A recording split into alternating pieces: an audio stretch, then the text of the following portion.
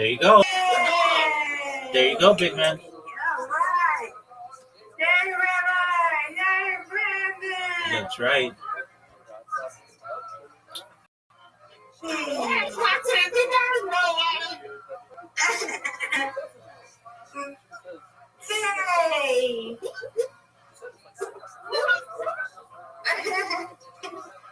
I love it. I love it. I love it.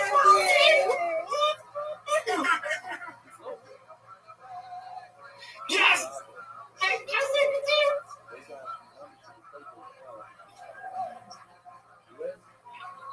So, you're a boy? Yeah, boy. Giving you grace.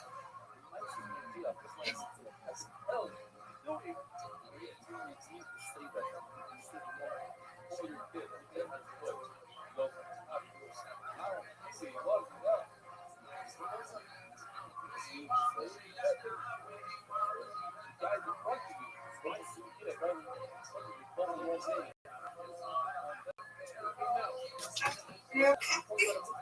Sit down, Brandon.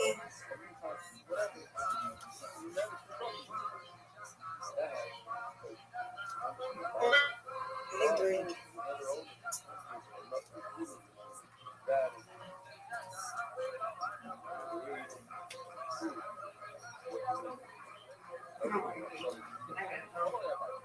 Plus, I can lay down for a little while. You come and help me lay down for a little while. Then I'm going to shave and stuff like that.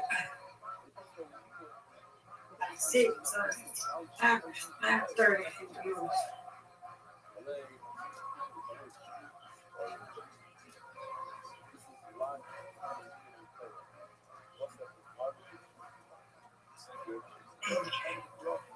And what? We can put you down. Put you in.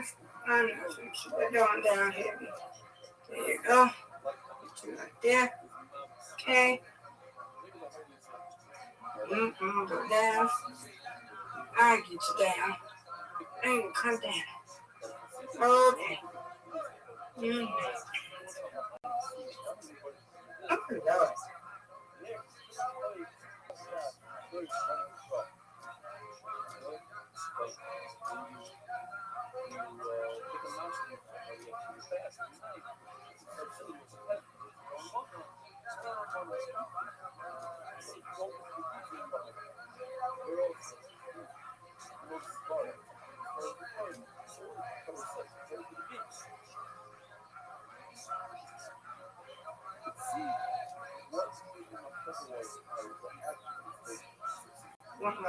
My bad. I don't know what the whole thing is. Where I got. I'm sorry, everything. My bad. I'm going to work with the thing now. Hey.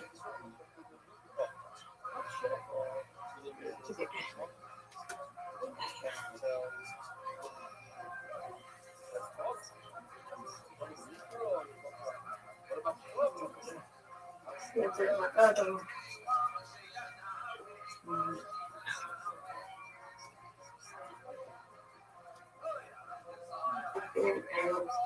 I like it.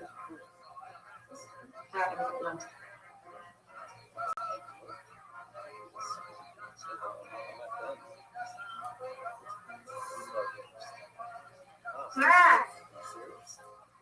And I wash my blues jacket.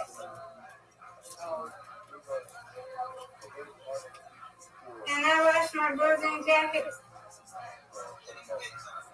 Yes. Okay.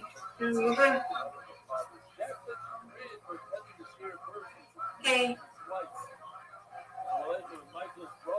Where my dog goes? There be all the dog goes? Yeah. Yeah.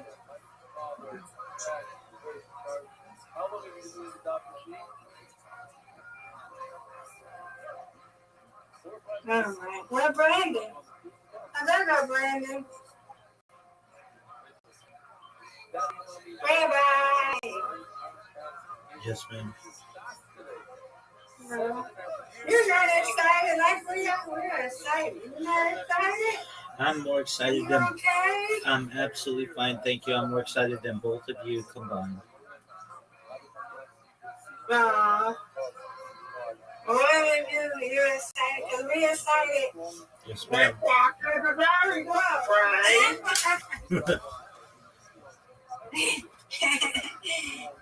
Mm.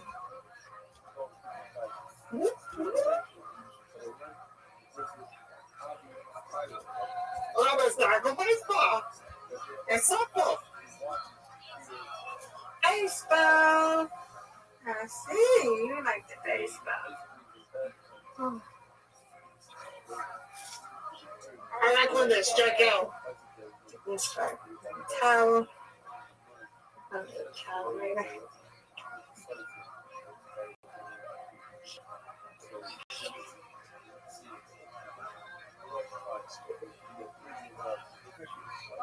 Sunset. Sunset.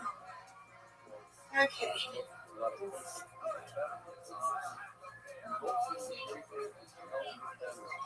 I'm a lady. It is so hot.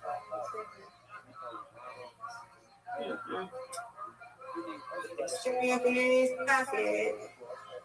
If you, love you, maybe.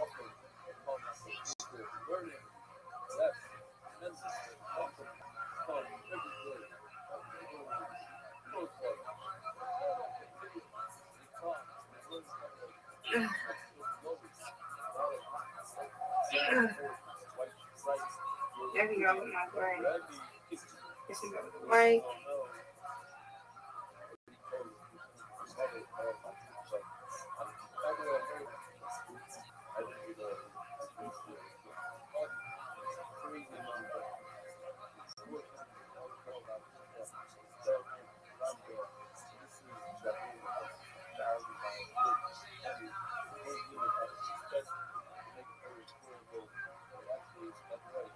Coming back. Oh, it's nice out here. It's warm. Plus the rain tomorrow. Here you go. Yeah, it's okay. It's gonna be fine.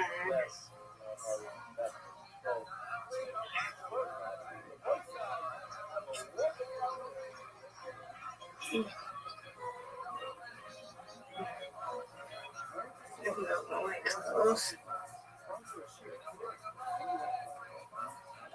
But you know,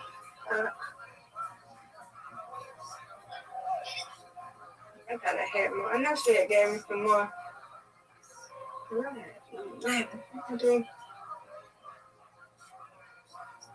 Whoa, whoa.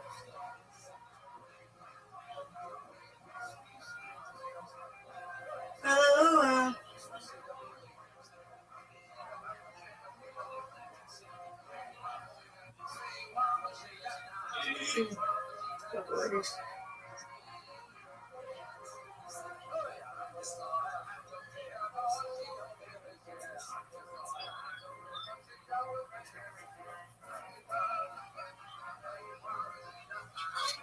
I got some good wine. I got some good wine. Good man, that.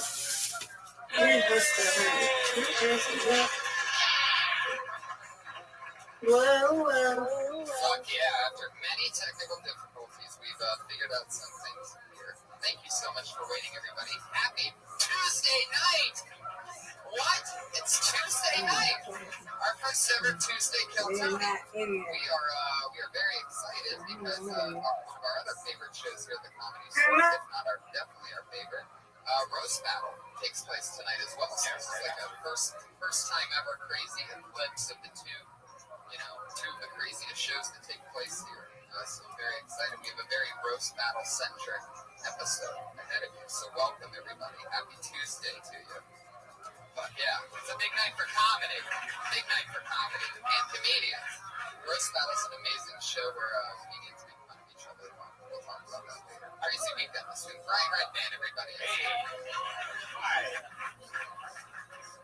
Yeah, I bet there's a lot of people here that maybe work every Monday day that can't come to Kill Tony? Is there anybody here that's just like, oh damn, finally I can go to a show? Somebody. Yeah, there's a couple people. Wow. Sweet. What do you do on Monday, sir? Yell it. That's like it.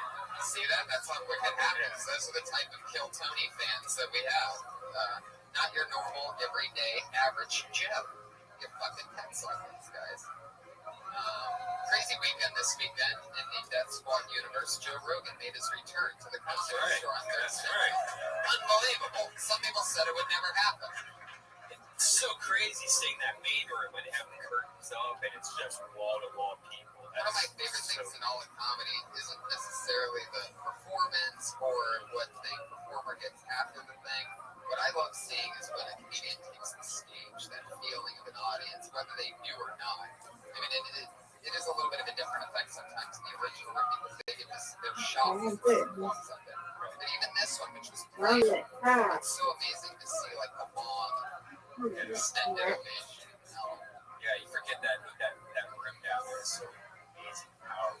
Craziest one I ever saw, I saw Cheech and Chong reunite one time at the comedy store about 4 or 5 years ago. And they were separated. They hadn't played together in like 25 years or something crazy like that. They got together one night to test their show at the comedy store. All the comedians that were working here, like 5 or 6 years ago. Got this in, it was a top secret Cheech and Chong. And then we went, we snuck in the back, you know what I mean? Range there. And Cheech and Chong's reception when they came out for the first time together in 25 years was so crazy that what happened was, check this out, a double standing ovation to where they got a standing ovation when they came out and then everybody saw them together. Crazy. So people started standing in chairs, like a 400-person showroom in La Jolla Comedy Store. And then once people started standing on their chairs, everybody else couldn't see, so they started standing on their chairs. Everybody was up a fuck. Imagine that. That's the craziest entrance I've ever seen. I keep ignoring it. I should leave it, but I don't be knowing now. We were all going to get this week for the There you show go. Thursday at 9 o'clock. The secret's out Thursday, Maker, 9 o'clock, Rogan, Kitchen with Red Band, Russell. Whatever. Boom. Boom. This one from right. Guys, we have a delicious meal tonight. That's because our show's only sponsor is the gourmet chef, the lovely Elise Lane, sitting right over there. Look at her. Could it be mine? That's don't swing it too hard because there's butter on that crawfish. We don't want to give any. All right, stop now. You have to do things, Brian. You even have a fucking napkin as you play with crawfish right now. Oh, Let's just suck the brain out, right? Yeah. Disgusting. Yeah, Joe Rogan, we were at this restaurant and they had a crawfish on the side of the plate, but I think it was just for decoration. Like it wasn't cooked the way it was supposed to eat it. He took off the thing, sucked it, and it was like still brain. And he's just like, I'm still getting them. Holy shit. Yeah. Guys, our chef made us something so amazing tonight. And I used to read what I'm she trying to do it. make for us. Gourmet There you meals. go. Sometimes they have long, crazy words. There you go, I can Paula. still enunciate this perfectly. But I thought to myself, why not have our runaround producer, Josh Mark, who's always in the weeds and confused and has a full-blown speech It's impediment, not right now. I to have to read do the it. recipes out loud. She made us something delicious tonight. Not Josh doesn't that. have to read it, and if he stumbles on any of his words, Yeah, right, it's yeah. nuts. Where is it? I got my own mouth and my mouth.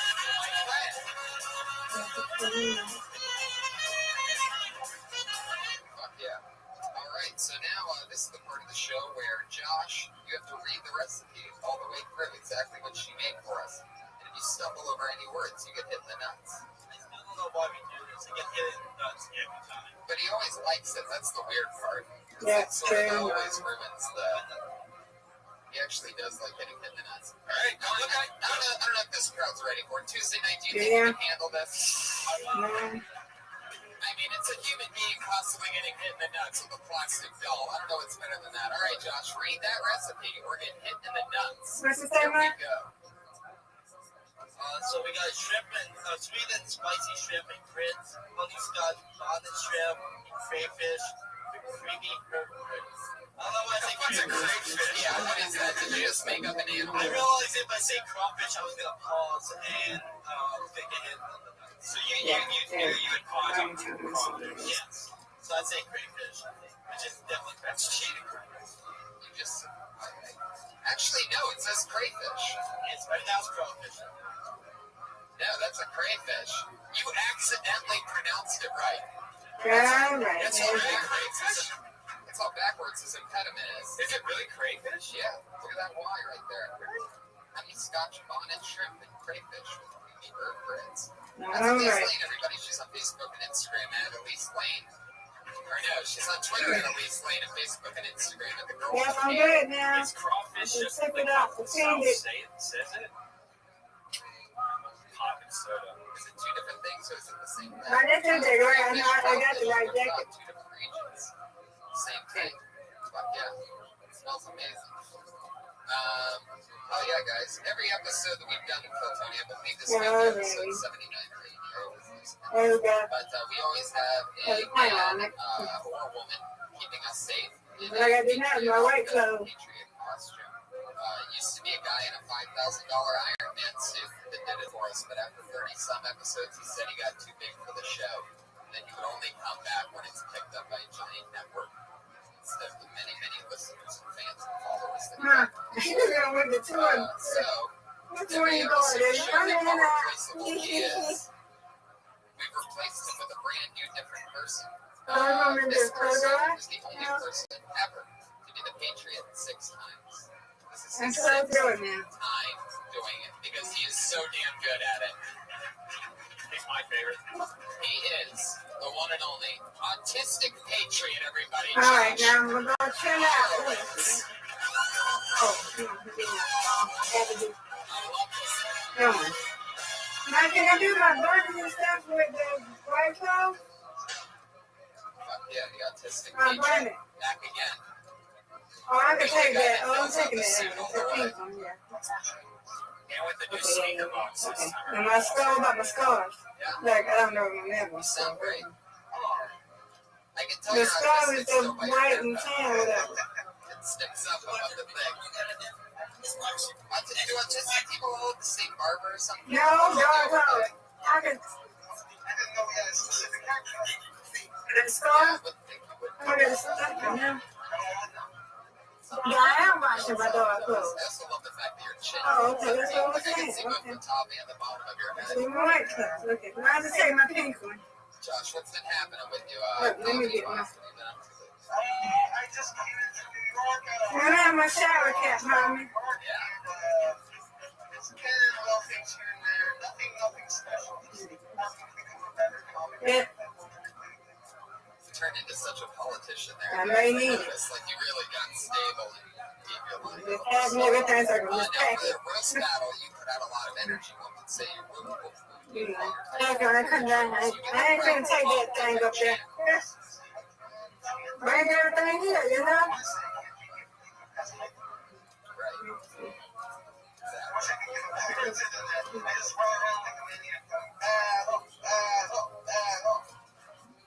These friends He's got a are. role in a giant show.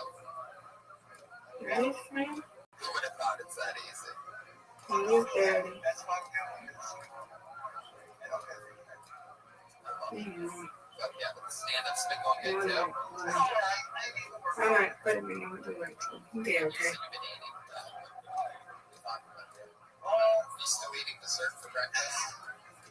There you go. Like, I got this one dirty. It's like the You know, this dirty. No, I mean, not actually dirty. I know it's dirty, but you go with the dark clothes you or eat a like, lot of French toast, right? yeah. Yeah, I'm there. All right, I'm done. And what do you say? I'm finna go. I'm finna ride up. I'm gonna work you. Yeah. This guy loves French toast. Sorry. French toast is just bread and syrup and some eggs, right? Is that not the worst idea for a fucking food to start the day? Oh, and you got There it is. sugar too. Yep. Ugh. Okay. So when your mom doesn't make French toast, what does she make? Well, it depends, but she doesn't make it that much. When she does make it, I'm on tiptoes. You know, I'm just like, Tiptoes? tip of my toes. Wow. I'm just like, oh shit, French toast. What else gets you on your tiptoes? Basically making delicious. So what else? Hey. What's another breakfast that she makes? I don't know that. I tried not to eat anything like that.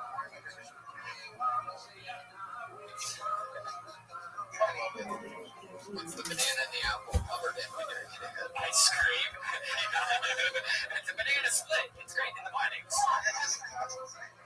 It's dairy. Josh is an autistic thunder patriot. He's going to be a lot of fun tonight. He always says that. Nice patriot. Josh Meyerowitz, everybody. Tonight's show, very, very exciting. Very, very Tuesday comedy store centric. Two guys that I've been doing comedy with a very, very long time. Two of my best pals in the entire business, and two of my fastest rising pals in the entire business. I'm proud to have them both here. It's Ryan Moses and Jamar Neighbors. I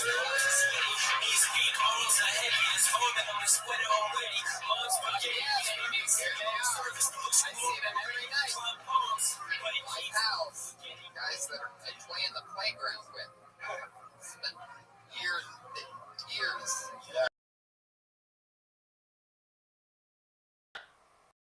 At both here. Jamar Joe wants this. You come from the great land of Oklahoma. And Come on. seeing you one of my first times there, we could I told you, I go, you got to get up to LA, you got to get up to Hollywood. You already get the wheels moving in there. But see what you've done. Ryan is the creator of Roast Battle, everybody. Fantastic. The only show that I actually watch. Right now, Comedy show that I actually make a you can go out there. You can go out there with them. and all you guys, thank you.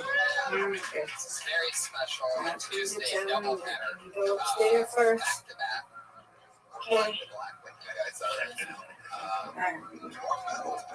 Jamar, oh my God, that's right. Who are you battling? I don't know. Are you serious? Is it really you versus Joe Dosh? Yeah. Holy shit. I'm so excited. That's amazing. Jamar, you're also a leader of the wide weight. Yes. This is for today. Favorite things in all of comedy. These guys, if you happen to not know, listeners especially to this Well, podcast, damn, what the other one at? Roast Battle is coming. You're gonna, if you keep an eye on it, because Yeah, it's but like it dropped. near where you Let live, it drop. definitely, if not first thing on it. No. It's a super hit show. They just sold out the Gramercy Oh, there you Theater go. in New York. Right there. That's a big deal. All built here. All in this room, just like Hilton. People often get the two shows confused and backwards, and this is the piece of me, and it's always like, what's your part in Roast Battle again? It's like, Come on, you that bad money. I'm glad that you guys are here. Every week our Patriot asks so two guests each a question. Go right ahead, Patriot.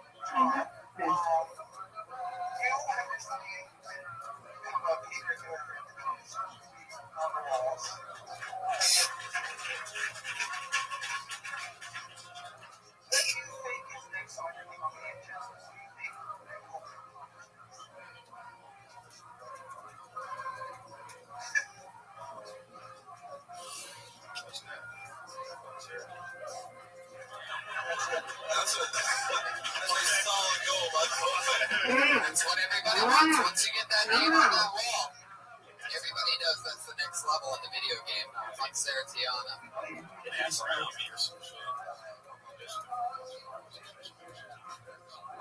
There you go, starting the wheel. Great question. You did black money, black. You see? Yes.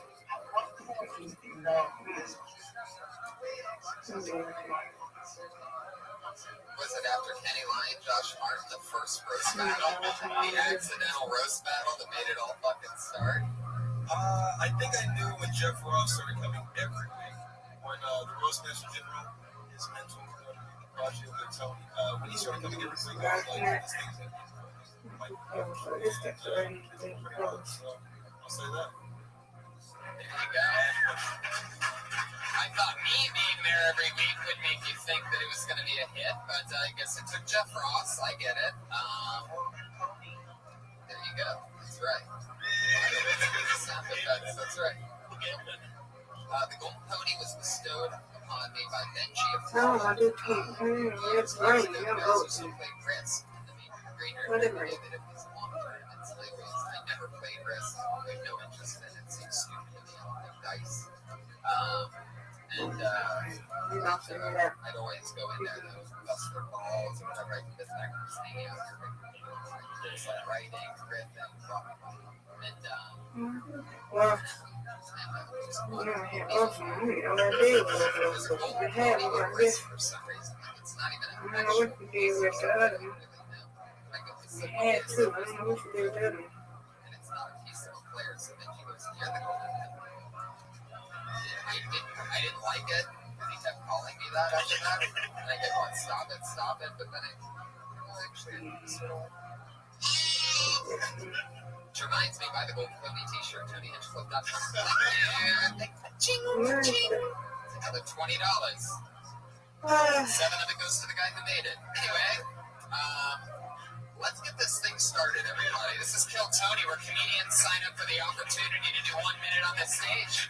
And they can kill, they can bomb, anything can happen. You only get a minute. It's not really that big of a deal, because afterwards you're on a podcast. You talk to me and my friends about what you did and what you might want to do in the future. Are you guys ready for this? It's a special Tuesday Kill Tony. Comedians, you know that your 60 seconds is up and you hear the meow of the kitty. Aw, come on. That sounds like a little quiet kitty. What's the kitty's actual volume going to sound like? Oh, yay. Alright, so I guess I'll move on to the next part. Wrap it up after that, or else you're going to bring out the angry West Hollywood bear.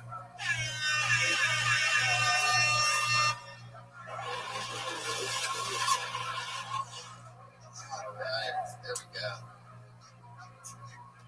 That's what that part's come to, everybody. Used to be fun.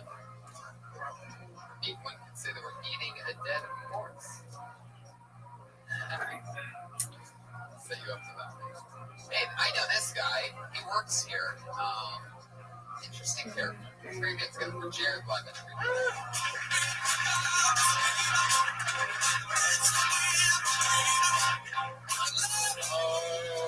Jared Levin just missed his spotting. You know what that means. That means he gets blacklisted. Fucking idiot. You don't want to do that. This bucket is filled with names. Oh, the disrespect. Okay, put your hands together for your first comedian of the night, Candace Y'all.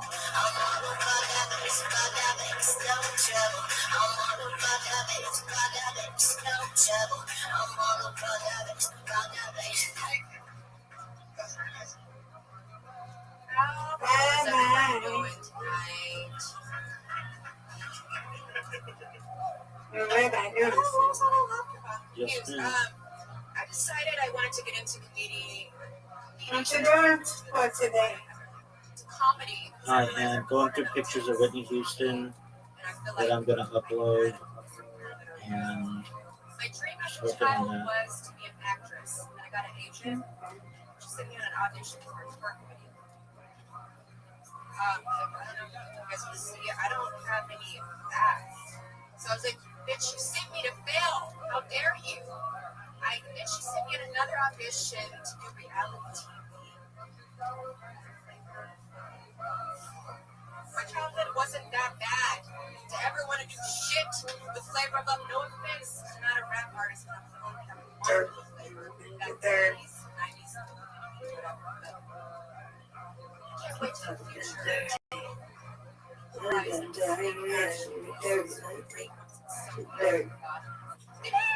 want that flat ass, that real ass. Wow. The Angry West Hollywood Leopard came out on that one. That's Candace, stay up there. Now you hang out with us. You got to talk into the microphone. It's a live podcast. Welcome to show business. Candace. All right. How's it going? How long have you been doing stand-up? Welcome to hell.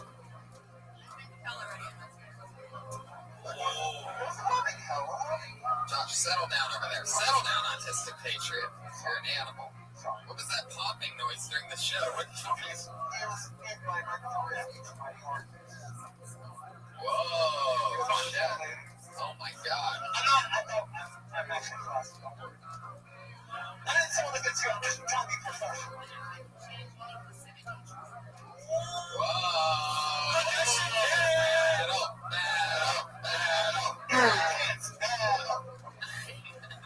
What that word mean? Okay. So let's get into it, Candace. You just been 3:23 now. We just another hour now. Okie doke. Okay. I got my stuff in the dryer. Okay. So let's knock out. First, you always gotta do a nightstand. But you should already know that. That's like anywhere but there. Take the mic out. All right, I'll be back, Rabbi. Yes, Take ma'am. the mic out of the nightstand. Get out of the way.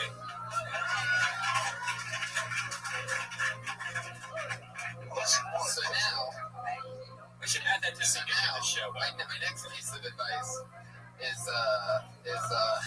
I thought when you said that you were gonna bring two tits into comedy, that you were gonna make it. No, not that you were gonna show your tits. Definitely not. That would not be an option ever. I thought that you were gonna make a joke about not having tits. But it never came around. Like that's a joke that I would expect like a C cup or a D cup to bring to the table. That's what I thought also. I sort of got I'm sorry, but a small B can't make I bring in titties to the table joke. 1D. Okay. What are we talking about? Your bra size or your report card? Really, there's more than 1D on that. I actually had a C average.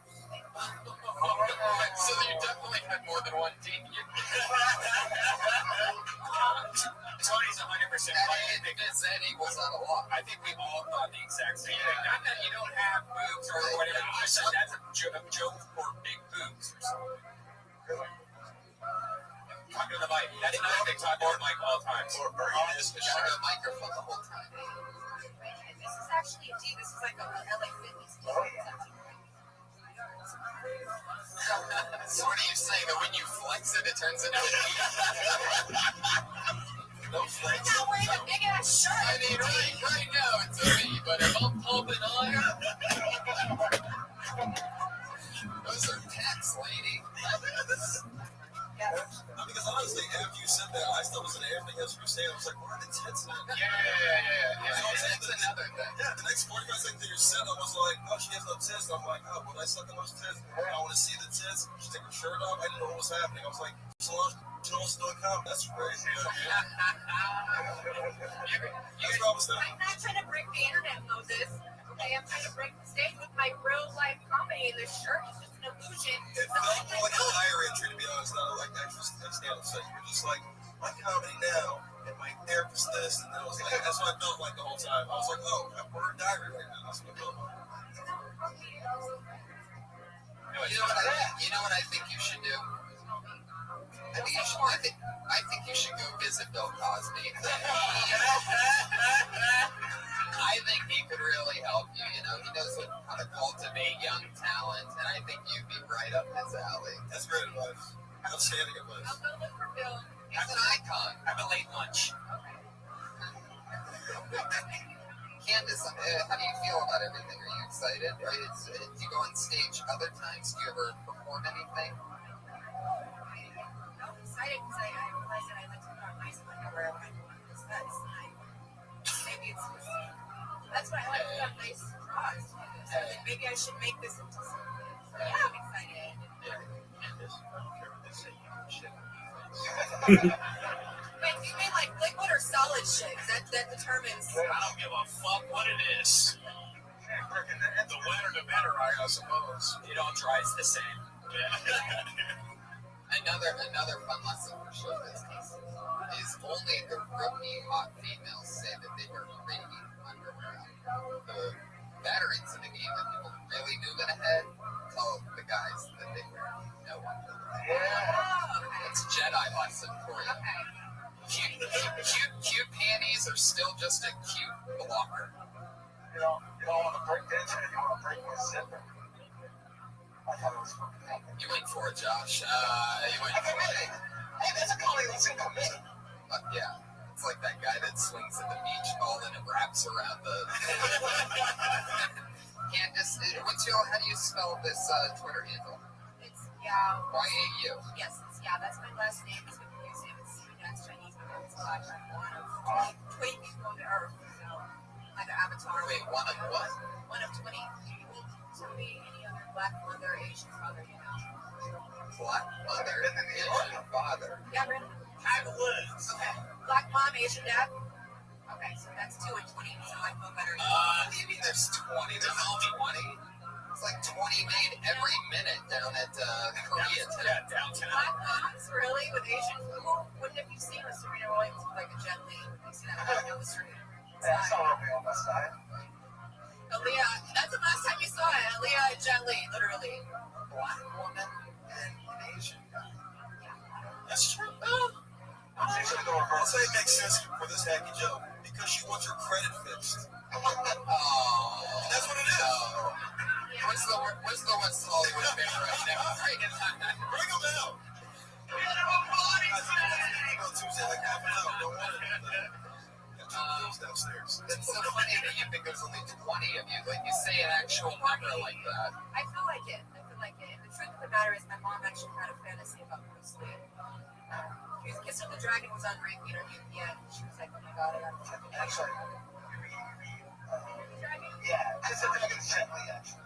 That's just his. I call it that because they're all the same. Jet Li, Bruce Lee, Jackie Chan. Candace, thank you so much. Candace, yeah.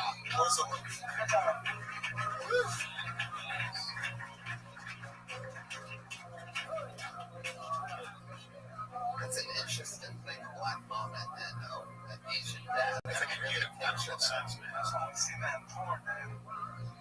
I haven't even seen it in porn. No, I can draw.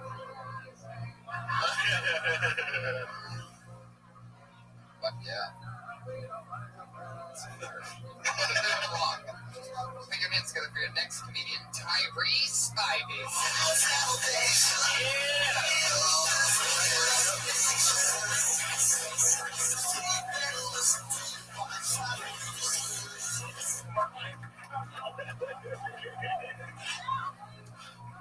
I'll start. What's up?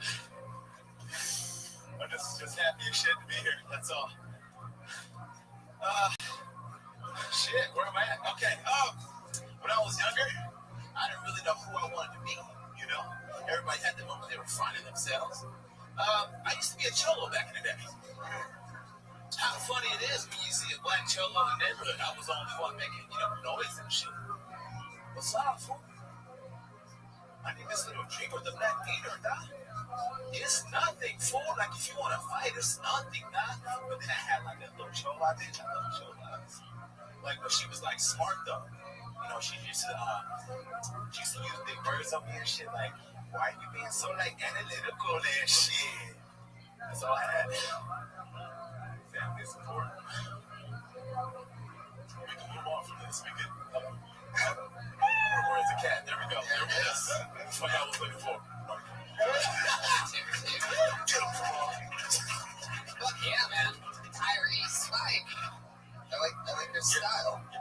Your family's an audience? You know what? My mom had told. Nah, but just family.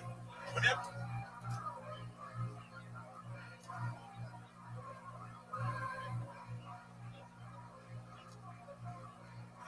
Look, listen. whenever you start, like, when you want to.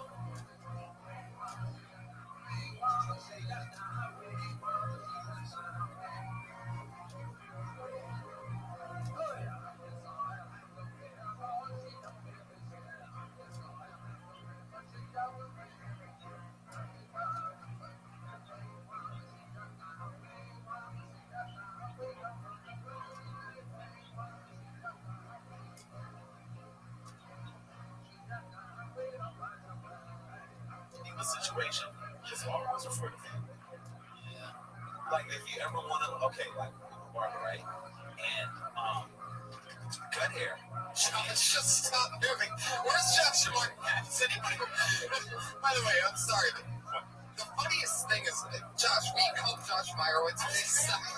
I know, but when it happens, you do this thing where you start like wiggling around, like you're being electrocuted or something. Tyree, you're a barber. What can I just made this happen? Can you fix Meyerowitz's hair real quick while this adjustment's happening? I can always use me my hair. Oh, there you go. Wait for it again. Tyree, where you cutting the hair at? It looks like a big ass kid. I'm sorry. That's not true. Tyree, stick with the program. Tyree's here. What? I mean, what's up? Where do you cut hair at? Off of Fairfax. At, You're not going to name the it's called class. the Legends. It's called Legends. Oh, Legends. Yeah. 50 in Melrose. Oh, really? The Legends, the barbershop. I'm amazing. Oh, you know this place. I've never been there, but I've seen it. I've been to Legends. What you trying to say, dog? Hey, man, he behind. Listen, I don't know. You've been working at Tyree's barber. I went there. It fucking barber college. They fucked my head up at least 3 times. I've only been there a year. That's it. Is it a barber college?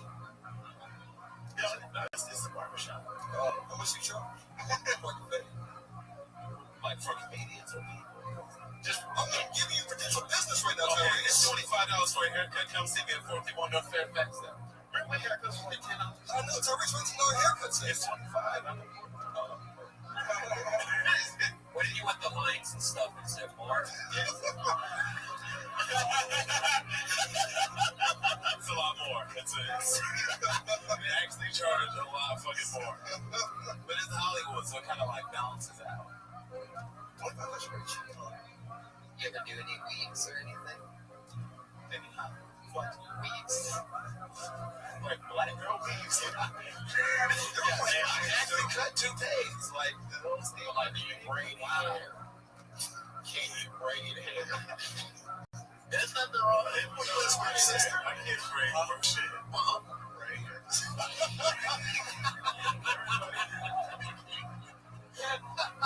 I think he can do some mean ass individuals. He can get him for a head. Has he been to jail though? Is that nigga that's why?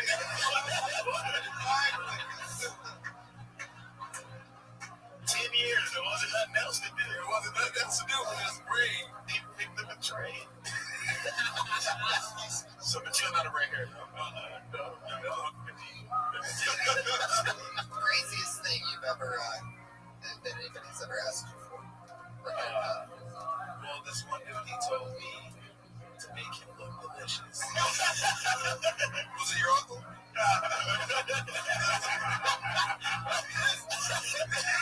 He gave the nigga a rap. So did you? I didn't. What do you respond to that? Make me look delicious. You're already delicious.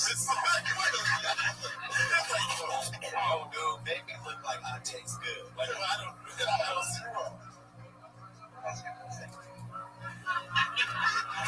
Josh, you need to mute yourself until I check in with you from now on. You're getting a little, maybe the whole 6 time most used Patriot thing got to your head.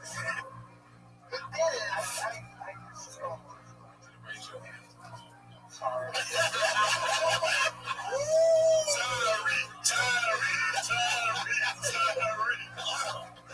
By the way, and the reason why I'm asking you all this barber stuff is, I don't know if you already do or how long have you done stand-up? 3 years. Oh, really? You do it a lot? I haven't seen you before. No, I don't. Just started coming around here. Where you from?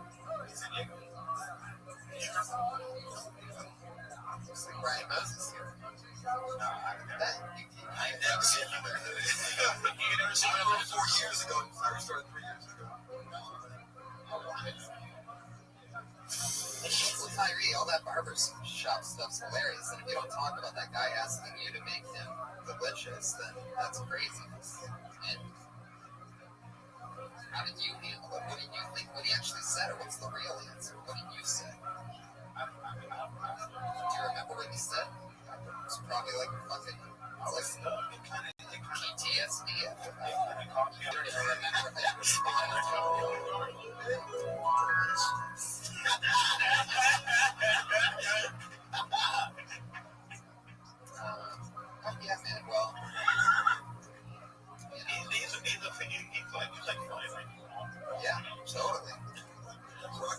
left. Yeah, you killed that. The silencer. Yeah, communication.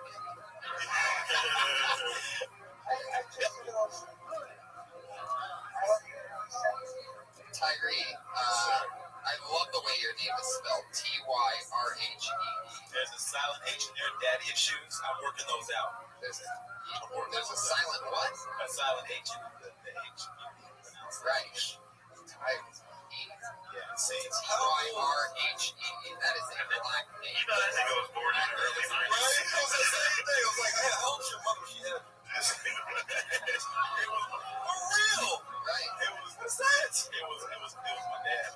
Your dad did you that? Oh, he couldn't spell it. It's my dad did. He's actually a ginger. It's the same way.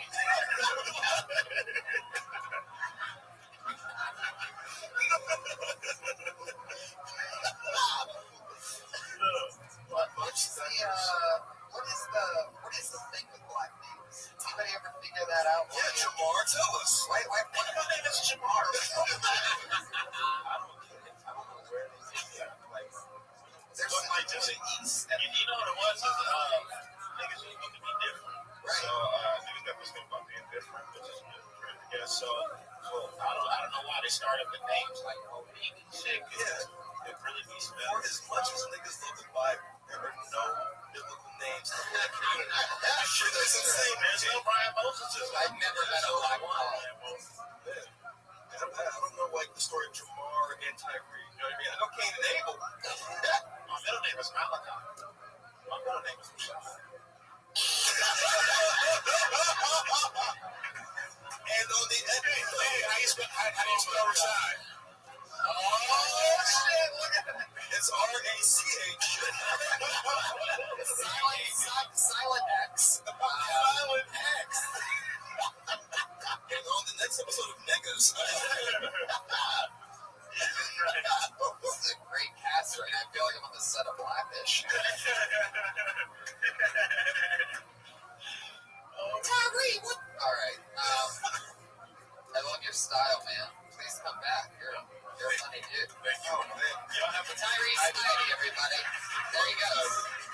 He's on Twitter at the fake Tyree. It's all one word. The fake Tyrhe. Oh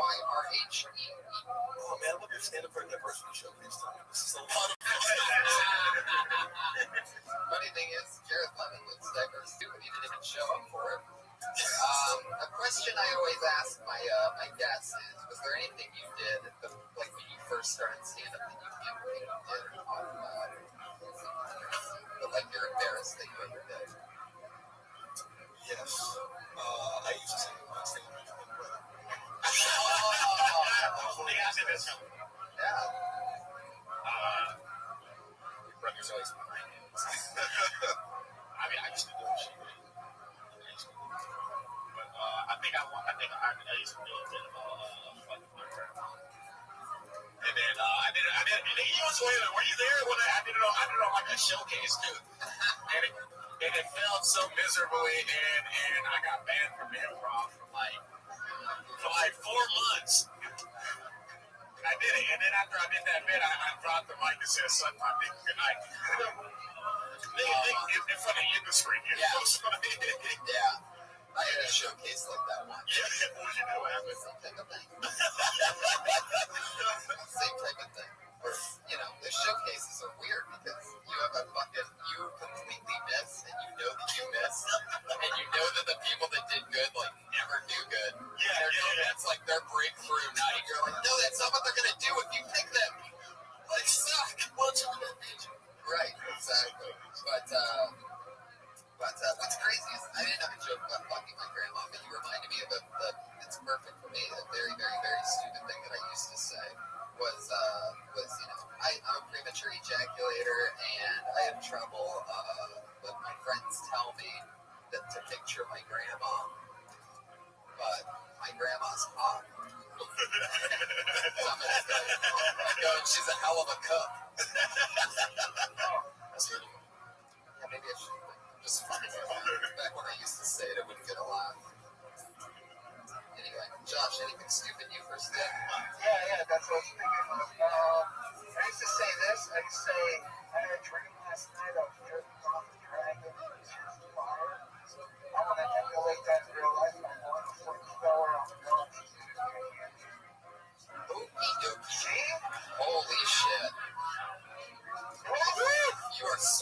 defenses tonight. What are you asking about that joke, Larry? Hey, no, I know I asked you. There's no doubt about that. So what's the bad joke? I love it. Oh, for sure. You did a great job. It's all good. No apologies. Don't let that autism win, you son of a bitch. Put your hands together for a mug. I believe this is a legend of the open mic Mugzilla, perhaps reinventing himself, shortening the name Mugzilla to just Mug.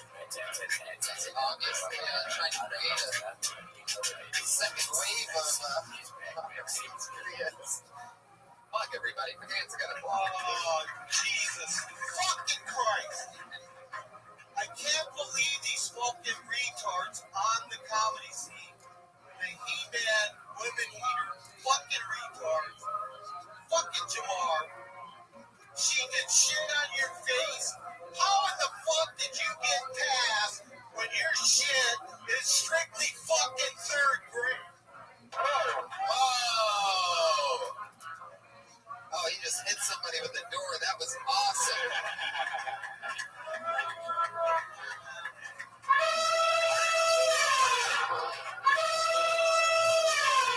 I didn't get past for my comedy, man.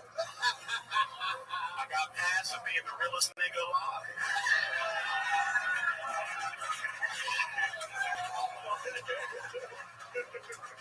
Fucking awesomeness. Holy shit. Hey, he didn't even have a Twitter handle. He gave me his email address. That is true. Wow. Candace, is Candace still in the room? Obviously, Mugzilla ran out of pot for the first time ever today. He is grumpy. If you know anything about Mugzilla, he's been doing the open mic like since I started. I mean, he was doing it before I even started. And no, that's an interesting one. I've never seen him turn into a Almost out of big van. He lives in a van. It's a great set, though, I'll be honest. Yeah, It's emphatic. he almost killed that shit. Yeah, dropped the mic and everything's like, damn, that's good. Best thing you could put that mic in. What is he? He's trying to do like that white knight stuff. Isn't that what they call that? Social justice. What if it didn't get a reaction and he walked out? Fuck Jamar. It didn't. What are you talking about? It didn't, right? But there was like some of a reaction, but what if he got nothing and he was like, and he just heard a door slam. See, what would have been great, by the way, is if like he did that and then ran around and came up that way and did some like amazing performance piece where he's like, just kidding, and everybody's like, boom, history. But he didn't do it. The minute's up. He doesn't. I don't even think he knows. He had 40 seconds to save his ass. Would have been epic, by the way. Would have been epic. It was a hot 20 seconds, so big. And I don't think actually seeing the way his body looked, I don't think he would have been able to make it around in 40 seconds. Yeah, there seems like there was some sexual tension or something between you two. Do you know where that's coming from? If you guys like mortal enemies? Everything out here trying to talk. I'll get it. It's trying to get even the On his face, are you serious, third grader? Yeah, exactly. That's third grade stuff. How would you know that? You went to school in the 60s. You're really making cheap jokes, you third grader. That's been an insult since we've all been in fourth grade. You realize that? Fourth grade, that's like, oh, you're calling me a fucking third grader? Would that shit on my face comment have killed in the third grade? Oh, would it destroy your fucking tonight? Yeah. Same exact thing. Exactly. Never be able to find out. I've been saying that shit since the third grade. Okay, let's keep it moving along. I fucking love it. Holy shit, here's another guy that's been doing stand-up since before I started. First guy I ever met. Oh my god, for real? First guy I ever met here at the Comedy Store. He made a documentary about me. He was on the patio when I first arrived here. We share the same birthday.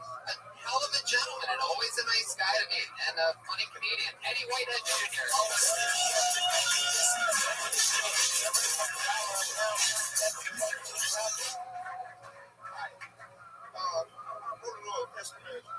Describe myself. Can I play it for you?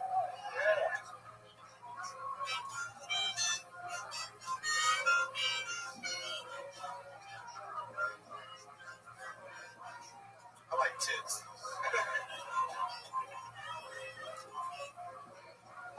Man, it's not saying that I bought this off issue. Matter of fact, yeah. Trying to get this play together. Quick question. Is it wrong to fall in love in the middle of prostate cancer? But my dentist gave me mine, and I thought it was quite straight. And at one point I told her, you can't put that in back in my mouth. I really, that was last time I get a group on. I quit drugs because I found out real fast that this nose, when I first snorted cocaine, was too big for cocaine. I snorted one line of cocaine that cost me $3,200. I went there. Thank you. Yeah, Eddie Whitehead Jr. You shit on her face? In one of those jokes, you almost convinced me that you've been to a dentist since I known you. Just a little unbelievable to me. I still got a real tooth right here. Really? One real, one left, huh? Okay, that's enough of that. Eddie, how's it going, man? I'm feeling pretty good. I'm wearing pretty panties. All right, Eddie, we get it. You can make callbacks to what happened earlier. You're 0 for 2 on it, right? I've been working hard on this documentary. It's coming along. If you want to see it, it's YouTube. It's called The Nature Stand Up.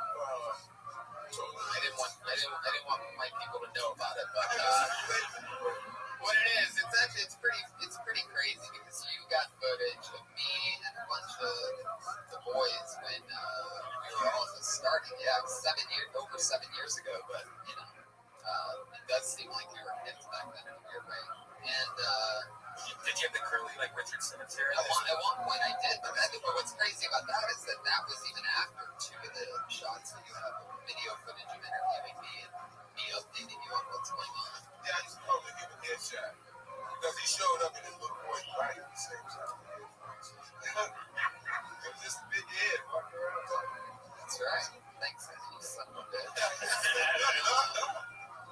What's funny about the documentary is that it's a documentary and it's mostly about your journey and shit. But there's random footage of this nigga in like Russia, like Yeah, I was on the train, like. I was just gonna get to that. There's like 10 of the 10 comedians who are almost all moving on to better things throughout it, and the rest of it you just keep cutting in your own life. It's really incredible. Everybody who's recommended it to me goes, it's amazing. You gotta watch it. Just fast forward through all Eddie's parts. But I mean, you have an adventure. We just don't, So you were part of my adventure. No, of course. I want to watch it. What's it called again? The Nature of Stand-Up. The Nature of Stand-Up on YouTube. I'm gonna check it out. And you can also, in that documentary, which is amazing rare footage, there's some of Angelo Bowers doing his set. With Gerard Carmichael laughing in the background and him being like, at a joke, and only Gerard laughs. And Angelo literally goes, thanks, Gerard. And then, that weird thing, he laughs again. Anyway, Eddie. I got y'all. What do you mean when you say we're not? I said what the fuck? You guys peaked already. What do you think? You're not really having any health issues, right? No. That's a great thing. Sex with anybody. Even though you look like Samuel L. Jackson.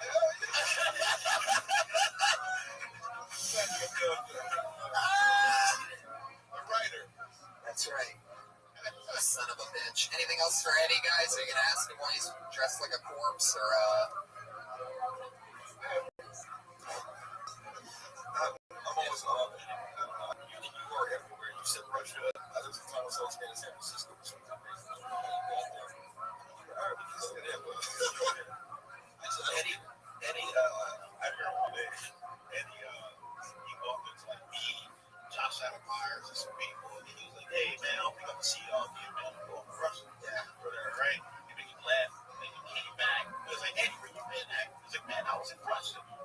on stage. He was like, so I just got out of jail.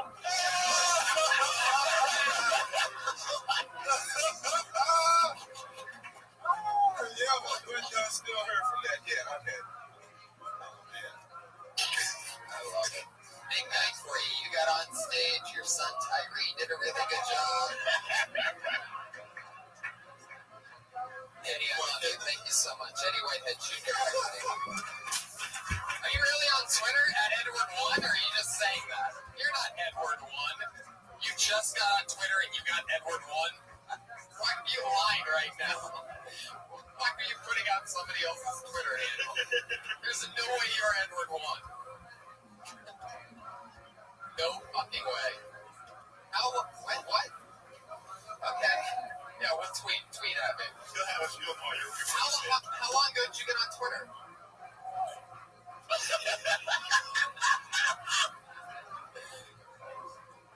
Thank you, Eddie. One more time for Eddie Whitehead Jr. It's so fucking funny. Edward1 has 2 tweets. It says, sleeping in front of my desk 2,795 days ago. And then shower time. Yeah. That's it. So we definitely know it wasn't Eddie Whitehead Jr. Because shower time is not on the... Anyway, it's oh, shit, that's crazy. Yeah, first person I met in comedy was Eddie. I showed up like 3 or 4 hours early to a Sunday open mic here, and I've been waiting a few weeks to really perform for the 3 minutes. You know what I mean? So I showed up early. I was excited. The only person sitting on the patio was Eddie Whitehead Jr. I was there because I was super excited.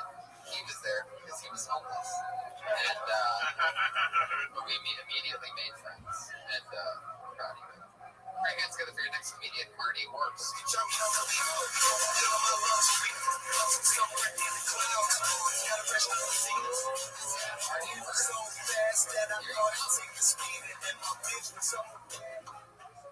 Hey guys. Lost my virginity at a canned foods drive. My friend put me up to it. He's like, Marty, if you want to get some city, gotta go to a canned foods drive. He said, it's crazy. You're talking about what I'm in. What I have to do. He says, take this can of peas and you're like, go. So I went down there. There was a woman outside. She was stacking cans of cream corn in the back of the wagon. I said, excuse me, miss. It's not cream corn. Trying to be smooth. She said, get your own cream corn, motherfucker. These are mine. I was a little startled, so I gave her my can of peas. Her tone suddenly changed. She said, you want to get out of here? I said, I'll pull the wagon. All right, I'm on your suggestion. I see why your last name's Works. Really? Who says you're going to get laid at a camp? Like, what says that? It's a crazy story. Are you a bagger? Might be funny, though. Marty, I like your style. How long have you been doing stand-up? It's like a little over here. Okay. Where are you performing at? I mean, just Alton area. The Billions, Albertsons, Ralph's. Canned foods drive again. Echoes, improv. Just all over. Right. So none of that really happened, right? No. So if you're writing, how much material did you say that you have? All the College material, maybe 10, 15 at most. by the face you're making when you say 10, 15, I'm guessing it's probably like 7, right? Like a good 7, I'm talking good 7. Unless you just farted. And if that minute's one of the 7 that you're counting, then maybe it's 4. See, Tony, I don't even understand like why you even said did that even happen? Because that's the problem I had with that whole thing. That whole story was so unbelievable. Right. Because no one's gonna say, dude, if you want to get laid, get some corn and go down to a camp, dude. That makes no sense at all. So out of the 7 or 10 or whatever that you have, or 3, how much of it is made up, like completely, like you're using all your imagination. So if you're not talking about real stuff, that means that what? How much of it? 50%, 100%? What do you talk about that's real to you? It's all been absurd. I'm still kind of feeling 180%. Right. Honestly. Right. Yeah. I just wanted to feel it out. It doesn't even be personal, just need to be realistic. Right. You know, because like this might sound funny as a comic book or something like that, like you're reading or looking at photos, like, oh dude, this is hilarious. Archie's going to the camp food drive to get laid. But when you're actually saying it, none of us is like believing that you're doing it, so it throws us off to being like, So let's figure it out. Where do you work? Where do I work? Yeah. I just went to that. What did you do? On science. Get the White House. That's cool. Oh, yeah. That's a big one. Lady, you go there, right? Yeah, the White House. There you go. Right, yeah, sell subscriptions. Yeah, books. You sound like a pedophile, like I thought in my head, that's what it sounds, you know what I mean? It's just that this really just deep, creepy voice, you know what I mean? Just like, I bet this guy's like, he's got a couple of registered. Can you say the words? Can you say a subscription? Can you say need another blanket, little boy? Wow, he even tried. He showed us his pedophile eyes on that one. I feel bad for the people not here. So I see why you got fired because of that voice that you want people on the lab. I've been blaming anybody in fucking tickets, you know what I mean? It's a scary voice. You look like you sort of look like a pedophile that drives a pizza delivery car. Did you order pizza, little boy? Like instead of having a van, you're like one of those things. Is that a baby? Oh, goodness, one of your victims is calling in right now. Oh, what did you do? Okay. So Marty, so what made you quit? I wanted to do this full time. How long ago did you quit? How long? Yeah. How long ago? How long ago did you quit? How long? 2 months ago. 2 months ago. it's been 30 days. You need to keep your receipts. Brian. Okay. That's a real comedy. Guys, don't quit your fucking day job, alright? It takes years. I mean, There's so many people that move to LA, like, I'm going to do comedy. It's like, what do you do for like 30 days? No, I'm just doing comedy. Like, no, you're not going to ultimately, you're homeless. that's what that means. It's crazy, guys. How many gigs a week do you think you're doing? Anywhere from 4 to 7. Are any of these paying? No. Exactly, guys, don't quit your fucking jobs.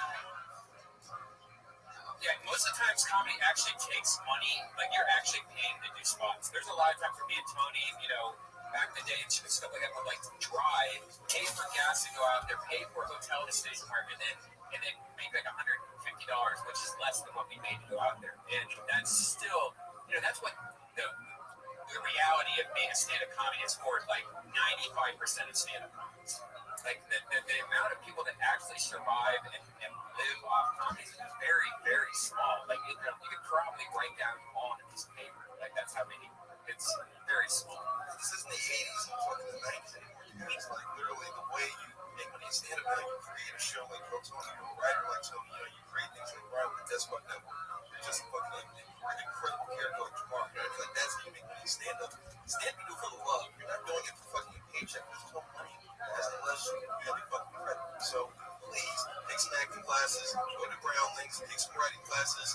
Don't be Marty. Yeah, I love Marty. How old are you, Marty? I think it's gonna be great. Marty, you're doing great. I gotta keep that to myself. Where are you from? I was born in New Jersey. How long you been in LA? About 14 years. Wow. Holy shit. How much of that time was spent in the box office? 6. Wow. Go for it, man. Keep doing it. Go get him, Marty. What's in the head where do you write? Do you write a lot? Yeah. What are you thinking when you're writing? Did that make you laugh with the whole can of peas on the great board? Like you're painting all this picture. Like, how does one sit down and write that premise? And I'm a wild motherfucker, but I'm like, okay, I don't even know if I can make that shit work. I mean, I know I gotta fail hard and that's the way I learn. So I would recommend your source for it. They used to have a joke about a ant fucking a woman. I did.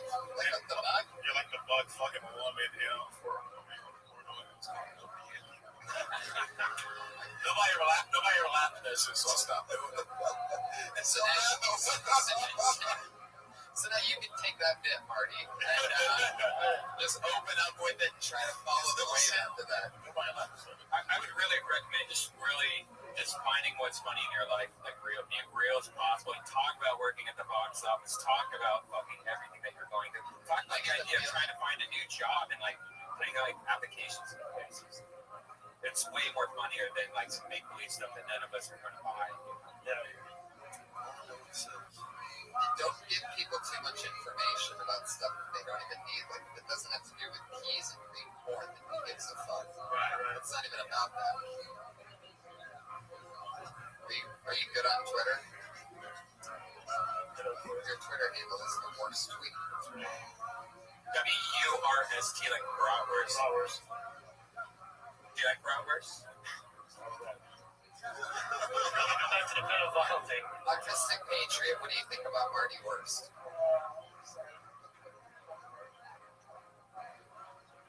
Yeah. Thanks, Patriot.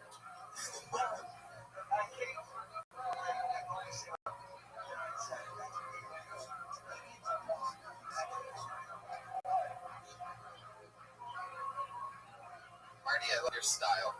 You always look like you're about to cry, and I'm really glad you didn't here tonight. That would have been weird. Thanks, guys. I appreciate it. I noticed when you first came up that you looked like you were about to cry. So had I not noticed it, I'd be very concerned right now. Because if you cried tonight, that would have been creepier than the Mozilla's walking off thing that he did.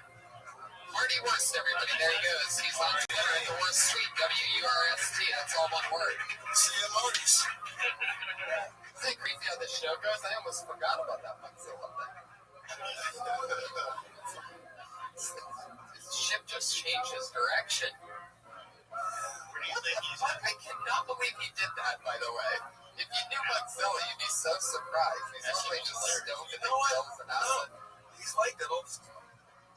Really? Yeah, there's a couple of points I've been to where he does that. He'll just show the whole show and then storm out. He go back to his van. What the fuck? That he lives in. The drama with that guy. They don't need that. Where do you think he's at right now? On the patio?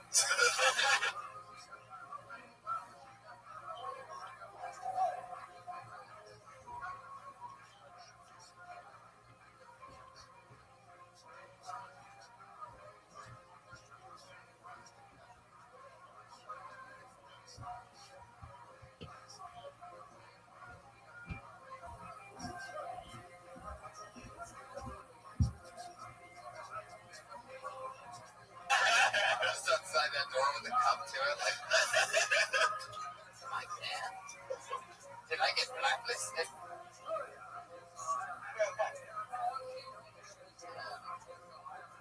Yeah, let's do it. Where are you going to go for your next comedian? Peter Prince.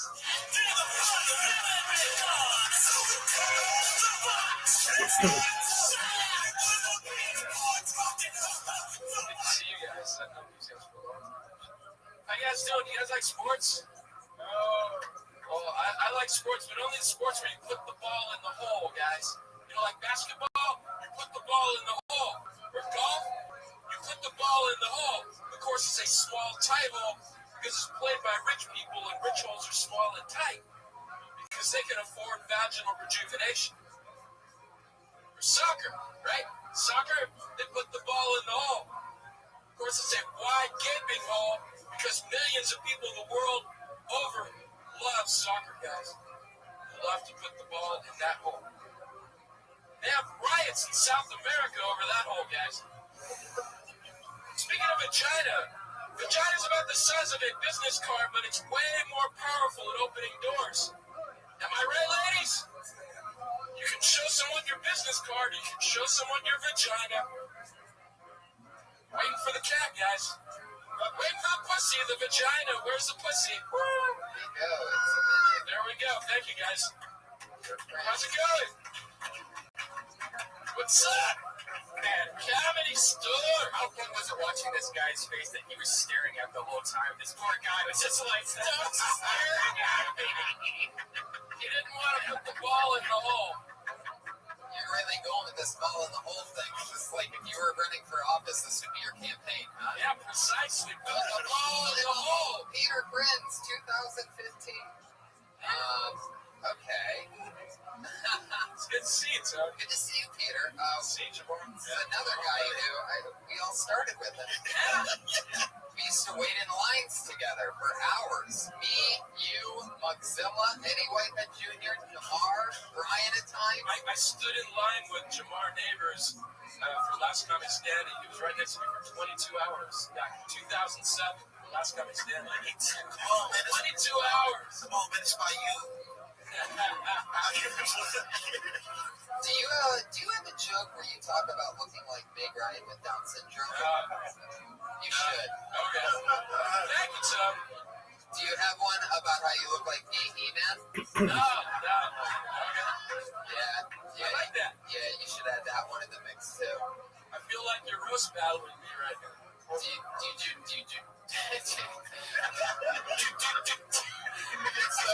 have one favorite thing where you have a joke about you being a stutter? Oh! All right, let's see how this goes. What's that bracelet you got there? Are you waiting for a gay falcon to land on it? Precisely. You waiting for a gay falcon? Are you a gay falcon? Are you a gay falcon? Peter, take it easy. Come on to my arm, Tony. Come on. How's things been going? So you're doing stand-up, having fun. You got a scarf. You still got that black man? No, I got a nice little sport gear now. Oh, okay. Peter used to drive this black Astro van with blacked out, with like 10 windows. Yeah. It was matte black. It was like, yeah, it was weird. It was weird. Did you used to live in that thing? I slept in it when I was first doing stand-up, because sometimes people first do stand-up, they don't want to have jobs. It sucks, it's true. There's probably half of the people right now in this room are sleeping on couches or in their car. I can almost guarantee you that. It's true. Yeah, because when you first start to do stand-up, you only want to do it. Tony was pretty broke. He used to ride his bike from Burbank to the Improv. He rode a mountain bike to everywhere. That was a long fucking drive, I remember. Yes, and speaking of sleeping on couches, I'd like to give a special shout-out tonight to the brother whose couch I slept on, Donnie Hinchcliffe, right in the middle. There you go. And my oldest sister, Wendy Hinchcliffe is here. Triple Hinchcliffe room tonight, everybody. That never happens. That's like a solar eclipse to have 3 Hinchcliffes in the same room. Oh, yeah, Moses is totally right. You need balance. You need to find a way to balance. If you're going to stay in comedy, you need to make a living doing something else until it works for you. Hey, do you do motivational speaking? Totally, yeah. You should. What I did there, I built a rhythm of a thing. I found my way working for post-production houses and TV production companies. That's great. Yeah. So you're making money now, and you're doing stand-up. Yeah. That's great, Peter. That's fucking good news. Remember when Peter was on Last Comic Standing? No. You don't I remember that? was on it a I've couple never times. watched it. I was on it a couple times. Never. What would I remember it had I seen it on? Peter was on Last Comic Standing, and he had alien Antenna. antennas, and it was green, and he actually got through. Yeah, Man, of course, you're in a couple episodes, right? Yeah, I was in a couple things, yeah. I used to play with, voice boxes like this guy's doing. Bam! There you go. Fuck yeah. Do you ever talk about looking like an alcoholic Hulk Hogan? No, that's a good one, too. Yeah. You got 3 good ones. Yeah, I like pretty that. good one. It's pretty good. Peter, I love your style, man. Thank you, Tony. Thank you very much. Thank you, guys. Have a good night. He's on Twitter at Peter Prince. That's all one word. Peter, P-R-I-N-S. Yeah. Check me out, guys. Have a good night. There you go. Fuck yeah, I just said that. Peter, get off the stage. Check him out. Hey, check me out. Come on, Peter. Where you going? He's got all this stuff with him. Patent leather backpack. This guy, what are you, fucking Catwoman? Alright, everybody. This is like Kill Tony. Where are they now edition? It really fucking is. It's never happened like this where I've seen so many people that I actually Started out. Yeah, man. It's insane. Okay, this is the part of the show where we have our two lovely regulars. We have two comedians that do a new 60 seconds every single week on this show. This week will be no different. We're going to get together for your first regular. She has a fun, goofy style. We love her. You know her from this podcast and dysentery. It's Sarah Weinstein.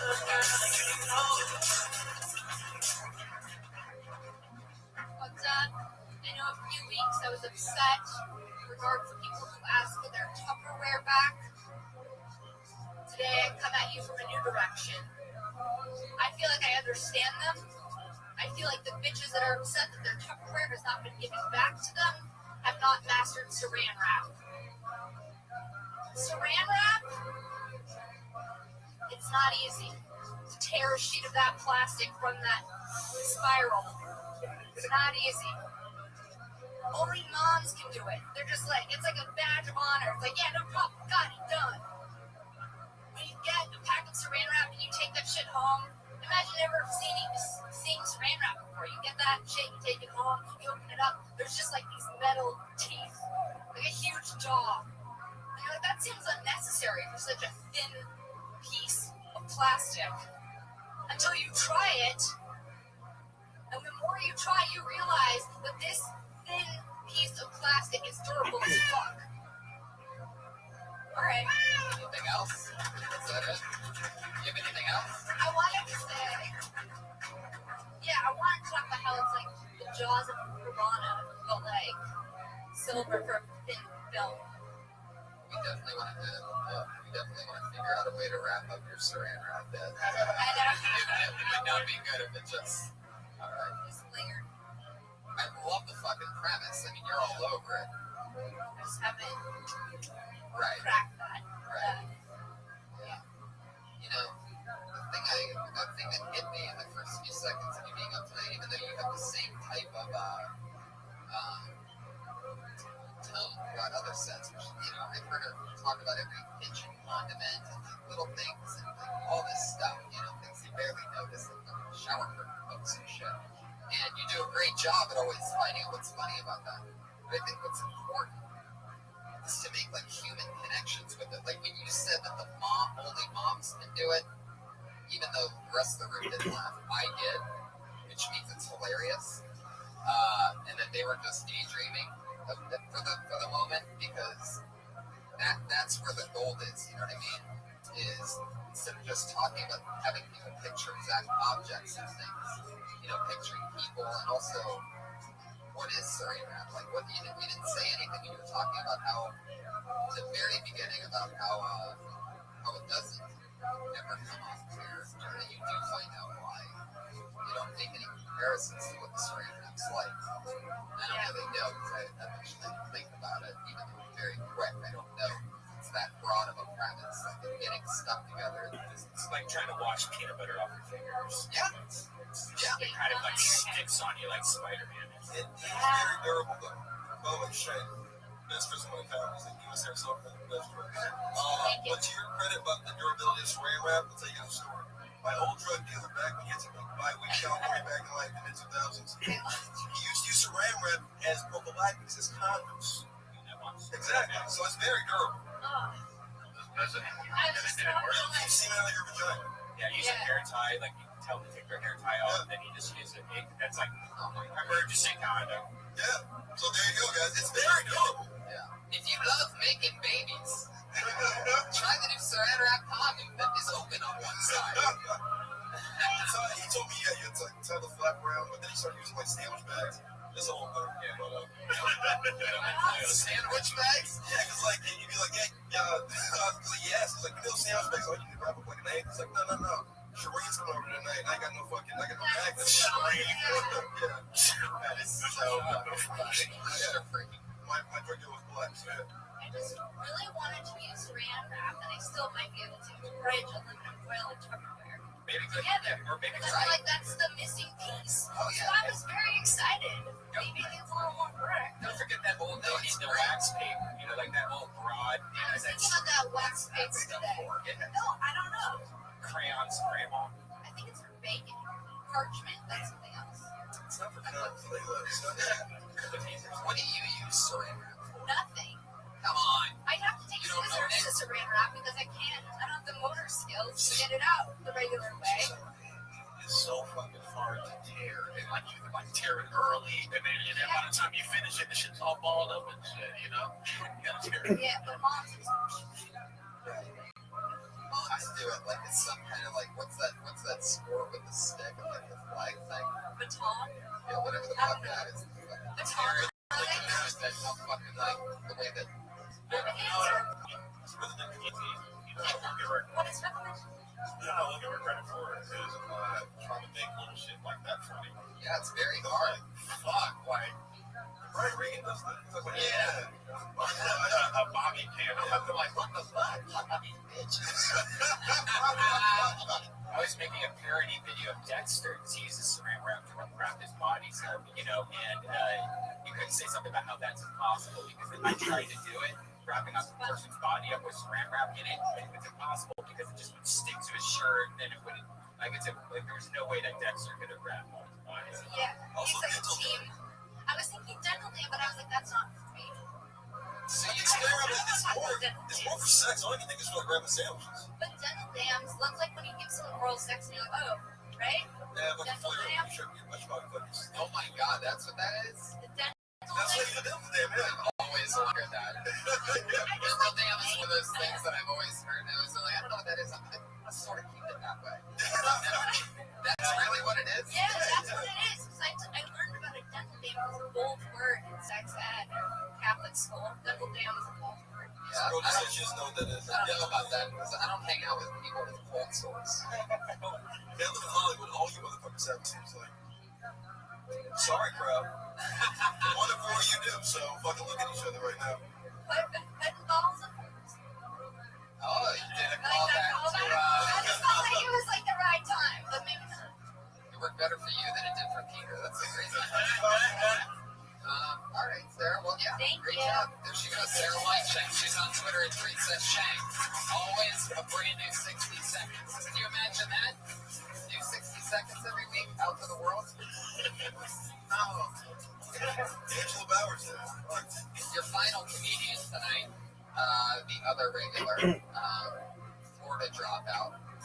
Always funny, always in his 60 seconds. It's Kimberly Congdon, everybody. Here she is.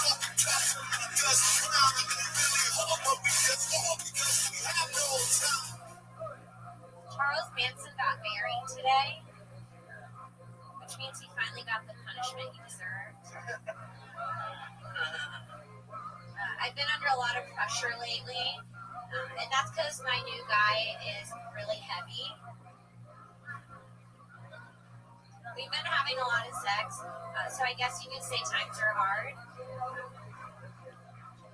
I started this new birth control. It's called Having Friends with Kids. It's super effective. I think having kids is terrible. It's like the scariest thing in the world to me. Like if I wanted something that just like threw up and cried and ate all day, I would have just taken care of myself in college. LA's super crowded. I feel like we're gonna run out of room soon. I feel like if we ever run out of property in LA, we could just use some of the space in between all the fake titties. There you go. Fuck yeah. Doing it. Did it again. Another 60 seconds. Space in between the fake titties. That's an interesting one. Yeah, the space. I love the Manson joke. It's a great topical joke. And, Your boyfriend once almost were borderline Jay Leno. Like, I mean, under a lot of pressure. You know? and I didn't even get the hard times one. Like you left a pause for a laugh, and a couple people laughed, but I think they just laughed because it felt like we were supposed to laugh. What My pressure times. hard times? We've been having a lot lot of sex lately, so you can Hard say times. times are hard. Right, because he has a bone. Is that right? Yeah. Okay. Oh, Jay Little's here. Jay, is there any truth to the fact that there's rumors circulating, Jay, we have on speakerphone, that you have been writing jokes for Kimberly Congdon? Right, they write themselves. You are certainly right, Jay, they do. Well, that's fun. I love the Manson joke. And what else is fun? How's life? What's happening? Good. You know, just hanging out. I brushed here. My hair's still wet. I'm still working. Yeah, Kimberly Congdon, by the way, right? Roast battle champ. Roast battle. They follow the Ronda Rousey of the roast battle. Yeah, undefeated lady killer. Yeah. Takes people down. Her boyfriend thumping her hair tonight.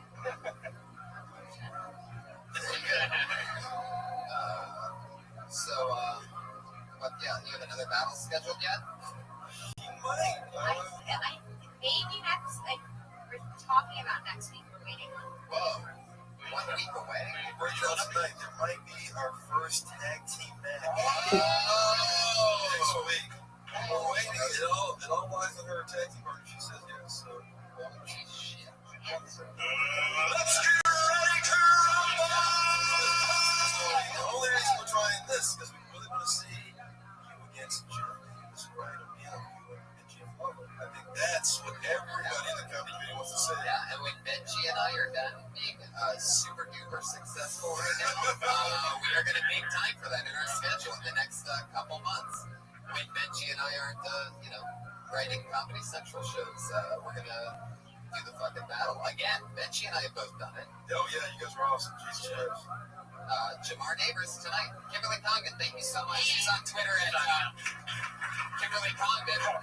Follow Kimberly Congdon. Sarah Wineshank in the lovely Elise Lane.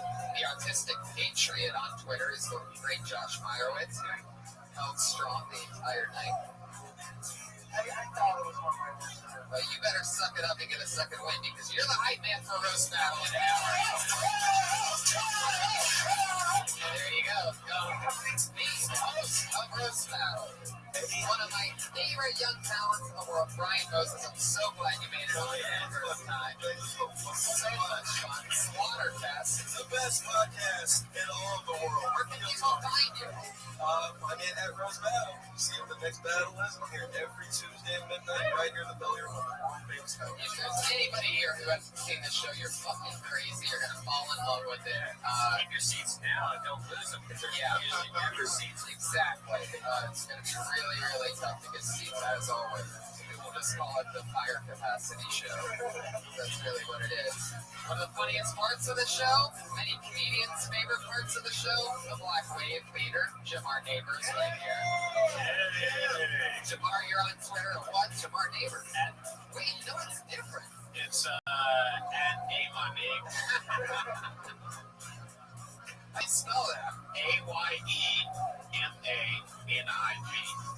A fun fact, if you want to go on Twitter and figure out how to spell it exactly, just go to all the tweets that I have favorited over the past. The funniest guy on Twitter. Absolutely hilarious. Thank you so much as always, Jamar Neighbors. Right, Dan. Secret Show Thursday, Rogan, Duncan Trussell, Tony. Denver, Colorado. Denver, January 2nd and 3rd. I'm headlining Comedy Works, one of the top comedy clubs in the world. And that's it. Meeting some of you in December, Joe Rogan. Trussell Thursday, everybody. Rogan, Trussell, itch for red things. Bye, thank you, I love you.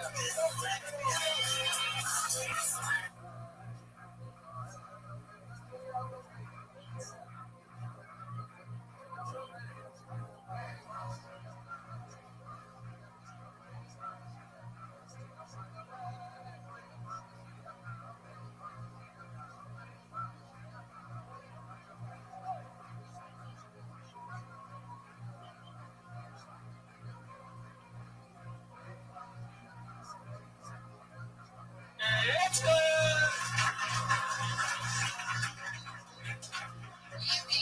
Hey, everybody. Welcome. Hello. How's everybody doing? Happy Monday night to you. Hi, everyone. Fuck yeah. They always have that one burst of energy right in the beginning. That one good one. Like, oh, yeah, we're on show. That type of thing. So then it's weird immediately. It's Monday night. It's a weird night to do a show. Monday night today. So we're happy to have you guys. There you go. That's right. There you go. We're teaching you. This is how we break you in. It all happens quick. What a lovely day today. Beautiful 75 and sunny. The Monday before Thanksgiving here in Los Angeles. I don't even know. I just watched TV over there. Grand Theft Auto live from Los Angeles. Did you see it? No, I was working on things. Did anyone else watch that amazing 5 hours of footage? One person. It was crazy. It was crazy. What happened? Somebody in a car chase? The car chase throughout Hollywood going like 100 miles per hour. That sounds like GTA. That's just a fucking car chase. Then he got out, he wrecked his car, and then he got out and climbed on top of a roof of this huge apartment complex. With a rifle? No, with With a a grenade launcher? nothing. So it's not like GTA. Well, and then he built himself a little hut Out of bricks that were on top of the. Then he took a bath. Yeah, then he hooked us in water main. All right. I swear to God, he did. Took a bath. With helicopters watching him? Yeah. And then he sat there for a long time and just walked around. It was amazing. And it did. Live entertainment is really the best. Anything can happen in a situation like that. We watch because we think anything can happen. But it really always ends pretty boring. Yeah, it's pretty boring. More people probably watch that than Birdman. That's a damn shame because that movie was amazing. 2 people saw it, say 4, 5, 6. So it's good to be back, and life is good. Yeah, let's talk about what do we do this week? Well, we opened up for Joe Rogan, Oh yeah, the Ontario. yeah, did the Ontario improv thing. That was great. Yeah, played a lot of video games. Live audience, what did you guys do this weekend? Swan. You 2 people right there. Where? Oh, yeah, New Zealand in the middle of the fucking room. Look at that. I love it. Give New Zealand a good party Monday welcome. New Zealand, you gotta make them laugh. You don't make them laugh, they're a boomerang. They don't give a shit. They'll sacrifice their one boomerang. Is there an old steel in it, or is that just something that means something? It's just always.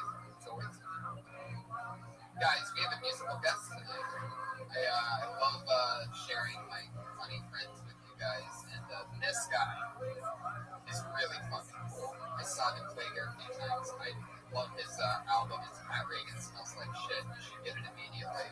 I've been listening to it the last 4 days. It's all I've been listening to. I'm obsessed with the stylings. My friend and now yours, Pat Reagan. Everybody here he is.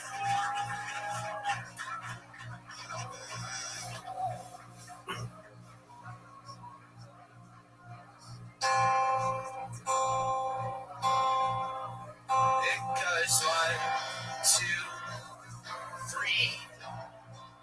Then we jump in the water.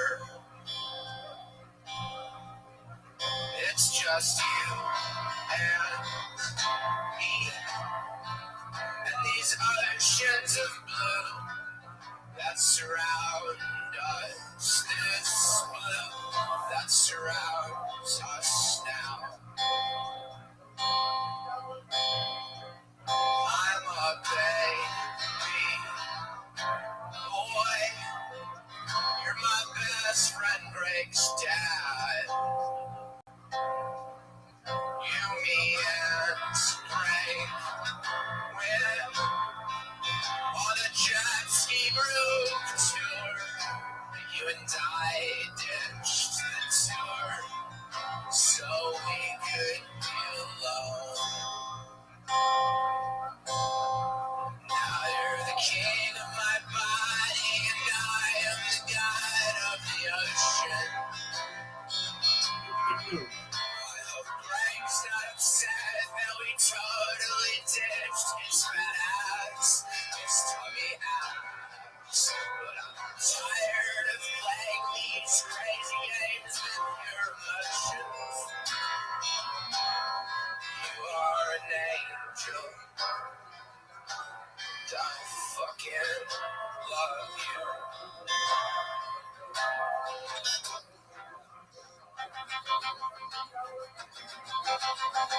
dad, Greg's dad, cool guy, sweet man, gentleman, yum.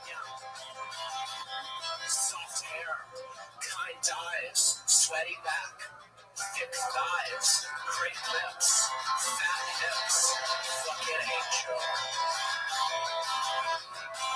We make love in the we make love in we make love, we make love in the open water. And you start to hum a Peter Gabriel song. But we're interrupted by the U.S. Coast Guard, who informs us something's wrong.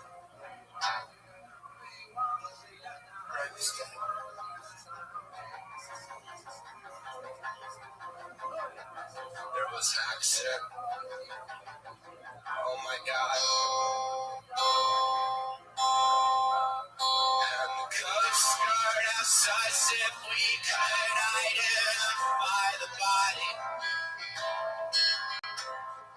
I say that's definitely great. You can tell by his fat ass. Stubby ass. But I'm tired of playing these crazy games with your emotion.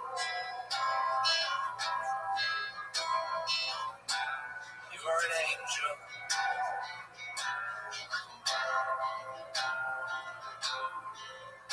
Te amo. Oh, te amo. Te amo, great dad. Te amo, great dad. Te amo, great dad.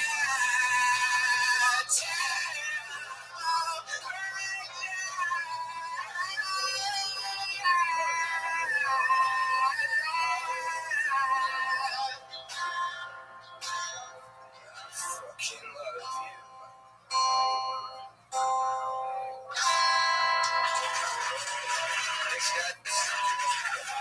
Yes, Pat Reagan, please. It's unbelievable. Pat Reagan.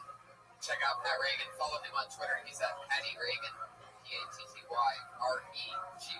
So don't spell it like Ronald Reagan. There's no way it's yeah, and check out his band, Pat Reagan and the Baby Boys. They perform live. Would you like to see him to that? I've been listening to this album for the last week, obsessive, and I picture it now. It's fun. I mean, I picture the video. It's hilarious. The whole thing. I'm obsessed with that song. You should hear it on the album version. I mean, a live's fun, but this whole album, I'm telling you, listen to the whole fucking album. The whole thing's got a storyline. It is insane. If I've been listening to it and it's musical, I'm not a big musical comedy guy. I love music. I love comedy. I think they're always good separate. Pat Reagan has changed my mind. I disagree. Bean and Bloodhound Gang and all that shit is what's one of my favorite music. Yeah. All this silly shit. It sounds like it's a real song. And then he just drops the bottom out of it. Starts fucking Greg's dad out of nowhere. So dark. 1 second he's a notion. You think that it's maybe a girl that he's in love with. No, it's his best friend Greg's dad. He's fucking all of a sudden in the middle of it. Left turn, huh? So Oshkosh, halfway down his knees, this is adorable. So follow Pat Reagan. Guys, this is Kill Tony, and every week on Kill Tony, we have a brand new Patriot keeping us safe, a brand new head of security. This was actually the very first replacement Patriot that we used. It was just on for a couple minutes. And but now he's back to be able to do a full thing because normally he works the front bar. This time he gets us completely liquored up. And he's got the night off. So put your hands together for him. It's Ryan Murphy. Tonight,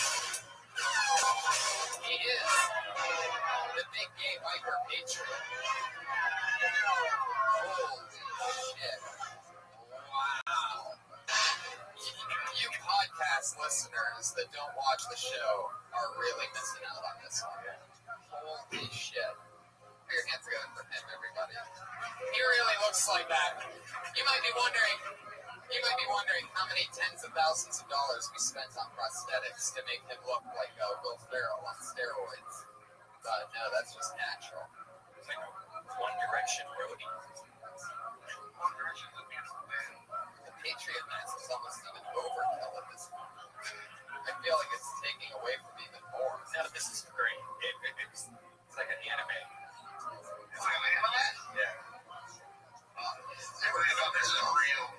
What'd you eat for dinner last night? Ribs. How many? Full slab. Wow. Yeah. When's the last time you saw your ribs?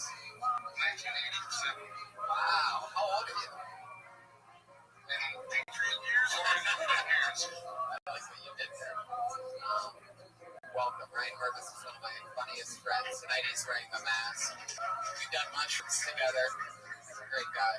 Mervis is a positive guy. I once saw him, we were on mushrooms in Joshua Tree one time. He jumped like a 15-foot cliff. And only I saw it. And he didn't think anybody was watching. And I thought he was going to die. And he floated in the air. He did it, and I saw it. Like one of those crazy things where I'm like, that's impossible. But even you're like, you saw that? I know. What the fuck was that? I just thought I could do it, and I did it. I'm extremely nimble. It is pretty strange. But I'm glad that you made it. Did you get any food tonight? Oh, you ate ribs again tonight. Oh, okay. Wow, 2 days of ribs. So that's what it takes to get that kind of physique, huh? Let me ask you something. When you eat enough ribs, does the biker jacket just appear out of nowhere? It comes to Amazon Prime. Really? You got that on Amazon Prime? Come on. Really? It doesn't look like it could button. It's First of just, all, whoa, you had to suck it in for that one. Yeah, just button the one button. Just button the one lower. That one right there. Let's just see if it stays closed through the whole show. it'll Just see how long you can last. No, don't go 2 buttons. Let's see. Just one. Yeah, there you go. If I make you laugh once, that thing's just gonna go boom. Right? Alright, fuck it. Well, I'm excited to have you, Ryan Mervis. Did you eat any of the food? I didn't get a chance to yet, but I get a little news for the show. It's always jacked up on coffee and stuff, so I usually save it until after the show. You had something, right? Yeah, it was delicious. It's delicious. They gave you a fork this week, so you didn't have to use your hand. For half of it. I love it. It was unbelievable, guys. We had an awesome meal from Elise Lane, at Elise Lane on Twitter. Chicken fennel and honey crisp salad. We also had slow roasted chicken breast over mixed green shake, fennel celery, honey crisp apples, candied walnuts, pecorino cheese with extra virgin olive oil, lemon, and malted sea salt. It was unbelievable. Those of you that didn't eat anything tonight, go fuck yourselves. Our lives are better than yours. So, it's very exciting. She's Elise Lane, Eagle-I-S-E-L-A-I-N. She's an amazing chef. Follow her on Facebook and Instagram at The Girl with the Pan. That's our only sponsor, everybody, Elise Lane. Mervis, you should eat something that somebody like that makes. So just eat ribs all the time. What's the healthiest thing you've eaten in the past 2 months? Just a cucumber. What were you dipping it in? Oh, you son of a bitch. You didn't get it. Guys, this is Josh, what episode number is this? If you're the guest, you know? Yeah, I think it's the next episode. And guys, this is a really, really fun one. These guys have both been on before. 2 of my funniest friends in the world. One is an HBO 1-hour special that just came out. The other's been in a ton of movies. This half-hour was filmed in Boston. Both of them have had specials out this year. And these are guys that I hang out with during the day and shit. These are 2 of my best friends. Bring your hands together for Brody Stevens and Gerard Carmichael.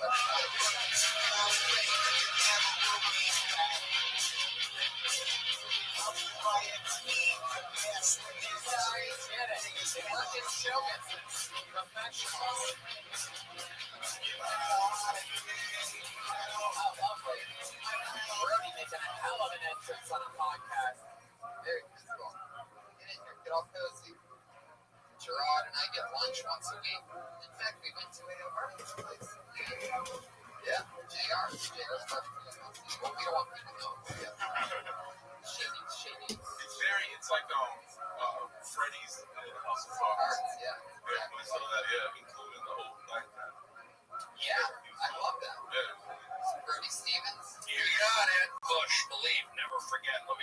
adjust my phone. I'm excited to be here. It was a nice moment that Rod and I had in front of the crowd we embraced on a turbulent night in American history. So we're going to do a great show, and we're excited to be here. And it's always an honor to get invited back on Kill Tony. Yes. Thank you for the awkward moment. Thank you for letting a man who took a stand. I took a stand, and I was in deafening silence. I'm excited. I feel really good about myself. You guys ever worked on a stage where anything like that standing next to the Micro Patriot Ryan Nervous? No, man. It's pretty intimidating. It's weird because it's like it's a new name. Yeah. What are you, Sons of Iron Man? What's the, you got it, look it up. Add JPEG to that statement. You'll be satisfied. But actually, I'm old for tons of Iron Man. Tons of iron, I get it.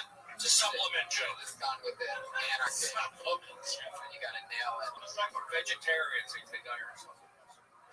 What do you call them? Vegetarian? Vegetarians. I like that. That's right. I know it. Iron. You got it. Don't be deficient in it. Yes. Don't want to be.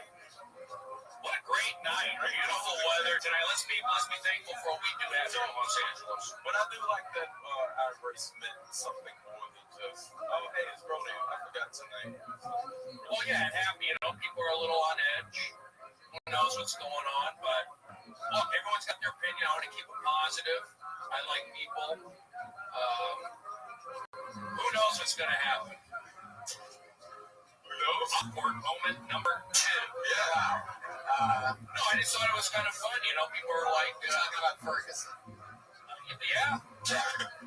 The freeway's shut down. They're down on La Brea. I don't know what's going to happen, but you know what? Really? Yeah, that's what I read on Twitter. But I'm out doing the show. I'm not going to stay home. I'm going to get it done. What do you think about that? That's right. It's a special Ferguson episode. It's almost like we're bringing everybody together in this. That's why we have the. But here's the deal. One thing. Twitter, we can't really be funny tonight. It's like pretty.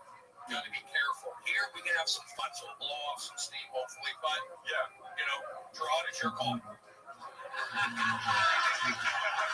It's your show tonight.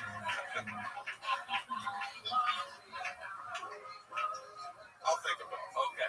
I'll think about it. I think we're ready to laugh, right? Yeah. We're professionals. Yeah. Every week our Patriot asks our guests a question. Nickname Hiker Patriot. What do you got for us tonight? Stephen Brody Stevens. Yes. Got a question for you. Okay. You were in the Hangover dude. You were on the most recent Thunder Night Oddball Festival tour. Who had the best food? The best food? That's right, craft services here. What? That's a great question. That's a fantastic question. Actually, it's pretty cool backstage at these amphitheaters. The food is very good.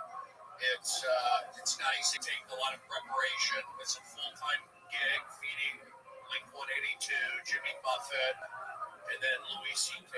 and myself. And, I would say the food was pretty consistent. Everyone was right on par. It was all solid. Gerard was on a bunch of the shows. What did you think of the food? It's cool. It wasn't amazing. It was fine. But it was good. I think it was good enough. It's fun because all the amphitheaters, this is with all due respect to the shows, but all the amphitheaters are kind of in the middle of nowhere. So for an only option, right type of thing, yeah, it's great. But they would have chicken dishes. There'd always be fish. Why do you gotta bring up chicken first? Why? Chicken's healthy. There's good. I enjoy the food. But it really it's kind of cool. All the amphitheaters, they are pretty much, they can blend in together, to be honest. But, you make it what it is, and if good people here, comedy's fun. It's fun out there. So, I appreciate it. Thank you. Well, great question, Patriot. That was for Brody. Good question. Was it good? I think I answered it okay. Yeah, it was very good. That was a great answer. Really? Yeah. It's really first world problems saying that all the amphitheaters really blend in the end, but well, they do. I get it. I understand. They really do. It's kind of fun going to those things. I'm glad I did it. Kind of fun. Yeah. 20,000 people or whatever. It's cool. You loved it. You've done it 2 years in a row. You're like the only guy that I appreciate it, and I'll tell you what, I wanted to make that thing a little more special, and I felt like, last year we had Dave Chappelle on all the shows. It was really magical. There was that moment. Is he going to show up? Is he going to be here? Who knows what's happening? This year was more just kind of solid stand-up. Joke. I wanted to I try to push some moments, but it's kind of hard to, but I had a great time, and it was wonderful. nervous. Jesus, Tony. Nervous. What's your question for Gerard? Okay. Rob, when we're filming for 1 hour special for HBO, you had a special director. This is Spike Lee. When you first met Spike Lee, what was the reaction? Did you guys hit it off immediately? Were you best friends and you knew each other from there? No. He's really cool. I really enjoyed him. He was great. Yeah, I mean, the first reaction was just, it was like, oh, he called me, and then I made a joke for gentrification, and then it was just kind of cool from there. It's just like, he was really a serious guy, and, it was cool. He's super serious. He directs comedy. So direct comedy special, yeah, exactly, yeah. Michelle Gandhi, nice. Michelle Gandhi reference. I like that. You guys looked all the videos. Thank you, Patriot. Great question. That was a great question. Am I going to stay low? What's the deal with it? It's just Want more? I'd like to get a little more I'm straight. gonna be honest with you, it's just weird because we talking like you and like Ferguson. Yeah, it just feels like weird. It's just like, oh man, bring Spike Lee and I gotta take it right. That was a sensitive question. I would have brought it up. But Spike Lee's a big sports fan. Let's focus on it. I love it. Got it. Ferguson.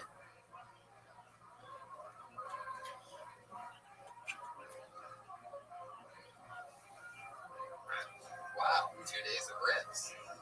So that's what it takes to get that kind of physique, huh? Let me ask you something. When you eat enough ribs, does the biker jacket just appear out of nowhere? Oh, it comes to Amazon Prime. Really? You got that on Amazon Prime? Really? It doesn't look like it could button. It's just, whoa, you had to suck it in for that one.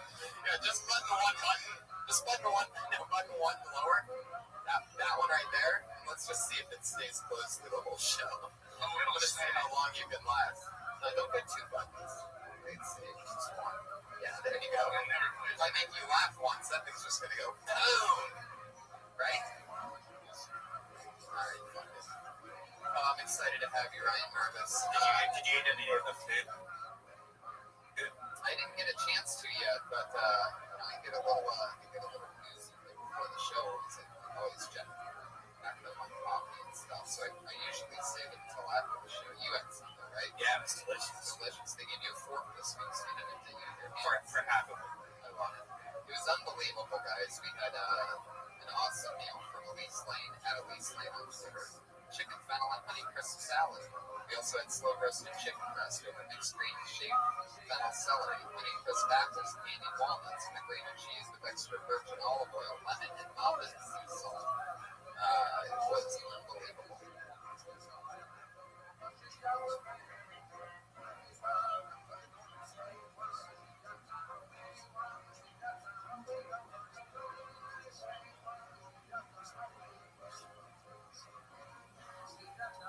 Listeners that didn't need anything tonight, go fuck yourselves. Our lives are better than this. So, it's very exciting. She's Elise Lane, EISELAIN. She's an amazing chef. Follow her on Facebook and Instagram. And the girl with the pan, that's our only sponsor, everybody, Elise Lane. Mervis, you should eat something that somebody like that makes. So just eat ribs all the time. What's the healthiest thing you've eaten in the past few months? Just a cucumber. What were you dipping it in? Ranch. Oh, you son of a bitch. You did it again. Guys, this is Josh, what episode number is this? You're the guest, you know? Yeah, who gives a fuck? It's the next episode, and guys, this is a really, really fun one. These guys have both been on before, two of my funniest friends in the world. One is an HBO 1 hour special that just came out. The other's been in some movies. It's half hour stuff with us. Both of them have had specials out this year, and these are guys that I hang out with during the day and shit. These are two of my best friends. Put your hands together for Brody Stevens and Gerard Carmichael, everybody.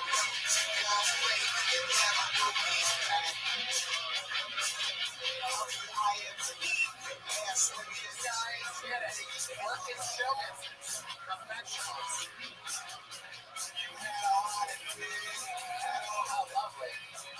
Brody making a hell of an entrance on a podcast. Very physical. Get in here, get all cozy.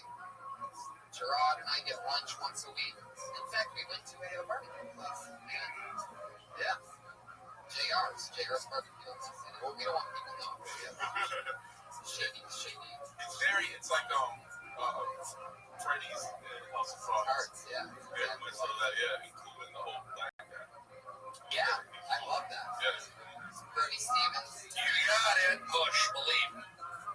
Never forget. Let me just adjust my phone. I'm excited to be here.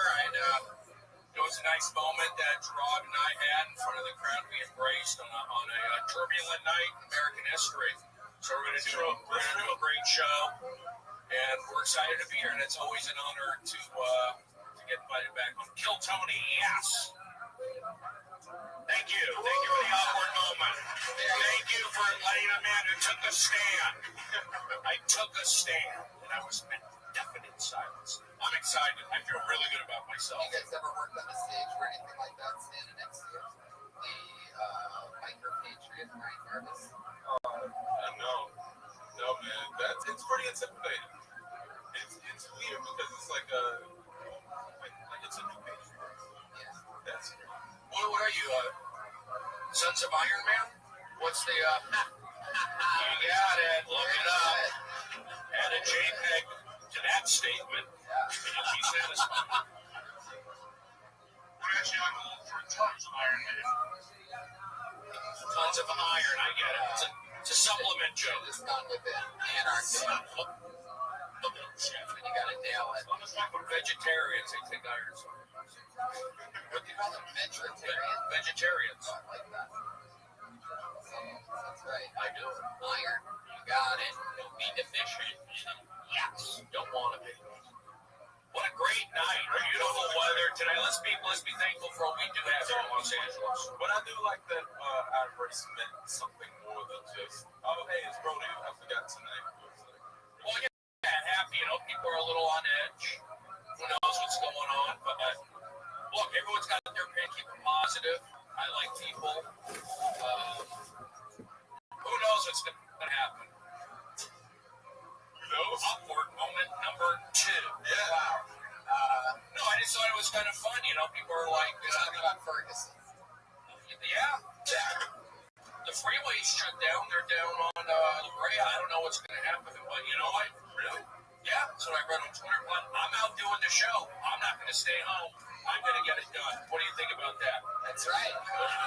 It's a special Ferguson episode. It's almost like we're bringing everybody together in this. That's why we have the. But here's the deal. One thing. Twitter, we can't really be funny tonight. It's like pretty. Got to be careful. Here, we can have some fun. So we'll blow off some steam, hopefully. But, Gerard, it's your call. It's your show tonight. I'll think about it. Okay. I'll think about it. I think we're ready to laugh, right? Yeah. We'll see. We're professionals. Yeah. Every week our Patriot asks.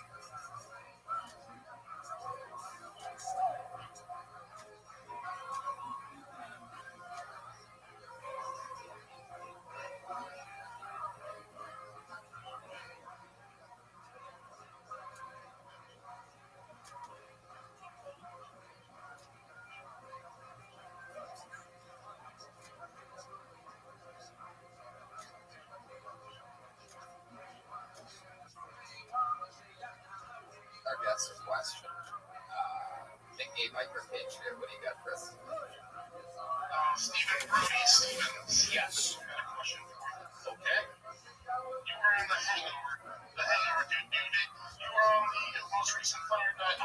festival tour. Who had the best food? The best food? That's our craft services here. What? That's a great question. That's a fantastic question. Actually, it's pretty cool backstage at these amphitheaters. The food is very good. It's nice. They take a lot of preparation. It's a full-time gig feeding like 182, Jimmy Buffett, and then Louis C.K. and myself. I would say the food was pretty consistent. Everyone was right on par. It was all solid. Gerard was on a bunch of the shows. What did you think about the food? That's cool. It wasn't amazing. It was fine. But it was good. I think it was good enough. It's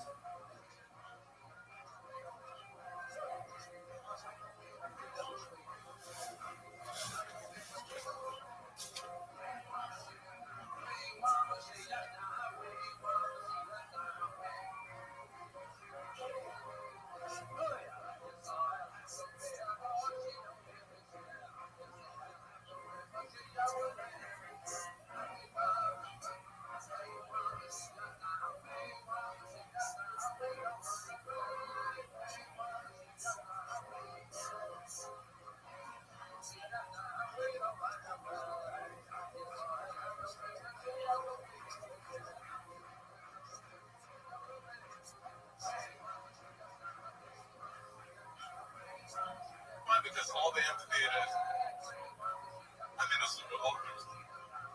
But to the shows, like, all the amphitheaters are kind of in the middle of nowhere, so for an only option, right, type of thing, yeah, great. But they would have chicken dishes. There'd always be fish. Why do you got to bring up chicken first? Why? Chicken's healthy. There's good. I enjoy the food, but it really it's kind of cool. All the amphitheaters, they are pretty much, they do blend in together, to be honest. But you make it what it is, and good people. Comedy's fun. It's fun out there, so I appreciate it. Thank you. Well, great question, Patrick. That was for Brody. Good question. Was it good? I think I answered it okay. Yeah, it was very good. That was a great answer. Really? Yeah. It's really first world problems saying that all the amphitheaters really blended in the end, but they do. I get it. I understand. They really do. It's kind of fun going to those things. I'm glad I did it. Kind of fun. Yeah. 20,000 people or whatever. It's cool.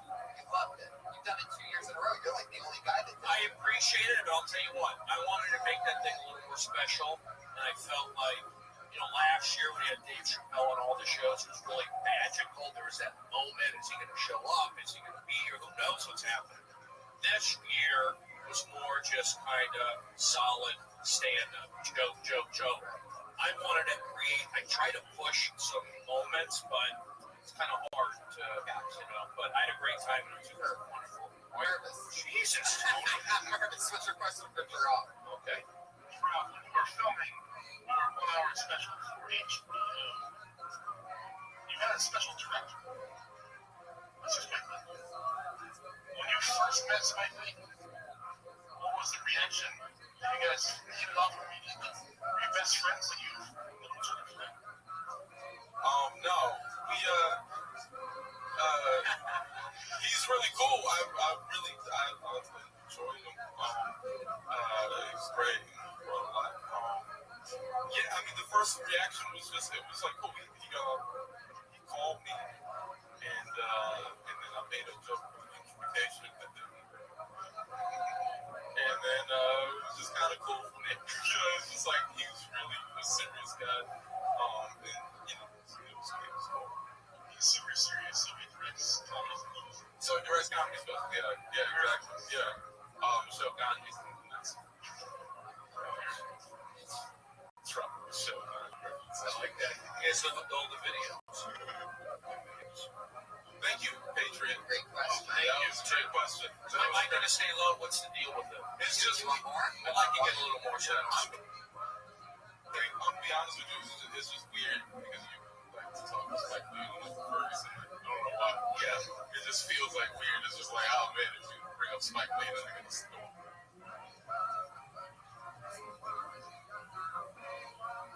Right. That was a sensitive question. I would have brought it up, but Spike Lee is a big sports fan. Let's focus on that. Big fan.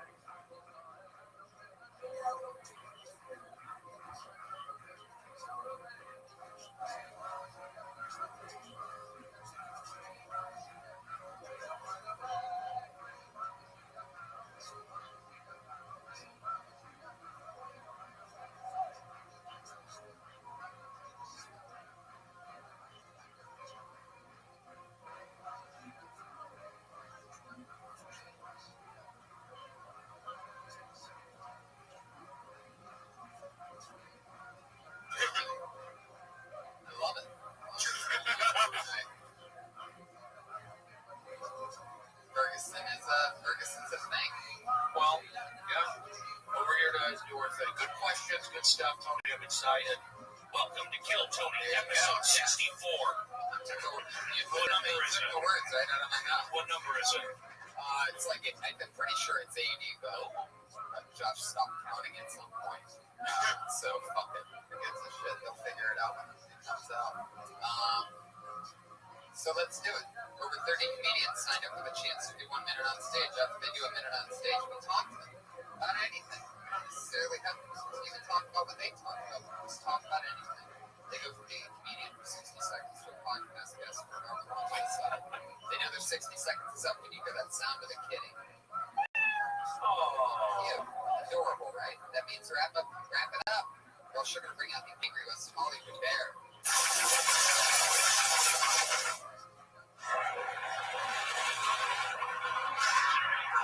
Here he is. He sounds furious tonight, everybody. So don't make him make a noise.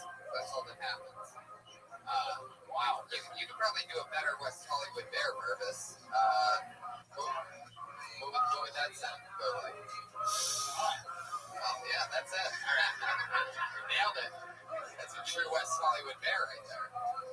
All right, let's get it started. Here we go. Let's do it. You guys Tony, ready or what? into the bucket. This is where the magic happens. He's wearing a sweater. A lot of stuff happens before the main frame of the He's show. got a good. Tony's looking good. Here we go. He's got the date. He's gonna, I know this young man. Funny guy. Stretch, SHP.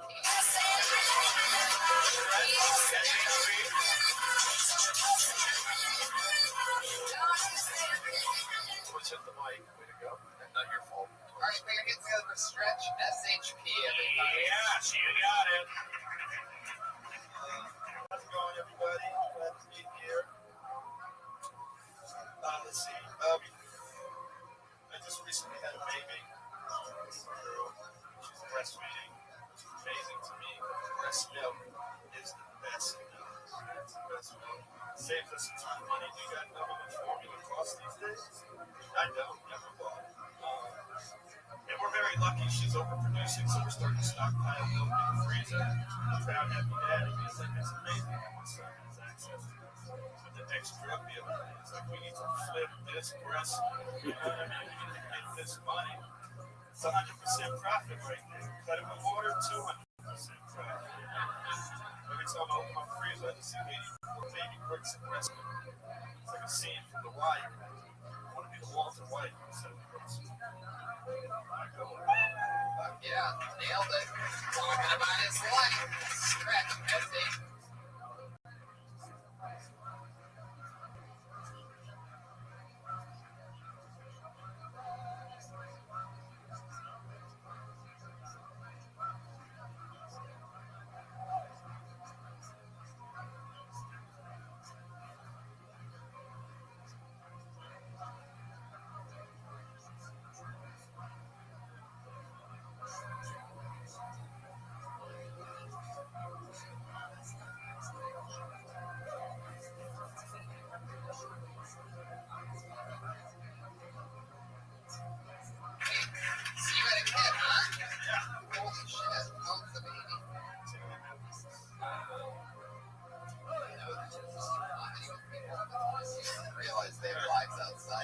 Congratulations. That was the big meal. But I'm not stressed.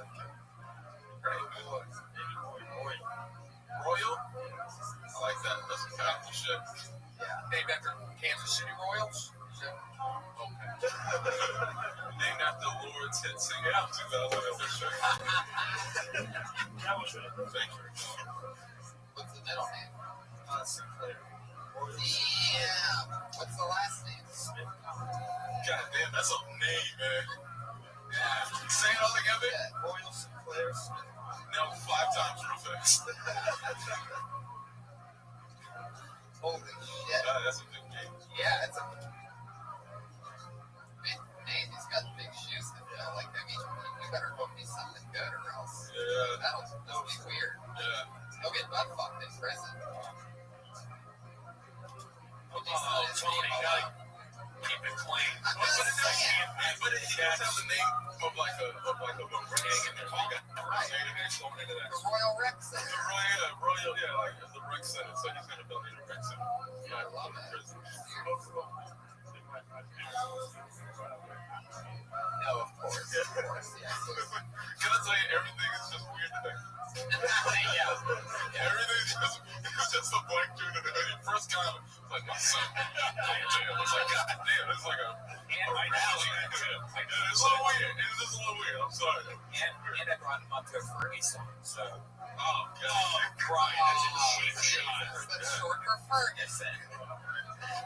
Spelled it out. For the listeners. I got it.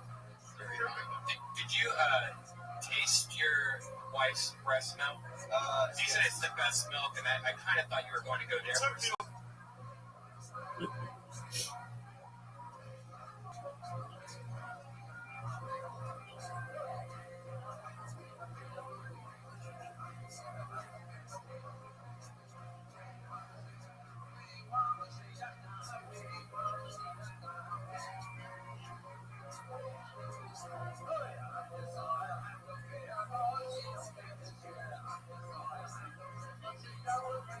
Allowed to do it, but yeah, that's fine. Is it better cold? My son likes it cold. Yeah. You mean you tried it straight out of the boob? I did not try it straight out. Is anything like, is it leaked or anything accidentally? Have you grabbed it? How does that work? It's not big. Make her squirt, huh? Yeah. I gotta keep it clean, but I know stretch, right? Yes. I like your style. I like the shoes. I like the hoodie. I like the whole thing. The beard. My 2 points of what I notice. I'm not a material guy necessarily. I would say like your where you hold the mic, and I would say like. Can I see your face a little? Or I would say you just like enunciate a little, speak up a little more, just a little. That's my only thing. I feel like you're in good style, but you should not eat the mic so much. I feel like I'd like to see a little more. Am I wrong? No? Okay.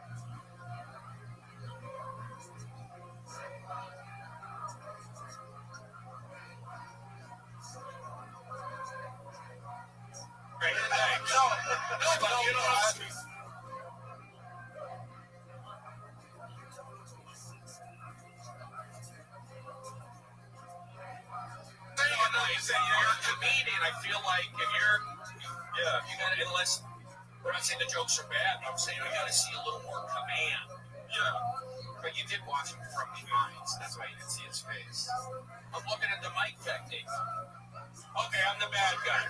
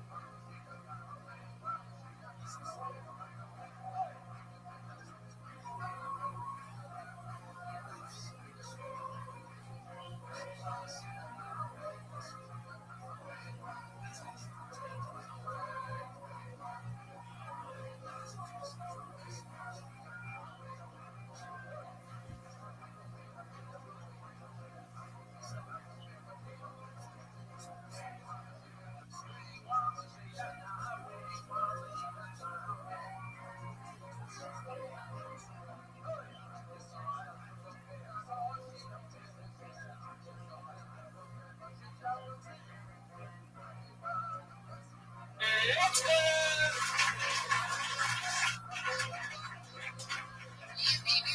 everybody, welcome. Hello. How's everybody doing? Happy Monday night to you. Hi, everyone. Yeah. They always have that one burst of energy right in the beginning, that one good one. Like, oh yeah, we're on the show. It's that type of thing. Then it's weird immediately. It's Monday night. It's a weird night to do a show. Monday night today. But we're happy to have you guys. There you go. That's right. There you go. We're teaching you. This is how we break you in. It all happens quick. Fucking lovely day today. Beautiful. 75 and sunny. The Monday before Thanksgiving here in Los Angeles. I don't even know. I just watched TV on it. Grand Theft Auto live from Los Angeles. Did you see it? No, I was working on things. Oh. Did you know?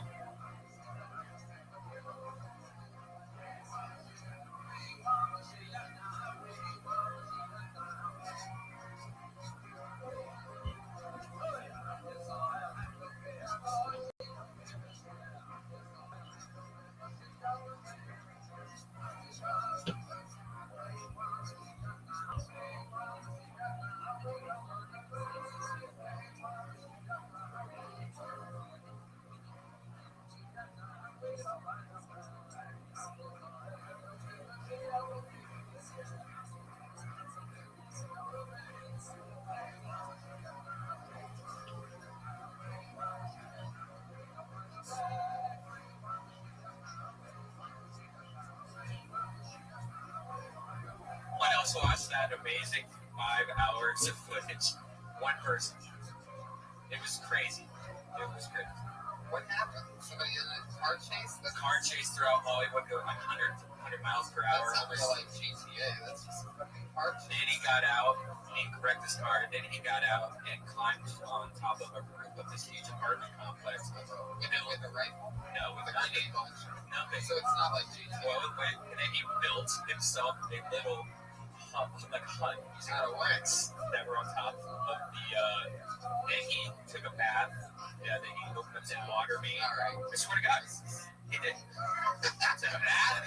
With helicopters watching him? Yeah, and then he sat there for a long time and just walked around. It was amazing, and it did work. Live entertainment is really the best. Anything can happen in a situation like that. We watch because we think anything can happen, but it really always ends pretty boring. Yeah, it's pretty boring. More people probably watch that than Birdman. That's a damn shame because that movie was amazing. 2 people saw it, say 4, 5, 6. So it's good to be back, and life is good. Yeah, let's talk about what we do this week. Oh, we opened up for Joe Rogan. Yeah, They got Ontario and wrong thing. That was great. Played a lot of video games. my audience would be good.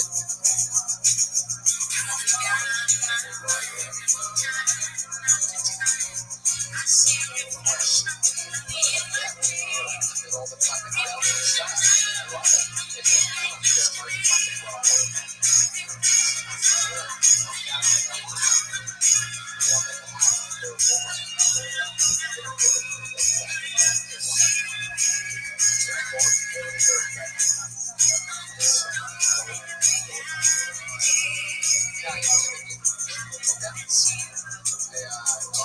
It's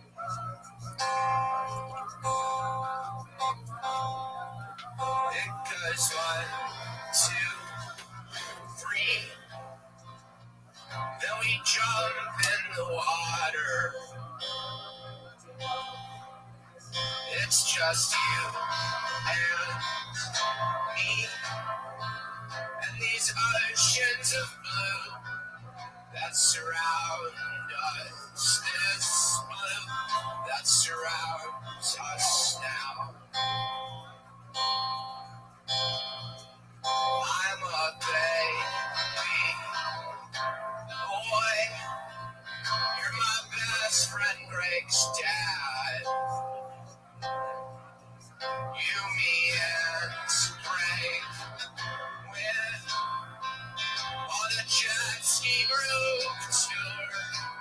You and I ditched the tour so we could be alone. Now you're the king of my body and I am the god of the ocean.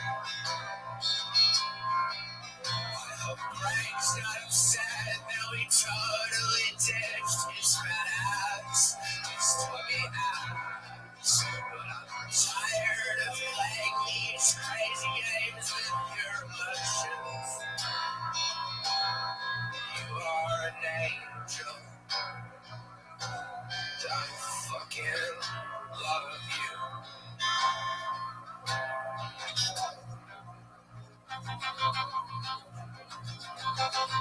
Greg's dad, Greg's dad, cool guy, sweet man, gentleman, yum yum yum yum. Soft hair, kind eyes, sweaty back, thick thighs, great lips, fat hips, fucking angel. We make love in the club, oh we make love in, oh we make love, oh. We make love in the open water, and you start to hum up Peter.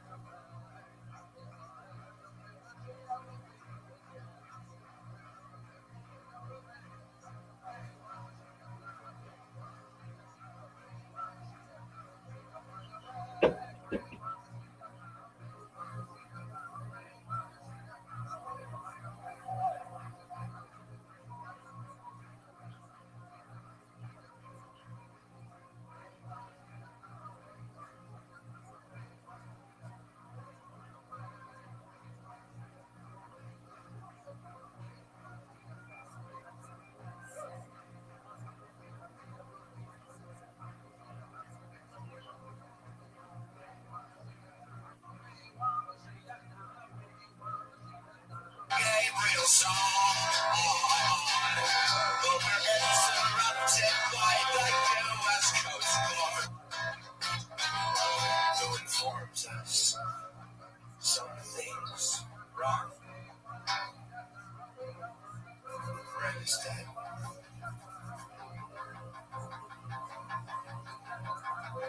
There was an accident. Oh my God.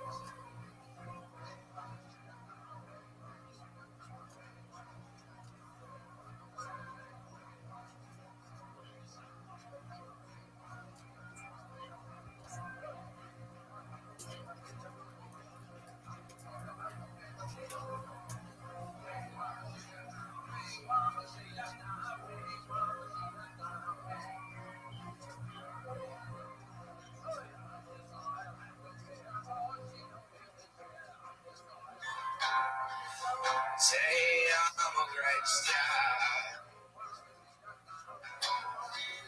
Say I'm a great star. Say I'm a great star. Say I'm a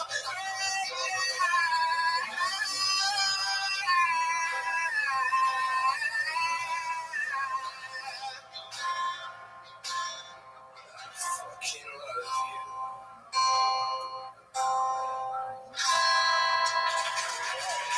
Thanks, guys. Yes, Pat Reagan. Please. Oh, I was want to cry. It's unbelievable. Pat Reagan. Check out Pat Reagan. Follow him on Twitter. He's at Patty Reagan. PATTYREGAN. So don't spell it like Ronald Reagan. There's no way in that last name. That was awesome. Yeah, and check out his band, Pat Reagan and the Baby Boys. They perform live. Wouldn't you like this video to that? I've been listening to this album for the last week, obsessive, and I picture it now. It's fucking. I mean, I picture the video. It's hilarious. The whole thing. I'm obsessed with that song. You should hear it on the album version. I mean, the live's fun, but this whole album, I'm telling you, listen to the whole fucking album. The whole thing's got a storyline. It is insane. If I've been listening to it and it's musical, I'm not a big musical comedy guy. I love music. I love comedy. I think they're always good separate. Pat Reagan has changed my mind with that. I disagree. This Lean and Bloodhound Gang and all that shit's one of my favorite music. All this silly shit. It sounds like it's a real song. And then he just drops the bottom out of it and starts fucking Greg's dad out of nowhere. So dark. 1 second he's a notion, you think of maybe a girl that he's in love with. No, it's his best friend Greg's dad. And he's fucking all of a sudden in the middle of it. Talk about a left turn, huh? So Oshkosh, halfway down his knees. It's adorable. So follow Pat Reagan. Guys, this is Phil Tony, and every week on Phil Tony we have a brand new Patriot keeping us safe, a brand new head of security. This was actually the very first replacement Patriot that we used. He was just on for a couple minutes. And but now he's back to be able to do a full thing, because normally he works the front bar at this time. He gets us completely liquored up. And he's got the night off. So put your hands together for him. It's Ryan Mervis. Tonight, he is the big game hiker Patriot. Holy shit. Wow. You podcast listeners that don't watch the show are really missing out on this one. Holy shit. Put your hands together for him, everybody. He really looks like that. You might be wondering how many tens of thousands of dollars we spent on prosthetics to make him look like Will Ferrell on steroids. But no, that's just natural. It's like a One Direction roadie. One Direction is a beautiful man. The Patriot mask is almost even overkill at this point. I feel like it's taking away from even more. No, this is great. It's like an anime. It's like an anime? Yeah. Rabbi, what up, Tim? How are you? Go through it a little bit. Full slap. Okay, what's going on? When's the last time you saw your reels? 1987. Wow. How old are you? What happened? The girls that I thought, was my love, true love. Well, Ryan is one of my funniest friends. Tonight he's wearing Wait, again? We've done mushrooms together. Well, this time it's a different relationship. Last time it happened again. They went behind my back. And this time, Oh, dog. You break up with this girl and you never talk to her again. You're too good for her. That's what you do. I don't want to hear, I love her. What if, like, that's the old girl. This new girl, she's going to get on my back again. She's like, break up with her again. Of course, dog. Come on, man. Once a cheater, always a cheater. So this girl sucks.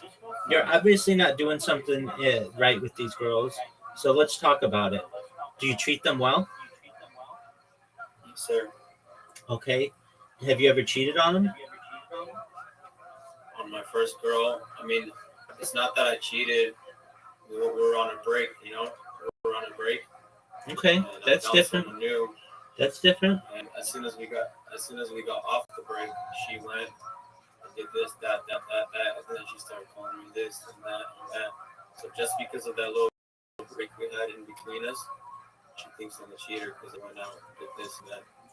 No, both these girls suck. And I didn't even do none of that. I'm still a virgin, sir. Okay.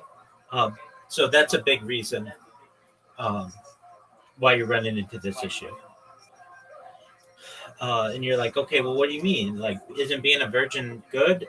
In the past, perhaps, but in 2026, it's seen as a weakness.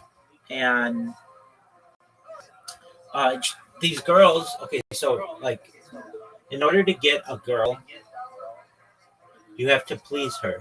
There's something very innate and primitive, like primal. And the big thing you have to do is make a girl orgasm before you orgasm. And you're not in that world. You're not even in the sexuality world. So these girls are like, oh man, Paul's really great. But then what do we do? I blow him, he fingers me, that's it. And then they know some other dude who's going to stick their dick in them. And they're like, oh man, but I could take it to another level with this other guy. I can only get so far with Paul. If I were you, and this is just what I would do, I would get together all my pennies, and I would this. I'm not saying you make the decision yourself, but I would get a prostitute, and I would just get get this out of the way. I know somebody who did that at 18 on their 18th birthday. That's what they did because they weren't. Really? Oh yeah, absolutely. He's in here all the time. Yeah. And I think it's a good move. Um, there's nothing I sacred. just wanted it to be special, you know? Yeah, absolutely. But the thing is, you're not going to find another girl who's a virgin at your age now. They're all going to see it as a weakness, and you're going to be seen as a boy and not a man. You got to get over that hump. Look, if this were 1960, it's different. Even if it were 1980, it's different. But it's 2026, and these girls aren't playing. They want to get dick, and but the second that you tell them that you're a virgin, you just it is you jump into friend zone. Really? 100%, man. Dude, I hate to say it, but uh, it's happened to people I know very near and dear to Well, they me. want a man with more experience. Absolutely. Because then you got to get good at it. Yeah, and they just know that like you're not going to be able to please them the way that they need to be pleased, so they have to go somewhere else. And you've been taught your whole life, keep your virginity. You're going to find that girl for you. You guys will lose your virginity on the first night of your wedding or whatever. That's cool. But you recognize that you don't find many virgins your age anymore, do you? I don't, sir. Exactly. And I hate to say it. Uh, you're It's going to. hard. The only way I can find one is if I would go to like back where I was from. No. Quit that. And even then, they're still in today's age, so you never know. They aren't. Exactly. So what you do, you can either do that or I think this is another good idea. And I've known people near and dear to my heart who have done this.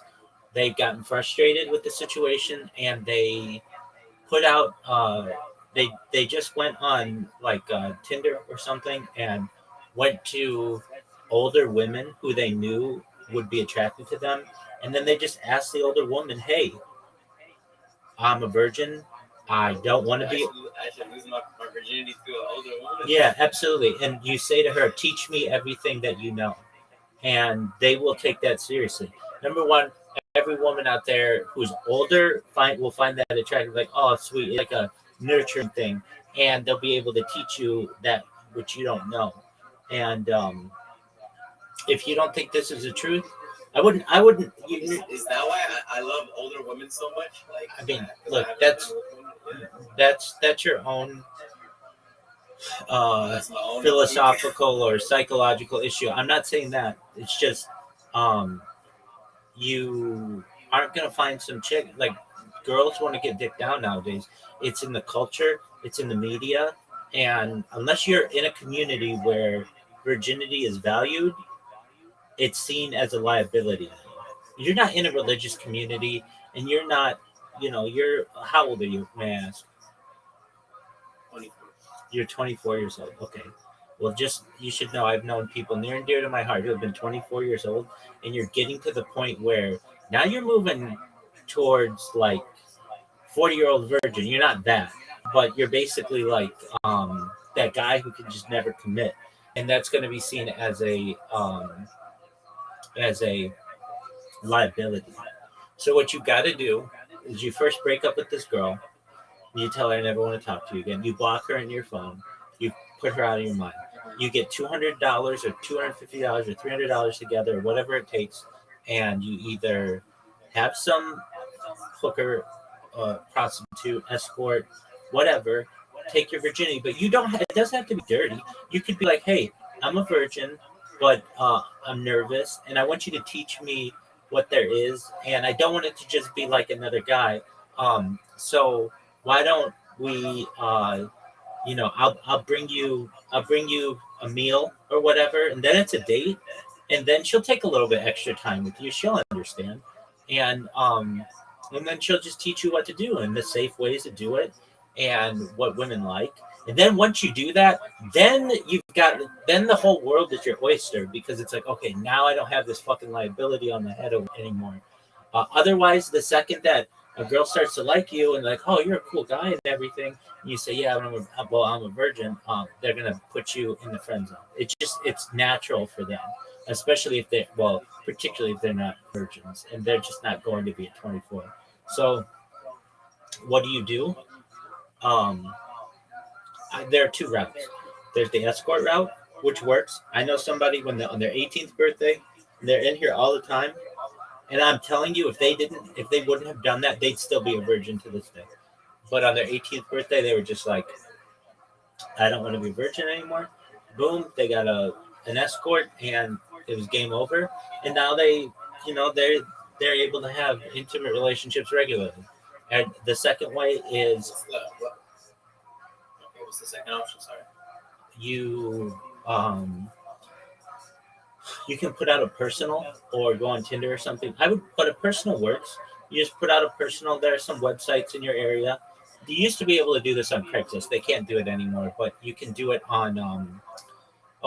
They're just like you could just look up personals in my area, and then you say, my name is whatever, or you don't have to say your name, but I'm 24 years old and I'm frustrated being a virgin. I would like a woman an older woman, or just any woman really, to walk me through the process. You can send a body pic if you need, or just blur your face or whatever, and then you'll get some girl who wants that, and then you make arrangements with her, and she comes to your house, you go to her house or whatever, you get a hotel room, and she'll take time and she'll teach you all the ways, and it's mutually beneficial. She'll get laid, and she'll understand that you're not a professional. This is your first time or whatever, and you'll not have that monkey on your back anymore. And the reason why I say an older woman is she's gonna have experience, and she's gonna have it's gonna be easier for you than like having like some gorgeous girl your age. She's not gonna want you, because you're not gonna be able to please her. So then the key is, once you had sex, then there's a power differential that occurs between a man and a woman, and the key is you have to ensure that she comes first. Basically, she orgasms first. If she doesn't, then she's gonna see you as being a bad lover, essentially. But if she orgasms first, like you just got your nut and you left. exactly. But if she orgasms first, then she'll come back. It's like very primitive. It's very primal. Like that's just how it works. But forget about these girls all the other girls, just don't worry about them. If they cheated on you, they're done. They're worthless to you, and And you just gotta move on. Thank you, Rabbi. You're welcome, big man. Keep me posted. I hope everything goes well. Yep.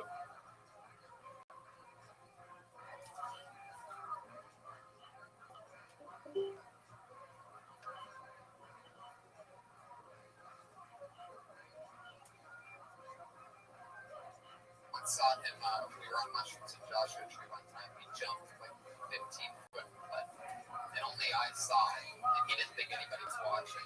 And I thought he was going to die, but he floated in the air. He did it, and I saw it, like one of those crazy things where I'm like, that's impossible. But even you're like, you saw that? I know. What the fuck was that? I just thought I could do it, and I did it. I'm extremely new. It is pretty strange.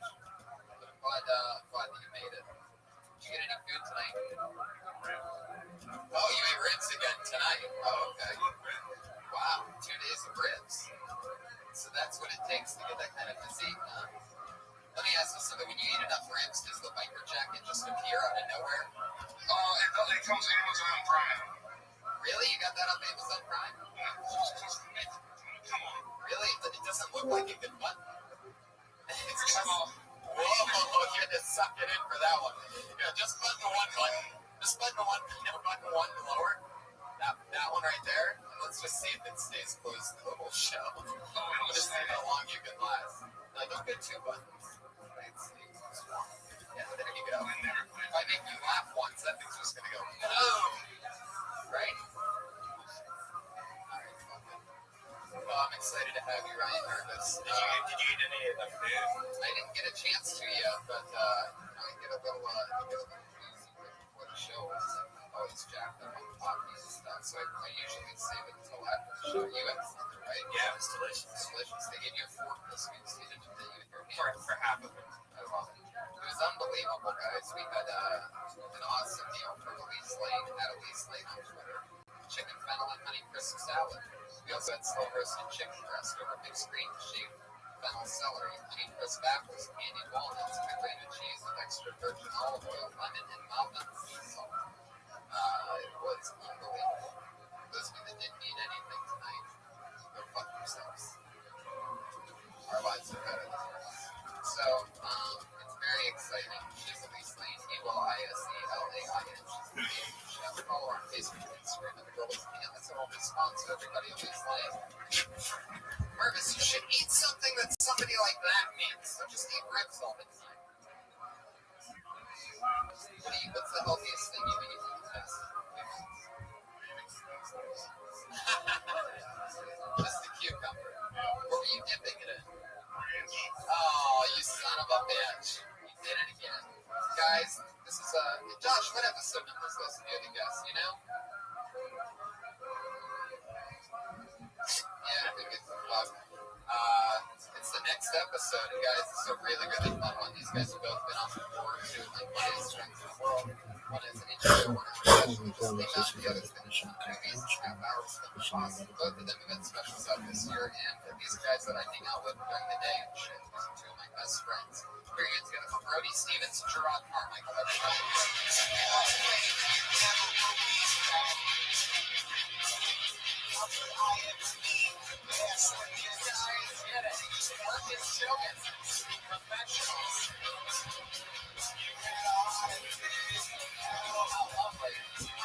Brody making a hell of an entrance on a podcast. Very physical. Get all cozy. Gerard and I get lunch once a week. In fact, we went to a barbecue place. Yeah, JR's barbecue on Wednesday. Well, we don't want people to know. Shady. It's like Freddy's and House of Cards. Yeah. Yeah, I saw that. Yeah, including the whole thing. Yeah, I love that. Yeah. Brody Stevens. You got it. Push, believe, never forget. Let me just adjust my phone. I'm excited to be here. It was a nice moment that Rob and I had in front of the crowd we embraced on a turbulent night in American history. So we're going to do a great show, and we're excited to be here. And it's always an honor to get invited back on Kill Tony. Yes. Thank you for the awkward moment. Thank you for letting a man who took a a stand. I took a stand, and I was in deafening silence. I'm excited. I feel really good about myself. You guys ever worked on a stage or anything like that, standing next to you? The biker patriot grind artist. No, man. It's pretty intimidating. It's weird because it's like it's a new band. What are you, Sons of Iron Man? What's the, you got it, look it up. Add a JPEG to that statement. It'll be satisfying. We're actually on hold for Tons of Iron Man. Tons of iron, I get it. It's a supplement, Joe. Just gone with it. Anarchy. Supplement, You gotta nail it. Vegetarians, they take iron supplements.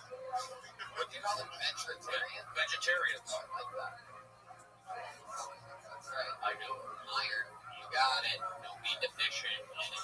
Yes. Don't want to be.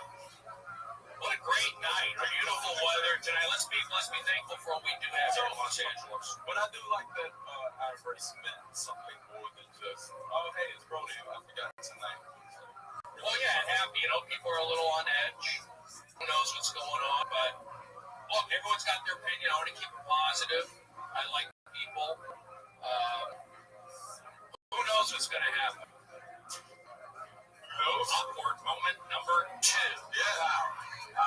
No, I just thought it was kind of fun. People are like, You're talking about Ferguson. yeah. The freeway's shut down. They're down on La Brea. I don't know what's going to happen, but you know what?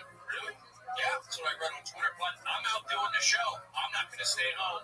I'm going to get it done. What do you think about that? That's right. It's a special Ferguson episode. It's almost like we're bringing everybody together in this. That's why we have the. But here's the deal. One thing. Twitter, we can't really be funny tonight. It's like pretty. Got to be careful. Here, we can have some fun. So we'll blow off some steam, hopefully. But yeah, draw it as your call. It's your show tonight.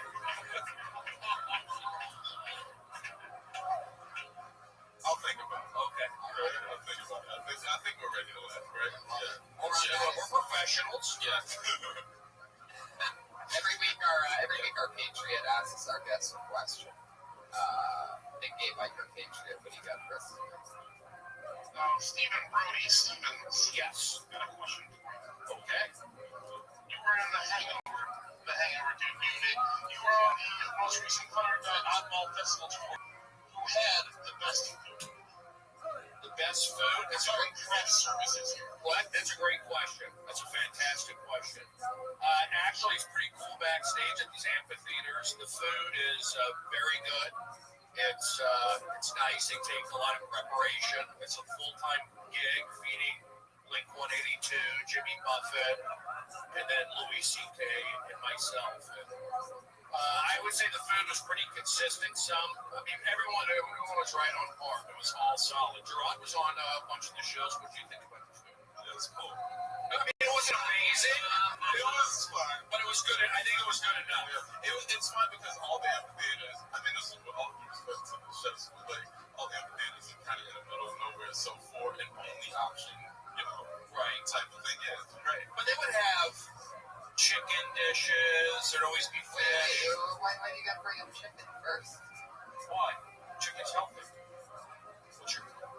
There's good. I enjoy the food. But it really it's kind of cool. All the amphitheaters, they are pretty much, they can blend in together, to be honest. But, you make it what it is, and you're good people. Comedy's fun. It's fun out there. So, I appreciate it. Thank you. Well, great question, Patriot. That was for Brody. Good question. Was it good? I think I answered it okay. Yeah, it was very good. That was a great answer. Really? Yeah. It's really first world problems saying that all the amphitheaters really blend in the end, but well, they do. I get it. I understand. They really do. It's kind of fun going to those things. I'm glad I did it. Kind of fun. Yeah. 20,000 people or whatever. It's cool. You loved it. You've done it 2 years in a row. You're like the only guy that did I appreciate it, but I'll tell you what. I wanted to make that thing a little more special, and I felt like, last year when he had Dave Chappelle on all the shows, it was really magical. There was that moment. Is he going to show up? Is he going to be here? Who knows what's happening? This year was more just kind of solid stand-up, joke. I wanted to create. I try to push some moments, but it's kind of hard to, But I had a great time and it was a wonderful. Nervous. Jesus, Tony. Nervous. What's your question for Gerard? Okay. Well, we're filming your 1 hour special for HBO. You had a special director. This is Mike Lee. When you first met Mike Lee, what was the reaction? Did you guys hit it off immediately? Were you best friends and you knew each other forever? No. He's really cool. I enjoyed him. He's great. Yeah, I mean, the first reaction was just, it was like, oh, he called me, and then I made a justification, and then it was just kind of cool from there. It's just like, he was really a serious guy, and, it was cool. He's super serious. I mean, he's comedy. So your guys' comedy special, yeah, exactly, yeah. Michelle Conley's moving on. That's right, Michelle Conley. I like that. You guys look at all the videos. Thank you, Patriot. Great question. Thank you. It's a great question. Am I going to stay low? What's the deal with it? It's just You want more? I'd like to get a little more sense. I'm gonna be honest with you. It's just weird because you talk about Spike Lee. I'm like nervous. I don't know why. Yeah. It just feels like weird. It's just like, oh man, if you bring up Spike Lee, then I gotta go for it. Right. That was a sensitive question. I would have brought it up. But Spike Lee is a big sports fan. Let's focus on it. I love it. Ferguson's a thing. Well, yeah. But we're here to do our thing. Good questions, good stuff, Tony. I'm excited. Welcome to Kill Tony, episode 64. What number is it? The words right out of my mouth. What number is it? It's like, I'm pretty sure it's 80, though. Josh stopped counting at some point. So, fuck it. Who gives a shit? They'll figure it out when it comes out. So let's do it. Over 30 comedians signed up for the chance to do 1 minute on stage. After they do a minute on stage, we talk about anything. We don't necessarily have to even talk about what they talk about. We just talk about anything. They go from being a comedian for 60 seconds to a podcast guest or however long they decide. They know their 60 seconds is up when you hear that sound of a kitty. Oh, cute. Adorable, right? That means wrap it up. Or else you're going to bring out the angry West Hollywood bear.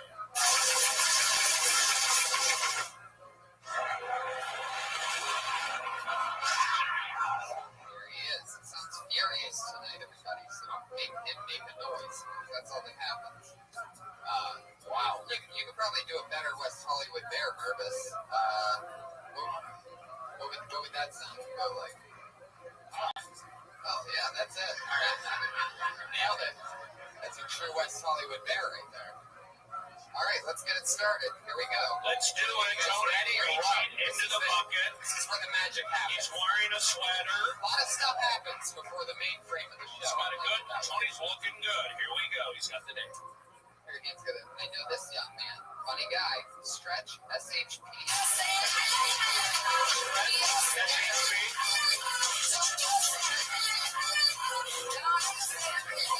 Let's hit the mic. Way to go. That's not your fault. All right, we're gonna get together for Stretch SHP. Everybody. Yes, you got it. How's it going, everybody? Glad to be here. Let's see. I just recently had a baby. Girl, she's breastfeeding. It's amazing to me. Breast milk is the best. It's the best milk. Saved us some money. Do you guys know how much more it costs these days? I don't. I never bought it. And we're very lucky she's overproducing, so we're starting to stockpile milk in the freezer. Proud happy dad. I mean, it's amazing. But the extra is like we need to flip this breast milk. You know what I mean? We need to get this money. It's 100% profit right now. Cut it with water, 200% profit. Every time I open my freezer, I just see little baby bricks of breast milk. It's like a scene from The Wire. I want to be the Walter White instead of breast milk. Yeah, nailed it. Talking about his life. Stretch SHP. So you had a kid, huh? Yeah. Holy shit. How old's the baby? Wow. How many people But that was the nickname for me. I was like, I'll miss her. Royal? I like that. That's some confident shit. Named after Kansas City Royals. Named after Lord's hit single in 2013. That was it. Thank you. What's the middle name? Sinclair. Damn. What's the last name? God damn, that's a name, man. Yeah. Say it all together. Yeah. Royal Sinclair. Now 5 times real fast. Holy shit. That's a big name. Yeah, it's a big name. He's got big shoes to fill. Like, I mean, you better hope he's something good or else that'll just be weird. Yeah. He'll get butt fucked in prison. Oh, Tony, you gotta keep it clean. I'm just saying. Yeah, but it does have the name of like a ring and you got the next one into that. The Royal Rex Center. Royal, yeah, like the rec center. It's like he's gonna donate a rec center. I love it. No, of course. Yes. Can I tell you, everything is just weird today. Everything is just a black dude in the first time. Like my son, it was like, God damn, it's like a rally. It's a little weird. It's just a little weird. I'm sorry. And I brought him out to a Fergie song. So, Oh, God. Brian, that's a cheap shot. That's short for Ferguson. Spelled it out. All the listeners. I got it. Did you taste your wife's breast milk? She said it's the best milk, and I kind of thought you were going to go there. It took me a while to do it, but yeah, it's fine. Is it better cold? It sounds like Yeah. How do you mean you tried it straight out of the boob? I did not touch it. Is anything like this leaked or anything accidentally? Have you grabbed it? How does that work? We've had sex. It's not legal. Make her squirt, huh? Yeah. I gotta keep it clean, but I know. stretch, right?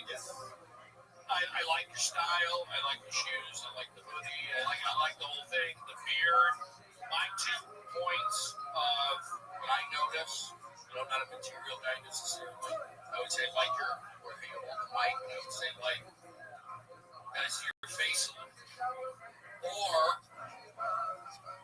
I would say you just like enunciate a little, or speak up a little, just a little. That's my only thing. I feel like you got good style, but you should not need the mic so much. I feel like I like to see a little more. Am I wrong? No. Okay, great. Hey, no, but you know what I'm saying? No, you said you're a comedian. I feel like if you're, you gotta, unless, or I say the jokes are bad, I'm saying I gotta see a little more command. Yeah. But you did watch him from behind, so that's why you didn't see his face. I'm looking at the mic technique. Okay, I'm the bad guy. But look at your rod. It's clear. It's a not. I'm not. Like I said, I like the style. I like the vibe. I'm just saying, like a little more. That's maybe I'm wrong, but that's a little. I think it's a little bit now. Maybe he's trying to reach out, right? Well, the sound system's not that great. Let's be honest. So I'm nitpicking, but like I said, I liked everything else. The breast milk stuff. That's a little neat, little more good.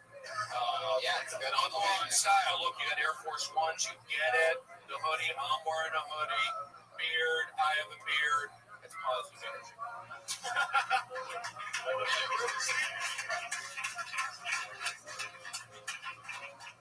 Stretch with other styles now. Anything else, Gerard? Really good, man. I like it. Congratulations. Writing about that baby show, that's funny. People can relate to that. I mean, this is probably like the most obese baby everywhere in all of comedies. So, I mean, other places, that shit's really going to destroy.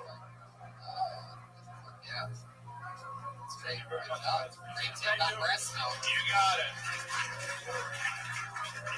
One of the breast sets so far tonight. It's good stuff. Father figure, that's a big deal. It does change perspective. I have a kid, and put him through school. It's not easy. I gotta pay for that. Yeah. What's the story with that? She's been a brat recently, Yeah. so my ex is giving me a hard time. So I gotta discipline him. That's what you do. I gotta switch. Oh, is that done? I don't even know what I can say. No, you can say anything. Yeah, it's not a Ferguson joke. That's a Greg Peterson joke. No, you know what was most fun about that? Ferguson. You know what's most fun about that? I don't have a kid, and Tony didn't deny you let me play. It really felt fun to like talk about me having a kid and my ex. There's no such thing. Yeah, that's why I jumped out of it, because I was surprised once that I had a kid, so I was like, oh, Yeah, you got a kid, yeah. Sometimes it's surprising. That's what I did. Yeah, it's fun to. That was fun. Thank you for playing It's along. fun to play like that. Ferguson actually did have a kid recently, right? Yeah, right here. Okay, well, Oh. do something. So who's gonna pull? We're gonna rotate on who pulls the name If down. you want to, if you'd like to pull a name out, I'd like I'll to, let but we can rotate. Since you asked politely. Okay, I I'll mean, do that's it. not really a thing. I normally pull the name out. I know, but I did a lot. I think it's nice. Go right ahead. Well, stick your hand in there. I love it. Stick my hand in Fuck there. yeah. I get it. Okay, here we go. I have the name. I have the slip of the paper. Okay, we have the name Drew F.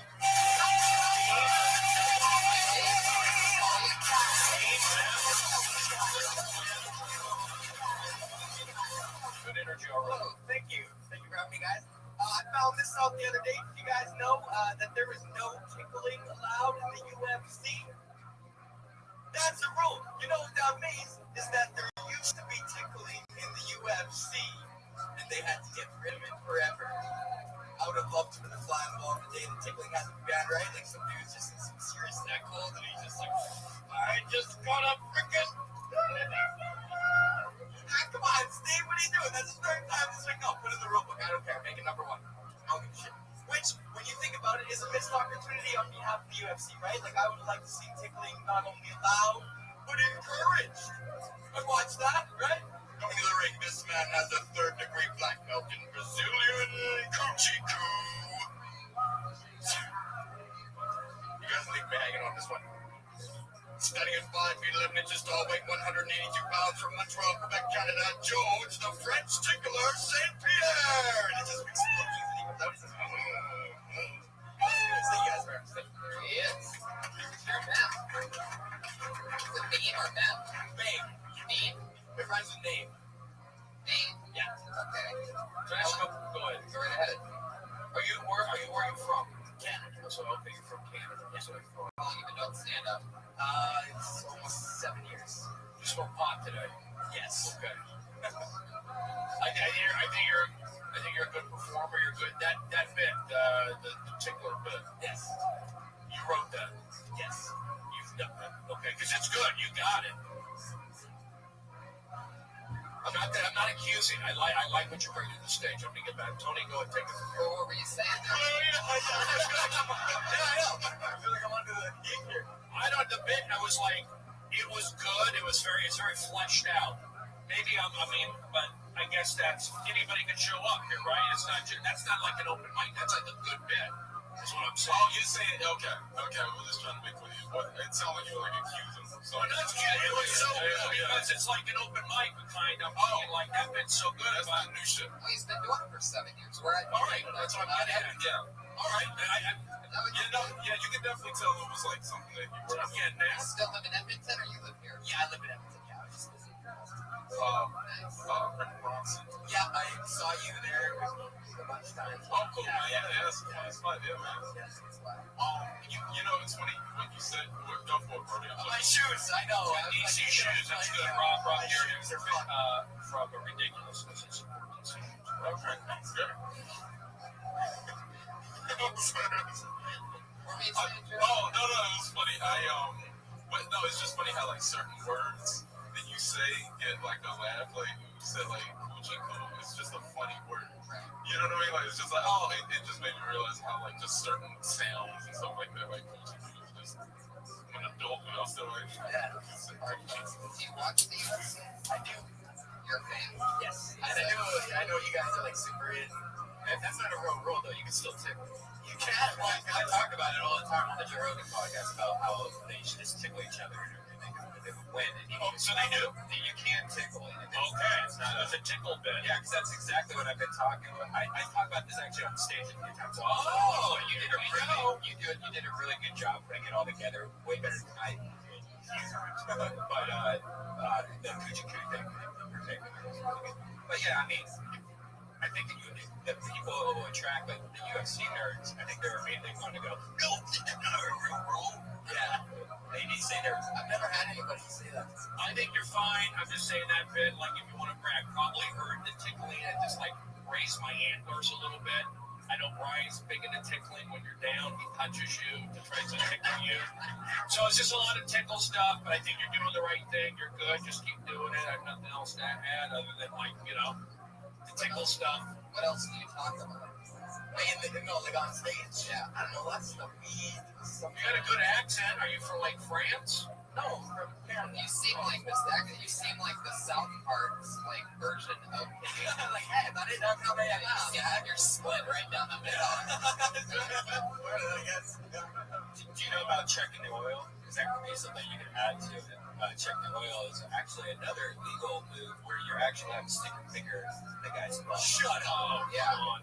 Swear to God. Shut Let me up. ask another question. Because you guys basically could be other than your stand. So you live here in Los Angeles? No, I'm just Oh, you're visiting? Yeah. And just, I think what do you work up in Canada all over? yeah. All right, you're good. Just keep doing it. You know, there's no secret. I can't change the world. You said, hey, what am I supposed to do? Just keep talking instead of dismissing them at the very end. What do you mean? It sounds like you're baiting. It sounds like you're baiting. You did a good job. Go on with your life. What about God, it's a police officer? that's the story of you. You're done here. If it ain't broken, don't fix it. We're not. And then I said, what are you doing here? Let's hang. What are you visiting? What have you seen so far? And you said do audience warm up at midnight when Ron punches and you help run. There you go. Positive energy. You make me drop the stick. I believe you, Tony. Aggressive. You got it. It sounds like he's trying to get information from people. Like, you're just like, all right, you still live in Canada. Your mother's maiden name is Smith. I've got all I need. You know, and then you just Drop. I felt pressure from Tony. But I didn't want to like come down hard on you on the tickler bit. I thought you did a great job, but I just had to get my head clear. I realized this show's very popular. Everybody shows up, so thank you for being here. What's your name again? Drew. Welcome to Los Angeles. Drew Bain, everybody. Thank you, guys. He's on Twitter at Drew Bain. That's BEHM, all one word, Drew Bain. You got it. Get on with your life. He's doing good. I know. We're talking to him. This is Dr. Drew. Everyone's got an issue. You got it. All right. Just watch this explain, I guess. What's up? You want to pull the name of your other? You don't want to on here that we'll flip. every week when you're not here. Yeah, I don't change. Well, I'm sorry, you're telling me I should change the way I am. Tony doesn't like sharing, right? Who likes what I call today? We switch it up. They're always going to clap. They're a positive I audience. didn't all clap about half of them enough to get me back into pulling names out. Yes, I did it last time.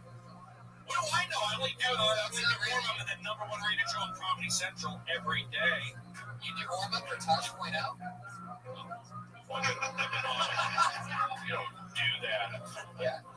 This is how we do it. Real. I work for Comedy Central too. I'm all over the place. I travel everywhere. Know to behave. Ladies and gentlemen, who's my friend from the Dodgers? You got it. Catcher A.J. Ellis. And what name did I just pull out of the bucket? There he is. Ian Ellis.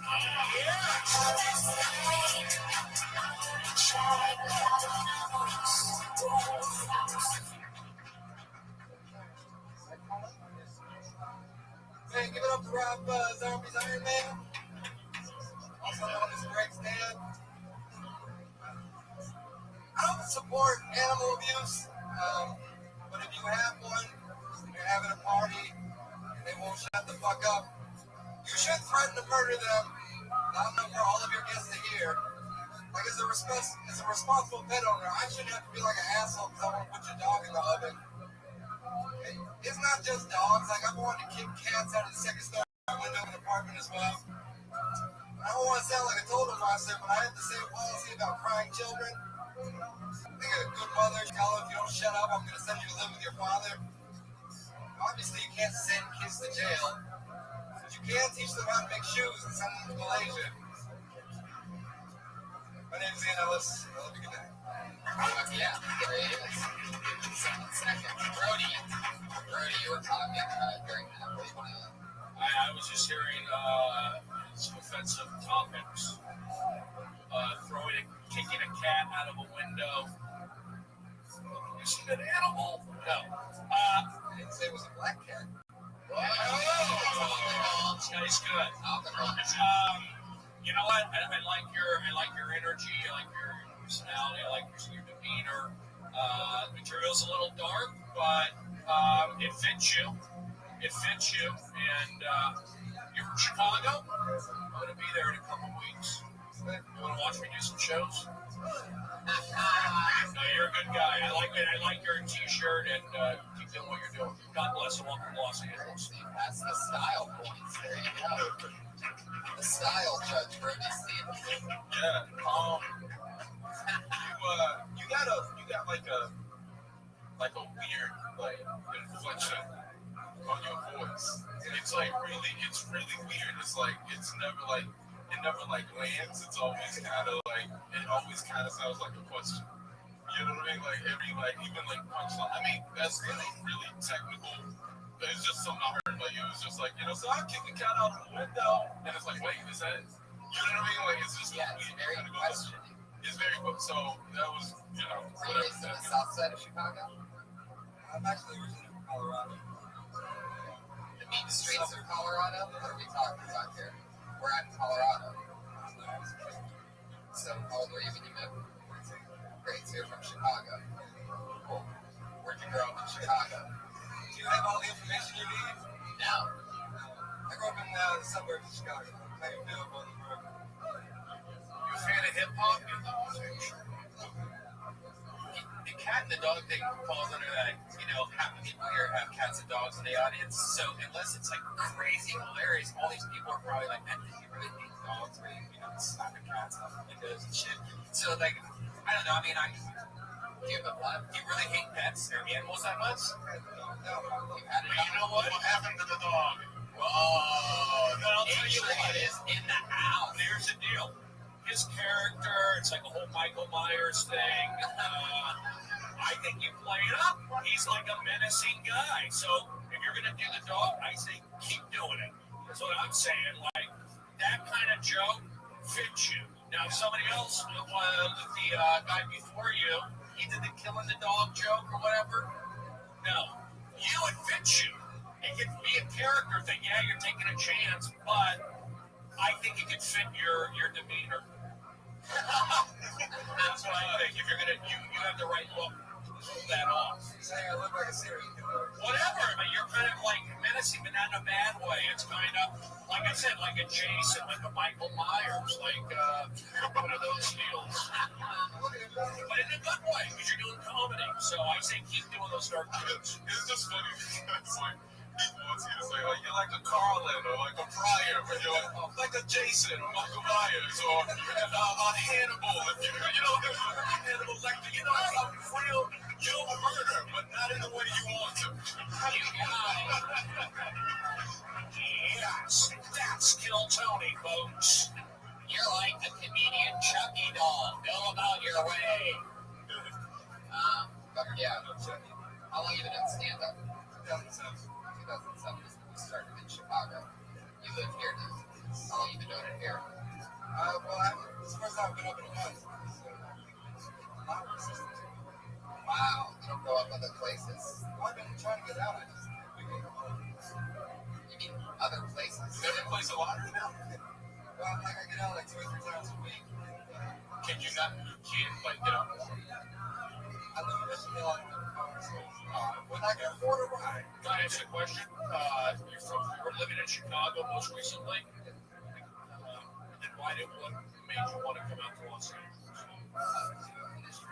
How long were you in Chicago if you were staying? Okay. That's good enough to you take that chance to go to LA, or would you think about going to New York maybe? You don't need a car. Yeah. Nah, it's kind of true, but kind of not true. Like, the most important thing for you is just like, I'm not concerned with whatever, but it's just to get better. You know what I mean? Like, not saying you're not, I'm just saying, like, you know, like, if it is New York that allow you to play without a car, I didn't have a car for, like, years. We didn't have a car, yeah. So we would hitch ride with that every Yeah, yes, hot rides and, you know, walk or take a bus or whatever. I mean, I understand, like, you living kind of far out, but even in New York, if you live kind of far out, you can still take a train to the city. There's Mission Hills. Yeah. Oh, God. North Valley, way out there. Northridge. That's when we gotta get my motorcycle license. There you go. This man's got a plan. Just go to a local bar that's near you. They probably would love to have a comedy night. You just talk them, sing your own shit up, fucking advertise, start your own shit by where you live, or you can just go across the street, make it as easy as possible. But make sure you go up, because the more you go up, the more you're actually going to become a comic. This once a month shit, that's like you're not a comic. I just moved out here, but I will say something to Tag that you gotta like public speak. I was a tour guide at Radio City Music Hall for a year and a half. I sold T-shirts for NBA basketball games. You just gotta want to talk, get out there. That's why podcasting like this is a good thing. So where did I go with that? I don't know, but keep doing what you're doing. Yeah, you gotta want it. I think you want it. You moved out here and you're figuring it out. Keep going. Do the dark stuff. Yeah. You got it right. I got it. Tag it, though. Tag it, yeah, right. And go that route. You're gonna go that route, then you gotta own it all the way. Are you one joke, and then one cat joke, and then one Malaysia? Are you comfortable with doing those kind of jokes? Okay, I'll write this. Okay. So I got a lot of good stuff. Why is one shoe dirty and one shoe clean? It's bothering me so bad. I can't figure out when you would horse you kick every day on your way out. What's that when you can't be just one shoe on? What the fuck? Why is the other one so clean? You have one dusty, looks like it was a Runyon, and the other one's perfect. Takes boots in a Runyon Canyon. That's like an interesting thing. I have my boots. Are those boots or are those like the regular shoes? Wow, look at those. Those are like fake boots. I had a feeling. They look like boots, but then it's just they're like little big short boots. Yeah, little baby bootsies. Hashtag baby bootsies. That's what number episode this is. This one's it's Bill Tony, the baby bootsies. There you go. From Kicking Cats, he went back to it. Wow, there you go. There's the callback. I mean, I said the horse thing 3 minutes ago, but pretty quick, kid. really confident, man. Like, really confident. Really well beat on it. All the best. Yeah, you're so great. I love you, Ian. And Ian Ellis is also the guy that is an amazing artist. Follow him on Twitter and Instagram at Chicago Open Mic. He's made the coolest banner. He would be the Oh, he's an artist? An amazing artist. Absolutely my favorite artist. That's cool. Like, like he really draws some crazy stuff. I have no talent in terms of that stuff. I know, me neither. It's amazing. I always ask every guest a question, the same question. I can't remember whether I've asked you guys this or not, but anything you did when you first started out with stand-up, you're embarrassed you ever did, or anything you ever did, like when you were starting out? Something silly? Maybe a joke, something stupid? I can talk. Would you like to go first, Rob? No, you go first. Something stupid that I did, really odd? That you did, something silly. Something silly. I can't believe I did that. How about you, Purvis? Well, thanks for moving on, Tony. I mean, you spring this question on me. It's like, this is your life. Go ahead, Purvis. I used to try to play the mandolin on the stage. And I was also a mandolin. It was a Chinese tradition. I can play the mandolin. It's like a ukulele. It's like a ukulele. A little bit harder to play. You're a real hippie, huh? You know how to play the mandolin. It's like the Jedi level of hippie. Most hippies, they take it easy. They just get some silly drum and all stand in a circle. The mandolin is a fucking rhythm. When's the last time you had crabs? I'm all shaved out there. All shaved. So have you ever had crabs? Tony, what's your question again? Have you ever had crabs? It's anything silly you did when you first started out. I'm trying to think of silly because, like, I can think of mistakes, but not like. I can think of mistakes. I'll give you one example. first time, and it's kind of weird. It's kind of weird. The first time I ever did a real comedy show, it was like a bringer show. I took a workshop at UCLA, this was after college, 1993, so summer of 93. We took a workshop at Pauly Shore's sister, taught the class, Sandy C. Shore. And so I would go to UCLA every week, drive out from the Valley, from Tarzana, to see if I liked comedy and just do my 2 minutes at UCLA. And I got excited, and I would do the class. Then after I drive down Sunset, I look at the Comedy Store. It was just intimidating to come by here. But about 6 weeks later, anyway, we did our graduation class. And I was up on stage here. And I just remember I had a hat on. You couldn't see my face. I was saying the F word. And it was like, it's like your first comedy tape. I think anybody's first comedy tape is embarrassing and it's cringeworthy. But it's funny that you brought that up because it happened right here in 1993. And I'm still going at it right now. Wow. I didn't quit. I kept going from an open mic in Chatsworth, not far away from Mission Hills, right there, my open mic. And I knew, you know what? LA's not a good place to start. There was desperation in the air. And I went back to UCLA and took a business and comedy class. And then I wanted to get on stage, but then the guy says, if you want to do comedy, get out of LA. That's what I went to Seattle. Yeah, man. You got it. That's for a great. day, 50 years straight. We'll edit that one out. No, that was great. That was great. It's nice. It was like, Triumphant story. thank you. Keep at it. Push hard. Do those, do it. Yeah. I did it after. What was it like when you graduated from comedy class? Oh, how dare you, Tony? I took a path.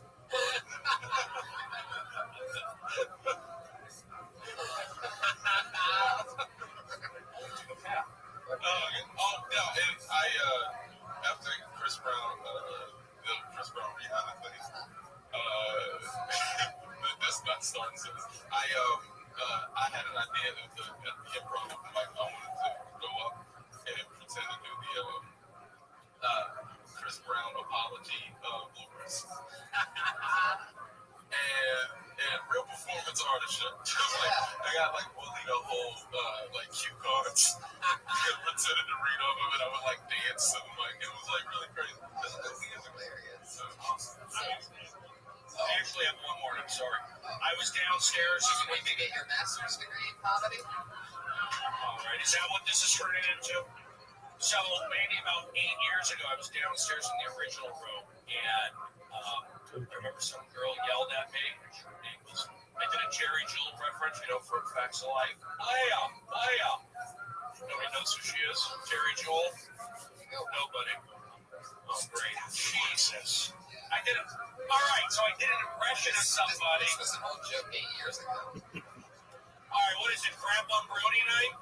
It was a really awkward moment. You asked for it. It stopped the whole show.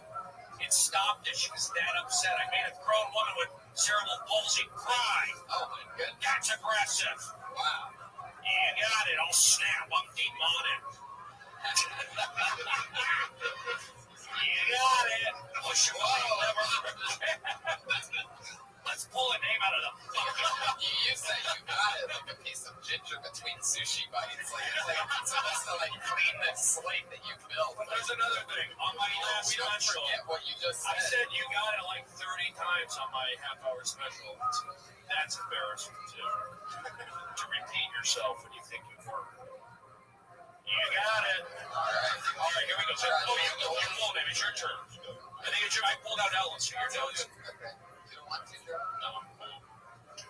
Tonight we found out Gerard can't read everybody. That's racist. That's a loss of the line. Big time, Tony.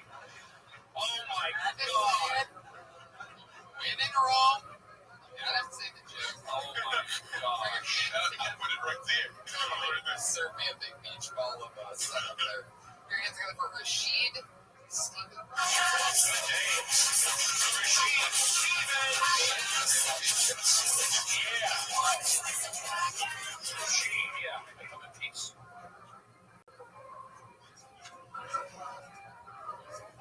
Growing up, I had all kind of hit me with it. One of those big fears were dying, especially if I'm dying. You know, listen to the resurrection by Tupac. One of the other fears was is bullying my neighborhood. Really bullying person, man. Her name was Keisha. She was 6 foot tall. She was Keisha is not 10. Here's why the thing. My fears are more specific now. I have more specific fears. Like I'm petrified of dying of stereotype.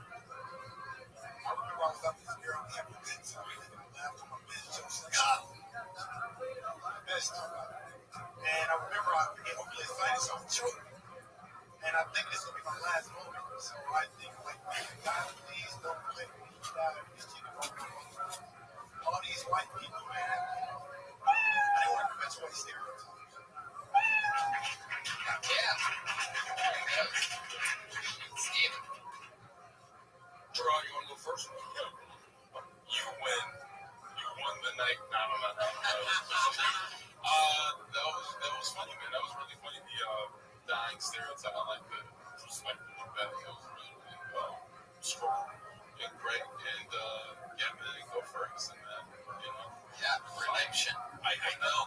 I think you got more confident as the set went on. I felt like you got more confident into it.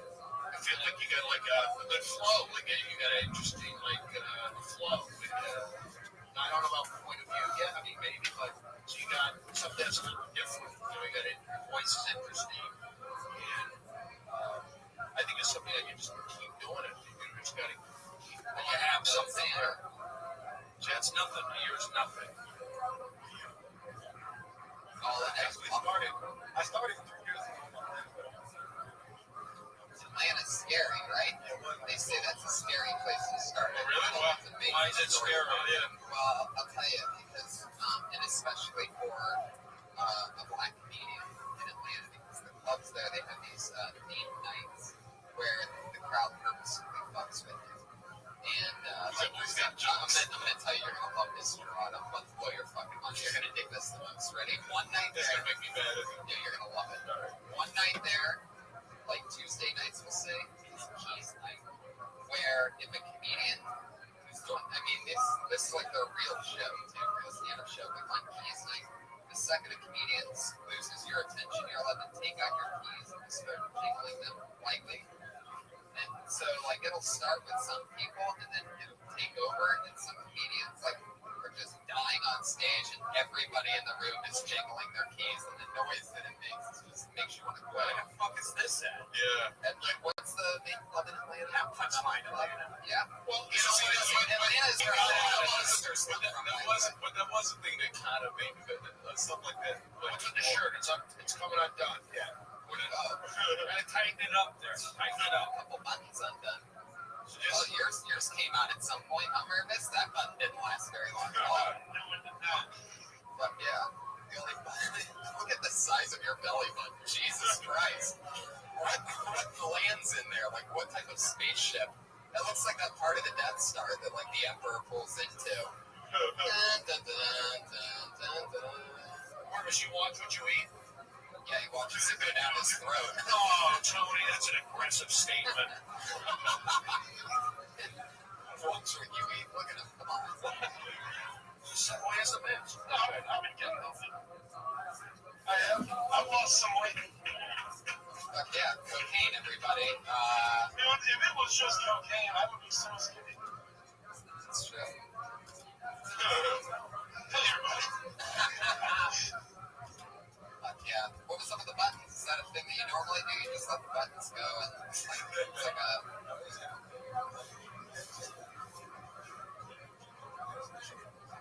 How old are you? Young. What were you doing before stand-up? Holy shit. In Georgia?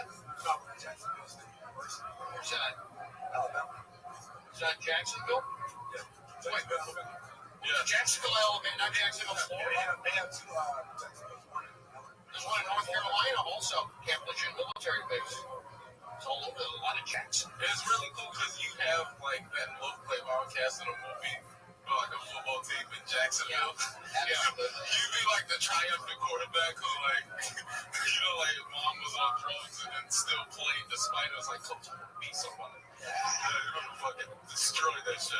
You were a wide receiver. You got it. Or free safety. You get the hit guy. You stay in the back and help out. Despite what his foster mom said about him playing free safety, when she said, I'm just making up your life story. I'm sorry. All right, that's what I'm working on. That's what I got from like 2 years.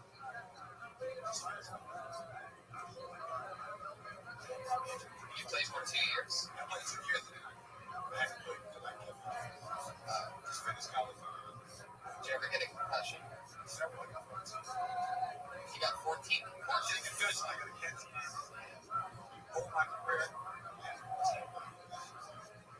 that the normal number? Like, what's the norm? Yeah, well, and they just started taking, like, they just started documenting concussions about 4 years ago. So I had been playing since I was 4 years old. So documentation wasn't around. So they did back.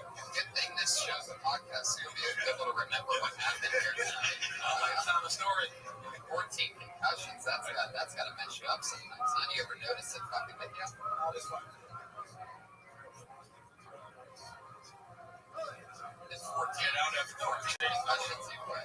But you never notice, like, you never notice it messing with you or catching up to you. Like, you never, like, never pour your cereal and you think it was like cornflakes and you grab the milk and you come back and it's Fruity Pebbles and you're like, what the fuck?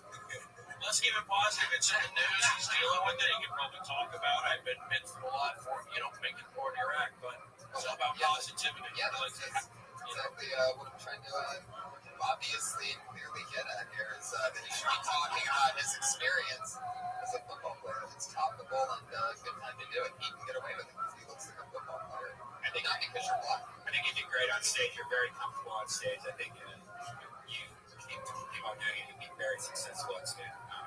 Is Steven your real last name? Yes, Steve. Oh, it's I adopted him. You guys are related. Yeah. Brody Why did that not get a laugh? I mean, are you that sensitive, audience? My stage name is Stevens. His last name is Stevens. I adopted him. But you're two looking to be offended on something very funny. And my feelings are hurt. That's true. Brody Stevens is just a stage name, right? Why are you Mr. Negative? It's not a stage name. It's real. You just said that. You said your stage name is Brody Stevens. I talk about positive stuff, Tony. I talk about concussions and mixing up cereal. Will you tell the crowd what your real name is? Stephen Brody Stevens. Everyone calls me Brody. I keep it positive. Yeah, it's a Good good job, job. son. Keeping it positive, Brody. I'm proud of you. Let's do a DNA test. Welcome, Warren Povich. And what again? Why are we not laughing? He's African American? Stop it. Positive push. You got it. Big Patriot. What's your take on Rashid here? Is it a 15-minute segment? Oh, very, very comfortable in saying this. I'd say definitely time was talking about concussions. There you go. That's what I said. Actually, that's what I said. You said you were trying to keep it positive. Oh, my. Tony, let me pull the name out. Now I'm pulling it Why out. are you pulling it? Give it to me. Give Rashad a nice Rashad. Let's get this thing going and talk about positivity. You don't have Positivity's boring, bro. It isn't. It helps me. You don't have Twitter. I'm booking things on Positive. I got a show tomorrow. You don't have Twitters. Positive does work. Why am I doing a show for the Boston Red Sox owner? I just spent $200 million. All right, here we go. How much is he paying for you? Son of a bitch. Stop talking to me that way. It's a rib dinner in Brentwood. All right. Purvis got excited. Okay, here we go. I think I got this name properly. Let's see. Ladies and gentlemen, the name I pulled out, his name is Jonathan, and his last name is Tumblin.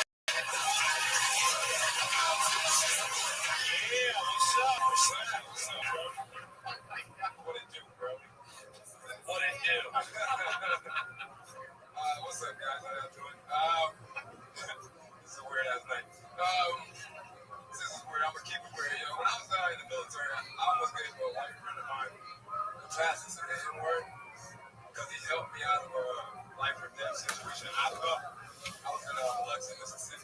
high school. And this racist ass dude, kind of like Murph right now. Why? He's like, hey, I didn't know they still let monkeys in the military. And then my homeboy is like, hey man, sir, he's a goddamn soldier. Show some respect. And I was like, no, I will, you know. And I was like, he's like, wait, Jonathan, I don't want to admit it. You can say it. You can say it. Until we had a house party at his house, and I was helping him clean up. And he pulls out a broom. He's like, hey, my nigga, you want to sweep that corner up for me? I'm going to beat your ass in this motherfucker. That's it, man. That's how I get. That's funny. Jonathan, you've been with stand-up a while. I remember you from some of the original movies, right? I started from the bottom. That's right. Kill Tony 1, Jonathan Tumblin was there. And I can tell a weight difference, like a weight improvement. So you've been doing a lot of spots, right? So you've been out here for like, what, a year and a half, 2 years? So I've been on the campus for 2 years. I'm turning into a valley comic. Oh, shit. You guys gotta, I'm telling you, this is not an option. Being a valley comedian is not an option, guys. This goes for everybody, not just you, Jonathan. You have to do whatever it takes to get your ass to this side of the boat. Brody will tell you differently, but you were born and raised here, and that makes you different. That's home to you. But if you come here and you're not at home, you gotta be on this side of the building and shit. Yeah, it's like the valley. It's just like, shit. Exactly. Brody, you were born and raised, primed and trim. Eat one eat till you die. Positive energy. So I feel like you have an advantage that other people don't have. As far as somebody coming here, yes. As far as somebody else coming here, hey, I was in Burbank, and it was terrible. And I did whatever I had to do. I had to barely pay rent on a house couch, for a few months until getting my shit together. For a few years, whatever the fuck it was. But, whatever it takes. If this is the fight that you're going for, then I'll still get up. Right. But it is like when people are training for a boxing match, they don't live 35 minutes away from their gym that they have to go to every day to get ready for their fight. Running a shit to your head. No, I'm just thinking LA is the major leagues. This is it. Yeah. I think New York City's the mecca of stand-up. This is the major leagues. I just feel like if you're here, might as well go for it. But I always tell people go to a Chicago, spend as much time as you visit here, but to really grind it out here, it's hard in LA. I think to grind it out in New York, you're gonna get more real stuff. To grind it out in Chicago, I think you can get on stage, but out here, it's the big leagues. It's you got to be all in or go play those smaller markets. Does that make Have you getting any gigs or anything? Things working out for you? Yeah, I'm doing okay. What are we talking about?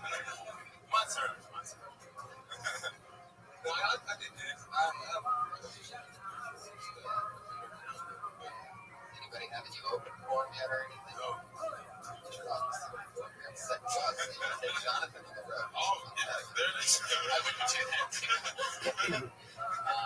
I never want to discourage somebody, say they can't make it coming straight here, but I'm always going to say to somebody, go out on the road, move out of Los Angeles until they're asking you to come here, or your mom owns a condo in Tarzana. Then you can come back. That's weird. My mother does. It's an interesting thing. And you were always, very early on, you were a mentor to me early. Early on, not anymore. Okay, here we go. No, but from very early on. Right. And you always told me that. And that happens organically. When you're broke and you live in LA and you're trying to do comedy, it's really hard to just, it's so hard to book gigs on the road. Right. But, that'll eventually happen. In the meantime, and it's just my advice for everyone, you have to be on this side of the hill to really be in the game. Yeah. There's a world that exists for you. It's up to you and how strong you are mentally. I think to ignore industry. I think we, really, I ignore industry, from the first couple years. I take one bit and then take one. For me, at some point you have to be doing it, not as a career. Which being in Chicago helps me and whatever, but it's knowing yourself, industry wasn't at the Sunset Grill. You know what I mean? Like, we were just working up there, like, industry's not there. All Running south, so you were performing in front of just breadsticks. Yeah, not even new cells, like old cells. Like, why do we sound like our grandfathers? You just performed for breadsticks. This is like 2009. You know, but yeah, like, if you can ignore the industry, I think LA is great. Like, you can still get up, and it's there for you, but it depends on what your ambitions are and what. But don't you think the crowds are better, like for a beginning level in, say, like a Portland or a Seattle or Chicago? Well, that's why knowing yourself, I think, is best, right? Like, for me, it was like competitive, so I wanted to be among who I felt would be the best in the country. You know what I mean? Like, so it was like only New York or LA. I didn't even do comedy in North Carolina. Like, I was in LA. Yeah, like for me, it's like whatever drives you. You know what I mean? Like, and so for me, it's like I like competition. I like being around really great minds, and it helps, drive you and make you. And I say that I go, I give advice. I'm good at giving somebody their best odds, their best. You're like, it's like a 1 in a million. You did that, but for every Gerard who does it, there's a lot of guys who don't. Meaning, like, I feel like I always err on the side of go someplace else, get good, come back. That's not to say you can't go from like North Carolina, go straight or Tony there, straight from Youngstown, Ohio. It does happen, but I think that's rare. Yeah, it's just knowing yourself. Like, the point is, whatever works best for you. There you go. Time and tumbling, everybody. He's on Twitter. And Jay Sherlock T, all one word. Jay. But also the energy and introverted in the conversation. He's a good guy. He's here since 1991. This is the part of the show we have our 2 regulars go on. Every week they do a brand new minute, and it's always fun to watch. Your first comedian tonight dropped out of the University of Florida with just a semester left. After she came here and did Kill Tony for the first time, she's been writing a new minute every single week since. What are you laughing about, Rabbi? She made her drop out of school. I didn't make her drop out of school. She dropped out of college. I'll pay for it. You ever go to University of Phoenix? I'll take care of you. Here she is. Kimberly Condon.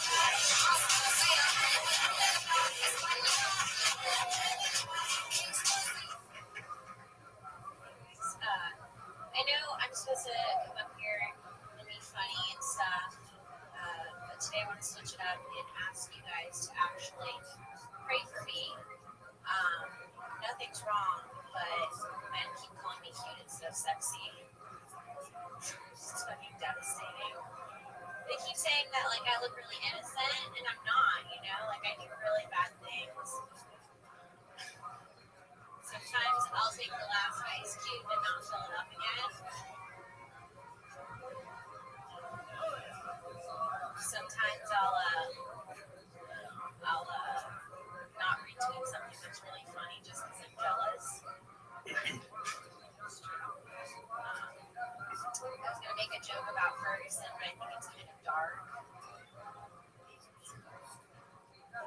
Oh, a guy said that he wanted to be friends with benefits with me, and I thought that was really exciting because I've never had a 401k. Fuck yeah.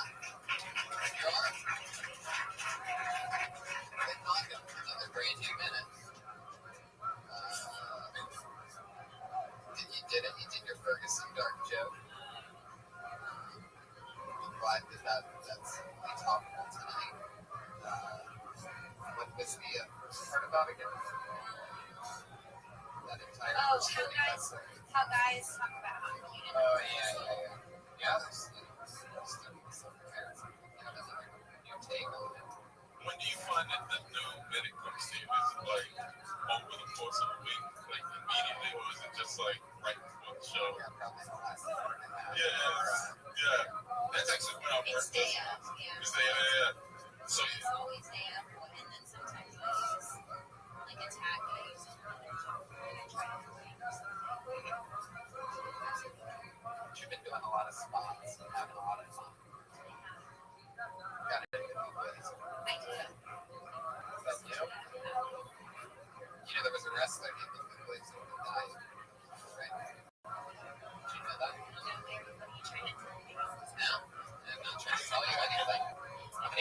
Survivor Series last night? Anybody? Yeah. One guy that wished he had started clapping. I like the honesty of that one where you said you didn't retweet it because you were jealous of it.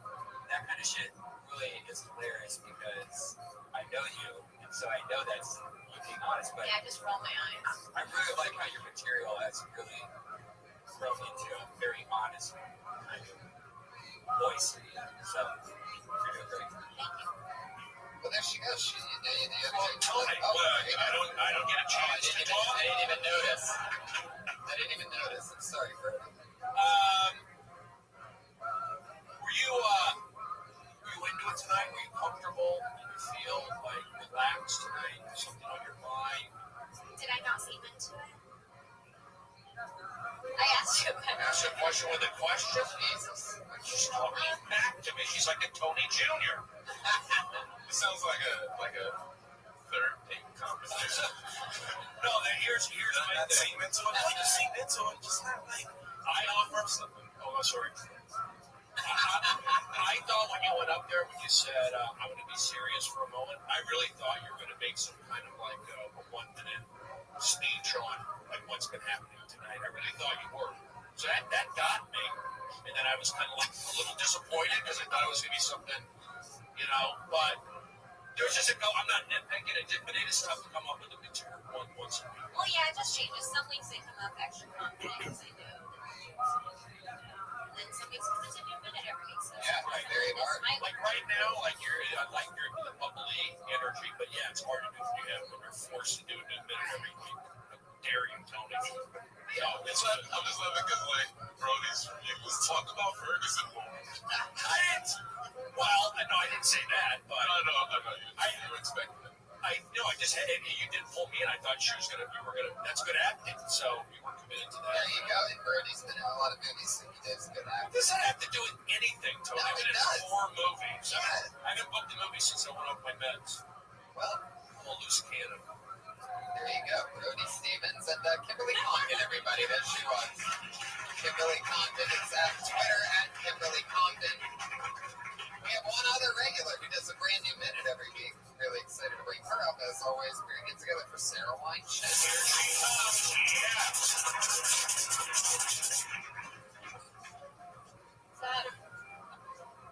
I had a very lonely experience the other night. I went to a paper supply store. Went to Office Depot at 9 p.m. in November for a 2014 planner. In November, that's not the loneliest part about it. When I walked into the depot, Office Depot, the first thought that hit my mind was, it smells like home. Love the smell of Office Depot. Then I started to look around and I saw some binders. I like a spiral, but I do love a binder. I started thinking about hole punchers. I thought, whoever invented the 3-hole punch really believed in the binder. I said, you know what? This binder is going to be a hit. I'm going to piggyback on that. Yeah. I think she's got the style of small things and making it big. Yeah, I like it. You're like weird as shit. That's really cool. Yeah, It's like in a great way. Like it's like if the Fonz in comedy. Cool. You know what I mean? It's really like cool. Throw a joke out. Kind of let it's cool. I like that. One thing as the technical, is more on a technical note. I would say I feel like in the beginning there was still a lot of stuff that could have been shorter. You know what I mean? Instead of saying like, let's see how things went or something like that. It's like what really went was, just getting into it. Since it wasn't the first time that I went. There you go. That's the new minute. These guys do every week. They just come up here and get really lucky for 60 seconds. I would say, Sarah, I think what Drew was saying, I like the jacket, I like the red, I like the boots, the voice. I'm not saying Kim there's a point of view. I'm hearing the words, there's energy. So keep doing that. And I mean, that's my thing. I'm not a material guy necessarily. Right. Only the materials that they wear. I wouldn't say, a lot of people say, like, hold the mic different, enunciate. You're doing all that. So, and she's got a good style, which does matter. Style and the binder. That's funny. And that's his wine shank. Yes, for sure. Like, that's right up your alley. Did you say that the paper people were like, oh, this binder thing is going to take off? Gravel punch. Yeah. Yeah, it's weird that you went that way instead of that they make binders because like the binder guys knew this paper shit's gonna take off. It's always the funniest thing. It's always when it works with you, when this stuff works, you bring a human into the picture. It's always inanimate objects that you're talking about, but when you bring a human in, like the guy that thought of the gravel punch, the guy that pushed into the next thing, that's always when it works. So you did it again. Sarah Wineshank. That's what it looks like. Bringing you minutes from our regulars, and that's what it feels like. Phil Tony, what could be episode 80, maybe 79, could even be 78, could even be 81. Yeah. We're calling it hashtag baby mids or something like that. Purvis, you were unbelievable. I love you so much. You were great. You really pulled your own weight tonight, which is a really big deal, considering how humongous you are. You're on Twitter at Ryan Purvis, RyanMMIRVIS. Josh Martin Comic hustled around for us. He's on Twitter at Josh Martin Comic, sitting next to Adam Lee Slade. Brody Stevens did an amazing job. Brody Stevens. Yes, you got it. Never forget. I don't know about you peasants, but I'm an Amazon Prime member, and you can watch episodes of Enjoy It on Amazon. Will it be up there forever? I hope so. I just watched it the other day. So yeah, it's my favorite thing to watch on Amazon. It's a show all about Brody Stevens. I went to a lot. He had his own Comedy Central show, Half Hour. It was also on HBO. Speaking of HBO, Gerard Carmichael, we had so much fun. Fantastic hour that you take right here. Love at the store. What else is going on? You're on Twitter. Yeah, I'm around.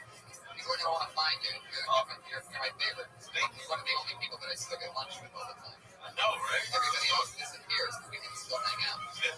Go to Jim's. That's right. Yeah. Go to Tender Greens. Yeah. Yeah. We've been to Tender Greens. I was at Tender Greens with you, but you went next door to the barbecue chicken place that we're not into. Yeah, I brought it to Tender. It was a rough day. That's how we do it. Elise Lane is Elise Lane. She's the girl with the pan on Facebook and Instagram. I'm Tony. Delicious food, right? Thank you. Thank you, live audience. So much fun. I love you guys. We did it, folks. Kill Tony, Stephen Brody, Stephen Gerard Carmichael. Girls, I'll stack when I roll down the window. Let me know where you.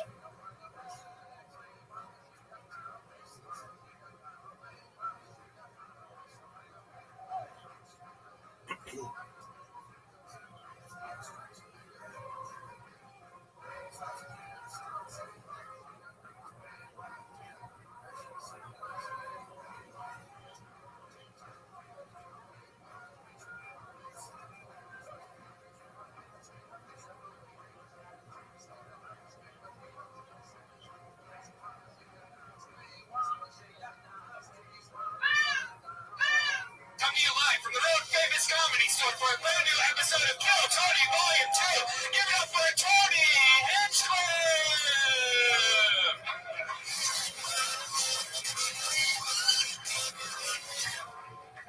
Fuck yeah, positive feedback already. Hi everybody, happy Monday to you. How's it going? It's like a real show. Packed audience here. We are Josh Martinless tonight, our usual little helper, who usually runs around. Had some crazy stuff happen over the weekend, and he is currently suspended for a week. But standing in, and your hands together for David Deary, everybody. Yeah. Come on, David. Say hello, take a bow. We found the first guy that's like Josh Martin. And standing in, and your hands together for David. Tonight, our usual little helper, who usually runs around. Had some crazy stuff happen over the weekend, and he is currently suspended for a week. But standing in, and your hands together for David Deary, everybody. Yeah. Come on, David. Say hello.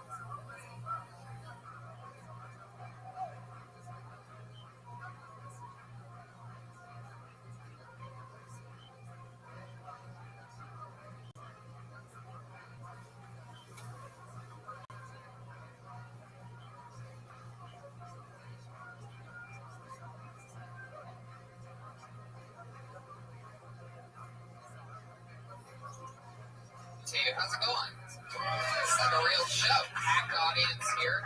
We are Josh Martinless tonight, our usual little homer, who usually runs around. Had some crazy stuff happen over the weekend, and he is currently suspended for a week. But standing in, put your hands together for David Deary, everybody. Come on up, David. Say hello. Take a bow. We found the first guy that looks exactly like Josh Martin. And we could only have one Josh replacement. We actually have, because Josh actually does the two jobs. So we had to get a second guy. Guys, give it up for PDC in the back. Yes, PDC, crushing. Currently keeping the guests and our Patriot in their chamber, just like Josh would do in this situation. Put your hands together for the wait staff getting us liquored up tonight. Very important deal. That's a big part of it. I'm loving life right now. Life is good. Things are exciting. Going to Denver to headline an entire weekend at the Comedy Works. Right. January Best clubs ever. Yeah. Very, very excited about that. Other things are happening. Life is good. We are doing a fundraiser in the main room of the Comedy Store to get brand new speakers in this belly room. Yes. December. In the main room. It's like in 2 Wednesdays. We'll talk about it next week. Super powerful show coming at you. We're going to have all of our favorite people on that show in order to raise new money for brand new speakers. We realized tonight that this entire room the sound has come to be broken. Not we, but this room is broken. So many speakers that there's only 2 speakers actually here. Yeah. One small 8-inch thing hanging from the ceiling over there, and one small one right over there. I think it's car speakers also. I don't think that's supposed to be like for microphones of a comedy club, one of the biggest comedy clubs in the room. Yeah. And this show and Roast Battle and the Ding Dong Show are all insane shows that happen here. Yeah. They're all running off of 14 inches of speaker right now. Yeah. So we're going to try to fix that. Yeah, instead of bitching about it every week, we're just going to do a show. All the proceeds go to buying a new sound system. That's right. And that's a very important deal because sound is important in the comedy world. Speaking of beautiful sounds, let's get right into some awesome shit. This musical act for tonight is one of my favorite comedians. I fell in love with this guy a few weeks ago when I saw him perform a hilarious song. Last week we had him on, and he did it. I love his style. You know, it started safe, then all of a sudden he was talking about fucking his best friend Greg's dad. Put your hands together for tonight's musical guest, Pat Reagan. Everybody, here he is in the flesh.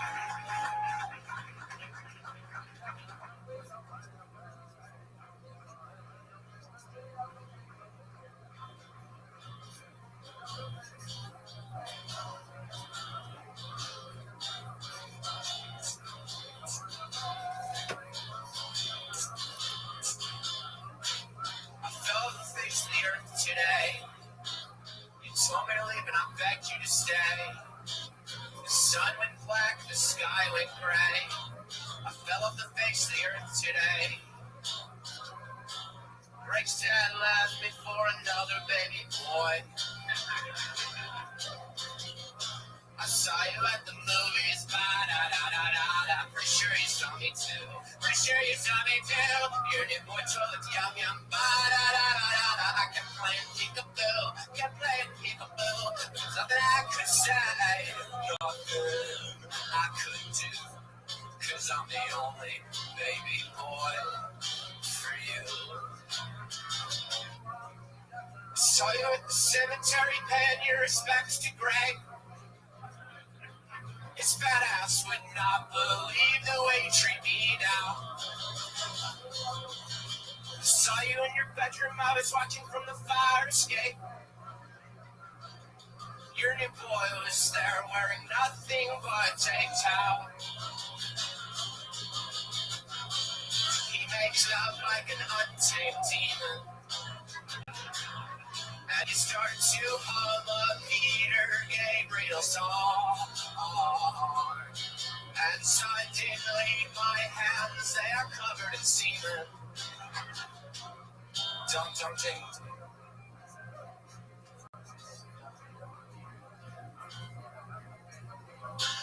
I live outside your window, I track your every move. I fucking track your every move. Then you got lunch and stuff, but I drop out and bottom. Oh, I live Today you got lunch at Subway.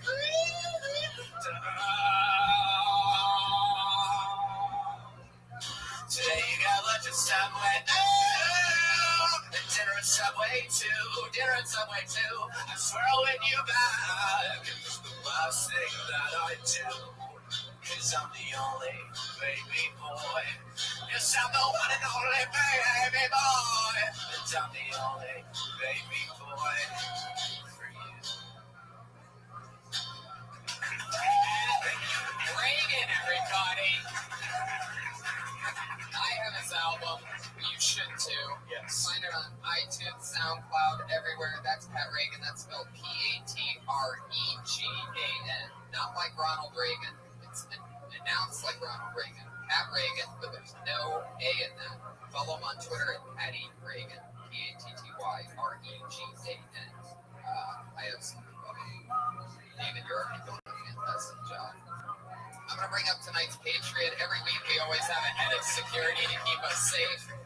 This week is a return Patriot. I'm very, very excited to have him. He's one of the funniest comics, a great comedy television writer. Writes for shows like Neon Cole's Black Hawks and numerous other great things. Also, we do stand-up comedy together pretty much every single fucking night of the year. It's one of my best friends, one of my funniest pals. We're getting together for him. It's the one and the only Willie Hunter.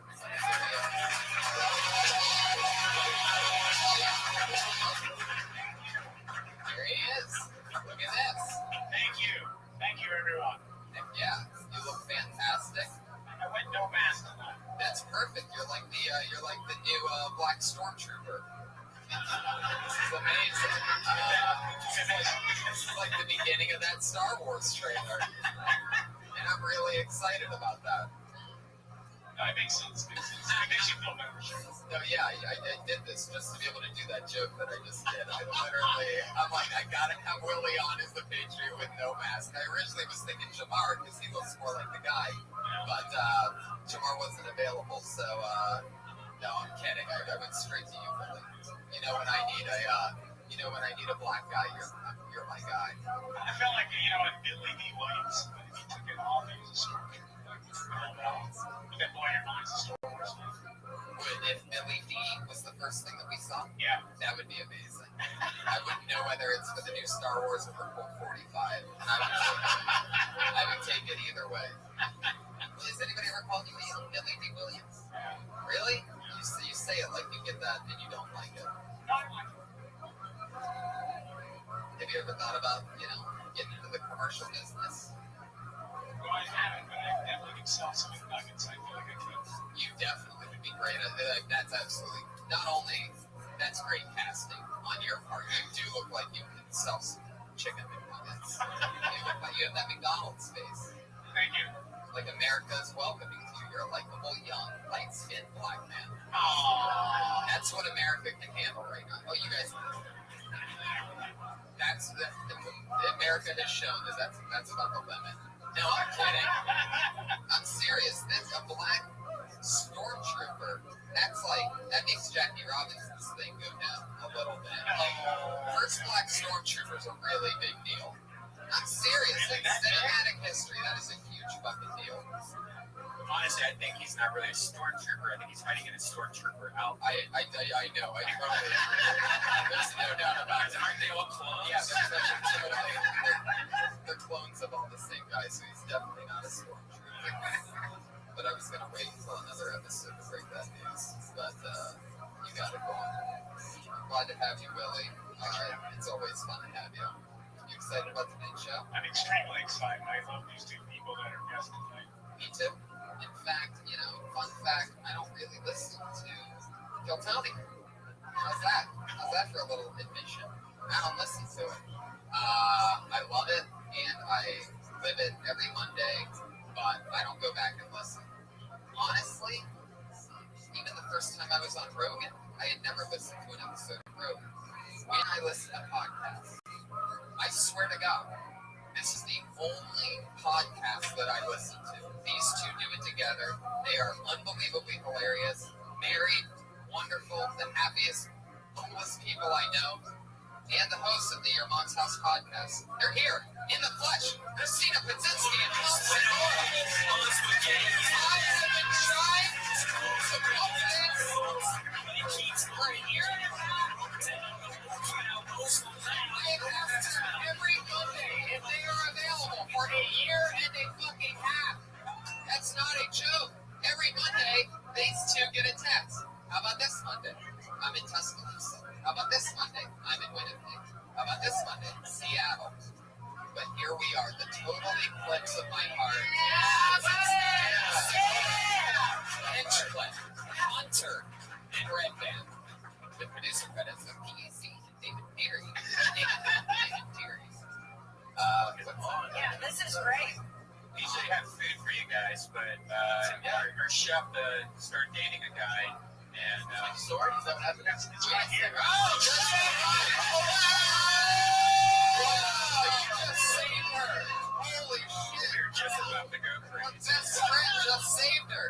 She's catering a Christmas party. We were certain about to be such a Salad. Such a squeeze, Red Band.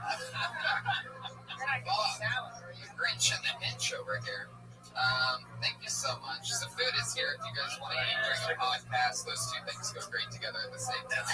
Tonight she made us mixed green salad with chicken apple sausage, goat cheese, pomegranate, barrels, which was red barrels, something like that. Roasted pine nuts and poppy seed vinaigrette. You get to take that That's home. official. I think that might be best for home than not. Yeah. Salad, not really your best finger food. No, you don't have forks, too. Good for recording. It's all right. Yeah, exactly. Good stuff. Really, these salads have chicken apple sausage on them. Now, as a light-skinned black guy, Whoa. I would imagine the chicken apple sausage would be something you really like. Concerned about the sausage. Right. And the apple. Chicken black, of course. I love it. Well, there you go. We just got interrupted with food. Yep. Yeah, Yeah. live. That just happened. Tom, you've been on the show before. Christina, this is your first time. I'm so nervous. I'm racked. I'm going to vomit for these people. Like, Tom Segura Word Crusher episode, by the way. I'm sure you got some feedback from that. Yeah. That was insane. And that was really fun. And I'm so glad that you two were so busy. It's like, so you go and take Ferguson, argue with Ferguson. is that right? That's the key. It's called Ferguson.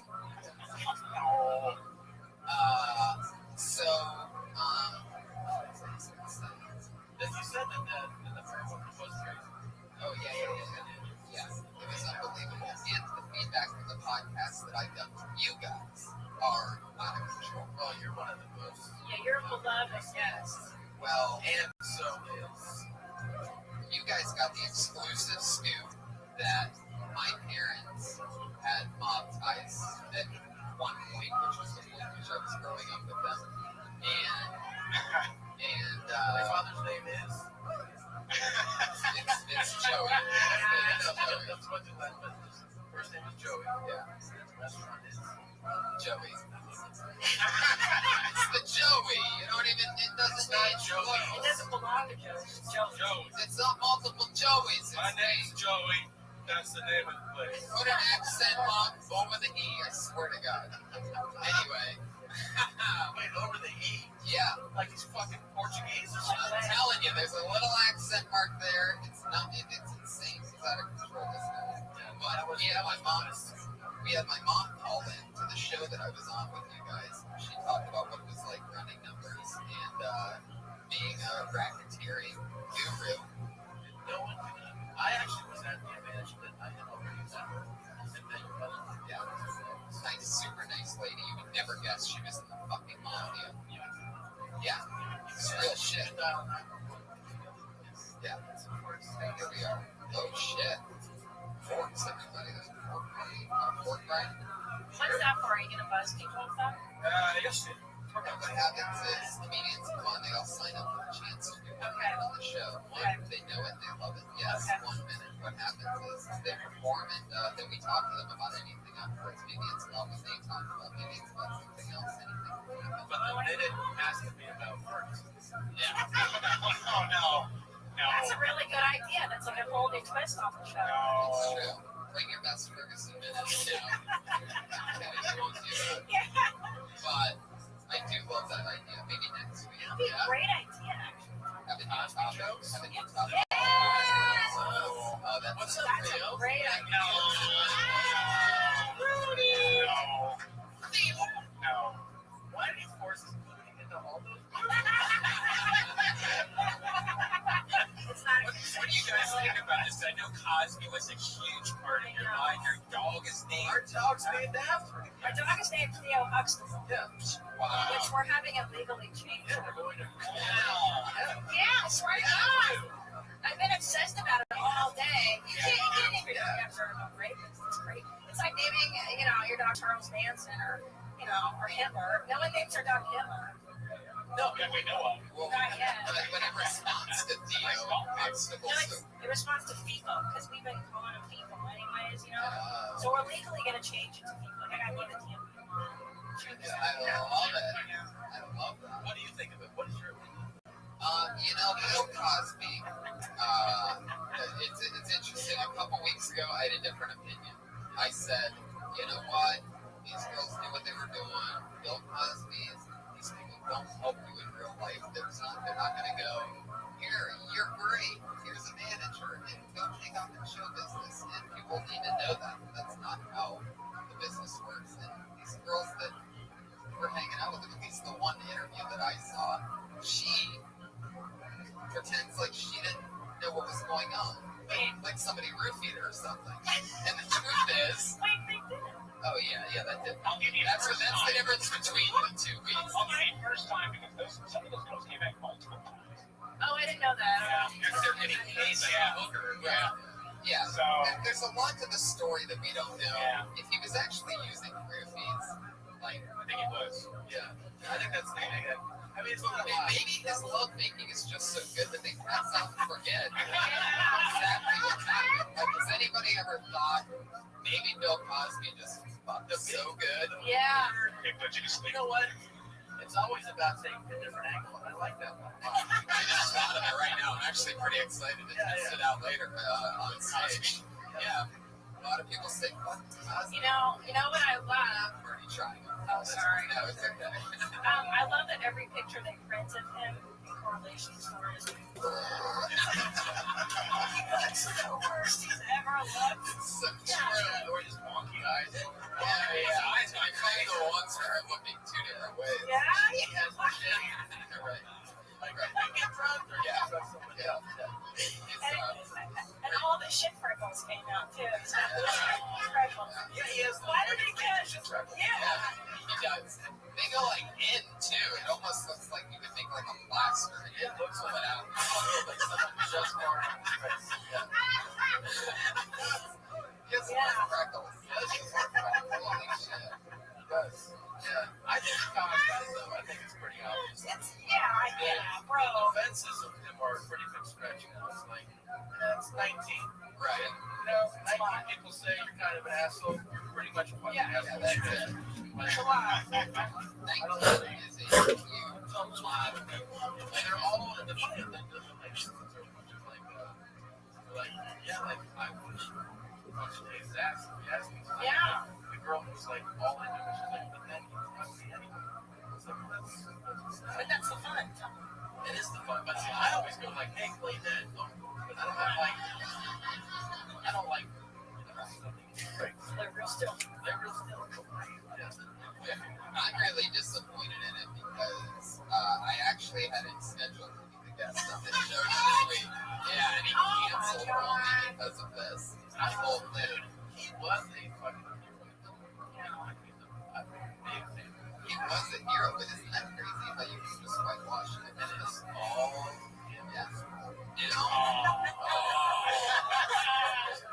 Now the only sitcom worth remembering that was Roseanne. She now holds his breath. That's who, strangely enough, he never drugged and tried to fuck.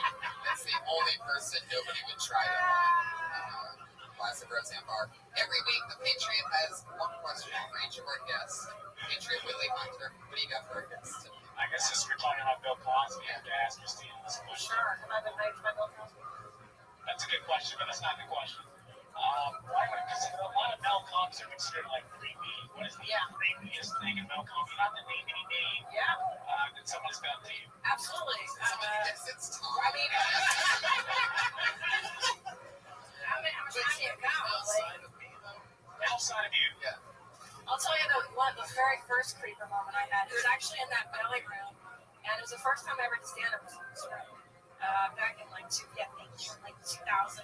don't know, too. And I was doubled over with diarrhea, like severe diarrhea. From the time, like just like beginning, I was doubled over from the morning to night, and I just got out of the toilet. And some creeper comic will tell you what was there. Is it the Puerto Rican guy? No. I know who it was. Do you know? I swear to God, I can just tell from like. That's for real though? I can literally feel it. And if I'm wrong, can I whisper it? Are you alright? No, I like him. No, he's not creepy. Yeah, I was just like severely diarrhea. Is there He kept trying to come on to me. I was clearly not happy. Did he know that you had diarrhea? Yeah, that's the thing. I was very open about it. I was like, I'm having a shitty day. Like, Wow. This is the worst. That's a hell of a guy. That's what I'm saying. Like, I was so clearly out of it, not in places like I'm really into this. Thinking of Bill Cosby. Yeah, there's many others. I'll tell you my question for you, Tom. I've been doing comedy for a while now, and I try to carry myself as a righteous comedian. Has there ever been anything that you've done as a comedian that you don't feel proud for? You get paid though, but you're like, why not? Some of the gigs. What is the one thing that top of your head right now? Give me a commercial or an acting spot or anything. No, because I don't regret that though. I mean, it was big, but I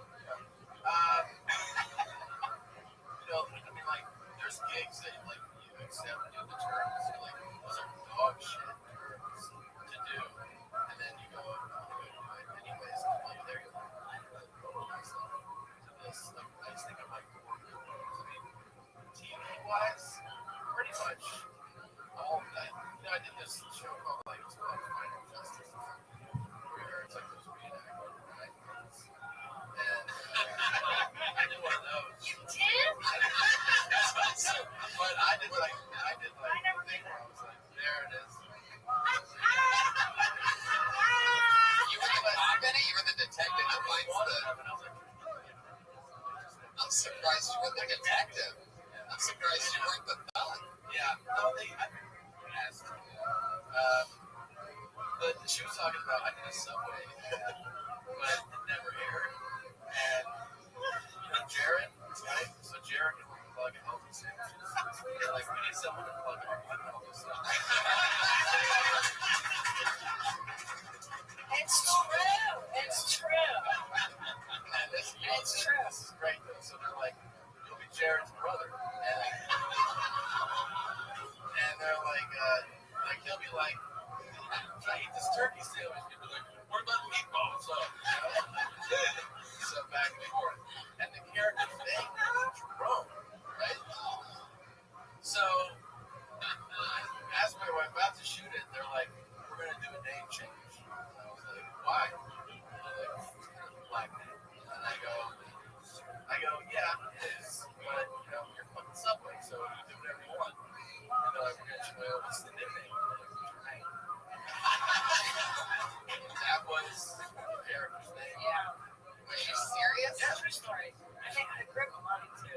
It was awful, but the money, like the big money, didn't kick in unless they started airing. So you got paid some money now because one airs, you get the bulk payment, and then somebody's in marketing got fired. Fuck this campaign. We shot a few of them. So how was Jared? What was Jared like? Jared is like fucking John Lennon, but it's fucking Subway. Like people walk around and like, man, like they all kiss him. He's the mayor of fucking Subway. So Wow. Absolutely. And then there's rumors. Like we shot this years ago, but like people were like, like after he's lost all his weight, they're like, got kind of jowls. And then he was like, that shit, like he was talking about his weight, and then he invited me to his hotel. After we shot, he's like, "Sweet pizza." Really? Unbelievable. Wow. But that didn't really answer your question, because it wasn't like, I didn't regret it at all. You know, it was just,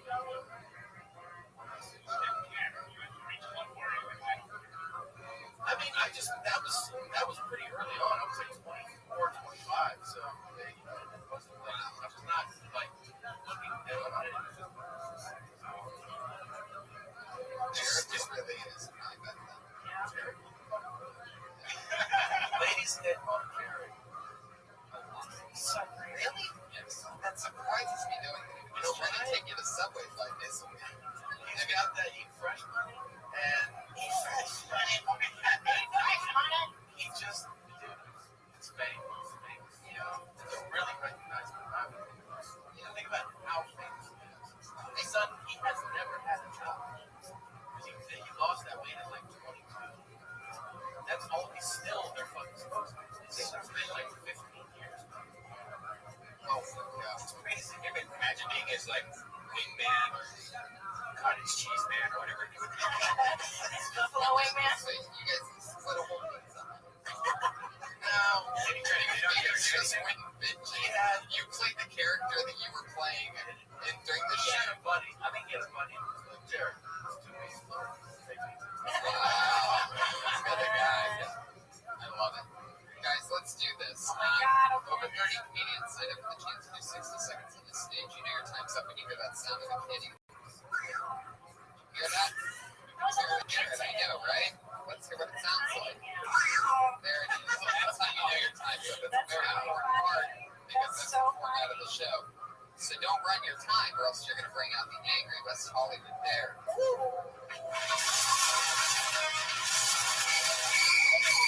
Wait to hear that one again. That's very exciting. I'm really excited. Yeah, That's puts them in line. They wrap it up. They like Tom, too. Yeah. That's the East Hollywood bear right there. That's here. I love it. Let's get it started. You guys ready? Kill Tony 81. Right? 81. That's number 81. Wow. Episode 81. And it will start with the comedian named Kendar. All right, Ken. It's good to be back. It's an honor to be here at Kill Tony, especially today, December 1st. I am 3 years cancer-free today. 3 years. Thank you. It took my wife forever to die.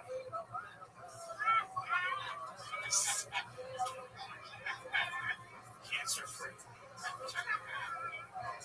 She didn't die, we got divorced. I didn't want to get divorced, but my wife's boyfriend was insistent. He's a good guy, they're getting married. I am dating again, which is weird. When you're 37, you don't want to be dating.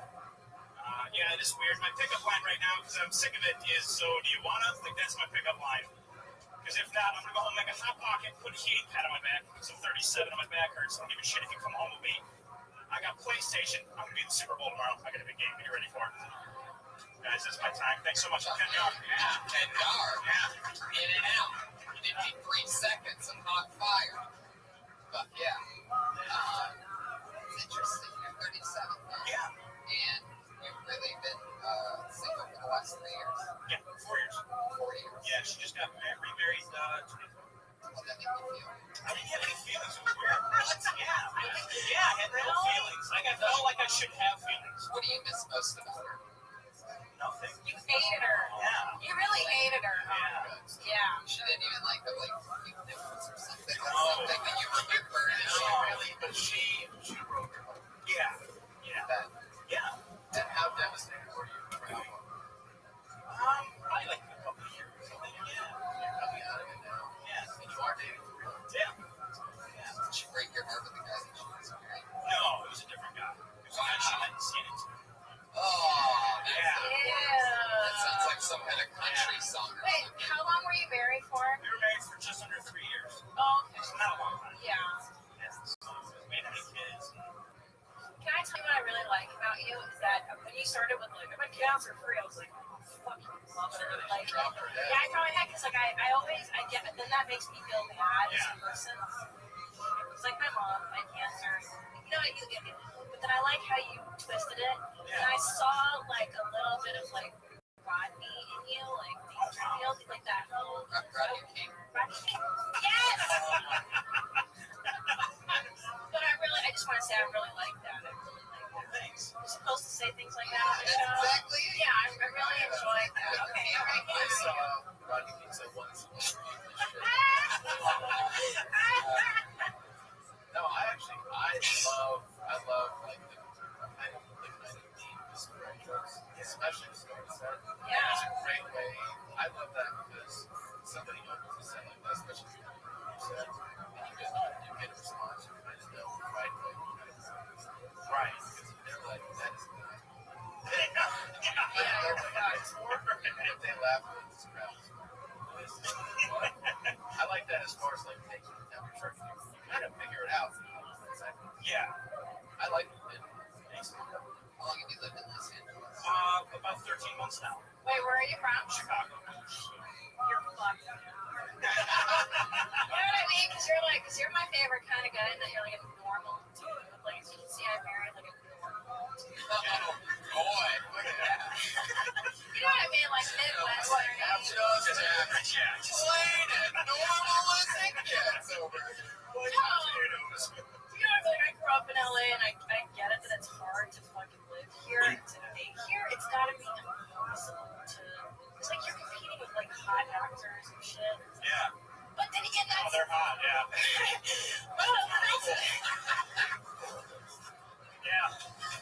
That's great. I'll just have that salad and then we'll go. But that's kind of your advantage, bro. Is that you are like this normal fucking dude in a city full of crazy people. So like, there's a lot of women. I don't know if they're in this audience. I don't know. That maybe want to marry a nice fucking normal Midwestern guy. Look at that. Stay single. Don't listen to her. We're in Los Angeles, the one city you're not supposed to date or get married in. Yeah. This guy that your ex-wife married, what's his Facebook stalking or anything? No, I got a bunch of I got a bunch of texts one night that she posted a picture, and I guess he's like a Filipino version of me. Yeah. Old and yeah, he looks. So I checked it out. And I don't see it, but I had like 4 different texts from 4 different people. Yeah. A Filipino? She married a Filipino? Wow. Do you take this Manny Pacquiao? She only works if it's a marriage Filipino. Asian? No, she's not. She's Irish Catholic. Irish Catholic? Wow, you fucking up, man. Yeah, man. Yeah, it was Go there? Wow. Vegas looks dry cleaning guy. That's fucked up. Another thing that I like about you is that you're not LA. You haven't been LA defined yet, and I always envy that. Comics that come from somewhere else to here, like you're so, like I can smell it on you. Like this girl's not from LA, and that's not a bad thing. I heard it. I'm not saying it's a bad thing. I'm just saying like it makes you actually really unique because you do have that Chicago-ness. Yeah. Hold on to that. Don't give in. Don't. It's hard. It's hard. Yeah. Like stay who you are. Yeah, it's hard because like I'm wearing this Chicago White Sox jacket. Yes. The day that you give in to an American Apparel hoodie with white strings and Right. that's low when t-shirt. that's Right. Don't buy the glitter shirts. Like it's like male comics that get the midlife crisis. They get the 20-year-old girlfriend get the fucking glitter shirts. You know what I'm talking about? So I get off this guy. yes, I know. You guys talking about this guy? This is every fucking day. Yeah, it's the worst. Is this your second time on here? Third time on. Yeah, my third. How long you been doing it? Like 10 years. Yeah, you seem like I was just gonna say, you seem like you're a professional already. So Check out Ken Gar. Thanks. Great job, Ken Gar. He's on Twitter at comedian Ken Gar. See, it's fun. That was great. That was positive energy. Yeah, positive energy. Great start. Yes, definitely. We need drinks. I'm going to have a Crown and Coke, a bottle of Pellegrino. No. I'm doing booze. Yeah. We're switching it over. Can I have a Chardonnay? Chardonnay. Heineken. A bottle of Heineken. Okay, keep it. Keep her right there. can I get a check? Jack and Coke, daddy size. Daddy size. Daddy size. There you go. Little boy size. You mean I didn't have a daddy size? Taking those feelings away. That's one of those hats, Rabbi. I love your dolphin picture now. I don't make these hats. Really? You should. What's his name? Stole that from him. Seth Rogen. Yeah, Seth Rogen. I thought I saw that on Instagram. Yeah. What do you mean?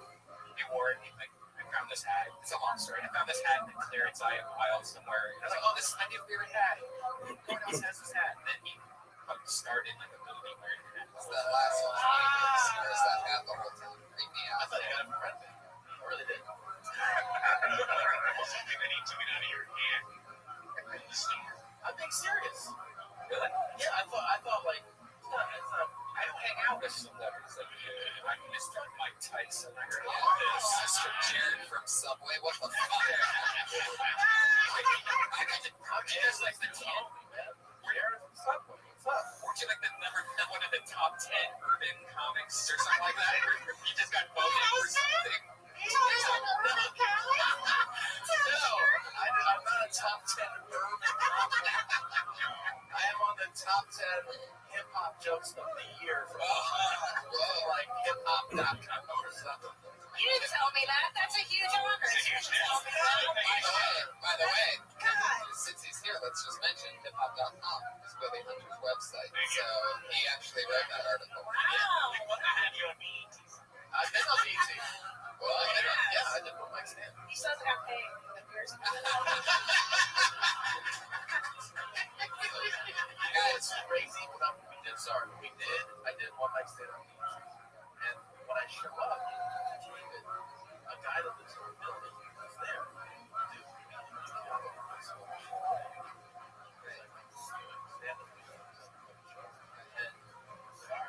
Dude,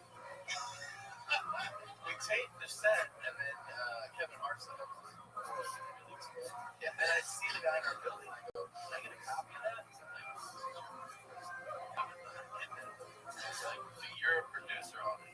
Like, hey, I just call someone else. So I give you a number. And then I called him. I was like, I got a copy of my set. A producer is a word that is thrown around a lot. Yes. There's a whole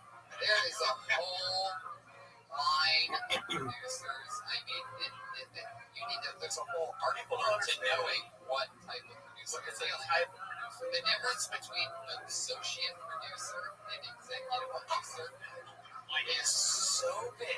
It couldn't be any bigger. It should not be. It should never say more. Between an Olympic athlete and somebody who feels like that. Yeah. Star Trek. Yeah. Yes. With that said, I called another name. I wish you were a comic of the year. You know what's crazy about you working with Jared from Subway? You know who I worked with? I shot a commercial. The guy go caveman.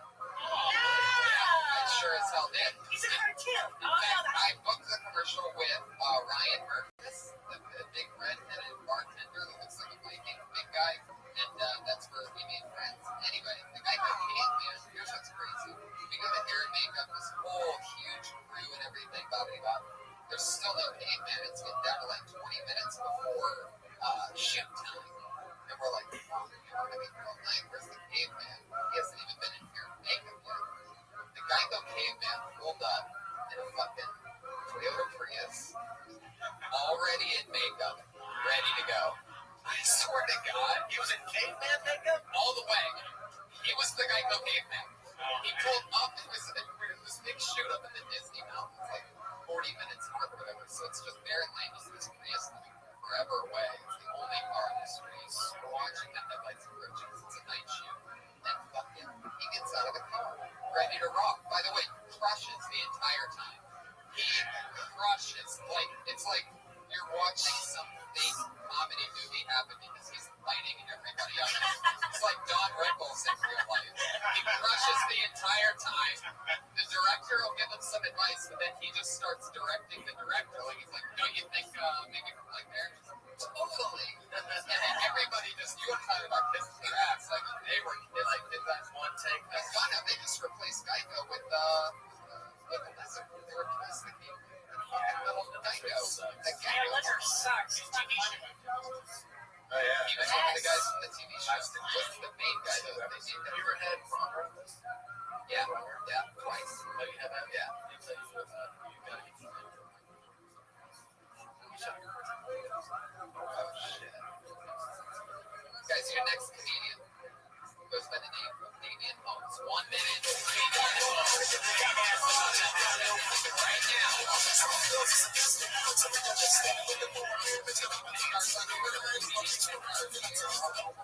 Damian Holmes, everybody. Hello.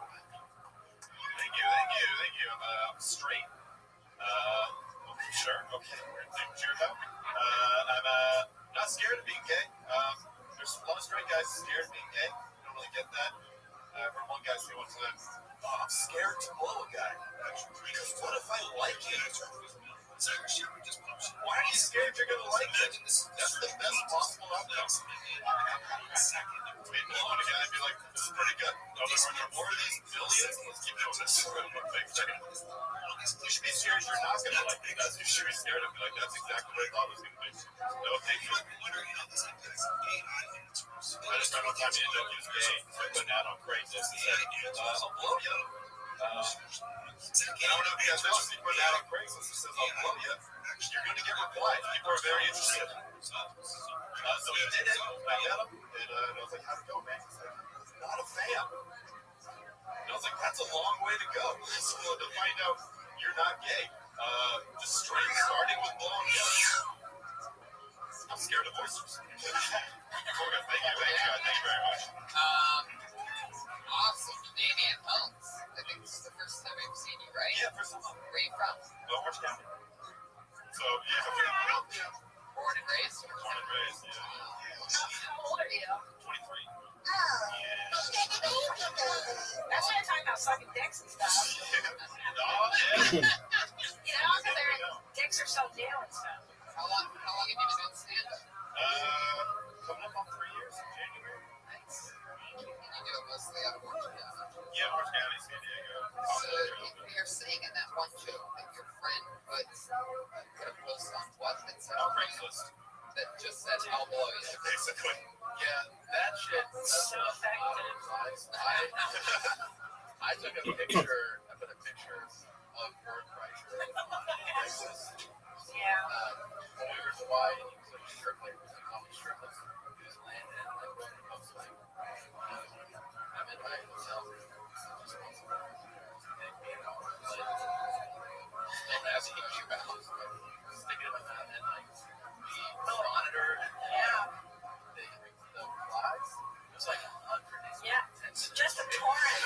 And it was all just like pictures of the dark office right now. Did you give out the hotel room number or anything? No.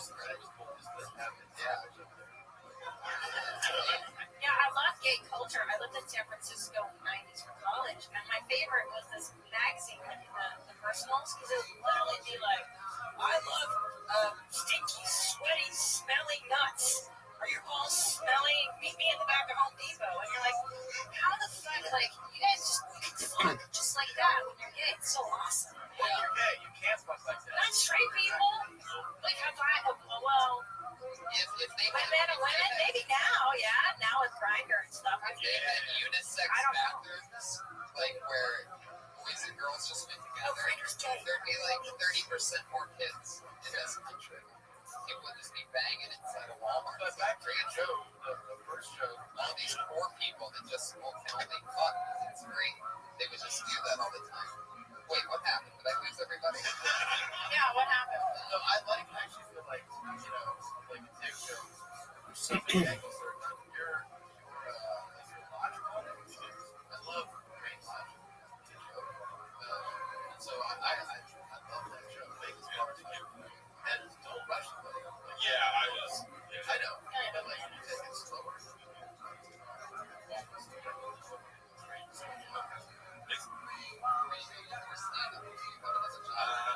Just retail. Sold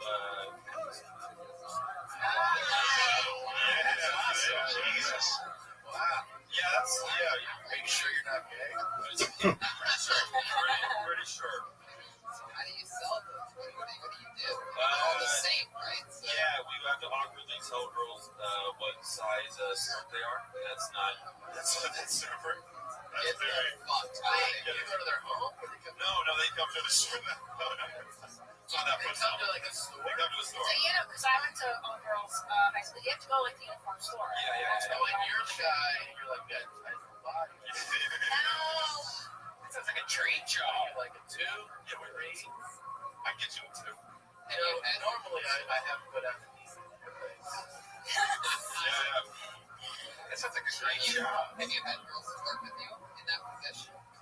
You're a good-looking guy, and we're counting. Well, thank you. You're the uniform guy. You gotta be kidding me. Yeah, well, I hope. I mean, they're all obviously underage. So yeah, I hope not. Where you're like, yeah, it's a nice skirt on you, 13-year-old. What about the 16-year-olds that are like, that doesn't count? Our seniors, Did you the not fuck have seniors. fucking hard on Be honest. You've had a boner before. You've had a boner before. Well, they're kids, Tommy. Well, I'm not talking about the young ones, but Seniors. seniors, yeah. There's Right, yeah. yeah, those, they're 14, they look 17, I can compare number. Can I tell you something? So you're like a third-year comic, you're 23 years old. Yeah. So you know what's great? And I've always felt this way. I don't think I've ever said this in the show, but I don't trust male comics that don't talk about their dicks. Let me tell you why. You're at the stage in your job as a stand-up comedian. I know a lot of male comics go through the masturbation, dicks, right? That's what you talk about in your first few years. Is your dick and shitting. Me too, and I'm still on shit. But I love that you're honest because I don't fucking trust male comics who don't talk about dick stuff, touching their dicks, sucking their dicks, and weird stuff because those guys are the perverts, the derelicts, the guys who are going to drug you and rape you. Don't trust a male comic who doesn't talk about his cock. I want to talk to you. Yeah. Yes, because they got demons, and you're exercising your demons, and that's great. Thank you. Yeah. I agree with that. Yeah. But you obviously like, the thing is, man, like, I don't know, I don't know. I'm watching stuff. I'm always the best guys.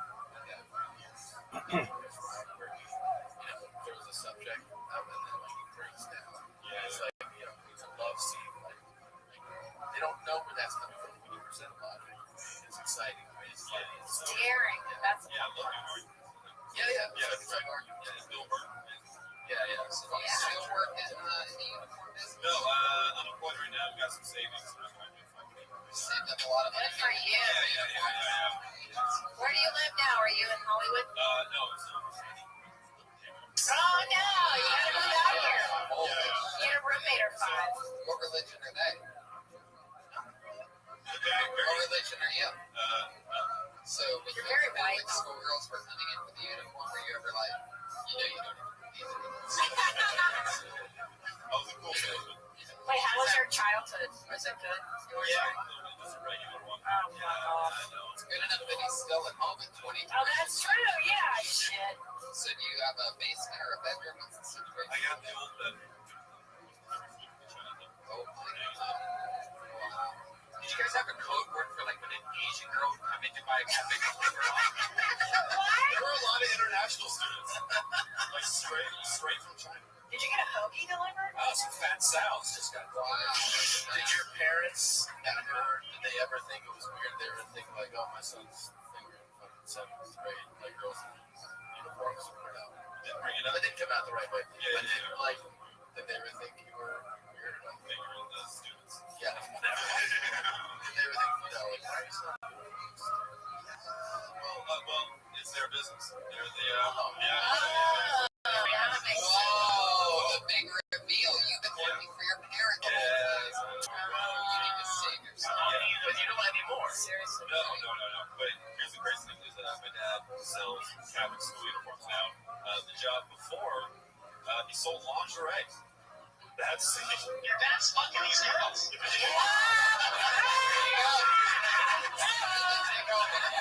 There you go. goes, everybody. It's Damien Holmes. Thank you very much. He's on Twitter at Damien Holmes, all one word, HOLMESS. Tweet at him. That's so true. That's such a profession. Yeah, he wants to. Oh, totally. Ew. Do what you love. That's it. It's tight. He would say that like once a week. It's that. Is there like, you realize that the Catholic school uniform is supposed to be something that girls feel, I don't know, It's supposed to be modest. You're supposed to wear tears. so immediately, But that's what makes it hot. It's supposed to be. but it's not even forbidden. Now, the last time I saw it, like, it doesn't even look like it's trying to be modest. It actually looks like it's trying to be a hot outfit. Why are they wearing like scrubs? They're so short, man, like squeeze or They have them in Catholic school. Because what happens is you're taught to wear them properly first. Yeah. But the teenage girls, you want to attract boys, so you hike the skirts up, and it's human nature, Yeah, guys. they roll it up. Yeah, you roll it. So you fucking roll, man. Roll it up. I mean, to a Catholic school. this is what I saw. It is so much. You cannot. Especially like the beers. So stupid. Where are you looking? Just online, like, this one girl in uniform. Oh, okay. I'm excited about the name I just pulled out. I believe this is her first time on the show. She is one of the newest employees at the Comedy Store. So here she is, Davina Joy. I'm psychic, y'all. I fucking knew it was about to happen. I did. I look like Sideshow Bob's daughter. I've had to accept that for my entire life. But my dad is Jewish and my mom is Muslim. I've had to accept that too my entire life. It wasn't easy. And so they sent me to an Episcopalian boarding school, and then I ended up at a Catholic high school as well. Logically, right? I mean, I knew nothing. I didn't even know Jews and Muslims weren't supposed to like each other, like in my household. I just thought moms were bitches and they fucking yelled a lot. And dads had no spinal cord in their back. This Jesus said, okay, Sherry, whatever you want. And that's what happened. So I'm a very strong woman. But Jews is, your mom has to be Jewish to be a Jew, and your dad has to be Muslim to be Muslim. So Jews never wanted me, and Muslims never wanted me. I'm not black enough for black Swami or white enough for white Swami, so I'm single, y'all! Nobody fucking wants me. And that's it. That's a minute. There we go. Nailed it in a minute. You gave it all up. Davina. Self-deprecating yet informative. Wonderful. How long have you been doing stand-up? I've been focused on it for a year now. Like just over a year. So it's like your first year in stand-up ever? Yes. Well, I've been laughed at my entire fucking life. Of course, yes. I went to a white school. I was a black girl. You were the token? I was the fucking... We had one of those, too. Where are you from? I grew up in Virginia, D.C. You were the black girl in D.C.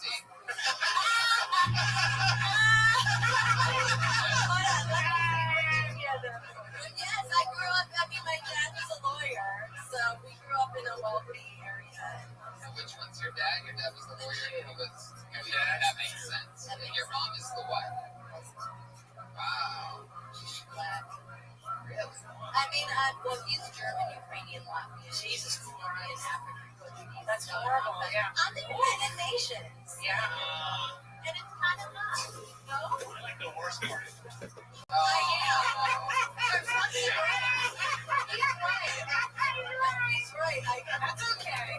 Really coming in defense for the When I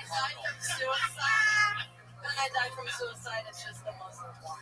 That's like, You know what joke I thought you had coming was you said like, oh, I didn't know that Jews and Muslims hated each other, or like how they were supposed to get. It's called like, I thought that moms were this way and dads were this way, and Islam was that. So, but I thought you were going to make a joke. It turns out that like Jews are like this. It's like I'm waiting for you at that point to get away like a really harsh racist. yeah, you can get so great on Muslim. Like, Yeah. Yeah, there's a lot of funny fodder there. yeah. Domestic violence, beheadings. Like for example, a Jewish Muslim, like if they kill somebody, or if they die, they get 99 virgins. But for you, I have actually tried to develop a joke about like when I die, like who's gonna claim you want me pretty much. Black Jesus. it's gonna be some dude that looked just like you, like a Lenny Kravitz or something like that. How old are you? There's not supposed to be. Are you an adult or are you 20? Okay, 14. Yeah, what I mean. But you look fantastic. And also, you are like, it's so You're really so 14 lucky. because if you are, Damien's gonna fit you for a uniform. I would fuck the shit out of Damien.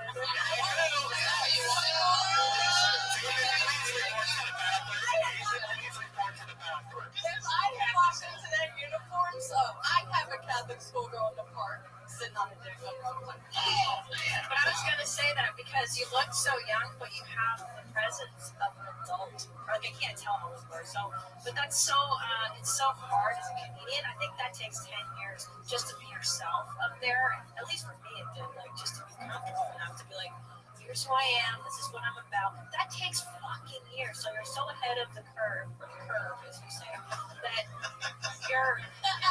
You know what I mean? I appreciate it. Yeah. You know what you should do though? Like, I realize too with this like, experiment, it's even a minute at a time. You can pay a lot of information. Yes. We know more about you than I do. Yeah, we know so much about it. It's that kind of like write your informative sentences down and like kind of space them out. So you'll see like all the times that you're giving information, and then in between them, just try to tag the shit up with jokes. So like you make that as a statement. I always know Jared's supposed to like this, so you once again joke, like, and then you can start tagging all your information with jokes and find out like is a strong joke. Yeah, because you got real honest at the end. You were like, and I'm this. So basically, nobody fucking wants me. And I was like, that's fucking great. But instead, you were like, so I'm single. Throw away that. Tell the truth. The truth is, nobody fucking. But nobody. That's bipolar. Were you bipolar too? Well, I'm not diagnosed. Oh, shit, that's the worst kind. I smoke a lot of weed. You can't smoke yourself to bipolar. You can smoke yourself out of it. I would have that drug You can dealer. smoke yourself out of it. Yes, I'm saying I am bipolar. The weed chills it in. Gotcha. But remember this. You're gonna Okay. Yes. You don't have to tell this bitch to be racist. I'm with you. Okay, I'll do it. It's a license for it. you have license to be like you can say the crazy white, black, and you're. I do have an anorexic joke that has to do with the Holocaust, but it hasn't been. Can I tell you something? Everybody has an anorexic joke about the Holocaust. Yeah, welcome. And as a female comic, everybody goes, isn't it so hard? And yes, it is in some regards, but the other part of it, no one expects you to say shit, especially because you're cute. So that's your license to ill, man. You can say all kinds of crazy shit. They're just going to be like, oh, can you believe it? Oh, look at the double. It's fantastic. You can talk about Don't flex your tits. Especially when you're flexing your boobs right there. Yeah, you have to be careful. Brian stares at the girl's boobs. Yeah. If you do anything, I'm a topless dancer. I can handle some tits. Yeah. Why don't you talk about that? Yeah. I did in Arizona for like. Okay, so that's 4.5 years. Yeah. So you're a fucking vet. You're not like somebody that like I tried it for a week. you were the money was good, and then 2008 happened. That's what killed me. you were a topless dancer. You know, I was a stripper. So you're used to getting hot on stage, huh? There you go. That's right. Actually, the truth is yes, because I'd be on stage. Yeah, all right, there you go.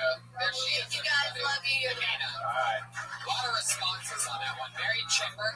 I think maybe she watched a documentary about comedy in the 70s. It's like I'm going to the comedy store. I'm going to do a bump of coke before I go. She has a lot of energy. That one. You know what I was thinking? Like, I was just looking on her shows. Wait, what? Did you want them, Lily?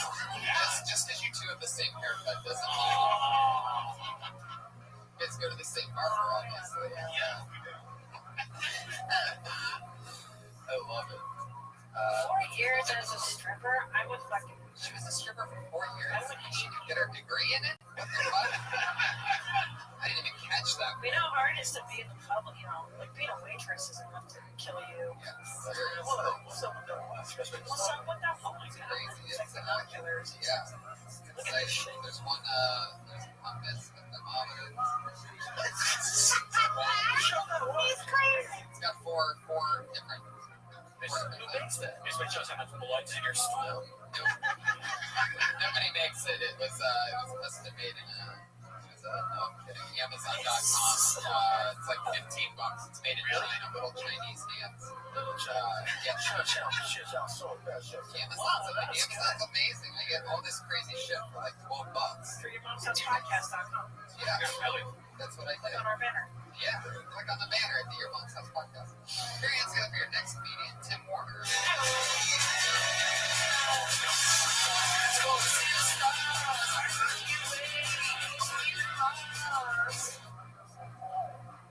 Look, we're all dead in the end. So I believe we should live life as we have. You know, like there needs to be tornado chasers in Oklahoma that died in their line of duty, chasing tornadoes wherever the fuck they do. And the headlines the next day read, they died doing what they love. And that's the thing that kind of bothers me, because we could say the same thing for heroin addicts. You know what I mean? But we don't. I've never read a headline that said, last night a man died while chasing a dragon. Oh my God, it's so tragic. Oh, you should have known John. He died doing what he loved. Like, I don't know if you guys know this about heroin addicts, but you know, they love heroin. You can fucking Google it. It's a Snapple fact, number 943. Anyone on heroin tonight, they'll go into the bathroom, they'll look for a vein, they'll end up thinking about you, and then they let it in their taint just to hide it from you. That's a passion that most people don't have. Maybe we need to take some years and realize they died doing what they love. Good, Tim Warner. Oh, favorite. Intense. I love it. You done heroin? Other drugs? Yeah. A lot. Yeah. You can tell by my eyeballs. Yeah, I can't. You're sort of like if Jimmy Fallon was high as fuck. Yeah. That's so true. Like the Tonight Show is every night. What's your drug of choice? DMT and cocaine. Wow. Yeah, look at this guy going straight to the home run hitter down there. Yeah, I mean, how many times have you done it? I've only done it twice in the last 2 years. How about before the last 2 years? But mostly just shrooms, acid, weed, a lot of drinking. Did blow when I was homeless for a bit. There we go. Winner, chicken dinner, homeless. How long were you open? I was homeless like 10 months in New York City. In New York? Yeah. Wow. You ain't a winner? No, I was like the end of February to about Thanksgiving. Holy fuck. Whoa, that's brutal. That is so crazy. Yeah. Right before you were It was my first year in Canada. for real? Yeah. And what were you like leaving school or leaving a job? And what happened? Drank a lot with this girl named Rita. Wait. Hold on. Let's dial it back a second. So, before you end up homeless, take your main memory is Rita and drinking. Yeah, she'd give me fists of Hennessy, and then she'd go out to these fish concerts in New Hampshire. Oh, fuck that. Yeah. And she'd come back with like the chocolate frog type mushrooms. Fucking things are fantastic. Wow. Where are you living though at the time? Before you're homeless, you're living with Rita? Yeah. You're living with her? Yeah. And that's crashing. and she's like, you gotta get the fuck out. Pretty much. Tim, are you positive Rita never really existed? Yeah, that's my Tyler Durden. She just kept getting you drugs. Maybe she was a drug dealer. Were you paying for these? Oh, I wish, but no. I seem to have that effect on women. Where were you crashing? You've been 10 months. Yeah. It was so cold. Well, Tribeca is really good in the summer. So you can be right on the water. So you can sleep but I'm just very well lit and very money. Backpack. Yeah. What about before summer, like February? Well, if we can scratch some money together, the subway, turnstile, take the N train. That's roughly like 2 hours. So I can jump time. Really well. Like if I fell asleep, I can tell like one stop. Like, oh, it's This guy's he loves it. He's dying right now. You're crushing it. Did you ever have homeless sex? Did you ever? Something? What? That's what I'm wondering. It's fine. It just seems like it would be warmer. All right, I have a follow-up question. I did jerk off in an alley once. That's super homeless. Yeah, that's weird. I almost hit a rat. What kind of alley was it? Was there like a Wendy's there, and you saw the No, with the pigtails, and you're like, I'm doing this right now. One of my comedy buddies bought me a spank bag because he figured I was down on my luck. So Oh my god, a magazine. Holy shit, that really is the bottom, huh? You jerked off to a paper publication. Forget where you were sleeping. Now I feel bad. This is great. Wait, so you're not homeless now? no, What part of town are you living in? I'm staying out in Long Beach. Stay. Okay. I'm here for 2 weeks, and then I go back to New York. New York. Oh, okay. Do you live somewhere in New York now? Like, do you have a home in New York? Yeah, I live in Long Island City. Okay. Good. This lady's laughing. Obviously, you've slept on her front yard once before. You have a very Doug Stanhope vibe to you. When you first get on stage, it's like, oh man, it sounds like Doug Stanhope. Are you a fan of Doug Stanhope? Do you have any like comedy? Like Mount Rushmore would be Bruce, Carlin, Pryor, Hicks. Cool. Love it because you're so dark, and I just love it. I love those two you just named. How long have you been doing stand-up? 8 years. Yeah, the main thing is I do not want to see really together personally.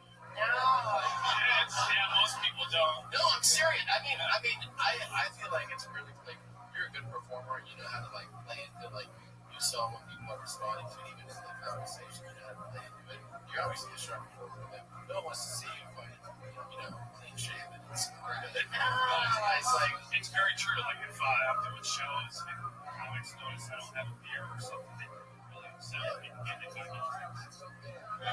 Upset with you. Yeah. It's like, what are you doing? You trying to get your shit together? I'm like, not money. Hell, I just want to drink at this moment. I fucking hurt.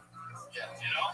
Yeah, because Last year and a half, I could see you being like the dark hero, like totally like a Stanhope, like the Dark Lord. I love it. Do you want to stay in New York, or do you have any think about coming to LA at all? This has all been surreal, like the week that I've been here. What happened? And it's just broken every stereotype and like that I've had in LA, and You've enjoyed yourself, right? I'm actually having fun out here. Yeah. Yeah, it's pretty badass. Yeah, totally. Sorry for the weather this week. Yeah, it's better weather to be homeless in. So. Yeah, no doubt about that.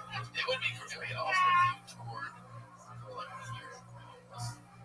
Like Well, I tried doing that with Featuring. a little bit when that was happening. oh, she's trying to jump on that movement in the middle of it? Well, no, I got asked to do this kind of park like 5 days in. One of the dudes from the Constitution and Occupy saw me. Wait, they have a constitution for That that? declaration is something that in the beginning they had, or there were 3 gentlemen that wrote it, and one of them so you can do stand up. It was like, hey, we got like fucking 7,500 people at the time down here. Would you just do some comedy for us, whatever, kind of. So it's How many cool. were left when you were done? Tim, that was a lot of fun. Thank you. Tim Warner is on Twitter, and I am Tim Warner. That's all one word. What a mess. He's a wonderful mess. Yeah. That guy's a wonderful disaster. Never straighten up. Yeah, we meet a lot of fun people here. Yeah. It's always a blast. Well, I really like that. We're on the part of the show now where our 2 regulars every week, 2 girls write a brand new minute. They perform on this show, a brand new minute every single week. Great. That's awesome. They're the only 2 regulars Good. here for us tonight. Your first comedian tonight, you know her from the Dysentery podcast and this podcast. Always picking at something normal and goofy and making something bigger. It's hilarious. Sarah Wine.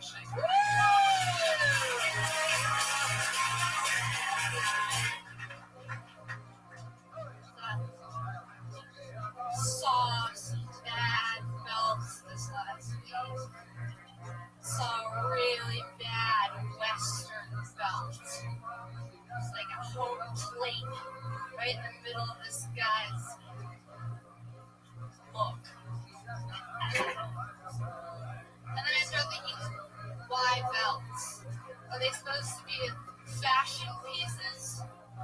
Or is someone like, the human body fluctuates.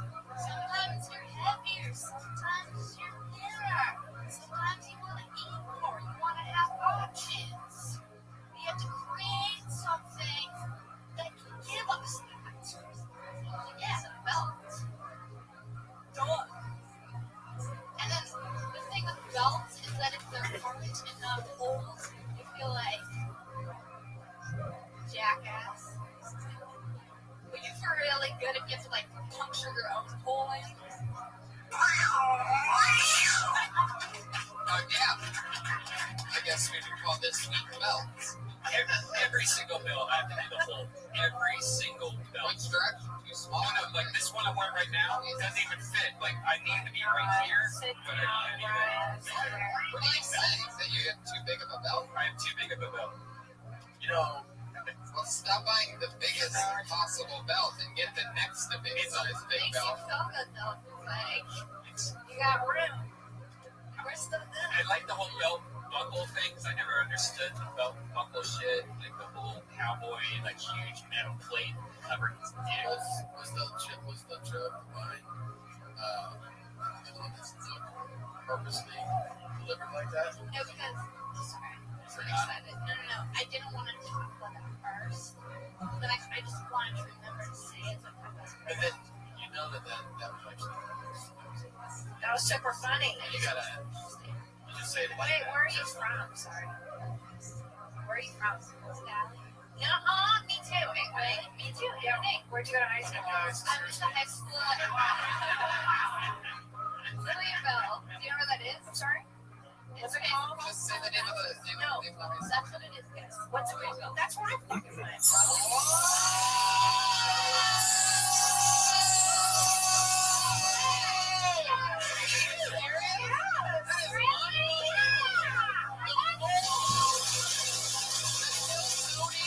Super Eclipse.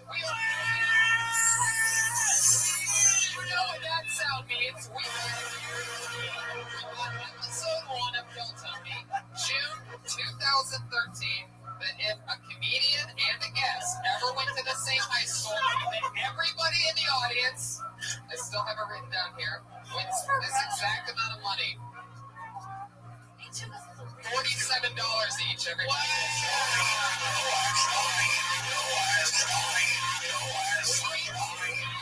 And we here at Kill Tony, we can have that benefit show to raise that money. Next April 2015. So hopefully you'll all be part of it. Hopefully I'll tweet it. Louisville High School in the Valley. You know who went to random. I went to Presby. No, you didn't. Don't let it. I'll tell you, it's very good. That's where Willie went. I'll tell you why it's weird. Oh, weird. It's a very small Girl Scout. Yeah. Did that guy fit you for your outfit? No. That's why you're so comfortable in sports. Yeah, man. So wait, what was that? Second take. What's your deal? Really? That's why you're so comfortable in skirts. Actually, no, don't fix it now, you son of a bitch. Really, just had a Freudian slip from 3-point range. It's like you are so comfortable in squirts. I've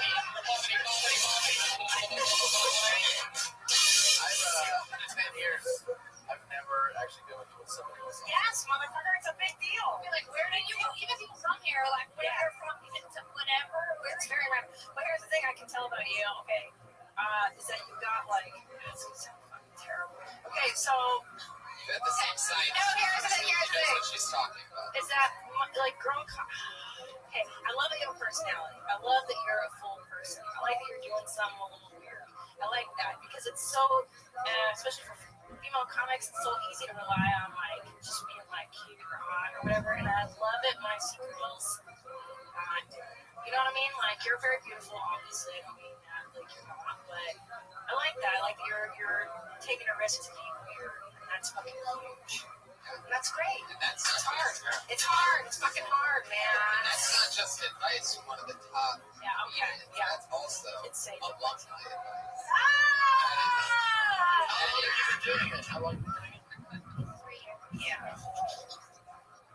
Great job. There, that's how it works. That She was does a great. brand new minute every week. That's so great. That's Sarah huge. Wine Shank. You guys, good job. You didn't know. Wait a minute. What's your last name?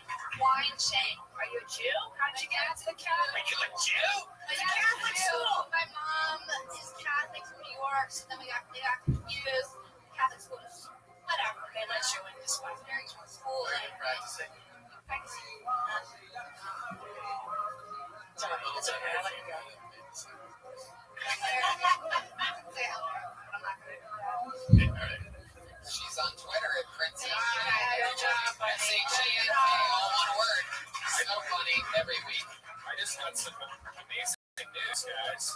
What's up? I just got verified on Twitter.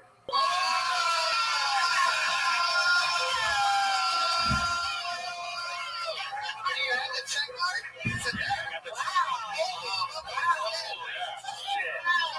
They must be like Wait listening. a minute. I feel like, I don't know if anybody here actually realizes that this celebration is not a joke. I feel like people have been, you talked about it, Twitter, people have been tweeting at verified for years. 2 years.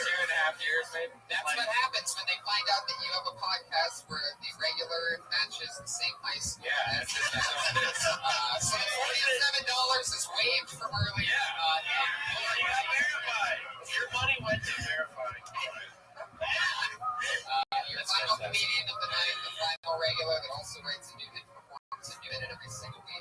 Dropped out of the University of Fort Comedy Small stand-up comedy here. Tony, she's been here a year and a half, doing a new minute ever since. Marion together for Kimberly Condon.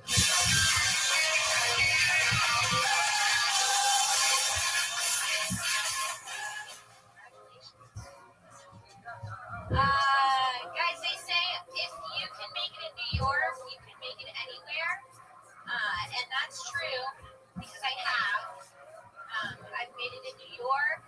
I've made it in LA. The first time I made it was in Florida. I was 17. I've made it in the green room. I got on birth control because I was making it a lot. I'm just fucking around. I actually don't like that saying. You know, they say if you can make it in New York, you can make it anywhere. I don't think that's true. And I think the people that say that have never done stand-up in the Middle East. Because they probably can't make it there, you know? The only light you'll be getting there is at the end of the tunnel. And it's a whole different kind of killing. And you can always expect a bomb. Okay. All right. Sometimes they write a new minute, sometimes they write a new 30 seconds, and then just Yeah, 30 repeat seconds. things that But they those were solid jokes. Those were set up punch. That was good. Yeah, of course. I can do without the Middle East joke overall. I mean, it's like, Oh my god. yeah, trust me. I love that. Thank you. That whole bomb paper. Yeah, How long have we done stand up for? Like a year and a few months. Over But 5 seconds. we're tougher on the regular. Actually, here's the thing. It's good to be tough on regular. And it's actually good when you're that early on.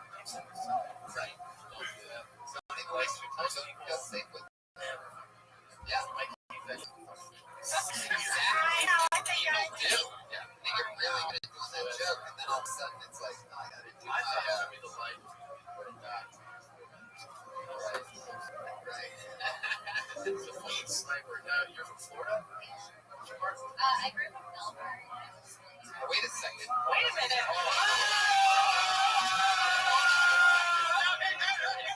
Because it doubles. I went to Bayside High School.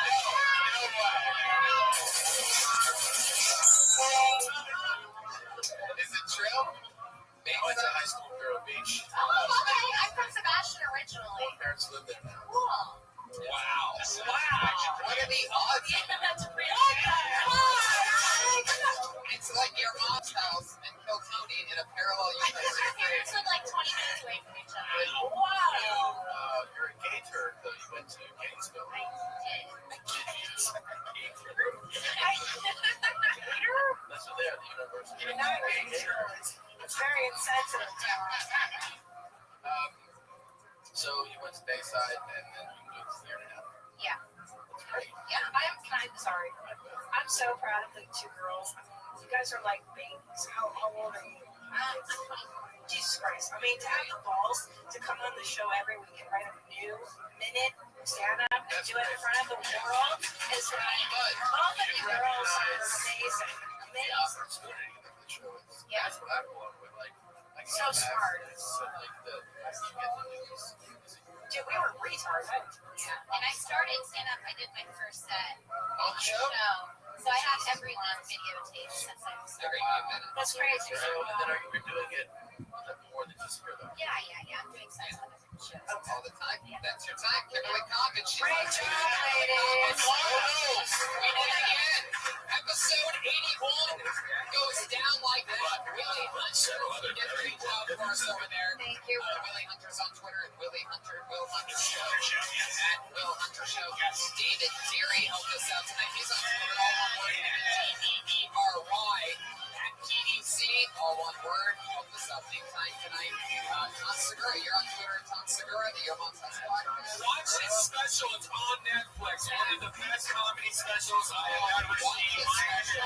Rated 5 stars. It is hilarious. I got a bunch of new dates, TomSegura.com. Yes. If you want to, if you're on the road, out there somewhere. Also, I point out, Florida State further extended their restricted 20 years. Oh, get out of here. By beating Christina Petzinski, it was your first time on the show. You destroyed I loved it. Where can people catch you? You're on Twitter, Christina P. Yeah, at Christina P. I have a new podcast in addition to your mom's house called That's Deep Bro. It's philosophy and comedy together, which you guys should listen to. Look at my dates, ChristinaComedy.com. I'm Tony Hinchcliffe. Brian Redband. Bye, guys. See you later. Live audience. We love you. Good night.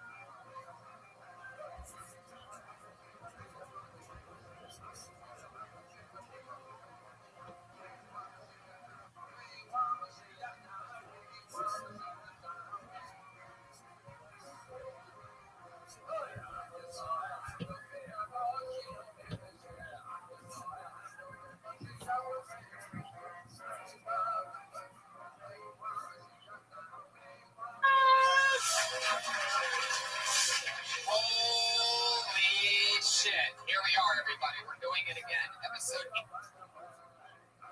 82 of Kill Tony. Welcome.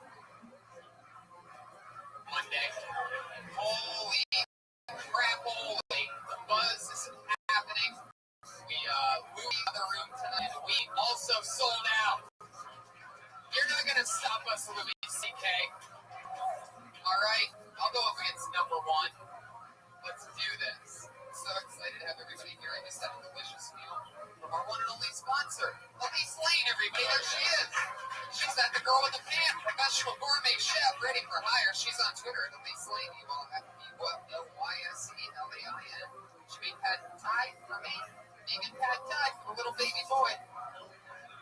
The people that eat like humans, pork tenderloin, rice noodles, beans, sprouts, cilantro, bacon, peanuts, soy, all underneath the sauce. Elise Lane, everybody. Come on. I chowed that. Delicious. I got hiccups for how fast I ate. So much fun. I had an amazing weekend. We both did. Just fun. Doing what we do. We're keeping. We get to the ice house. We come here. We run around. We go to spots. And I had a lot of fun this weekend. When I was driving to the ice house and back, I've been listening to our friend who's performed on the last two shows, Pat Reagan. He has an album. Pat Reagan Smells Like Shit. It's available everywhere. And it's stuck in my head. I'm singing it at the top of my lungs. We've had him on the last two episodes. Every time he performs, it seems like a song's going one direction. He ends up fucking his friend Greg's dad.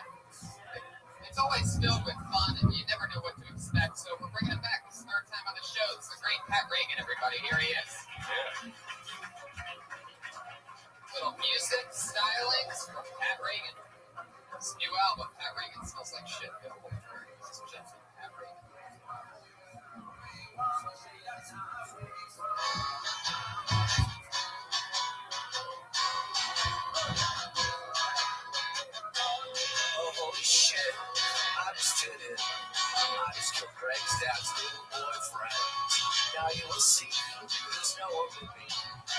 you'll be your new boyfriend. Man, I can't wait. It's gonna be great. We're gonna have a wild time. I just might cry, don't ask me why. I'm sure it has nothing to do with the murder that I just did. Murder man, you just died. Cause I'm emotionally distant from the murder that I just did. Murder that you just did. So don't ask me why I'm crying. Cause it's none of your fucking business, Greg's dad.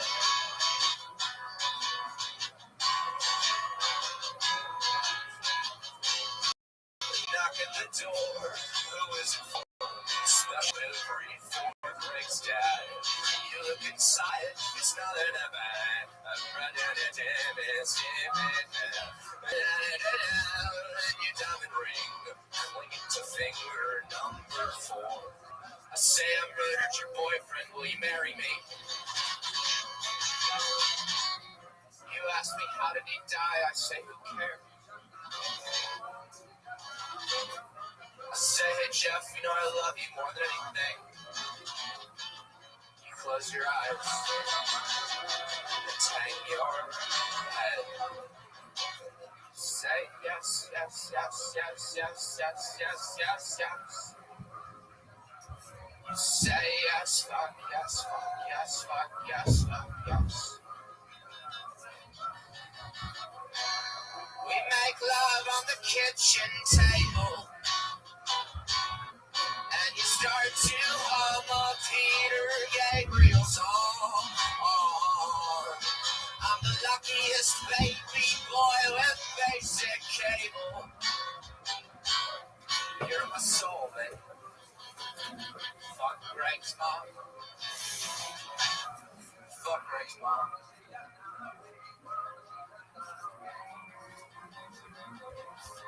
Ding ding dong. Fuck Greg's mom.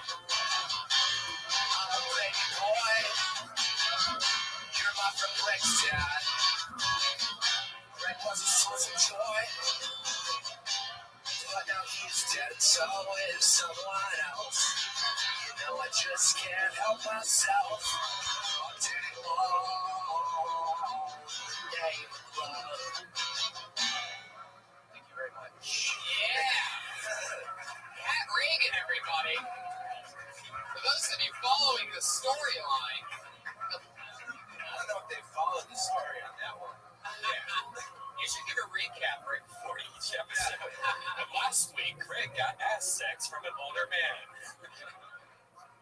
What's crazy is that the last couple times there's been a part where I feel like, I don't know, maybe he gets I don't know what happens, but I know the words that he didn't know there in the middle. That's how much I've been listening to his album, how obsessed with. You gotta listen to this album in order. You did, right, Jared? It's unbelievable, right? I'm telling you, it's freaking comedy album. I'm not a big comedy music combining the two. I love comedy, I love music, I like them separate. I think Pat Reagan is the exception. And if you one more time for Pat Reagan, everybody. Follow him on Twitter at Pat Reagan. That's PATTYREGAN. Little something. So we have the listeners of this podcast hungry. We have them with songs stuck in their head, and that's not even what the show's about, guys. This is Culture 82, where comedians sign up for the chance to do a minute for the beat. It's always funny guests. And we always have somebody keeping an eye on us, head of security, if you will. There used to be a guy in a $5,000 Iron Patriot suit until he said that he got too big for the show. And then until it's picked up by a major TV show, he's not coming back. By a major TV network, he's not coming back. So what ended up happening, that might be him calling right now. What ended up happening is to show him exactly how replaceable he was. We replaced him with a brand new type of Iron Patriot every week since. This is one of our favorite Patriots that we've ever had. He's also the damn newest paid regular of the world famous comedy store. My pal, Earl Scapo, everybody.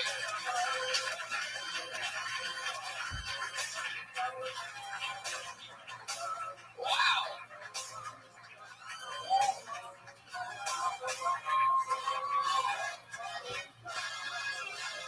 I feel so safe.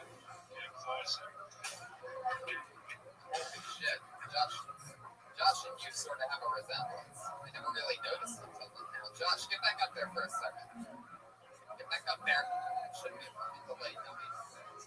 Look at these two next to each other. That is unbelievable. I've never noticed that. Holy shit. I'd imagine Josh doesn't quite have the same thing under the shirt that he has going. Take it off, Josh. Let's see what you have. No, it's all held together by a Hello Kitty bow tie. I'd hate for that to all get messed up. Hey, girl, Skate was with us, everybody. Just kept fresh from getting passed. Always the funniest, one of my funniest friends. We're always riffing in the back. The other night we were having so much fun. You gave me a bear hug at one point. I thought I was having a heart attack the rest of that entire night. You got a great body, man. Easily breathable. Not a lot of calcium going on in these bones. How you doing, man? What's been happening? You just got passed. What's next for you? You know, get that full Iron Patriot outfit style. It's just,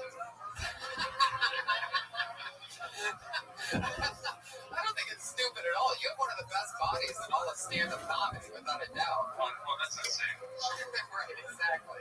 This Red Man has the second best body in stand-up comedy. As I say, you're the skinniest girl and the biggest loser.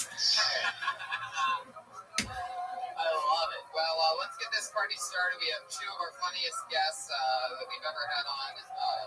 One of them's coming back for his second time on the show. The other one is his first time reunion together with a great, you know, we love him. It's Musha Ketcher and Michael Costa.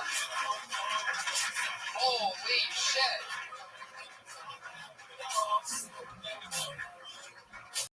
The two funniest MK initials in all of comedy.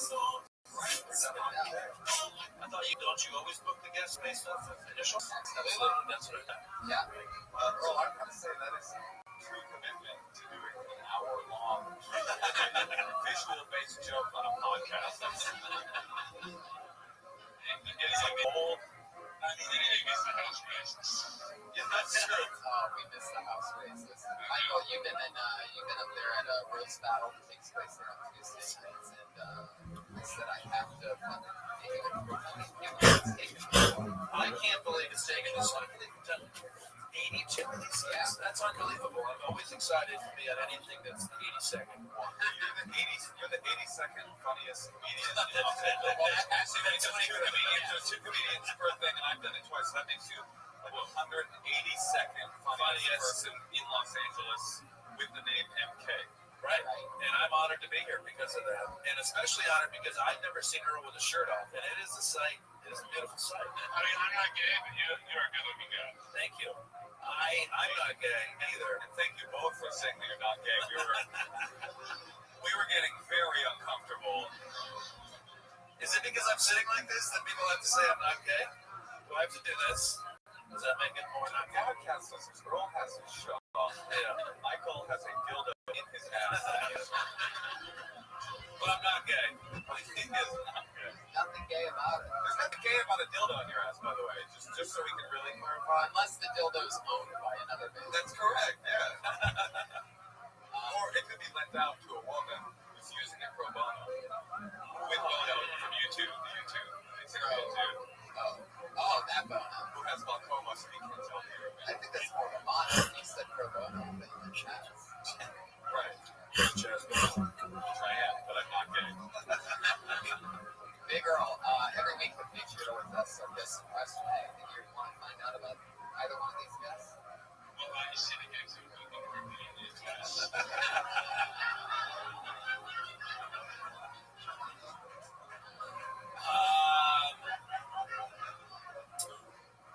I've never had to take my shirt off for a comedy gig, so I think you're actually going to skyrocket. When does your name go on the wall? Am I allowed to ask a question back? Okay. Once your name goes on the wall, everything changes. I mean, literally, overnight. Yeah, agents actually come here from the top line of agencies just scouring the wall to see who they can sign. So it's what's up with your body, though? I'm very insecure guy. Oh, is that what it is? Weights and stuff? Weights, cardio, sex. Cardio sex or cardio sex? Yeah. I'm saying, wait, she can't come. I learned this recently too. I never heard about that. Yeah, it's crazy. I love it. Only if I have Obviously, we are in good hands tonight, so let's get the party started, everybody. Tonight, over 30 young comedians signed up for the chance. Wow. 1 minute. And then talk to us afterwards on a live podcast in front of an awesome crowd and a bunch of great podcast listeners. Comedians, you know how it works. 60 seconds is up when you hear the sound of a kitty. Did you hear that? That means that should be part of the sound effect. The girl's saying, aw. One more time, guys. Listen to that kitty at 60 seconds. Is that what it sounds like when she comes? That's what the latest gonna sound.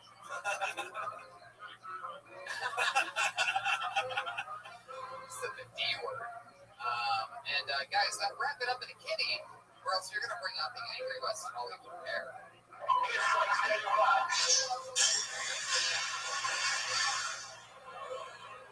he is. All right. That old bear into driving down the PCH into a horse. That bear was obviously fucking that horse. Yes, on the PCH. Not gay, though. Not gay. That was a lady horse. I feel like you are there. So let's get into it, guys. During the first 60 seconds tonight, first comedian goes by the name of Michael Schertzer. Here he comes.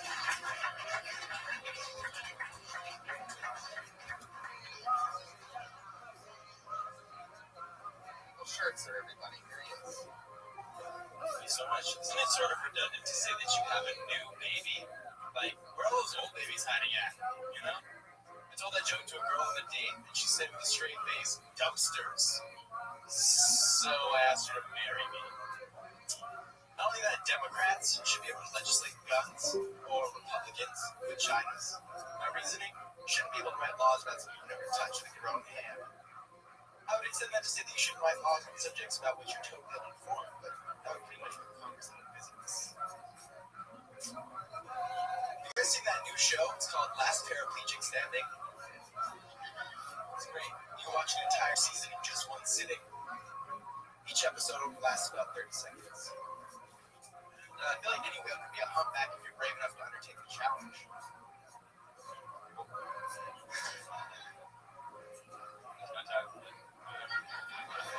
Let's end this quickly before anyone sees it. Yes, there it was. This is the kitty. Made it through. How long have you been doing stand-up? Can I actually ask you how long you think I've been doing stand-up based on that performance? You really? Yeah, I really do. What do you guess? I would say between 1 and 2 years. I think the fact that you ran out of material in a 1-minute set speaks. Probably a depth of talk in our field. Yeah. Well, I guess it's weird because he's asking how long I think he's been doing it. Yeah. So that makes my guess a different guess. Going off, if I only knew you from the 51 seconds of thunder and lightning that you threw out tonight, Oh, yeah. I would probably guess that you've been doing stand-up 3 to 4 months. But since you're asking, I would say 6 to 7 months. This is like when the Greg Powell wrestling Olympics been seen. The next episode of Live Podcast. Today we have a very special guest. Guy who is not too afraid to say I didn't necessarily run everyone is thinking. His name is Max. I mean, I didn't necessarily think it was a bombing. I mean, you know, maybe what does that say about my comedy? I don't think I didn't think it was interesting that what I thought was your best joke was not the least personal. the hunchback. Yeah, the Hunchback is not the hunchback whale, but the humpback.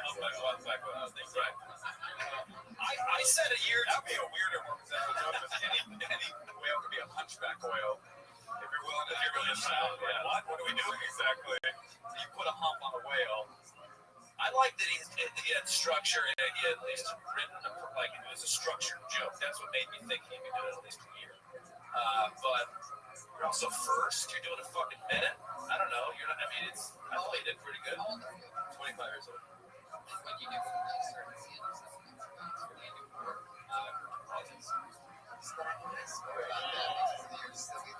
you took a little misdirect there. You made a joke on that. And I like that you went went from a dead baby joke, a true classic, right into a takedown of the U.S. Congress and a Bill Hixian move that we did not expect from him. There's so much crossover between those two, really.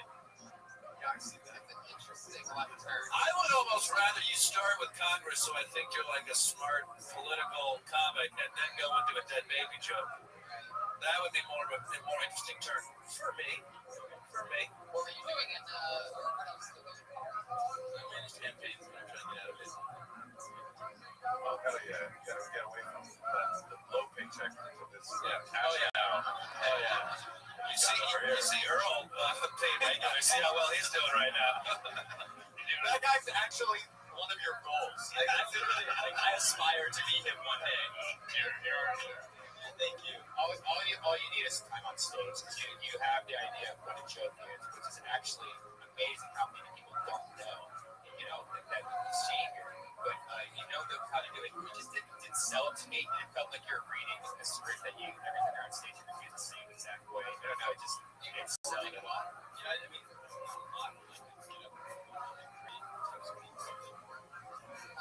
Why just Fuck off. Yeah. Prove it, motherfucker. No, okay, I'm sorry. Are you kidding me? That's jujitsu, guys. It's funny, like the nerdy looking guys that do jujitsu that you never see. Thanks, man. Would you do jujitsu because you have to, right? Survival. It's so funny how like girls love funny guys and love guys that can fight, but how unfuckable you are, nevertheless. Would you do my podcast, Kill Michael, where I have 30 brand new jiu-jitsu people come up and do 1 minute of jiu-jitsu? Yeah. Batman, would you broadcast that? Oh yeah, Absolutely. No shirt on either. I'll totally love to do panel on that. Yeah, I'll kill that, no problem. okay. What do you think you're better at jujitsu? I've been jiu-jitsu for 4 years. And what belt are you? Blue belt. He just scares people. I've legitimately never been this terrified on stage before. That's so funny. Right now, or when you were performing? Like this whole continuous like this very fucking moment, like from the moment that I stepped up and you called my name, and I was like, oh my god, I'm first. Right. Yeah, that's fucking perfect. But it's a good thing to do to a beginner comic because there is all we get up there is judged. So really, you might as well get started right off the bat. Yeah. Start learning that soul away, learning how to perform when you're fucking busy. Yeah. And other than the jokes are making at your expense because you're small petty people can't help it. No one's really saying anything bad about your act. I mean, you're right where you're supposed to be. In 7 months, that's how your comedy's supposed to be. And you're supposed to be, trying to figure out how to get so dynamic on stage and stuff. And you've got some funny jokes, and you just keep going and do more. Boys, I thought I got the bear.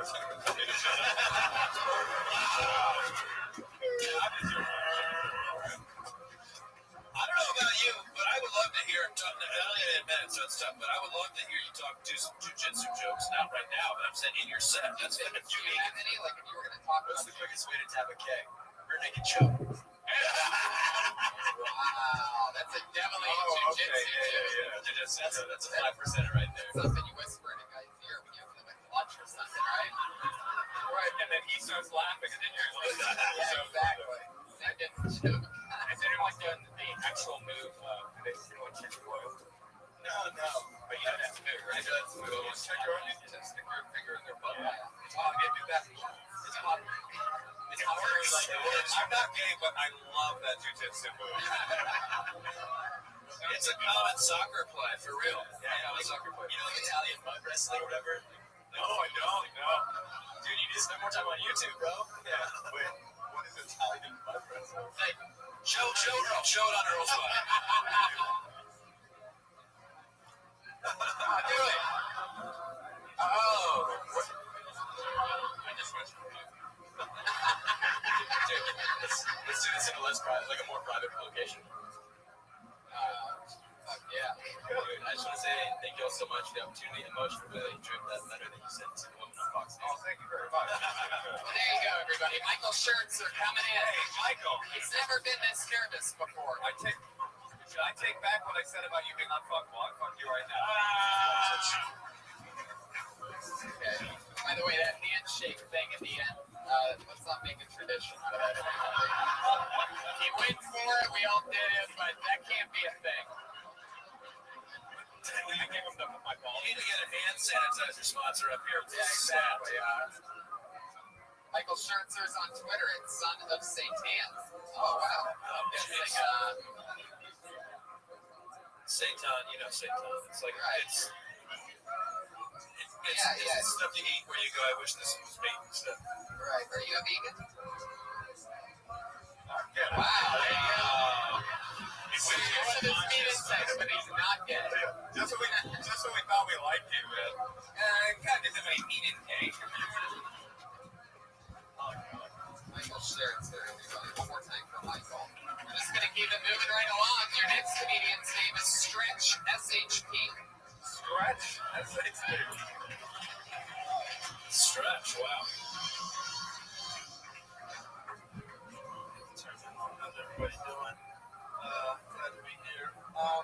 Before I had comedy, guys, I had a bunch of cocaine. Because I used to sell cocaine. And as you can imagine, those two worlds are very different. However, they are similar in one way. And that is, in both worlds, you lose friends and coworkers tragically and suddenly. The funny thing about it is I would always hear about it the same way. Like when I used to be out on the block, someone happened, and somebody would be like, yo, Shami just got busted in the head 2 times, yo. You know Shami from 212. Where's morning got busted? Your cats came through the black man from out of nowhere, like I'm coming to get my coat to Cypher, go. And just let off crazy shots. It was lying there like a newborn baby, go. And then I got out of that world, and I was like, oh no. I got out of that world, and I got into comedy, and started making friends and co-workers, and the same thing started happening. I'd be at the comedy store, somebody would like come up and be like, yo, you heard what happened to Kevin? Yo, he just bust himself in the head 2 times, God. You know Kevin from the Laugh Factory, where this morning got bust. Yo, depression came through the black man, was like, I'm coming to get my coat to Cypher, God. And he just let off crazy shots in his own face. Holy shit. I'd love to hear what that sounds like. You just read rap lyrics. It was the act that was brought to you by the Wu-Tang Clan. I was off their first album. Oh, you actually plagiarized the Wu-Tang Clan? I did. Oh, cool. You guys know that? Did you?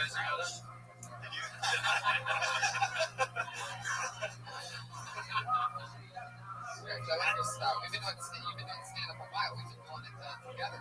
How long have you been doing it? 4 years. I may be super ignorant, but I don't completely understand the joke. I'm going to be honest, there were a few words, I have no idea what the fuck. I started hallucinating. Well, okay, I gotta be honest, I understood everything you said. I was feeling the whole time. Chills with like this, you know what I mean? From the same street, Queens and Brooklyn and other boroughs. So I did.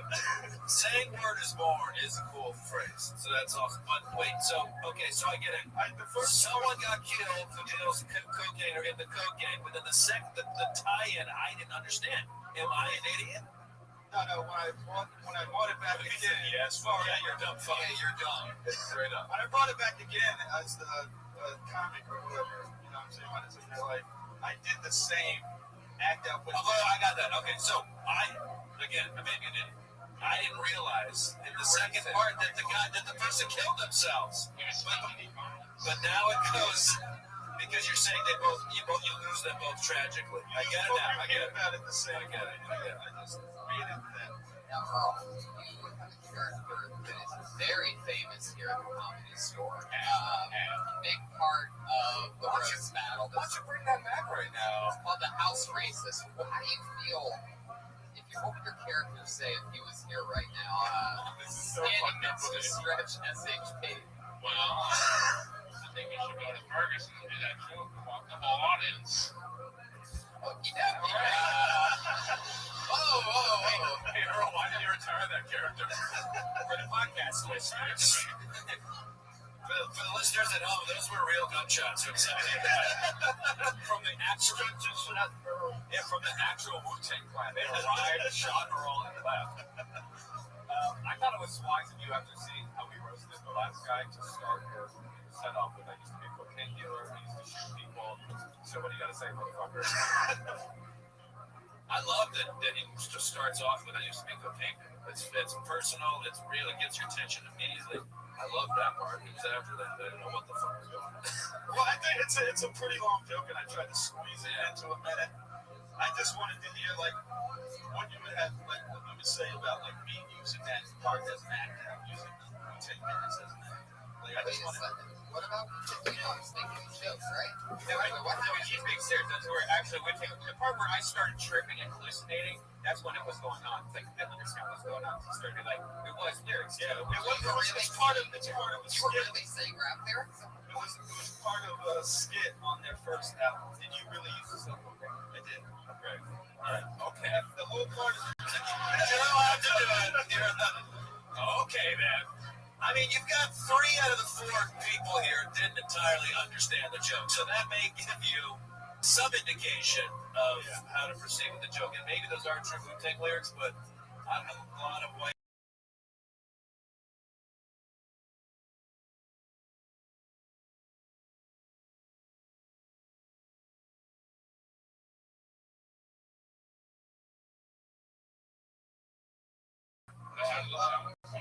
the 36 channel. So that's like their first album, 20. It's like a 20-year-old album. And that's like just from that first album. I would say that's also a problem. It's like, you're talking about high age, right? Yeah. So it's like something that half of the audience doesn't even know is hip hop music. They're just like, why isn't there a woman singing the techno beat behind those rap lyrics? Maybe do something with a little new music. You guys hear a Usher song. You can strip and he doesn't care about it, that one? It's about him not caring about the girl stripping. He doesn't care. He goes, I don't mind. You can stay out till 3. Come home sticky. All this shit. That actually would work.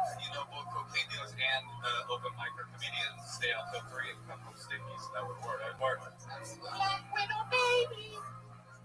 That's a different song. Stretch. What else? Anything crazy happened today to you? No, that's it. So yeah, my son took him to see Santa for the first time. So you're out of the coke game now. Out of the coke game. Been out for a while, 4 years. Do you ever think about how much coke you can stuff in your baby's diaper and get away with? Do you ever think about getting back in the game? No, I thought about it a while ago. That's when you get caught, I feel like. Like, I got out, I had a successful career, never got in trouble, never got popped. You know what I mean? Walked out on my own accord. What's going on with the audience? The audience are getting a little rowdy. I think people are talking over there and people are getting upset. We got the security iron Earl on the security.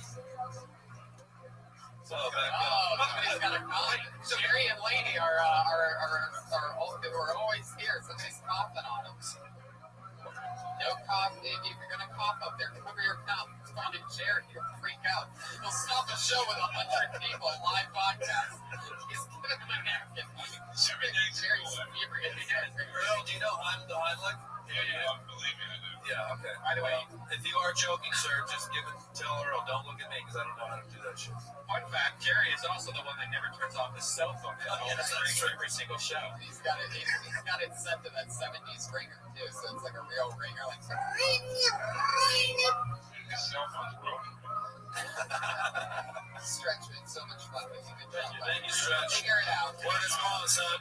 I said it sounded like he was reading rap lyrics. It was a complete joke. It didn't get the laugh that I thought that it would.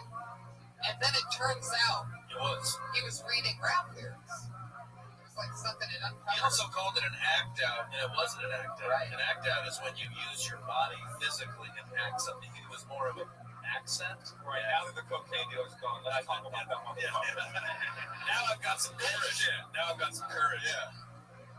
When Earl was the house racist, he used to say that the black people act out all the time. I mean, it was just the characters. It's true. It's a slippery slope, isn't it? Yeah. Well, I mean, it's kind of different. It's his name on the wall, let him get the name on the wall. Throw him under the dome. Are you no longer doing that for real? No, we're going to play a different character. Got it. Okay. Gay Earl? Is Gay Earl coming? I might be Gay Earl. I might be, who knows. I always ask comedians that are personally this question.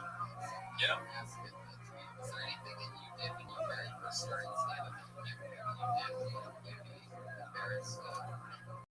Just like, wow, what a rookie movie that was. I wasn't wrong. I always ask everybody this. Amazing who used to do something where like they, take their shirt off and fucking do some dance or something like this. Their big closer, or just a specific. I used to iron my shirt. I used to like care, and not even else. No, I'd say now that would be good. Yeah, that would be fucking good. I think the most common mistake I see from new comics is they will take the microphones out of the microphone stand and stand behind the stand and perform stand-up comedy. Yeah, that's something. I mean, that is like number one always. It's like if you're gonna take it out, just move it out of your way. But I mentioned this on this podcast before. I've got a nuanced metacritic criticism of your criticism. Wow. Which is that so many comedians have told young comedians to do the mic stand. And now when I see people get on stage, the microphone is such a different I can feel their comedy teaching. Right. It happens a lot. It's funny on this show when we do it to somebody here. Like it's like, I always go, even on stand-up, I'll be like, this is my third time ever on stage. With my always the next person that gets called up, no matter how long they've been doing it. It's ridiculous. You just hear like, you hit the thing on the top of the ceiling, and then you hear it just slam down this far perfectly behind them as a kid with their cigarette. You remind me of something though when you say the iron shirt thing, because I was the same way when I very first started.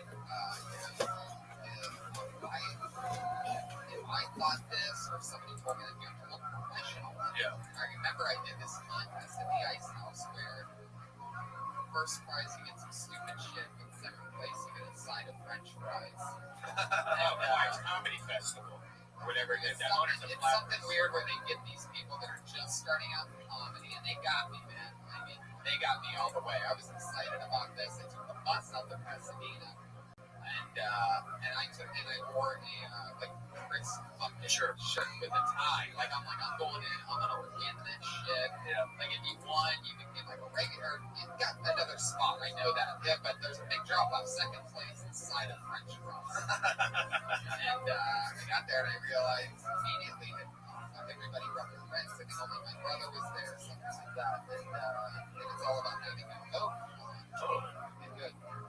Sure enough, guess who walked out with the side of fries that night? French shirt and Teal Tony. Well, but that's actually first place in the comedy competition. Second place with no people, having brought no people, is the funniest person in the room. That's true. I didn't know that comedy competitions were that terrible then. But I'll tell you, when you're taking the bus home With your French with your press shirt, I mean, I have a side of French fries and just a perfect tie and a perfect shirt. I mean, just fucking blades going down the arms. It was so perfectly pressed. I wish someone would have told me as a young comic that the competitions are what you just said. They were the best comic that doesn't bring people. The best comic is the one that is usually places second because they didn't bring anybody. And that's always something everybody does. And even with this show, I've always specifically made a point to never have a winner or a loser or awards or anything like that. Everybody's losing. Yes, exactly. Including the guests. And who will be our next lucky loser? Doing a minute of stand-up comedy goes by the name of Becky Robinson. Becky!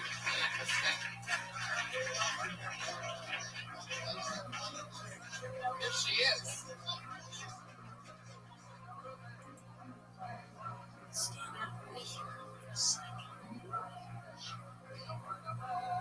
Hey guys! She says kale, not Gail. So you know. Alright, okay. I am pretty new to LA. I just moved into this little shanty apartment in a part of town called took me about 2 hours to learn that WeHo was just short for we're homosexual. It's been good. I didn't know if I was gonna like it at first, but I gotta say it's kind of fun being a young straight woman in a bustling gay community. I'm learning a lot, that's for sure. I just turned 23 and I read a lot of inspirational quotes, because I think I'm depressed and shit. And one quote that keeps popping up in my feed is like, you are who you surround yourself with. That's the case. I'm for a real treat. I saw 3 gay rollerblading down San Monica Boulevard last night at 2 a.m. in sequin shorts and velveteen crop tops. I want to hear the rest. Yeah, me too. Keep going. How does it end? Is that it? I looked up at him and I genuinely thought I inspired him. I'll tell you what, Moshe, we should not have come rollerblading last night. Yeah, by the way, it was one Jewish man. Yeah, Michael's not I'm not Jewish. Yeah. And I confused him for a while. Wow. He's tall and handsome. Is that what you say? Yeah. I am anti-Semitic though, so is that really? Earl's uncircumcised dick just got off. Where did you move to WeHo from? So like, You're from LA? no. Stop that. How did before we get into saying how did you know they were Jewish? The rollerbladers? Yeah, like You what? said they were Jewish. They look Jewish. They're right by Marlon. Yeah. I don't know. Just curiosity, what does Jewish look like? Oh, here we go. You're being recorded, Becky. You're being recorded, Becky. I don't know. I've always guessed my smell. Yeah, oh yeah. It smells like gold, bitch. Becky, were they stopping to pick up dimes off the street? Is that how you know? They were carrying little buckets of matzo ball soup. Yeah. Just that everywhere.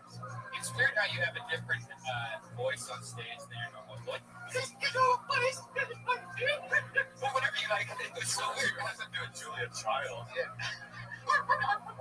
No, but you definitely overdo it, and I noticed it. And you noticed that you do that? Is that a conscious thing? I didn't until recently. People started coming up and being like, yes. And I was like, I didn't get it. And now I guess that's what it is.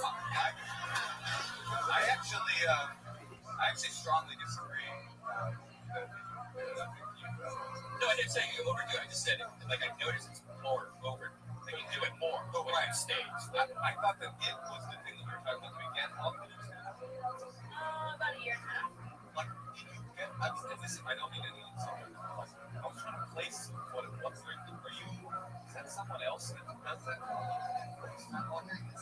Because I thought it was like a very just deliberate, decided persona. It was very difficult to have and come up with, but it felt also very familiar.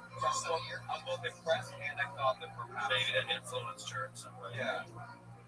I don't know. Maybe it is. Maybe it's. Is it like a Molly Shannon kind of? Or Sherry O'Terry? Yeah, that's what I meant, Sherry O'Terry. That's what it is. Yeah. If it's Sherry O'Terry, then I don't think it really matters unless you're deliberately doing Sherry O'Terry. But if it's like Sebastian or something, like I was trying to think, I was like going through it. You know what I'm saying? Like, do you feel like who's your favorite comedian? I do love. I'm Italian. I don't know. I do love Sebastian, but I didn't know who Sherry O'Terry was, and people came up with Sherry O'Terry. I Googled her, and I was like, You like John Camarillo too? I'm just trying to get to like, I feel like you're of both those guys are very super strong personas on the stage, like super strong affects on stage, and you do. I felt like you did too. I liked it.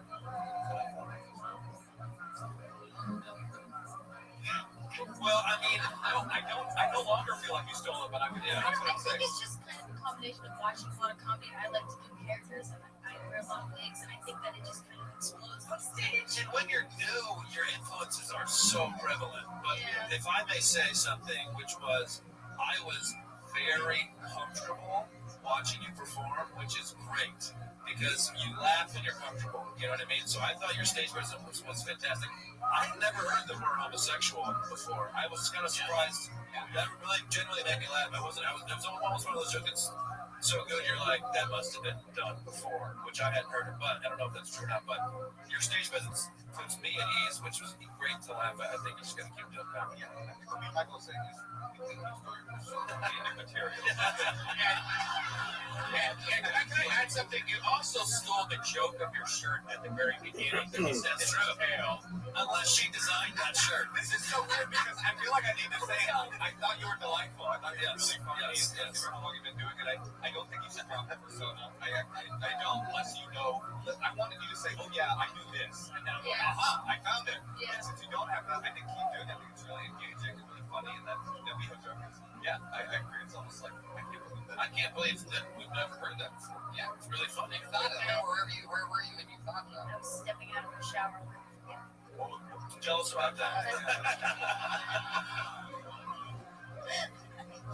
You know, just think about things when you're like washing the dishes or stepping out of your shower. Like, you know, you think about things like dripping with the shower. Yeah, like you're not on your period. when you're all soaked up and you just you have a thought and you're like, that's. You know when you're all soaked up.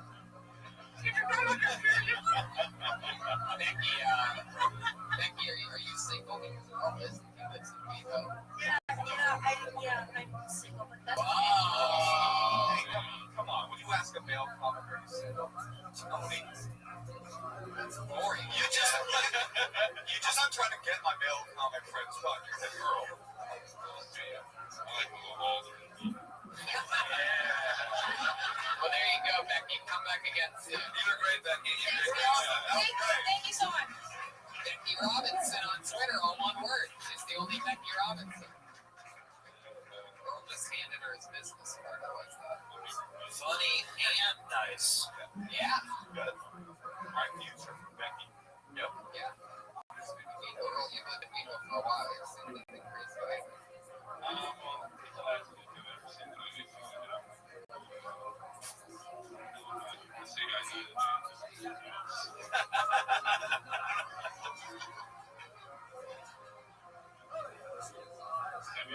I love it. Which one? The one on Sunset there? Or the one down on Yeah, sure. That's the AIDS Ralphs. That's the AIDS Ralphs. You're saying somebody would do something with a cucumber and then put it back with a cucumber? Someone's got AIDS. Jesus. That really is a dirty Ralph's. He's got a dying of AIDS. He leaves his apartment. He goes to Ralph's. He takes a cucumber into the bathroom, fucks himself with it, somehow also gets blood and other particulate on it, puts it back in the pile of cucumbers and says, welcome to Ralph's. And then roller While lights slicing up. your new open wound so that when you grab the cucumber, it all goes full circle. Ron King just walked in. Like everybody, Prom King is here. Yeah. What's up? He's got the carnation. Can I order another beer from somebody who's listening? Do I do that into the microphone or do I do that? No, Yeah. you totally That's have a good podcast. Doctors all over. No, it really doesn't. This shit, we love it. Oh, yeah. I would like a beer from Michael. I pulled another name out for you again. Cool. Jessica Wellington.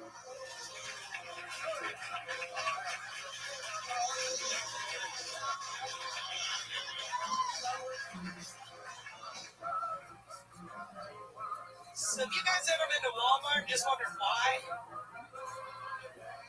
Me too. I was actually shop for underwear though, and I wonder why don't they have a larger selection, sexy underwear for big women? Because they do, it's fucked up. That's why I came up with my own invention. You guys try this at home. What I like to do is just take my sports bras and flip them upside down. Just step right into them. That's right, let it simmer because it's a visual. I think just recently I have to start calling myself a comic, because the best comics come from childhood trauma and tragedy. So I was thinking back, I was like, shit, my dad was an alcoholic, my mom was a crackhead, I was raised by the trailer park. But now I know that was just a long-term investment. But it was recently, my car was repoed, my bike was stolen, my purse and my iPad ripped off. So I'm fucking excited, right? I think I'm like one gangbang away from my HBO special. That's right. Wow. I didn't want it the hour. That's amazing. Somebody really stole all that stuff from you? Oh, yeah. Was it Becky Robinson? You stole everything.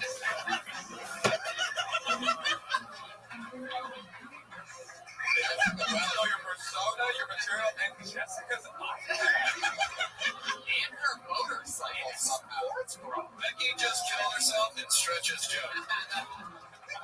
Let's get to the gangbang. So I thought this was really interesting because now the first comic was 6 months, personas that we developed. The last comic, Becky had like this very sort of hyper accentuated persona. I know you got your persona down, and it's really you. Totally. It's you. It's probably you times 10% or something like that. Probably not quite that rough all the time. And it's part of you. And I thought that was really cool. Sacramento, I just went to. Oh, great. Welcome. Oh, list that in your list of horrors. You spent your whole life in Sacramento? No, I'm originally from North Carolina. Oh, wow. How long were you in Sacramento? 3 years. Yes. You said something. Next to a mattress shop. Yes. Literally next to Red Lobster. It really is. You have to walk by the huge mattress shop. Yep. Get to the comedy club and it's tired. I once went through the. It makes you really want to lay down. No matter if it's before the first show or after the second show, no matter what. It's just a beach of mattresses. I once went through the drive-thru at the Starbucks in the parking lot of that.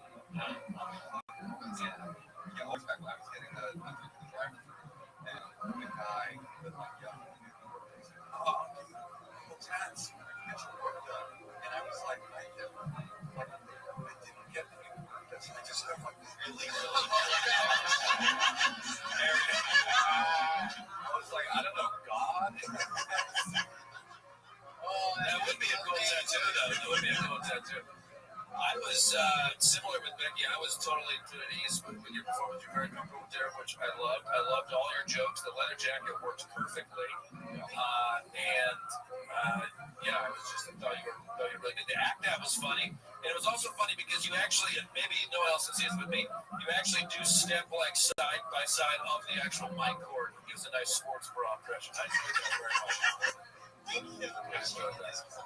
I love you on stage. I didn't want to even hit the meow, but I could tell that you got that shit already figured out. You're just going to fucking destroy. Like, thank you. Yeah, definitely. There's something very, Roseanne-esque about My dog's name is Rose. She's Roseanne, but she's That's awesome. That's cool. I love that first joke. You're going to Walmart. That's so fly. That's like, I mean, that's like classic. yeah, I like it. Just say something quick. You obviously have a really strong understanding of simple comedy fundamentals, which is get it quick, take your time, write, and everything. Yeah, you did that exactly. Very good. And you're finding the things that are real about you that are also original. I remember if I asked when you said Sawyer bike, is that a bicycle or motorcycle? I actually do ride a scooter, but this was an actual bike. It may be funny to go through the list of all that terrible shit and then admit that you ride a scooter. That could be funny. Totally. I usually give a little side note that don't actually say gang rape because gang bang is fun. Oh, yeah. Maybe I won't do that. What do you do for work? This is it. I get VA disability, so that's it. So I live on, and then I'm trying to make it. Yeah, I was in the Air Force for 6 years. Get the fuck out of here. He's an American hero. Holy shit. Well, I fucking love your... Yeah. I think you found your new security guard. Yeah. I love it. She's hip too. She feel like the irony nature. I mean, I got a little joke for you, but it's a great joke. Do it, do it. You know, there's a big problem with sexual assault. Yes. Funny. Problem sexual assault. No, it's true because these girls were talking outside. They're like, "I'm still trying to get me on here." Oh my god, they didn't even look at me. I was like, "Oh, Jessica doesn't get hit on. Don't fucking talk to her." And I would relate. Also, no, I'm not saying you're not hit on a bull, but that is another dimension. Yes. But also, you look like you could beat the shit out of an attempted rape. So. Hey, Vince, what did you do for the year? Hey, Starship Troopers. You were ammo?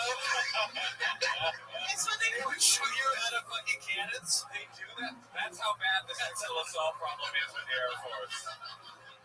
I knew our budget cuts were bad, but so you would load ammo? No, we didn't load it. Actually, we build it, we test it, we store it, we send it out to the flight line. Everything but loaded. That's Air Force? Yeah. Just building ammo. We're like the only It's building department that airplanes? they have. You know, they shoot missiles off of the airplane. Oh, They don't just fly around and go like, hey, everybody, shoot that. we're the Air Force. You're gonna be really pissed off when you see the bullets that are coming. You're going to hate the Marines, but we're real cool. It's act out, everybody. Yeah, that was really good. Always. So, man, is this rude to ask how the disability happened?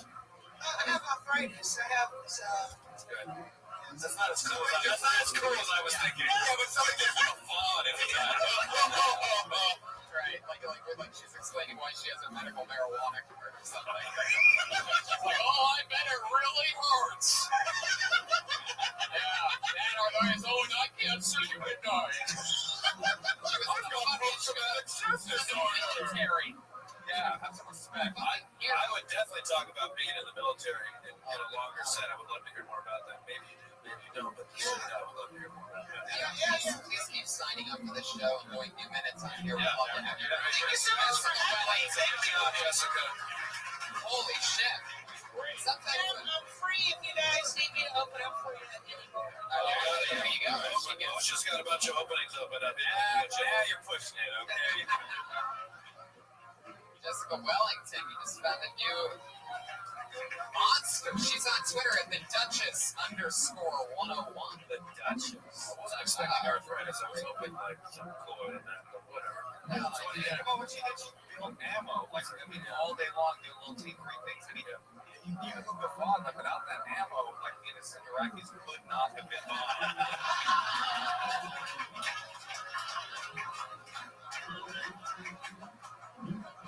Love it. It's a fun one. It's a perfect way to move on with a big joke like that. Whoa, okay. I actually remember this guy. He was on a few weeks ago, and the week before that. Interesting. New. Brand new. Dusty Lester, everybody. Here he is.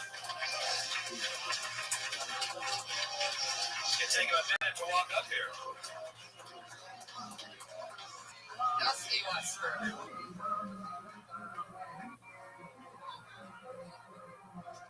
Good to be at the Comedy Store, everybody. I just came here from Knoxville not so long ago.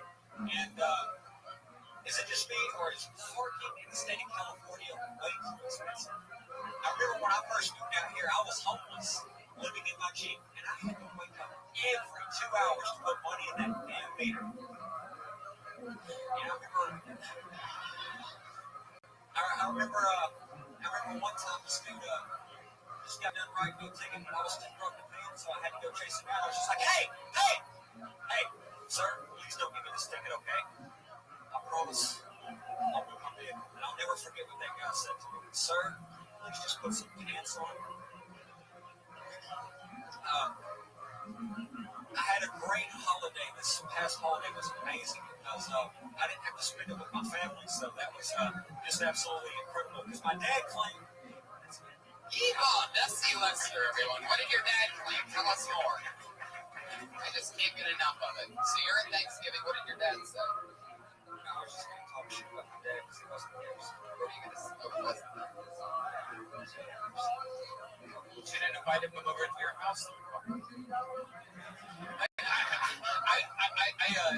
I thought you were going to go more into that, like the idea that you have the cheapest brains. I mean, like your brain costs $7, compared to whatever hundreds of dollars. Because there's a lot to that. There's so many people I know that actually live in their car and had to do this exact same thing.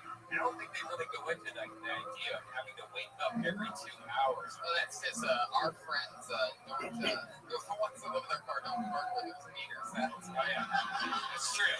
I mean, you can pretty much park anywhere you want. You could be at P.F. Chang's all night if you wanted to. Right? Is that a true joke? Yeah. That's right on, man. That's good that the youth of today are picking themselves up, but that's not what I was asking about. Did you really park at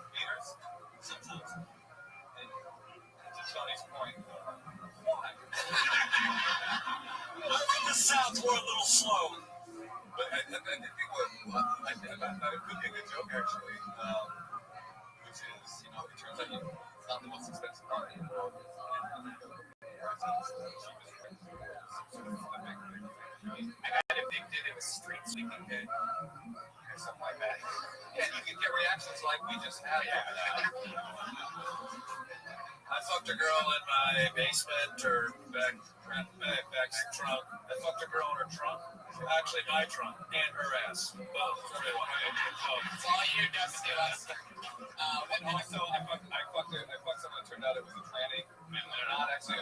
I mean, not the actual transition. Yeah, not a tranny. I fucked a tranny. Like the actual transition of my dick, but it was in LA, so I ended up fucking a tranny. Oh, that's good. I mean, my transmission. Dusty, what kind of car were you living in? Oh, so it's a fucking, This is American, right? right. Yeah, you're more of an American than that Air Force person. Pop the top off on that Jeep, all of a sudden you're missing some patio. All right, next week, Dusty, we'll teach you how to not step on a professional comedian fly. Son of a bitch. Oh, wait, oh, wow, look at this, an aggressive question. Our friend Chicago open mic analyst. Oh, wow, that was a genuine shit. That wasn't anything chops. Tony asked Dustin where he's living and how he got there. Right. Dusty, where are you living and how'd you get there? Well, I was homeless for 3 months, and one day I was walking down the street, and I saw this big house. And I walked past this house. This is one house. All of a sudden, I was just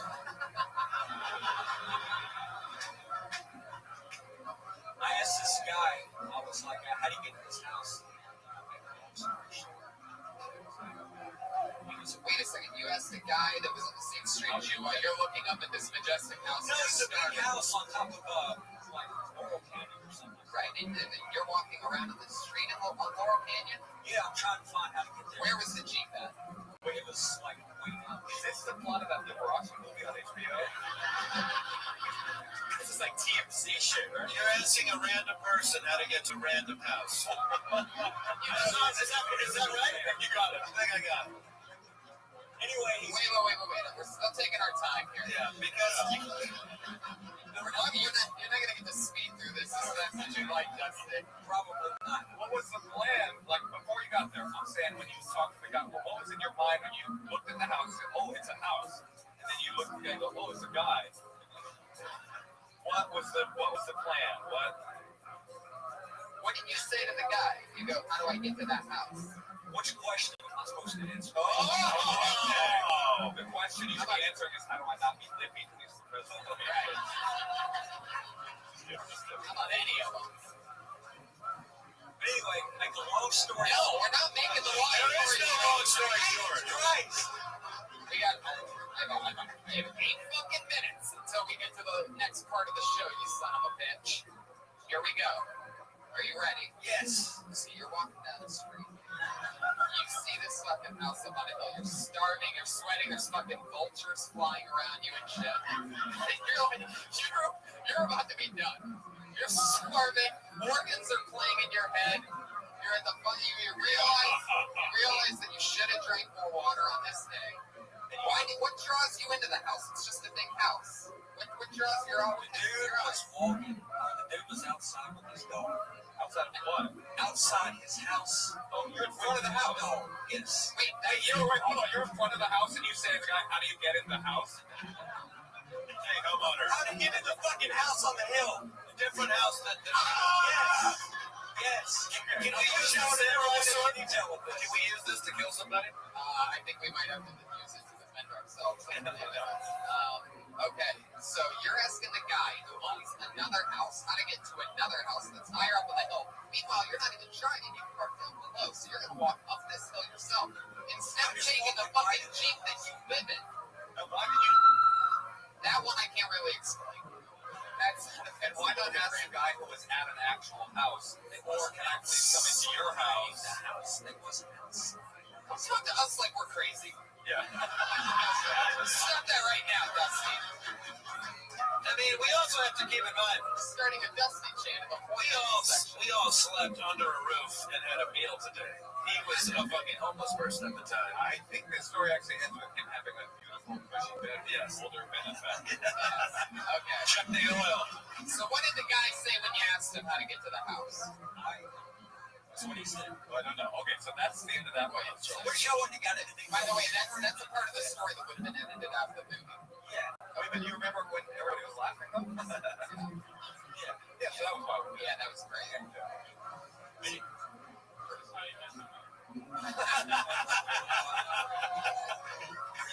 Okay, so anyway, the dude's real nice. Really nice. What dude? I bet he was. This guy.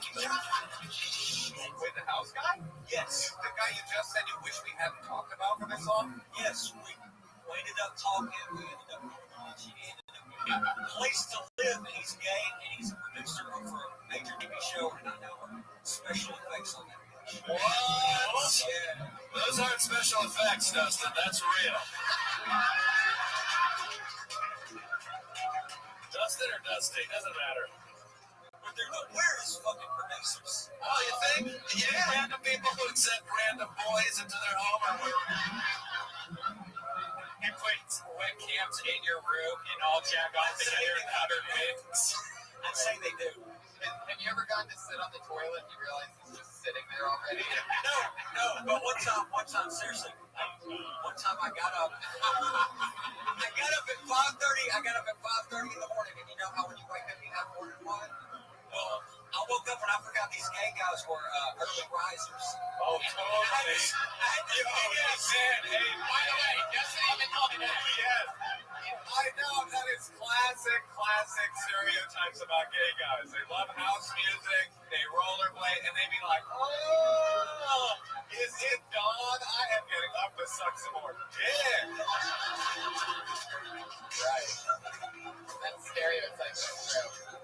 By the way, I love that you made a Morningwood reference, and then you said early riser, and you didn't connect how the two were funny at all.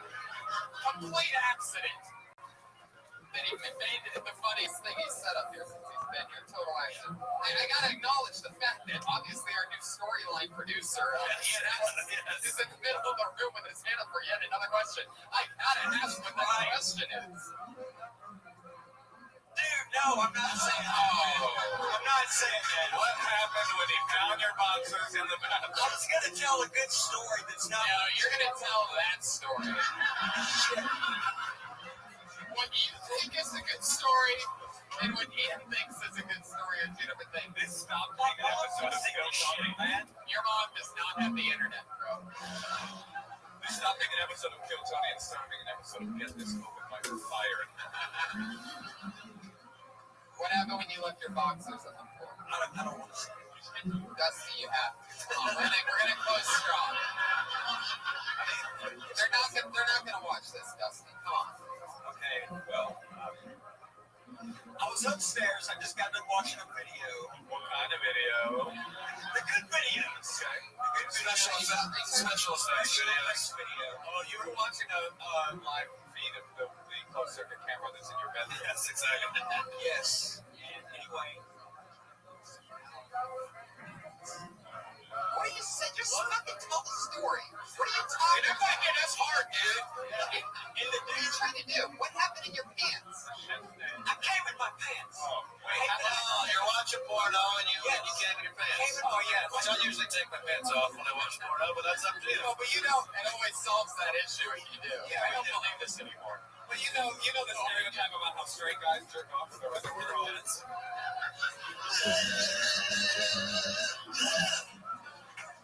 Laundry day. You do a lot less laundry if you take your pants off before you came in them. You know why they do that though? Because they don't have time to take it off because they're gonna love it so much. Yeah, they're so late they're gonna run it around. So Dusty, you're walking around in the producer's house. You got cum in your pants. So you're basically like a guy swinging fucking raw meat around a Shark Tank with your cummy pants. You're walking through the kitchen. You start sniffing around. You know they're always awake. Well, they're doing poppers, you know what I mean? So wait a second. This story's already unbelievable, and we haven't even got to the end yet. Please tell me what happens now. How do you even know this? Like behind you? Isn't a thing? I feel like we all know how he knows that. Because it was his cum in your pants. My own cum in my own pants. This is the most fucked up thing I've ever said. Okay, so he knocks on my thing. Hey, honey, I need to take a shower. Yeah, almost like that. Okay. My cum detector is smelling that there's cum in your pants. Oh shit, there it is. Okay, you guys have cum detectors. Sorry, I'll go ahead. So he's taking a shower behind you, like he walked in the shower behind you. He just goes, Dusty, I'm gonna take a shower. He goes over to the kitchen sink and starts washing himself. What happens then? You're making him clean. Dusty, it's time for my shower. Hey, bitch. You're right, bitch. How do you like that Kush sound effects job? Eat my ass, Dusty. He's like, what do you mean? How did he know how did I know he was going to take a shower? That's how they did shower. They had a straight homeless man that could have Right. too. Dusty is basically his house cat that just lets him play. All right, Dusty, what happens next? So, Make a long story short, he spoons my cum from my boxers into his mouth. I mean, just, to get to the punchline of the thing, I mean, I guess that's what happened. He was hungry. He'd been up a long time. okay, Dusty, if you don't say something, we're just gonna keep killing. This is why okay. So he came in. Where? Yeah, came in where? He came in the bathroom. In your ass? He came in the bathroom. He got my... You're in the bathroom now? He came in the bathroom. Why do I feel like... Wait a second. Why do I feel like that original guy from down the street's gonna reappear in this story any second? This is why I don't take... I see you finally found your way up the hill. This is why nobody walks in L.A. So wait, it leads to this shit. So he comes into the bathroom and he grabs her underwear. Right, okay. And then he grabs my underwear under my bathroom. What are you doing? Wait, hold on. You said you left. I left. You know what, I left the bathroom and he went into the bathroom. And then I turned around and saw him in the bathroom. Yes, and you grabbed my underwear. So you leave very slowly, hoping something fun will happen. Sure. Okay. Yeah, you turn around and you see him like Gollum. Precious. Pretty much. And he grabbed your underwear. What? Underwear.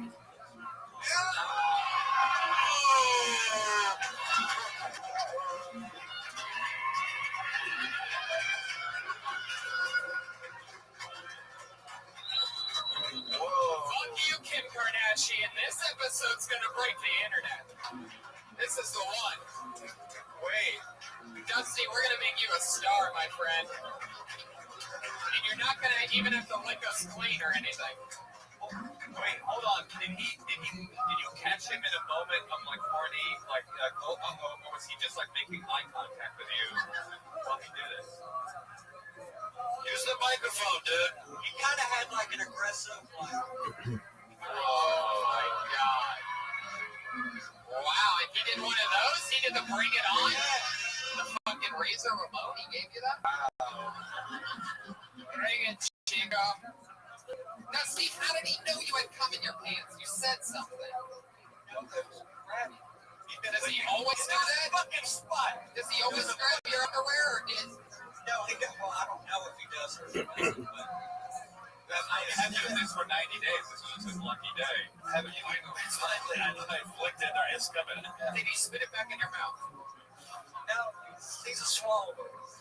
He's a swallower. Have you been with a man before? No.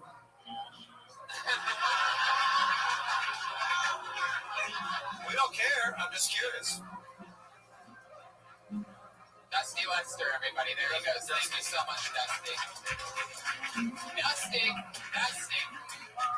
Someone was kind enough to throw their gum at Dusty from when he told that story. So we have gum on the stage right now. It's not too bad it's not as gum. I'll get on the center right now. We went throw gum on a stage at a comedy club. I don't know. Someone was kind of grossed out by the gum. So anybody really gone at it? I'm right down here. Yeah. Yeah, I have some class. I'm trying to tell a story about a weird pedophile eating that guy's cock. Yeah. Some goddamn respect. That's why I don't live in the hills. I much prefer to live in the hills.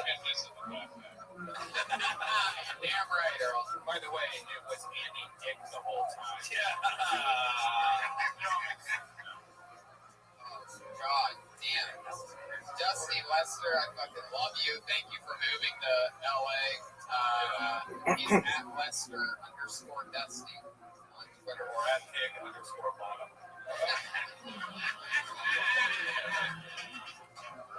Oh God, I love it. Guys, this is the part of the show where our two regulars, every week, there are two comedians who do a brand new minute each week, which is very exciting and it's always fun. Your first comedian going up tonight, she started here on this show and has been doing a new minute every week since we're going to do it. It's really fun.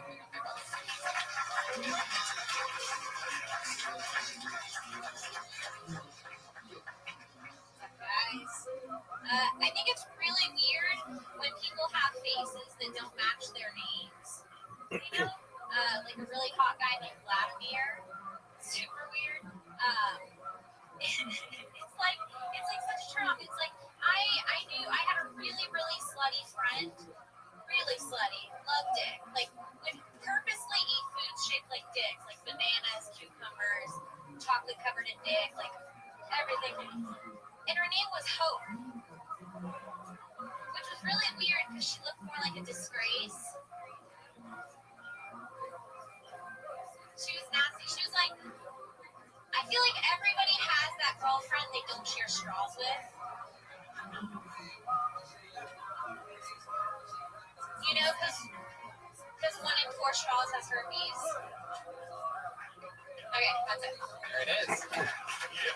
7 seconds of thunder. She did it again. How many seconds were left? 3 seconds. Wow, that's good time. What they're doing.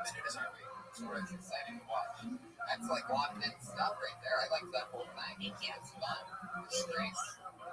Maybe there's, I love that. That was very funny. Maybe there's other names too, right? Yeah, Besides disgrace, he needs a 3. Oh, disgrace. Well, disgrace worked for me, but there's got to be more names. Make it longer. And even more. Hope works, and then disgrace, and you know, I don't know. That's why she's gonna write it. I mean, is that a real name though? Hope? Disgrace. No. I mean, I wanted it to sound like I was gonna say her name was Hope. She looked more like another name. I said it was great. We all kind of do going somewhere like that. So I should do something else. I don't know. Yeah, I think of it different. That's what has to happen. You have to do something. Yeah. But if she looks more like a Kardashian, something like that. Right. Like, you don't want to do that, but, you know, like, but also I thought in the beginning, I thought she was, at the beginning, you were like, some spaces name, like a ugly guy, or a beautiful guy, Vladimir, which I don't know, like, that's a beautiful name, so I don't know. yeah, that's a tough one. Yeah, but anyway, and then I thought maybe there's some sort of racist thing. Okay, yeah. I don't know exactly, but you know, Seems like Bob's an ugly name, right? Bob's a terrible name. it's not just about them being ugly and hot. It's also about them, you know, a black guy named Chip and then a really racist thing at the end, or Mexican woman named Mom or something like that. Yeah. Or there was this, like a white guy named Barack, or I you know, this is a brand new minute, so my thought is just flush it out even more because everything is there, but the foundation I think is really funny. You can literally look up synonyms for disgrace or anything negative or bad and find a real synonym that could be a name, even if it's not really a name. But it could be funnier to not Kardashian because that's overplayed. Like, but it could be even funnier to just use like a name that is disgraceful, that is pop culture. That like, is it Bill Cosby? Bill Cosby, yeah, or like a woman. Or I was thinking like you could go in the opposite direction, which is not a name at all. Like, you know, her name is Hope, but she looks more like The main character's last name. well, that, yeah, something fun like that. But also, you know, cover best like. Yeah, exactly. And saying like something. And then my friend Cum goes like Kurt Horn. Give a classic Swahili name. Whatever. You know, I thought of a guy's name that's never going to be died. Dustin Lester. good looking. You think so? Yeah, You should let him come in with you. yeah. He's definitely good looking. That's right. I am a little hungry.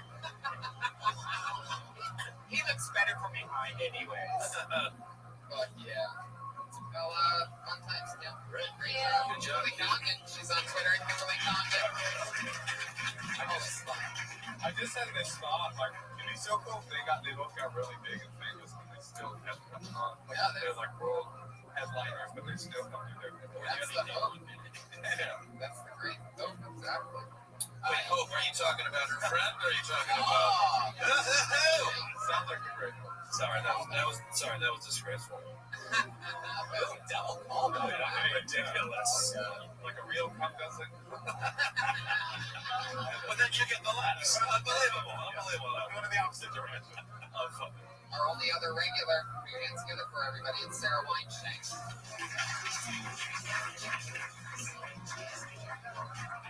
I'm guzzling curveball. I just want to get that out. If you think that I'm normally annoyed and pissed off, then you're in for a real treat tonight because I'm getting over a rash, a full body rash, which is fucking disgusting. Imagine being annoyed in general and then being itchy non-stop, like a dog with fleas. Pair that to the holiday season. While I was driving over here and stretching myself, Feliz Navidad was playing. Over and over and over again. I didn't even know if I was going to make it to do my minute spot. I got a shot in my ass, and Feliz Navidad was playing. There aren't any other lyrics to that except Feliz Navidad. I want to wish you a Merry Christmas from the bottom of my heart. And then it just goes into it again. Holidays. Is there anything else? Are we going to say something else? Is this real rash? Yeah. Is it internal? What happened? I don't know. I think it's a food allergy. Maybe it's from dressing like a magician's assistant. No. You know what's great? That's why you never go to the Magic Castle. You know what's great about that joke, Tony, is that it doesn't even make sense what you were saying. Like, how do you catch a rash from that? But it was so wonderful. It's wonderful. We so delighted in making fun of your outfit. But it's also very bold to have a full body rash with a short skirt. Yeah, I figured I'd just like distract and do what I could. And I was like, you know what? I'm just gonna do my rash material because that's what I'm. Are you allergic to anything? I don't know. I have to go to the after this. Oh, secretly pissed off about that. Well, You thought you were superhuman and you made it's like rash disgusting. Well, I'm allergic to like peanuts, certain peanuts, and if a girl eats peanuts, and squirts on me, I get the rash. No girl has ever squirted on you. My mistake. One time I slept with a girl at Dr. Prince's Coffee Club in Grand Rapids, Michigan. And swear to God. And in the hotel room, no, not the bartender. And then I woke up in the morning and she was still there. And we opened the curtain and she had this crazy rash all down her leg. And she was like, "No, it's just this thing she had." Then I was like, "That fucking skin shit. I've been through that too." Lysol myself in the shower. Lysol. Anyways, Imagine she saw me through my curtain as you walked to the car. You saw this Lysol like full eye. What's more disturbing, a woman seeing a male lover Lysol herself, or you seeing her as a factor? I've used mouthwash on my dick just as a last resort. Yes, I poked my finger into hand sanitizer and then the nipple. Yeah. and then your nickel. I think it's really funny. The rash thing is really funny. I think you look really put together and it looks really nice, but then to talk about something so terrible, it's really honest and really funny. I feel like I needed you starting to sound like you're saying or something like that. Correct. I'm not sure I wouldn't say the face thing. I would just move that Feliz Navidad thing up. Like they had us when that's playing and like painted a picture, and that seems frustrating. And that song's repeating itself. And then when you say the part about how it's just Feliz Navidad, we want to wish you Merry Christmas from the very bottom of our heart. Pretty fast. But anyway. You know what's at the bottom of my heart? A goddamn full body rash. Right. Yeah. Exactly. And how you're frustrated, you're hearing the same thing over and over again. You're thinking about how somebody wrote that song and they're getting residuals on that every time it plays. And you have a fucking grudge. And you don't know why.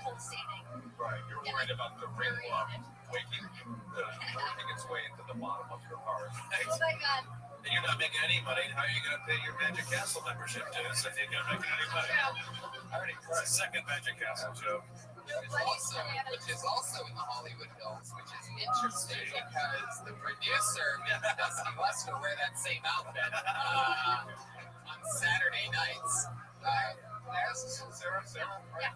And this is actually the third time I've done this, I think, maybe the fourth time. The first time I did it, I gave you some advice to go to small rooms. Have you done that?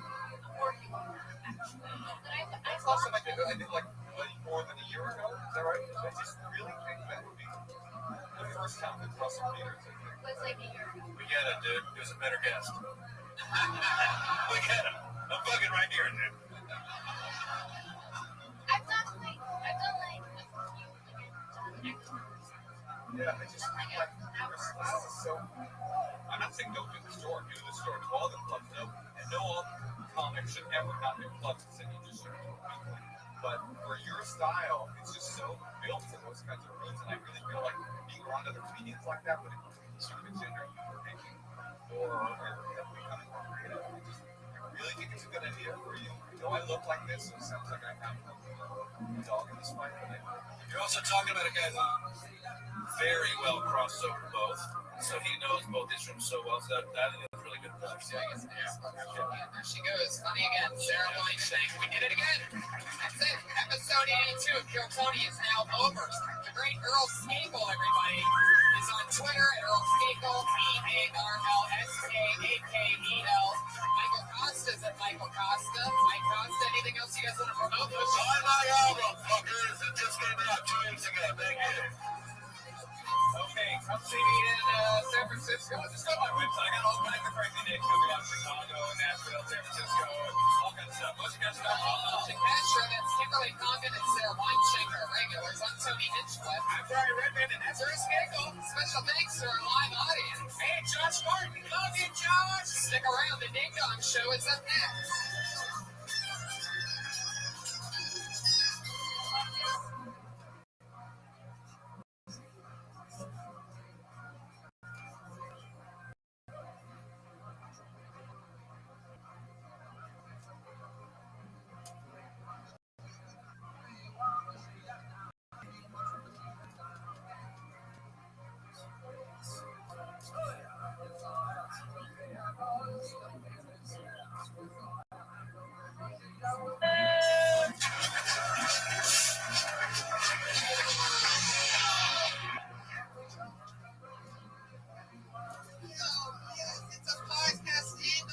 All at the same time, everybody. Hi. How you guys doing? Happy Monday to you. Fuck yeah, come on, everybody. What are you guys doing? What are we doing here? A little lazy, huh? A little starstruck? I know. I get it. I look at myself in the mirror every day, and I'm like, holy fucking shit. I get it. It takes a little bit to absorb exactly what's going on in this room. There's a whole lot of rock star behind these cheekbones. Just relax. We're going to have fun. This is episode 83 of Kill Tony. Holy shit. 83 hour and a halves. Holy fucking shit. What did we do? Really excited. Brian Redman, of course, as always, ladies and gentlemen, the one and only, the good cop, goofy cop, bad cop. We're all cops, basically. How's it going? All right. We just had a crazy episode of the Joe Rogan Experience last week where it was me and Kill Tony ladies, Sarah Weinstein and Kimberly Condon, the only two regulars on the show that do a brand new minute every week. They're going to be up later, but you were on it, and all of us. That was fun. Tony. It's cool. Joe loves the show. We got to get him on here soon. I've been to so many Christmas parties the last week that I can't take it anymore. It's weird being at Christmas parties when you're with non-comedians and you just want to make fun of everybody there, but you can't. I only go to the Comedy Store Christmas party. Yeah. I can't go to parties. It's the only thing where I'm so judgmental and just fucking pure evil with those things. I just think everybody's an idiot. Anybody who I don't know is an idiot. It's like, I mean, not you people, because you're here enjoying a comedy show, like, you're my people, you know what I mean? But not everybody, that doesn't, you guys made it weird right there. But I'm saying, like, if I don't know that they're a comedy fan, if it's just a stranger, then I'm like, oh, this fucking idiot. These are the people that, like, that don't know that it's two people go left when the light turns red. Yeah. Those are those people, right? None of those people know anything about comedy. It really sucks too when things happen and you just want to like call them out, but you can't. We were at this dinner party and the service was like bad and our food was taking forever. So somebody else's burger came out and this girl was so hungry she just grabbed it. And the guy's like, "Oh, that's actually my burger." And she goes, "Well, I don't care. I'm just going to eat it. I have been so sick of it." She just starts eating and immediately I just wanted to start like as if it was a heckler. Just started ripping into this poor woman, right? But we can't. I just had to sit there and go, this is crazy. I know. The lady that made my drink tonight at the Coffee Bean, I ordered. Look, I'm not that fancy pants of a coffee guy, all right? But I do take, in this specific case, it was a peppermint almond milk. Almond milk. It was a peppermint latte with almond milk. All right, now check it out. No big deal. But in this Coffee Bean, you can go around and you can see exactly what they're doing. You know, Starbucks, they like shield their creepy people. But the Coffee Bean, the difference is they're like, hey, come on, check it out. Everything's gonna be good. So you know, they talk that shit. So I'm over there. They give you, those little Dixie cups of water. You can sit there and sip water while making sure that they don't fuck up your drink. Sure enough. What does she pull out? Same lady that took the order. And I'm also looking up at the monitor that says almond milk. What does she grab? Non-fat milk. A big jug of non-fat milk and starts pouring it, starts making it. There was some other guy that ordered after me. It was just the two of us. So I'm like, she's making this guy's non-fat milk latte before mine. And I look up, and he doesn't even have a latte. He got a black coffee. He's already gone. I say, Who's is that drink? Whose drink are you making there? And she goes, that's yours. You just made it with regular milk. What if I was lactose intolerant, not just a flaming faggot? I had to bail. I had to make it funny in the end. I'm not really gay, but that's the only way that would work. I those exact words. I had to say flaming faggot. I just like our little Christmas Tony treats himself to little peppermint. It's true. I only have two holiday drinks. It's the peppermint one, that Coffee Bean, and also the pumpkin spice one. Coffee Bean is so much better than Starbucks is dead. Speaking of delicious things to put in your body, our only sponsor of this show is a gourmet chef. Put your hands together for Elise Lane sitting over there. She cooks us something new every single week. It's always delicious. She's at the Girl with the Pan on Instagram and Facebook. She's Elise Lane on Twitter. And she made roasted chicken gyros. So what do you call those? You call them something gyros, don't you? Gyros. Yeah. Like Joey Diaz calls them gyros. Well, like it's like an East Coast thing, I think. Is it? Gyro. Yeah, I think it's an Italian thing too. Even though you would think they would call them gyros. Anyway, oven roasted chicken breast, creamy tzatziki sauce, and Josh Martin totally would have gotten hit on the nuts tonight. Yeah. Why did we stop that? That was so fun. He got a little weird about it. He got hurt that I don't know if the people are enjoying getting nuts exactly as much as you two guys are enjoying seeing me get hit in the nuts. I feel like it's just for the two of you, and nobody else even understands exactly what this situation is. That's there he is. I asked him to do on a thing I was doing last night. I asked him to do an impression of Al Pacino, and he goes, "Hola." He separated the two words. Red onion, cucumber, cherry tomatoes, and olive oil are also in the delicious gyros made by the great Elise Lane. Everybody, there she is. Hire her for an event. You having a Christmas? She just comes for the Christmas party. Yes, all the regulars and employees here got multiple servings, and they eat a lot of Elise Lane's delicious cooking. It was the first time. It was my 8th Comedy Store Christmas party, and the first time that I eaten the food at the Comedy Store Christmas party that was normally instead. Yeah, I was trying to talk Bobby Lee into it, but he was so smart past the Comedy Store parties. Fuck yeah. dog menu for Coffee Mate, obviously.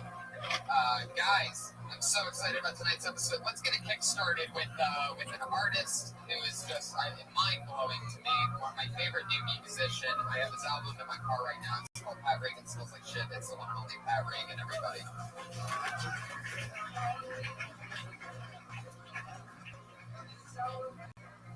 All right. Hello. This is part 4 of a quintilogy of love songs about my dead best friend's dad.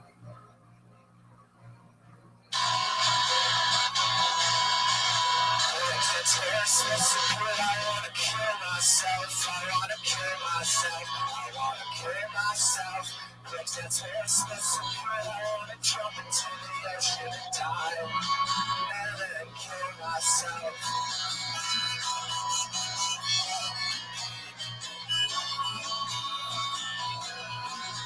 Christmas makes me so wrong. I wanna kill myself. I wanna kill myself. I wanna kill myself. Christmas makes me so wrong. I wanna wrap a big umbrella around my neck and then kill myself. I wanna hold you like a piece of shit in my hands. I never thought that I would risk. I never thought that I would. So far I've done 4 or 5 songs of Kill Tony, and I've yet to make it through a single one without some sort of mistake or pause. I never thought that I would. Married man, you're married indeed. You're married to me.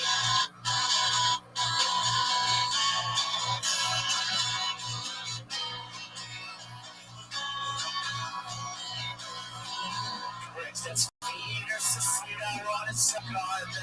Yum, yum, yum, yum, yum. I wanna suck on them feet. Bricks that's sweet or so sweet, I wanna dip them in raspberry vodka and then kill myself.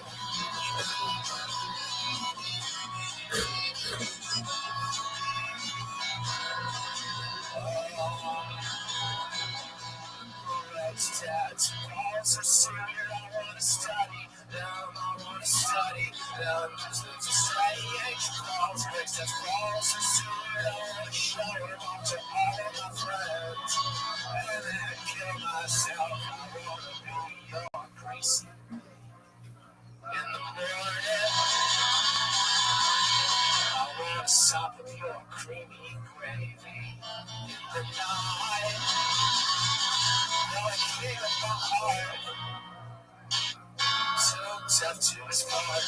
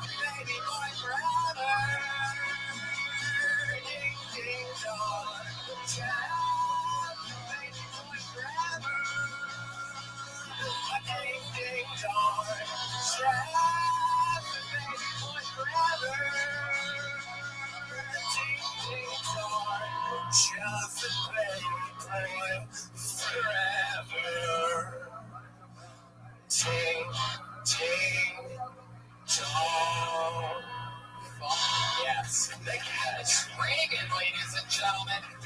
Holy fucking shit. Just give the issue between Sam Another that is like the World War fourth II or song something. about his best friend Reagan's dad. Yeah. We've heard Cans usually and making love to him and things like that. And how he seems this pretty term obsessed with his moved into so ridiculous. I love it. email Time and to now great Pat internet Reagan. He's on is Twitter at Patty Reagan. completely subjective. Websites don't give any Sounds like Ronald Reagan, understanding. but without the It's idiot and the literally Reagan.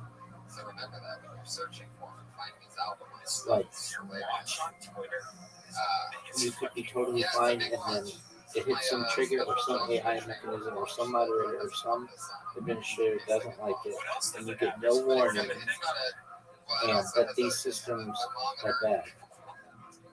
That website should allow for a warning system or to give you guidelines as to what they consider to be spam and define it. As of right now, people just say it's spam because they don't like it, even though it may be human created and taken a lot of time. Somebody may just say it's spam. We have an extremely, what's the word? What the fuck? Apologetic. Jesus, no, that's not the word I was looking for. However, he is autistic, and you're right. Ladies and gentlemen, we always have a highly efficient. Fucking, that's not the fucking word. Forget it. I was going from the technology thing. What's the what? Oh my god. Anyway, ladies and gentlemen, we always have a person keeping us safe. The head of security every single week. We're heads together for this week's Patriot. It's one of our favorites. One and only autistic Patriot, ladies and gentlemen.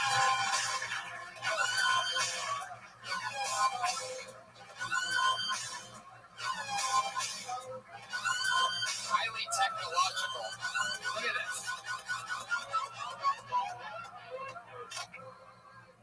That might be the saddest entrance of them all. Here he is, everybody, the autistic Patriot. Sound things. Why does it only happen with him? Can that speaker like pick up? Alright, how's it going, Josh? Good. Josh Meyerowitz, ladies and gentlemen, the funniest Wasn't young it like a rising British comedian. thing, and people got sick of it? Every week we have a new guy in this suit. This week it's Josh Meyerowitz. Good to be here, Josh. Absolutely, I'm excited. A little more than usual. Why? I don't know. It's like there's spirits for some. I can't even fathom. Must be just chemicals in your brain, huh? Awesome. You don't have to Okay, keep we'll your put hands all up this like that into all the the time. Medium article Just relax. and also An hour say and a like half, give so, resolutions yeah, for there it you go. Hang on and together for Josh like Meyerowitz, ways that everybody. systems could Let's be get right improved. into it. You know what Make it this is. a 10 It's out of 10 Tony. Over 30 logistics comedians signed up, and I always have article, two of my please. funniest friends come on the show. It's no different, and we're going to talk to comedians together. They've both been on once or twice before, and they're back again. Put your hands together for two of my best friends, Justin Martindale and Benji Aflalo.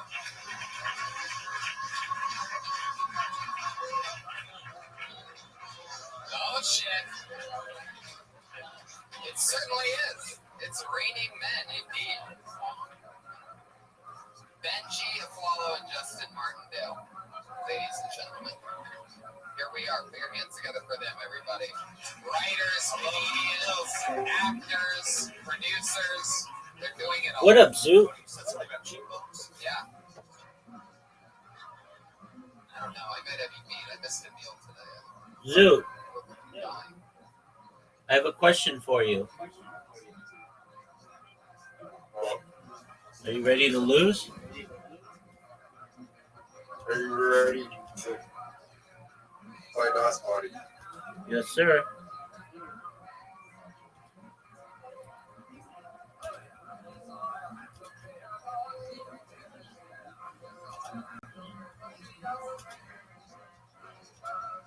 Would you like an invitation? Rabbi, What up, baby?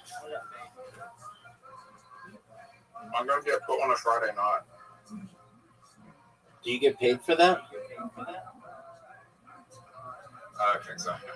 That's okay. Are you ready for an invitation? Go for Friday nights at 50 people because it's Friday night, so there's 50 to 100 people on Friday night. So that's a lot more than normal, right? Normally it's 20 to 30, and mostly the people, the comedians out ratio the audience on Monday nights. I've gotcha.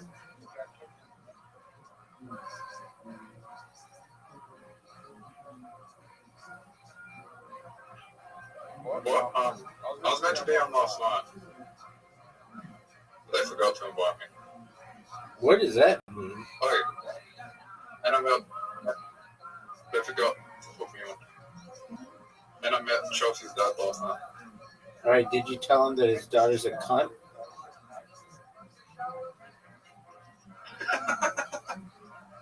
Yep.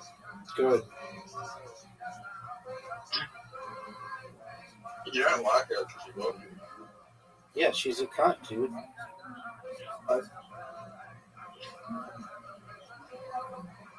She brought you on one account, 10,000. Yeah, but she didn't have any reason to do it. So, I have like 10 times more followers than that bitch. All her friends accepted my friend request. So she sucks. I was her biggest fan, and now I'm her biggest detractor.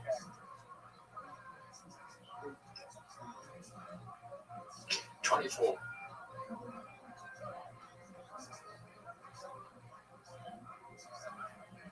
Zoot, do you I'm want gonna roll 5 5s. Zoot, do you want to watch Fistful of Quarters tonight, or the Dingo movie? Is brother gonna be here? Yep. And Dingo. Not Fistful of Still Quarters? the Lindsay. Not Fistful of Quarters? Nah. Nah, that's like, you have to be in. There's no reason to watch it. Why? If someone. Alright. If someone from that documentary dies, then we'll watch it. No, don't talk like that. I thought it was your favorite documentary ever. Yeah. But, like, it's old. Yeah, that's nostalgic, though.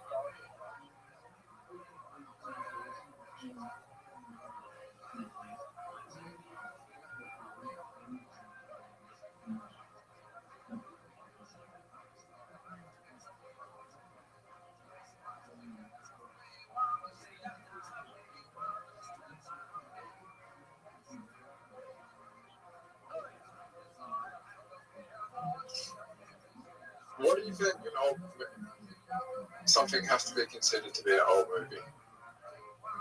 Like more than 10 years. Only 10 years? Yeah.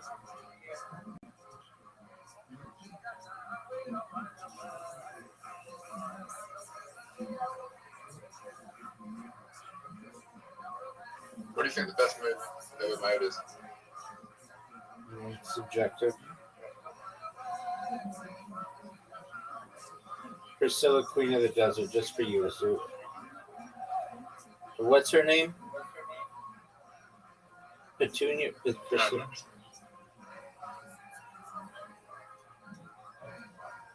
From a technical standpoint, maybe Inception. Okay. Or Tenet. The same director. Most Christopher Nolan movies, from a technical standpoint, would be the greatest movies you can make from technical standpoints. Okay. That doesn't make the quality of the movie and the story makes it the greatest movie of all time, but from a technical standpoint, Inception is one of the most technical films out there.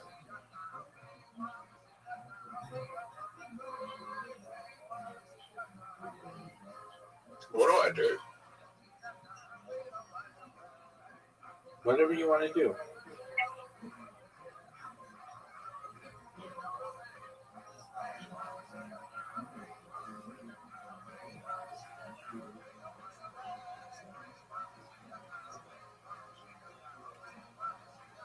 Nope.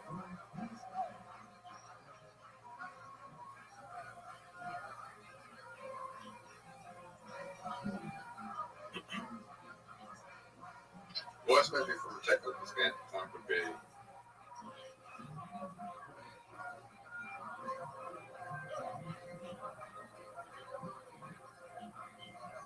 Zoo, you're getting destroyed, son. I just hit the bonus.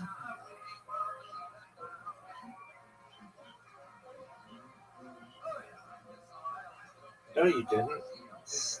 Yes, you did.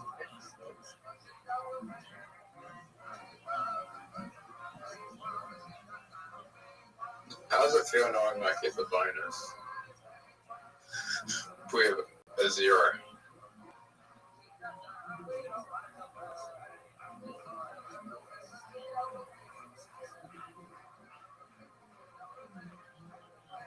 Dude, look at the score. I'm destroying you. I can come back. You need What? a Back. you need a bunch of good rolls. I need a 3. Fuck.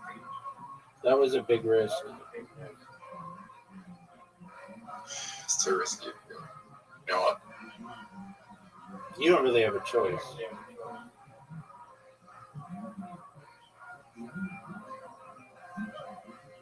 That was fortunate.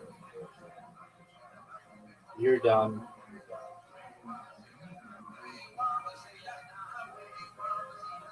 Oh, fuck. You just hit the bonus.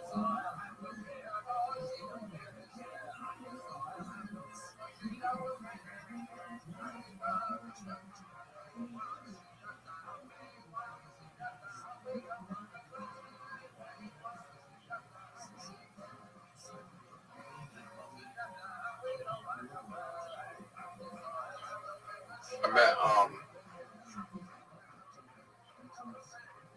yeah, Chelsea's hosting on Monday. She sucks.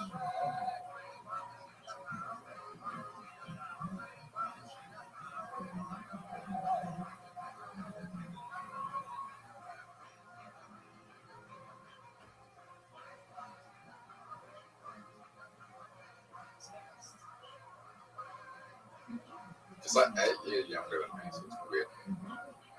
You said it.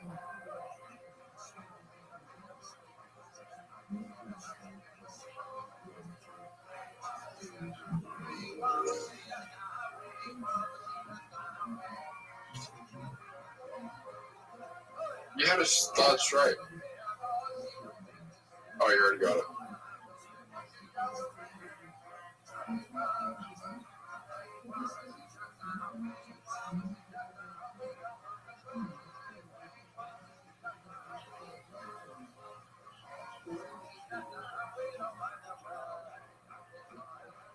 Rabbi, I played that dog shit.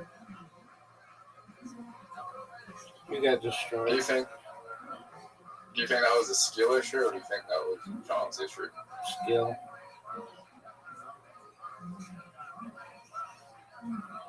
You want to play Minesweeper? Minesweeper? Yes. If you win a game with Minesweeper, you get 100 coins today. Not right now. Maybe later. Why not? Because we're playing pool. This is regular 8-ball. April sucks. Okay, well, get over it. Get good, son. It just takes too long. All right, what do you want me to do? No, we'll wait. The game can be over in like 5 seconds.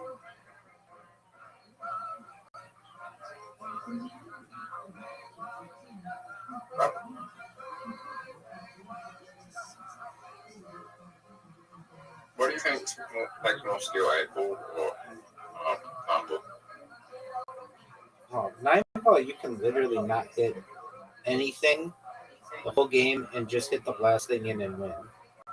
So, but then 8-ball, you can just win because the other person puts in the 8-ball. So, but I would say 8-ball is probably more skill because you have to put something in if the 8-ball doesn't go in. Okay. Is this a good choice? Whatever you want, big dog. That was great. Break mine.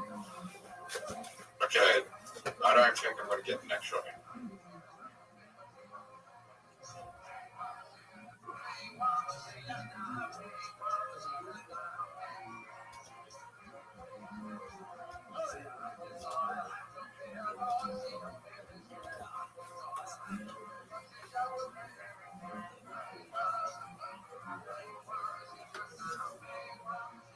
Philly took it serious hosting last night. Tilly.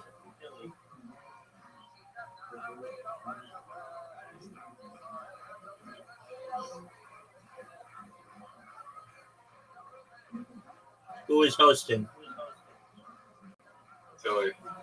You know how I know? Yeah. He was on my Instagram. And Is that the girl who won? so they had the yeah, they had the cloth crown winners there as well. Were they funny? They did sketch comedy, which wasn't. You want my opinion? Sure. I think they're 15, 16. So,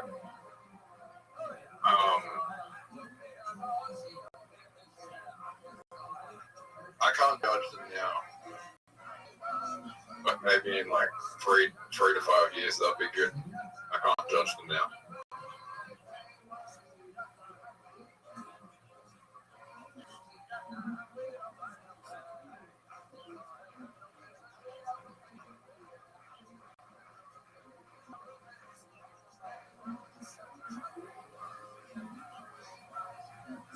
So you got to get everything in. High school comedy is too hard to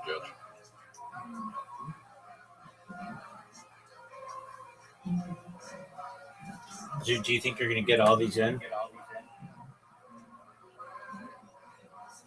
Yeah. Are you sure of it?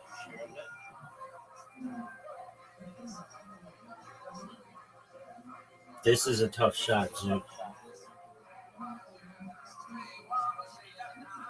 No way. No way he's getting. But I will say this. You're not getting this. I have Focus. seen Focus. I have seen that style of comedy work in the Australian scene for a long time.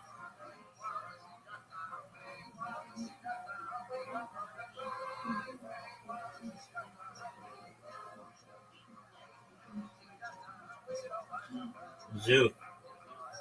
This game is officially over. You ready for Minesweeper, son? Yeah.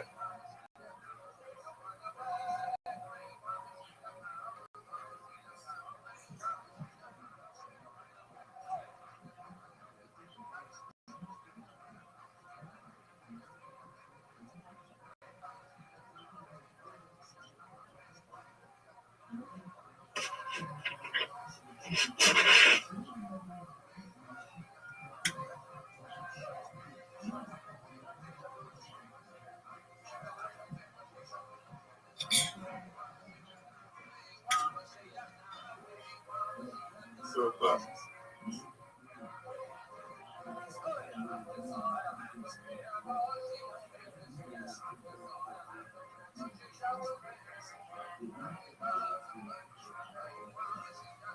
How do you play this game? Rabbi, how do you play this game? You know how to play.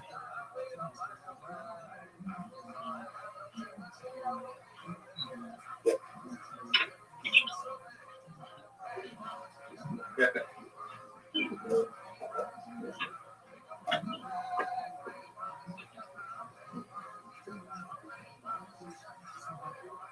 Dude, how is it still my turn?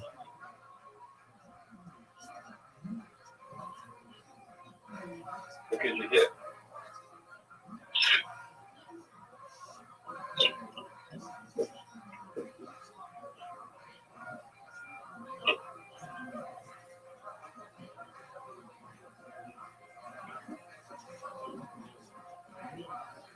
I don't like this game. I'm not good at it. Why is it always my turn?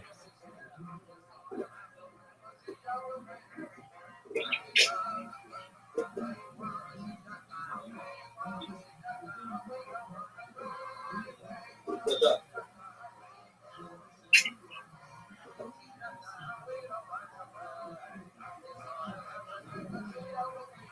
Why is it always my turn?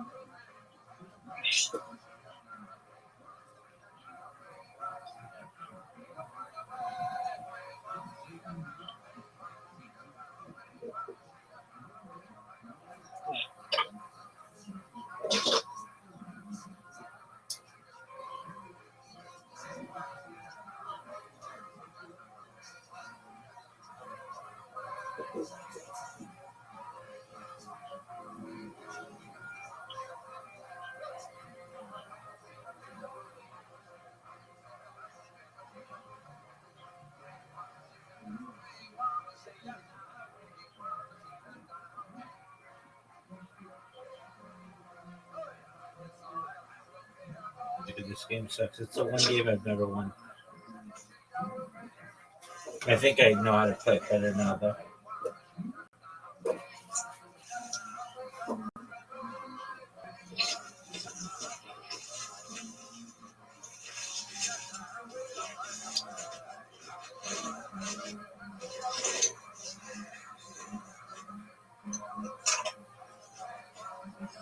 Do you want to know how long till Riser's here?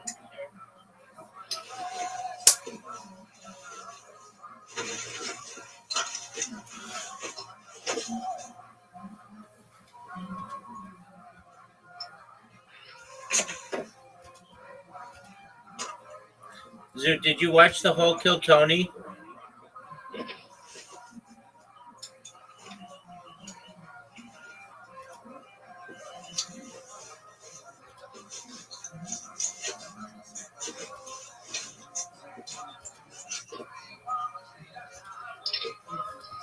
Dude, did you watch the whole Kill Tony?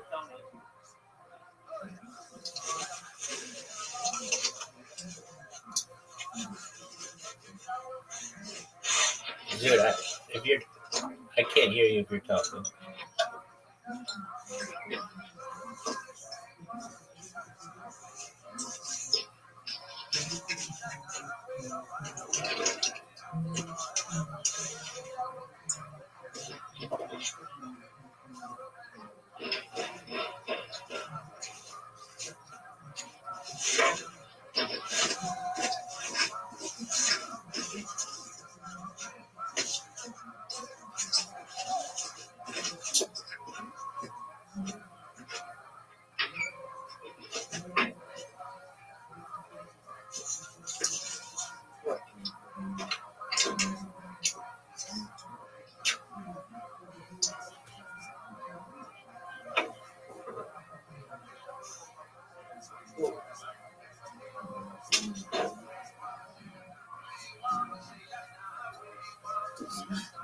Story about Fiji, you look super healthy. The fattest I've ever been in my life. You're like glowing though. It's like the Beverly Hills shower waters. I stole body wash from my parents' house. So That was not loud. I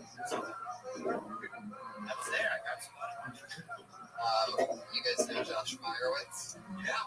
Tonight he's the Patriot. Patriot always asks my guests a question. Go right ahead. Hey, Justin, how's it going? Justin, working for some comedians, including Joe Rogan. Not just as a comedian, but as a comedian. What's feeling good on the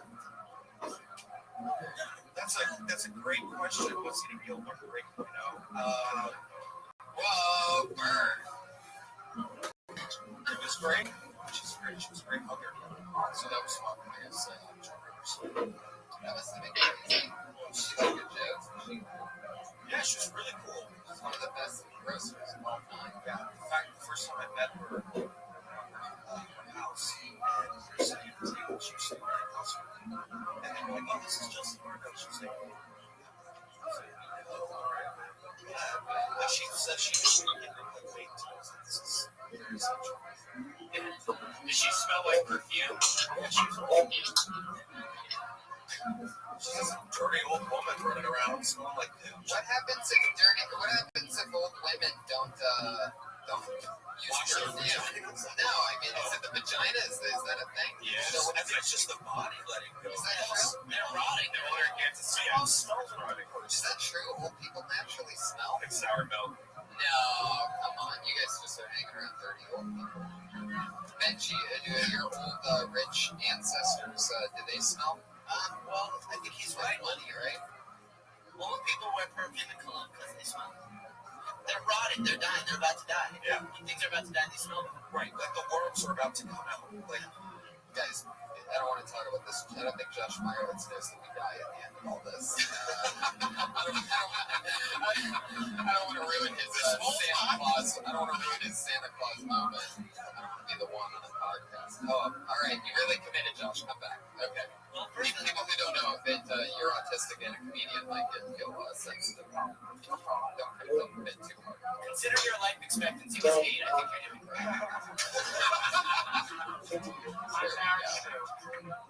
Now we're jumping.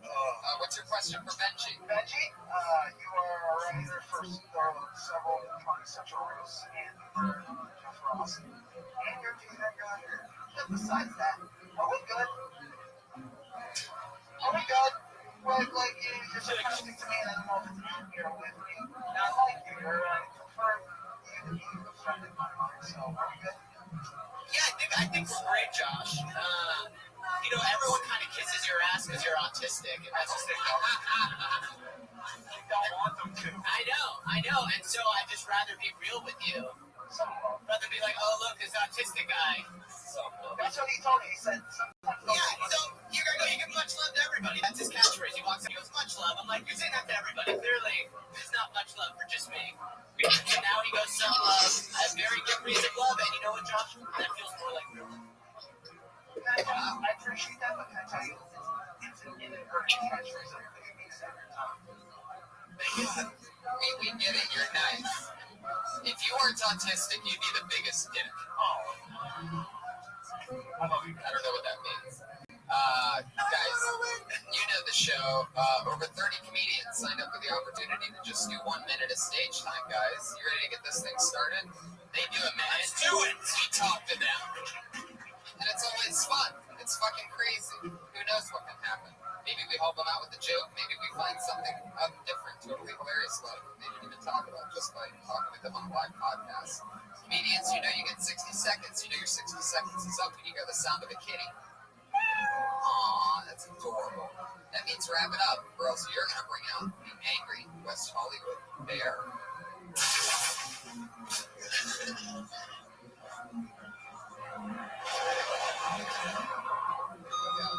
Yep. that sounds all too familiar. Absolutely. If you're used to being shot into a sonar pig area where the bear then comes in and then also Russian cop, but just long enough for their siren to go off. Guys, are you ready to get this thing started or what? It's episode 83 of Kill Tony. Your first comedian tonight goes by the name of Michael Schertzer. Hey, Michael Schertzer! There he comes. From the top shelf. Here he is, Michael Schertzer.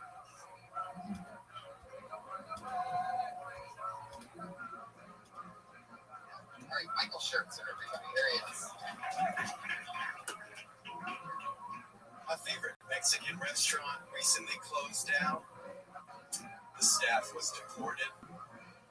It's been a real inconvenience for me.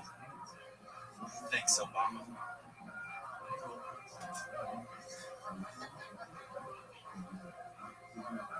I feel like if ants had to self-identify with a nationality, they'd be British. Check it out. They spend basically their whole lives waiting in line, and you put just a little bit of heat on them. They desert the colonies like a motherfucker. Keep hearing about Hillary, 2016.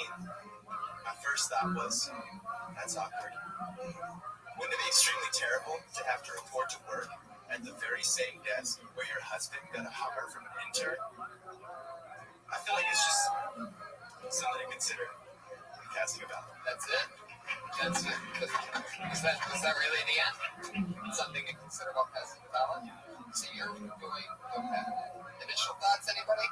Or else I'll just get right into it. Yeah. So you're doing political humor, right? And I think you were on a couple weeks ago or something, right? You worked in politics in the Valley, correct? Yeah. Okay. Now I see, because you only did one political joke that last time, I remember. Anyway, point being, now you've committed to the political thing all the way. How long have you been doing stand-up? 7 months. 7 months. And you like politics. And you think that stuff's funny. You watch Jon Stewart and Colbert and Bill Maher, and that's what you're into, right? It's like you're reading my soul, Tony. All right. I don't think it was that weird, but it's like you just talked about politics for 60 seconds, and I'm just confirming that you like politics, but if you want to get in the whole soul thing, maybe you're right. So let's talk about this, because that's cool, as long as that's truly what you think is funny, because you sort of look like you would talk about other stuff. You seem like you have a different look than the typical type of, you think other shit's funny too? Yeah. Or are you just like a political? Yeah, I do think other shit's funny. I think that like my perspective comes from politics. I come from that. Yeah, I don't know, man. I feel like if you're gonna do politics, like political one-liners, I feel like people like usually when they do political stuff, they like dig in depth, like real shit. No, it's not an ouch. This is what you should be working on. Instead of having one topic and then another topic and then another topic and just one joke for each thing, you could stay in the pocket on one of those and extend that out. It's better to have, unless you want to be one-liner. Never happened. But I'm sure it's just the 7 months and probably not a ton of stage time at this point. And you're just trying to pop in and get laughs and get out. But if you stay in on one of those, like maybe the Notary Bill thing, or any of them really, if you stay in the pocket on one of them, then people aren't waiting for some crazy mystery. Why don't you talk about something you really care about? Like whether or not women should vote or something like that. How old are you? 25. That's exactly what I think. It's like that. Very nervous. Approach when you came up, that's like the first time she's like, I've only been doing this 7 months, so I'm really into it. Then you have to go for it. Try to find your political voice. But again, once you get that confidence, you step out of the box. Like, I just think that political jokes are really hard to believe coming from such a, you look like a school shooter. So, but like a hot, nerdy school shooter. It's really hard to believe. Your eyes aren't that dead. Like you get that a lot, the school shooter thing, right? I actually do. Yeah. Maybe that's it. Mostly from police when you're walking into a school with an AK-47. But just a few times. 25. Wow. So young. You got this so tender. Wait, you're from California? I was born in New York and raised in LA. Yeah. Wow. What do your parents do? My dad's a lawyer. Wow. You did amazing. Did your mom make that war bomb movie a few years ago? What's the coolest movie your mom's made? She made a documentary about a Burmese refugee. Okay, what's the coolest movie your mom's made? I like your style, Michael. What do you do for fun? Jiu-jitsu and what scares you? Shoot up schools. What scares me? Yeah, what are you afraid of? Coming up here and talking to you. What else? Terrifies me. What else? You should shoot up a school but have it be like politically motivated. It's a little late. I've graduated already. Right. You could be the first guy to go back and get your master's. I'd rather be the first guy to do political one-liners, maybe. Really? No, I don't think you really do. I don't think you realize what that entails. And I do have longer bits, but like everybody thinks they're going to be, not everybody, most people think that they're going to be one-liner comedians when they're very first starting. That's how you start. Once you realize that, I'm talking to your very first start, and it might seem that way now, but you'll enjoy it's very rewarding to be able to get multiple laughs on a single subject. Whereas coming up with one funny thing about a thing and then moving on. And I'm not just saying there's great one-liner comedians, great writers that have happened. Stephen Wright, Brent Middleton, all those people. Yeah, exactly. That's good. Right, but the benefit to them is that they were talking about everything in those one-liners. To combine politics and one-liners, it just doesn't make sense. Politics is very testing. It's very like who should we vote for in this election? Who's going to be the president this next time? Give us the shirts or report. maybe the name will probably be Hillary. Really? They've already struck a chord. I'm not saying I want it to be Hillary. The podcast listeners, some guy who's died in the corner of the room. I'm not. I don't identify with that. So you're like a Ron Paul guy. I supported Ron Paul. What up, Zoo? I'm totally checked out. I supported him. Actually, anyway. You know, only guy doing Ron Paul jokes instead of the guy reading like New Yorker books. You guys just talking about all this political crap made me just check out. That's the problem. Just hear me. You check out from I was checked out. I didn't even know you checked out. Also, right. Double check out. Fatality. Michael, your stage presence is that of one of the lanterns, and I really like your style. Like it's really I love you, Michael. Get more spots and fucking develop them. Keep doing it. Figure out what you want to do. Don't be married to the idea of being a one-liner political comedian. For the love of God. Oh yeah, he was on last week. I remember the Twitter handle. Son of. Oh, Let's take it all back. We take it all back. Michael's shirts are making it a little more awkward. Just when you thought you couldn't fucking. I love you, Michael. Please don't kill yourself because of this. Please don't do that. Hey, Rabbi. What up, Zoo? I love seeing somebody apologize to the autistic person instead of the other way around. How did I? That's like Pretty big dog, thankfully. you get to all make a wish after that or something like that. Sorry, I Should be some have to kind of reward. close him out. You know you're really a school Okay. shooter when you're standing next to the autistic guy. You're like, you're a school shooter. Especially when you're next to the autistic How's your day going? 7-year-old Halloween. So you just asked me that, and I just answered. This looks like a new name. I'm excited about this. Put your hands together for Cyrus Natter. Should I go? Fuck yeah. Dude, do whatever you want to do. Brad's just going to be here in 23 minutes. Thank you. I got pet peeve. I can't stand people that live in a different time period. And it works. I used to date a girl. She used to be like, I used to be a career woman. I flipped my career. And still, deep down, I should have been 50s. It's like, man, that is your favorite show. Are you not paying attention? There were two choices in the 50s. It was secretary or housewife. If you really good job as secretary, you got promoted to housewife. I was trying to go way back in time, like the Middle Ages. Like, that's fucking. Forget, go back to the Middle Ages. Have one die in the snooze. Because every time someone tries to get Sudafed, they get burned at the stake for being a witch. Like, I understand how you can romanticize like, the Middle Ages. Like, you turn on TV, you watch the Porches, you watch Game of Thrones. You see people like beautiful, people practicing clean. You see everyone shaving. Please. If you saw some Renaissance pussy, it was gonna be it. You would know if you're supposed to fucking or fall off. Exactly. That is good.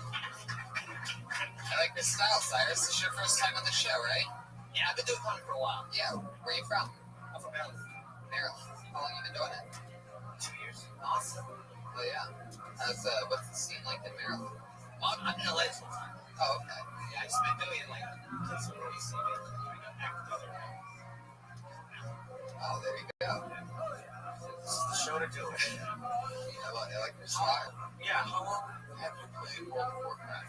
How's it going? Not that long. I quit. Okay. I quit. I was there too addicted. Like, I just like I ended up playing it for like 2 days of my life. But I did enjoy that when you said that you were like talking with like your Renaissance tournaments and stuff like that. I think that's clever. You read a lot of actual books, so. Yeah, I used to. That's what's more. Yeah, You just gave up on it too with the video games, huh? I just got laid. I just stopped doing all those things. Wow. Look at that. You have a girlfriend? Yeah. How's that been going? It's good. Good. How long have you been dating her? Smells. What does she do? She's a professional.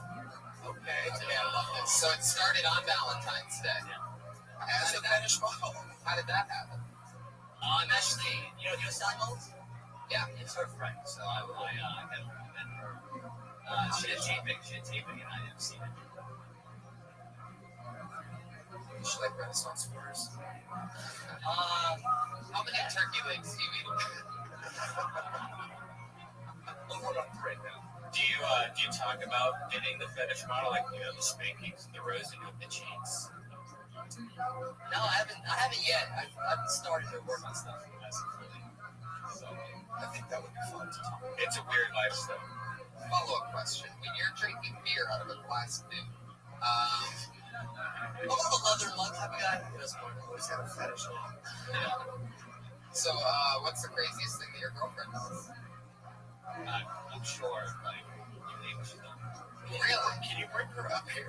Do you have a lot of fun in the bedroom with her? Do you talk about dating a fetish model? Well, like, Do you talk about it on stage ever? no, I mean, it's honestly, it's like dating any other person makes sense. You have to come, we have to Except you have to let them out of a locked box when I get home. Yeah, it's just like your normal everyday account. Yeah, you're like the 50 Shades of Grey of college. Yeah, that's for sure. Christian Grey. Yeah. Has she met your parents? No. Has she spanked your parents? Yeah. Are you scared to introduce your parents because she's a fetish model? Yeah, I mean, they already know. They're not just adults. How do they know? I mean, just through, like, soft guys, but they see them interacting. Right. Your parents were on Twitter? Dude, my dad started stand-up. My dad calls me old. My parents are foreign, so my dad calls me old. Is it just the same results? Yeah, it's just that. What's that nationality? My dad's Persian. Buddy, son. Why does your girlfriend always have ball in mouth? Yeah, what do you keep it? I always ask this question to everybody that I see that keeps stuff in their front pockets. What do you keep in your front pockets? I see this one. My culture packs. There's something in that one, right? Heroin. I'm not a cop. You can tell me what it is. He's got a hairy chest. It's the hair. There is permanent nipple clamps that his girlfriend installed. Yeah. But yeah. So do you guys live together? No. February, so it's that's a while. You're almost in a year. What are you gonna do for the big anniversary? What you gonna stick in your ass for the big anniversary? Something big. Maybe. Get the prostate. That's a real thing. That's a bad thing. Yeah. See, you're weird. Yeah. We don't have the internet. It's not like these things are easy. I have internet too, but I check Facebook. You're like slut pig book. She's so used to doing freaky stuff that when she comes up to you, it's more like normal. I mean, she doesn't fucking. When she comes up to you, does she just want to like hug? What she does now mostly is like wrestling stuff. Like really, really freaky stuff. Some guy asked for a video of like. Some guy asked for the video? Yeah. Someone asked for a video where she pretends to be shot with a ray nuts. Like that's stuff that she does. It's like really random. Like fetishes don't make really. So she's weird stuff. You have to be talking about all of this on stage. Yeah, this is incredible. This is it. Everything, just all the questions that I've asked and everything we've said about you. Yeah. All of that Renaissance fair, every single thing. All of it. That joke about if you just say, I'm dating a fetish model and it's just like dating anybody else. I mean, letting her out of a box. What was the common thing? It's gonna kill every time. I don't even know if that's this. Persian dad. Yeah. You're gonna be the first guy that kills as a comedian that looks like a magician. I was thinking Warlock. Yeah. Warlock magician. Anything did magic for the Warlocks. Silas Natterpour over here. That's actual name. I think that's a good dude. No, I can see it. You have like a fucking king in your ancestry or something. There's something weird going on. You have like some kind of like guillotine women for fun. You look like the guy that's painted on like the jack of cards. You know what I mean? Like you're like the face of that guy with the sword or whatever. You're the pirate. I've never used that, by the way, ever as a description of somebody. You brought that out of me because you literally look like that fucking guy. Yeah. Just hit me right now. You know what I'm talking about? Guy in the jack. Yeah, like the jack of whatever. Yeah, he's like on the Dude, I can see that. They're like the fucking Jack of Clubs over here. Yeah. Or like the Pied whatever. Pied Piper. Piper. It's like the Green Pied Piper. Yeah. Speaking of the Pied Piper. Speaking of a deck of cards, his girlfriend will leave him out of the pussy for $20. Too real? Come on, guys. Oh my god. I totally thought that was gonna make more sense of me. Yeah. It's basically like I just had a stripper. It's like you went like dark, Benji. That's where I go. Like that's not dark. That sounds festive. Make it like a rabbit or something. Cyrus, you gotta be talking about all this stuff. Okay? Yeah. Good stuff though. Good stuff. No time. I did, by the way, I did say What? When I did say anything good, bad. Like, Is that what you want? Do you want to know whether it's good or bad? yeah, I mean, Okay, yeah, I'd say that you can trim out some of the front, get to the stuff quicker, and just get to it. And connect. But you cut out words and breathe more. Take your time and actually get to, instead of presenting this thing as fast as you can, let people know how you actually talk and people know how relaxed you are right now. The arm up against the thing, that's how you actually are standing in real life while talking to people. But meanwhile, when you were performing, you weren't like that at all. It was like, you know. don't be afraid to think. Right. Cut out words, add more. What's the minute? Yeah, but there's people that can destroy in this minute. I've seen it. And it's not that your material couldn't do it. What I'm saying is get rid of some of the fat. And it's always there. Everybody has it. I always have it on everything that I first write. It's always there. And then you get rid of it. And you gotta get rid of it. So there's your thing. Cyrus Nattermore, everybody. It's on Twitter, it's Cyrus the Clown. I like his style. That was fun. See, that's the crazy stuff that can happen. Cyrus, you should be talking about all that shit. It's hilarious that he did say a fetish mom. I didn't realize how funny it was until he started talking about a fucking ray gun and all that. Insane. Did you ask to see the video that she made for him? That'd be sort of funny, right? Awesome. Your hands together for your next comedian, Malia Sias. Malia Sias.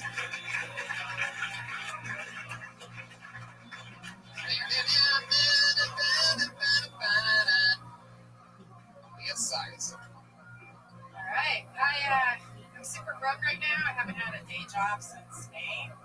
And I hit a new level of brokeness. I was in New York and I was in Chelsea and I saw one of those luxury dog hotels. Have you seen them? I've seen them in LA, they fit into the landscape. But in Chelsea, it was a whole new level of like sadness. There was a homeless guy sitting outside of them. Like, we live in a society that a homeless man can be outside of a luxury dog hotel. It's $79 a night, $110 for a suite.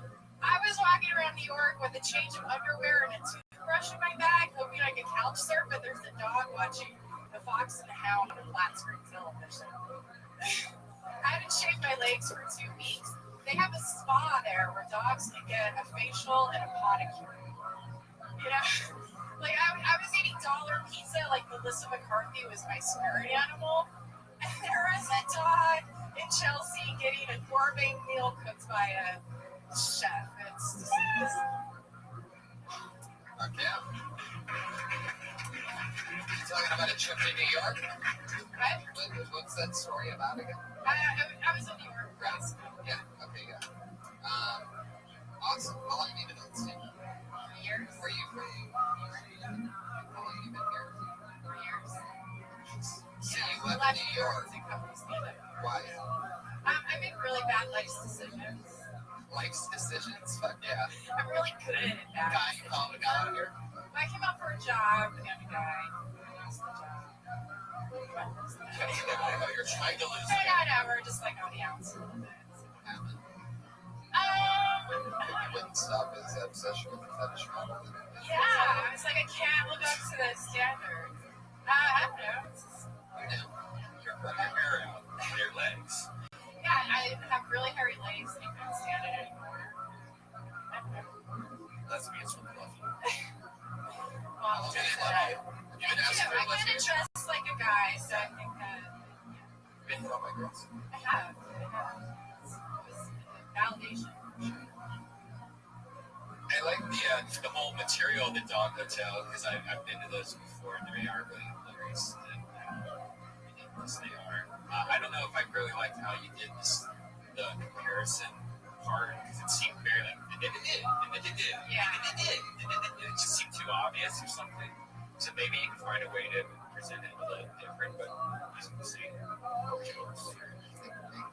Simply in trouble falling. So you went to the dog hotel. I was in Chelsea. Yeah. It was 30 degrees outside. And I was walking crazy, and there was a homeless guy out on the street in front of the dog hotel. And it was like, this fucking blows my mind. I've seen him in LA, and it didn't bother me as much. But it's like, yeah, it's like, it's okay to be homeless outside. How much is the dog hotel per night? $79 a night. $79. Yeah. What do you get? Satin sheets, flat screen television. Really? Curious. They play on TV for the dog. Yeah. And they also usually have webcams that you can talk back and forth to your dog. Yeah. That wasn't included. I don't think it's retarded at all. I don't think so either. I'm sorry. More than homeless people. Every dog I've ever. Yeah. Oh, it's true. True. But I did like I liked the bit about the dog watching Fox. Thanks. I have a longer bit too. So what did you say in the joke? Can you stay there or that? Yeah, a part of it was I was couch surfing. I was there for a month, and I was just kind of like, this is hilarious that I can't. You're more of an inconvenience. Thank you. Is it a small dog? What? I like that dog. It's so weird to say that. I love it. I love Benji takes the pro dog stance on this, and I'm sort of with him. I mean, that's a dog hotel. She takes bigger shits than dogs, most of them. Were you looking for a hotel that night in real life? I was looking for a place to stay that night. Yeah. And it all worked out. Yeah, of course. Josh Meyerowitz, the Patriot. What do you think over there? What's going on?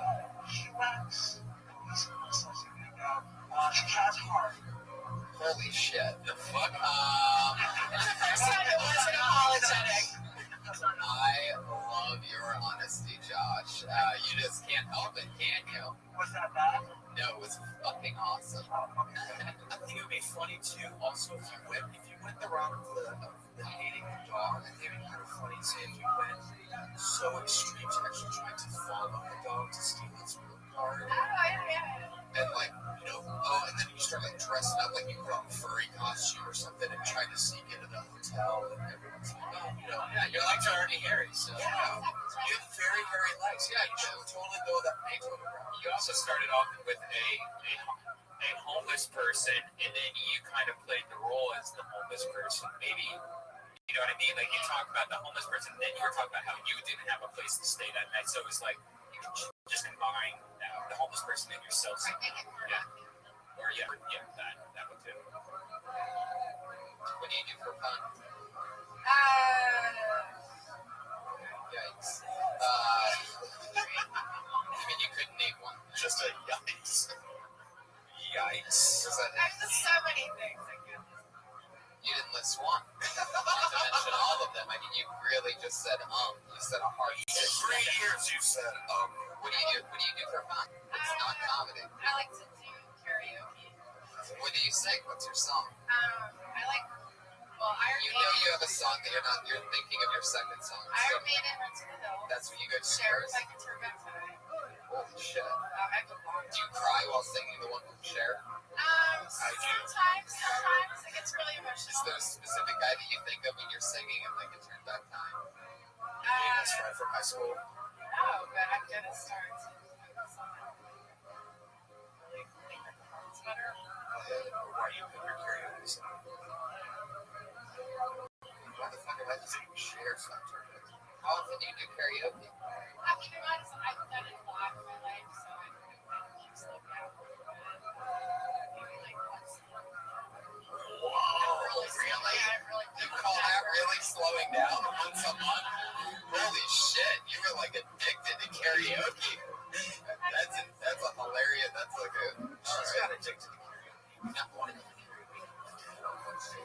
Oh shit, I see how it goes down. She doesn't fuck around. She doesn't Dimples. You go to Dimples and Burger. I haven't, but it's on my list. You I go haven't to been Big there? Fish. I like Big Fish. You have a karaoke bucket list. That's amazing. I don't have the words. There's an iPad right here. Back in time, back time. If I could find a way. Totally gonna be a part of Cat Tony from now on. Take back those words I let you, and you'd stay. I don't know why I did the things I did.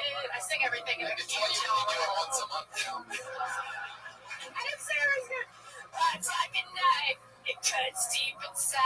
That growling anyway. I'm like weapons. They work Me sometimes. criticizing karaoke, I can do this 24 hours a day. Come on, no, go to the chorus. Come on, bring it home. I didn't want to see you go. I know I made you cry, but baby, you're the turn back time.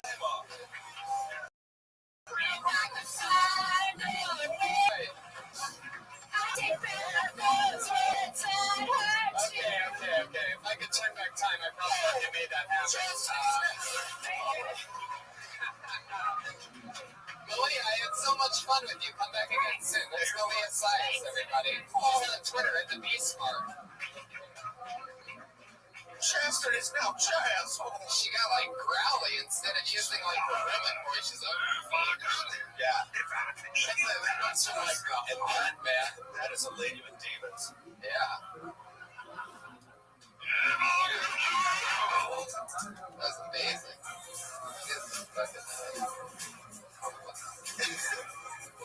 She's on Twitter at the B-Smart though, so tweet at her. Go sing some karaoke. She's trying to beat herself up that she's way down from her normal amount, and she only karaoke once a month. So Let's change it. And if you're a dude trying to hook up, you might be going to hook up a relationship with you. So there you go. Josh, do you ever do karaoke? What's your song? Yeah, I have to see that. Can we do that? I just got a divert from the show. Why do we not get intergalactic in this outfit? Yeah. Do you want to get closer on this? Just this part, maybe? Is that weird? Can you yeah. God, shit, it's getting real. Well, no, we're not gonna just fucking. All right, this isn't your fucking The Voice appearance, all right? Our chairs are already turned around. I would also like to become famous this evening. No, you're gonna do intergalactic. When's the last time you went karaoke?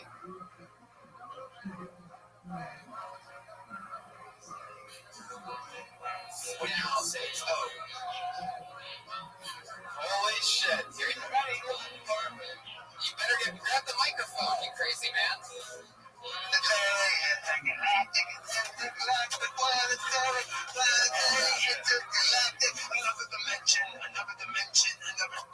Another dimension.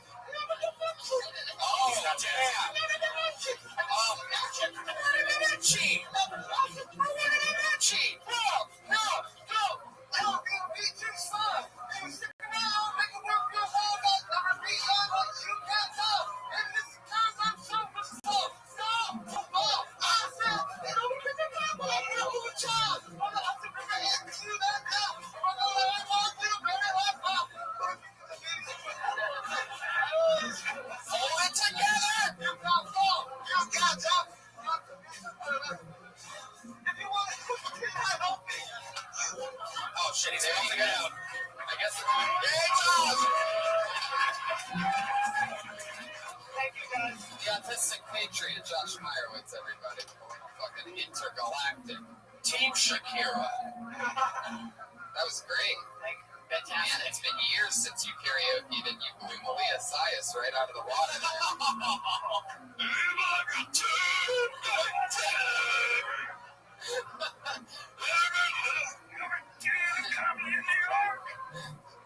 Wait, go change into a Wonder Woman costume and come back. She was taught karaoke by the great Kermit the Frog. So. I see the crow smiles. That's you do that. What? You can do that. I didn't know that was in your repertoire. Put your hands together for your next comedian, Bud Galloway, everybody. Here he comes.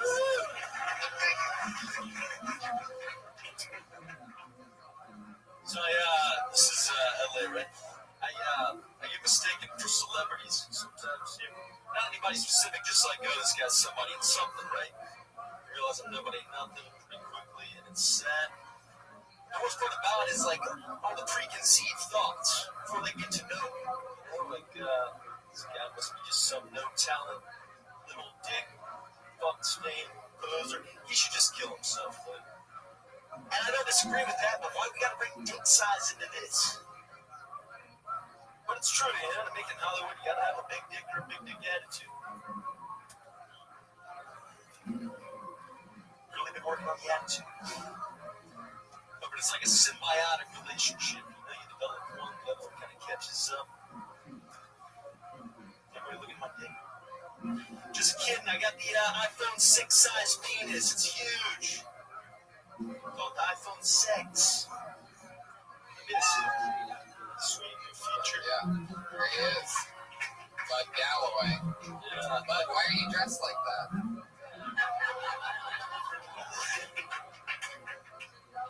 Make a statement or something. That's what people say, right? Is that true?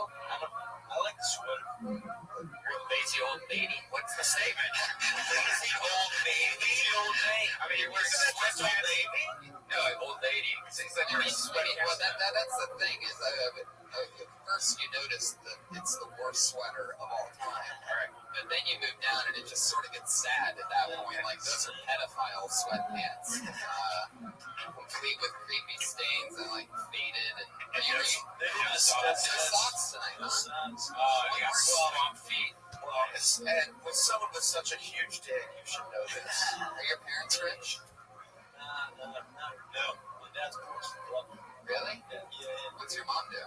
She was a photographer. Why's your dad poor? He was a builder. A hut builder? Yeah, he was a builder. Your dad been alive since the 1600s or something? How does that happen? I don't be talking about Pizza Huts here because there's definitely no money in any other kind. It's like the slave. Yeah, who's living in huts though? Where was he building huts? People's backyards and bar restaurants down in Florida. Florida. Oh my God. Bath salts and huts. Your dad is the guy that makes those? Yeah, it's It's like a surfboard rental hut, basically, is what you're saying. Well, I mean, he made some pretty big ones. How about a sunglasses hut ever? No? Man, I don't think so. When Jewish people make cartoons of dumb Christian people, they're you. Where'd you get the sweater from? It was a fine, I think, Goodwill. Fine things, yeah. I think that's where it was. I mean, it was some kind of thrift store. It had a bit of Goodwill. How are you not dead? What are you doing? What's your thing? That's surprising. What's your money thing? How do you put food in your mouth? Landscaper. You're a gardener. How long you been doing that? No, I just do that off and on. I do a lot of, I don't know, hustle or whatever. What other kind of hustle? Landscaping, construction, Drug dealing. drug dealing? What kind of drugs? I had some marijuana before, and I have. You have? Yeah. Oh. Yeah, see, there's a client. That was in Florida, though. That was Florida. So, How about the sweatpants? Where did those come from? my stepdad, actually. Exactly. See what I'm saying? Like, I would have guessed that. That would have been my first guess. Your stepdad. How old were you? Show us, point us on your body where he touched you when you were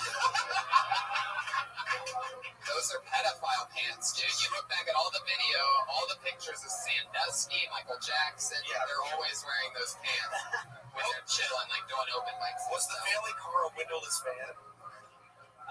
We did have a windowless van. Yeah. Do you live in your car? I don't know. I don't. You have a place you live in? I do sleep in my car occasionally. That's what I just asked you. Yeah, occasionally. I don't live there. Oh, okay. Yeah, You just yeah. sleep there every night. Yeah. Oh, okay. Not every night. Just sometimes. How long have you been out of Florida? How long have you been here? 3.5. What do you do? You stick with the landscaping thing. I was a writer's You're the assistant. only white blonde landscaper in Los Angeles. You're a writer's assistant on what? And a PA on a Disney Channel show. Weren't you the guy that lives with the guy that's trying to suck your dick and all that shit? What, the oxymoron? Was that somebody else last week? Oh, yeah. How'd you get the Disney job? What's that? How'd you get the Disney job? Where are those two?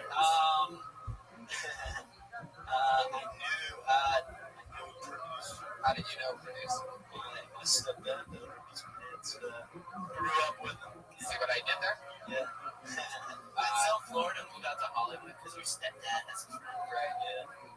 Before that gets him. Now, did you get that sweater from the Goodwill in Seattle? Seattle. Yeah. You went all the way to Seattle for that. I did. You brought that back. It was Black Friday. For sure. Black Friday. With some of the birds that are on the shirt. Toucans. Yeah. Yeah, that should be in the trash cans. You know what I'm saying? See what I did there? I took over cans. It didn't even make sense. Interesting, man. So you dress like that, and there's that, like, do you know what that stain is underneath the Nike swoosh? That one. Is it Probably what? What did you call it? What's that? whatever you want? Is that a Renaissance word? Somebody knows. Something disgusting.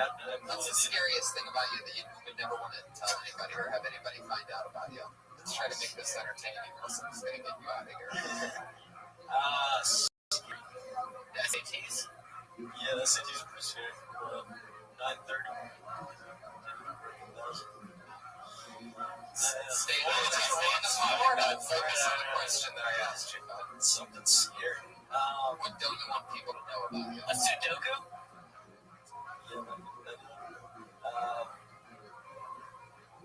I thought you were dead air. Do you know that? I'm sorry. When's the last time you puffed computer duster? I know you did before buying that shirt at the Goodwill in Seattle. Mine was Friday. Really? What was the computer duster's name? Oh, shit. You gotta be careful with Martindale. Yeah, you really do. You forget.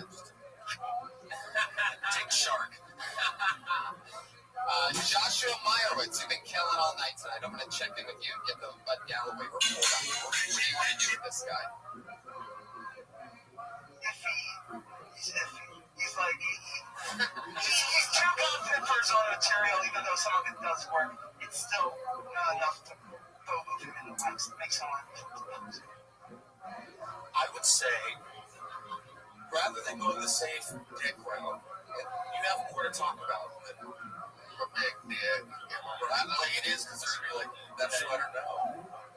And making people look at the outline of anything through your pants is like the worst idea ever. Yeah, we live in West Hollywood, we get it. I feel bad for the people that got the outline of Meyerowitz's Thundercock when he was up here singing Intergalactic. I'm going to give you the opposite advice. Because you know autistic people are dealing with 17 inches of No, we don't know that. Sorry, Benji, go on, I cut you off. I'm going to go with the opposite advice here. And I'm going to say, your real problem is your lack of intelligence. So you might as well dress comfortably. Like, fuck it, it's not going to happen. So just wear sweatpants. There you go. I like Benji's advice. He's the dumbest guy I've talked to ever. It's not going to happen. You might as well wear sweatpants and no socks and it doesn't matter. Just keep doing what you're doing. Benji wants you to kill yourself. I'm saying wear sweatpants. Don't kill yourself. No. You know what? I'd be okay with Bud killing himself. I just don't want Michael killing himself because he's only 25. How old are you, Bud? Yeah, you're ready. Bud Galloway, everybody. There he goes. What's up, bud? It's so much fun to talk with people. Thanks, Bud. Jesus Christ. That's fun. Hey, sorry, I can't. This is all I'm thinking. I love it, man. My buddy told me last week, he goes, I remember when Phil Tony used to be a lot harder, like a meter. You know, having Benji back next week. Fucking love it. Because I'm normally sort of bad cop, you know. But, so now it's like good cop, bad cop. Worst cop you'd ever want to be ever. Yeah, that's good cop, bad cop, and the guy from Ferguson, basically, who just kill you on stage. We haven't seen all evidence, guys. It's true. Who knows what could happen? That fucking... Alright, forget it. Anyway, put your hands together for your next comedian. He goes by the name of Aaron Harrell. Aaron Harrell. Sam, you know what that means? He just got blacklisted. That's what happens. That's what happens.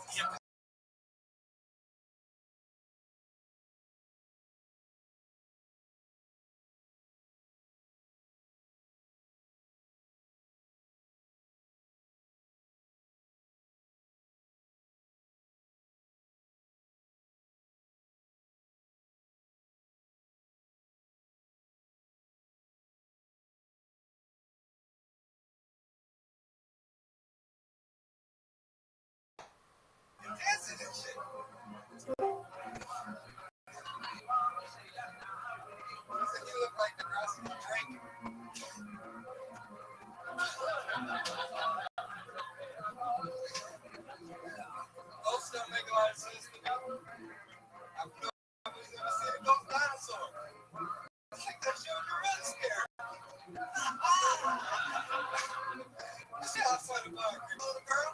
I walked up to a T-Rex and got on my walk. I was surrounded by dinosaurs.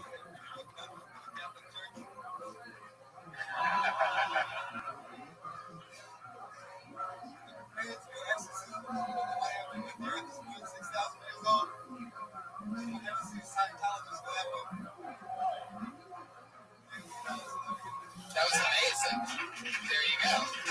And it goes back to exactly what I was saying to, what's his name that asked earlier, Cyrus Naderpour about, said it's only a minute, but as you can tell, Ian took his time, perhaps accidentally. I've never seen a comedian come on the show that's so high that smoke is still coming out of his mouth while he's telling the jokes, but you managed to get through it. Really funny written material. Like that's a great idea, great premise. Wherever even you thought of that. Outside? Huh?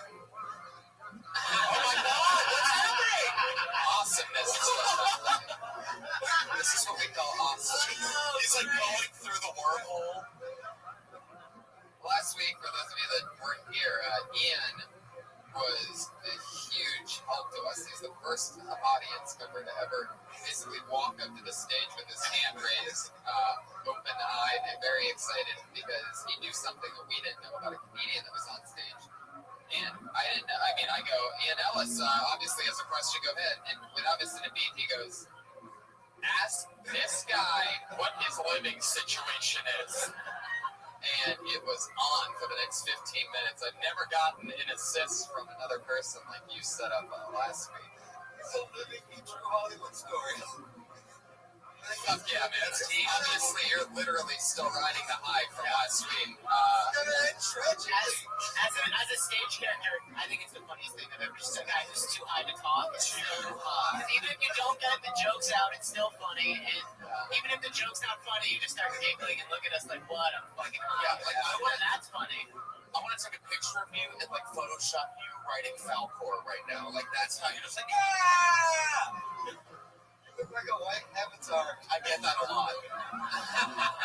I do, I get it. I'm getting it right now. You say what we look like. Yeah, I look like a white avatar, you racist. They're blue. I like your style, Ian Ellis.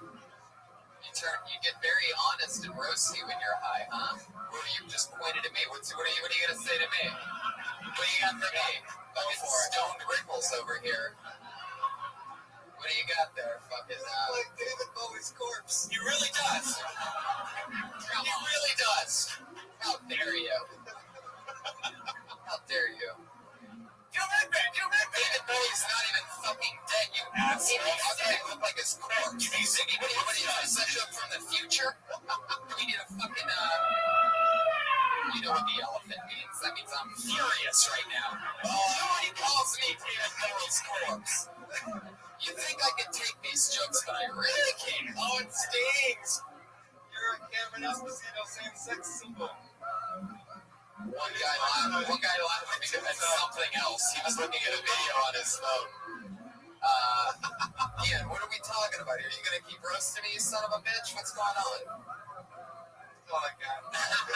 Yeah, I bet. Fucking private pile. You son of a bitch.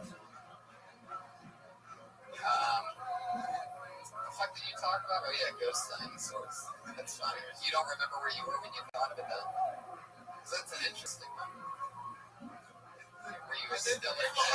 Come on. How are you not dead? What's your odds? Yeah. What are you doing? Are you still gonna say I'm your stupidest person? No, he's not the stupid. You're not stupid, but how do you stay alive? I thought they were going to dress Mark London.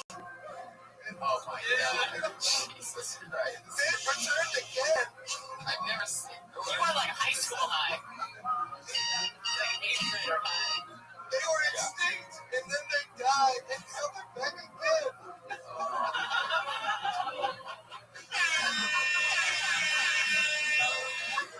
I fucking love this. What else you got? Just fucking keep going. If you can think of more, I'll let you go all night. Do more ghost dinosaur. You can sell me a movie right now. He was in here, and then he left, and then he came back, and then he left. Bunch of dinosaur yell, Jurassic World star, bitch. Yeah. Did you go watch the documentary? But what if they have tiny arms? I asked him, "Do you want to watch the Dingo one or Fistful of Dollars or Fistful of Quarters or whatever?" And he said, "The Dingo one."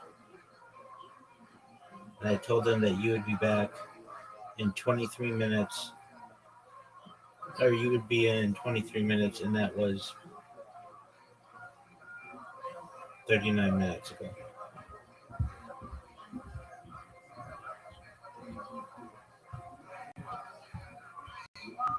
Was that the greatest story you've ever heard in your entire life?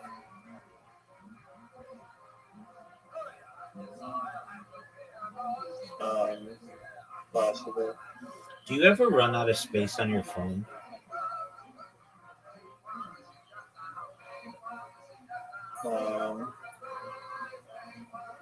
I have in the past, and it's always telling me that my iCloud is out of storage, and I just like whatever. How fucking annoying is that? I mean, I have like a 5 terabyte hard drive, but I just keep ignoring all the warnings. Seems to be working well so far. That's tight. How was your day?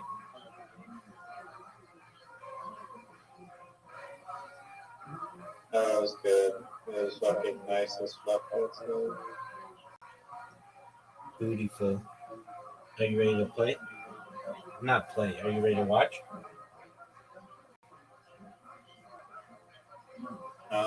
Is the zoo gonna show up? Dog, come on. Man. You have to ask yourself a question. Who the fuck knows?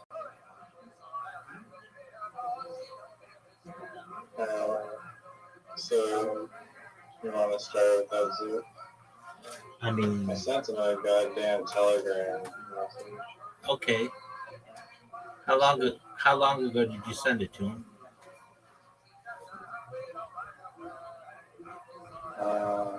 At 7:42. All right. But I haven't heard back. Do you think he's J-Yorn? I'll try calling. Try calling him. There you go.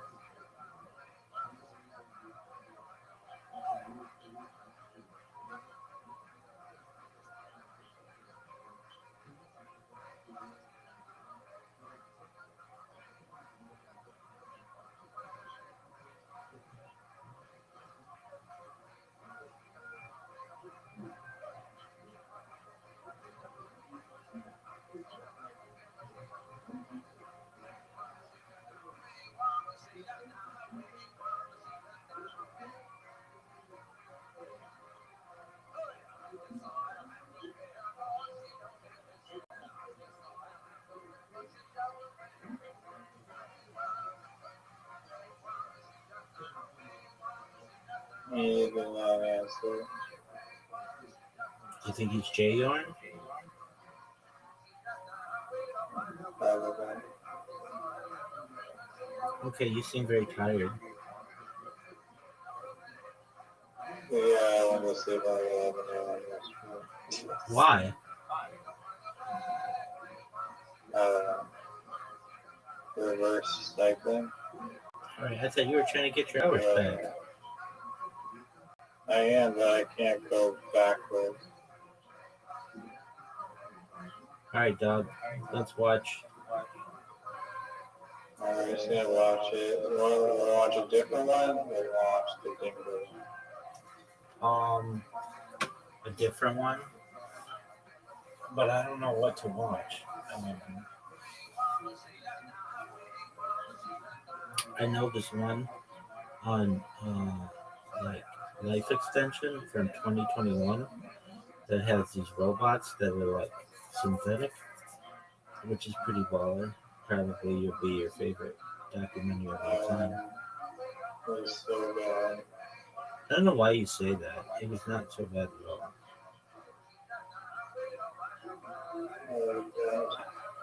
I don't know why you think that. I don't know.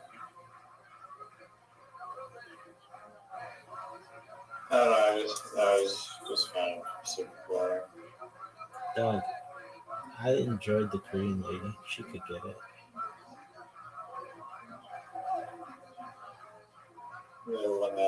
scanning our face and shit. Yeah.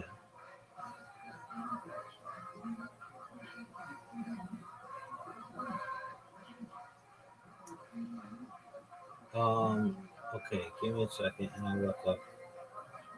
I'll get some good suggestions.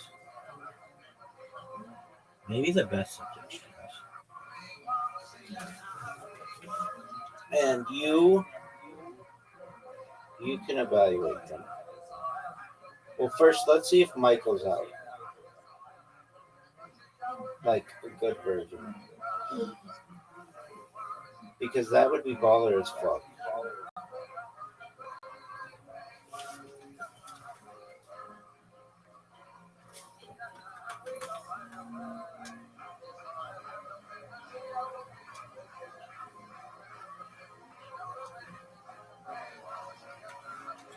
Dude, remember I was telling you about DeviantArt? And I was like, oh, this website's great. You can just publish shit on here and it ranks really well in the Google algorithm. I got banned. It's like, why the fuck did I get banned? Because my fucking like pictures that I make have a link in them, and you're not allowed to link off the app. It's just like, what the fuck, dude? I'm sick of all these fucking rules that these people have. Have you seen Exit Through the Gift Shop?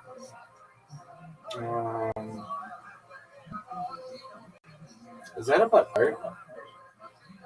Yeah. What is it? It's like this French dude that is like an artist in Los Angeles. And it's just tracking his life, but the guy's like super hilarious. Haven't seen it in like a long ass time. We must watch something that neither of us have seen. It's really. I haven't seen it in a long ass time. I don't remember anything. Yeah. It's like it's really good. All right, just hold on. It's one of the best. Just hold on. What if I found the best version of Michael of all time? Somebody who just uploaded it this Did afternoon. you already watch Michael Jackson? Yeah, but this is the movie, dog. They need to leave Michael alone. I'm gonna document it. Oh, dude, I found a perfect version of it. No, we gotta watch Michael Jackson. All right, the website is themoviedb.tv. Themoviedb.tv. Dog, I'm psyched.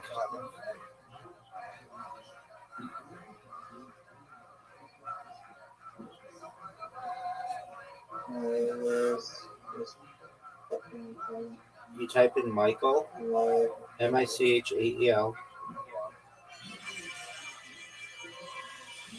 have it. Yeah, it's oh fuck, dude, I fucked up. They fooled me. They fooled me. They got me. That's a trailer, sir.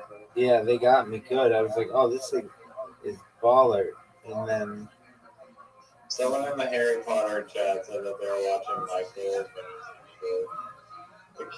the shitty like phone recording with the phone recording quality.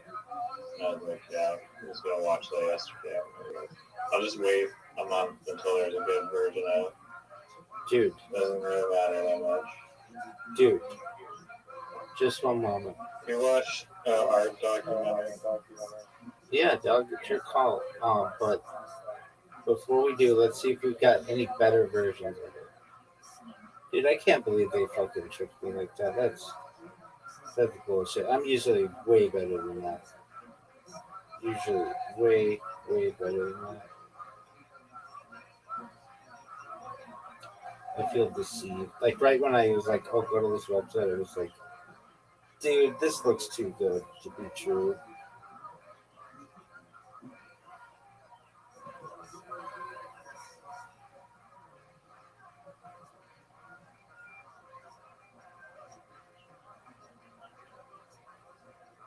Dog, it should be illegal to fucking redirect your phone. Like, I go to some of these garbage websites and they're like, it's opening up like 15 fucking apps of mine. It's like, no, I didn't want you to open up TikTok. You shouldn't be able to do that. All right, Michael 2026. I know you don't want to watch I it. don't want to watch Michael. We need to watch the dog eating my face, man. No, it's a dingo dog. We have to wait for Zoo. Yeah, good one. May I ask why you don't want to see the Michael Jackson documentary? Or the Michael Jackson movie? I do want to see it, but it's like my brain just gets like ADHD'd out if I like focus on the same subject matter too close. Like I need to. Dog, that was 6 days ago. That was 6 days ago. Yeah, but it's still like in my brain. I've spent like so much time in addition to that movie thinking about Michael Jackson. All right, so yes, we will It's watch. not even a documentary. We'll watch an art movie. I'm going to give you a list of art movies, and you let me know if it's any of these are interesting to you. Okay. Are you fucking serious? Hold on.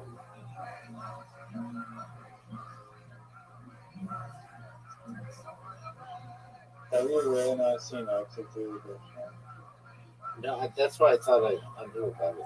That's why I thought I've seen it because I had heard of it. Latest release. Okay, here we go. We've got 2026 art documentary.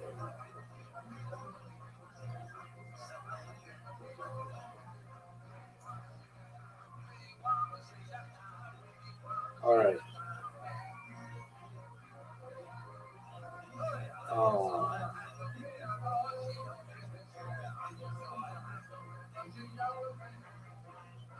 Well, these aren't all.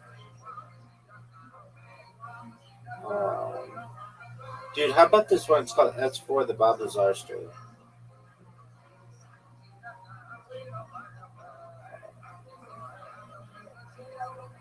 I mean, are you not down for fun? Or are you just.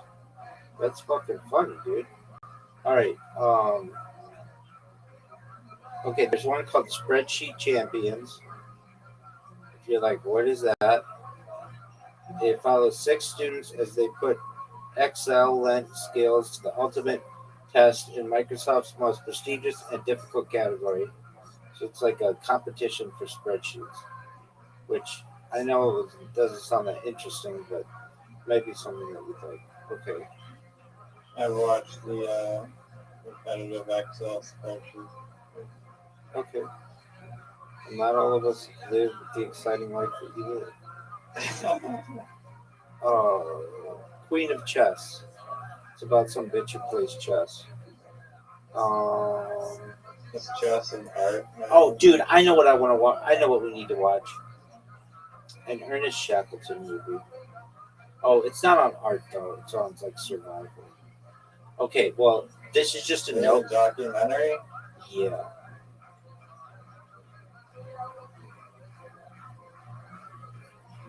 Do you want it?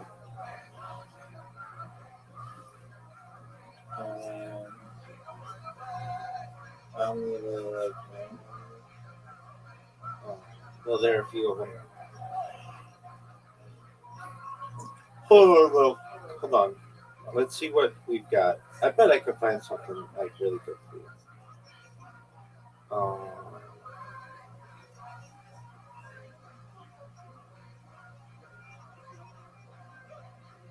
Like the most baller shit of all time for you.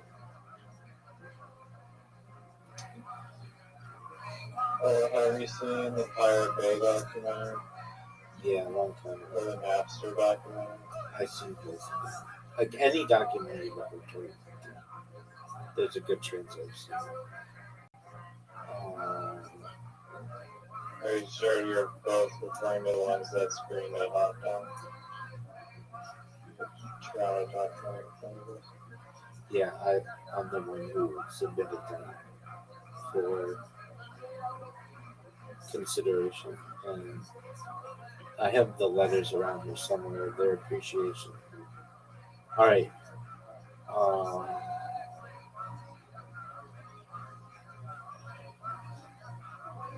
okay. I just want it to be a newer documentary. So, um, what about Anunnaki origins, Sumeria to South America?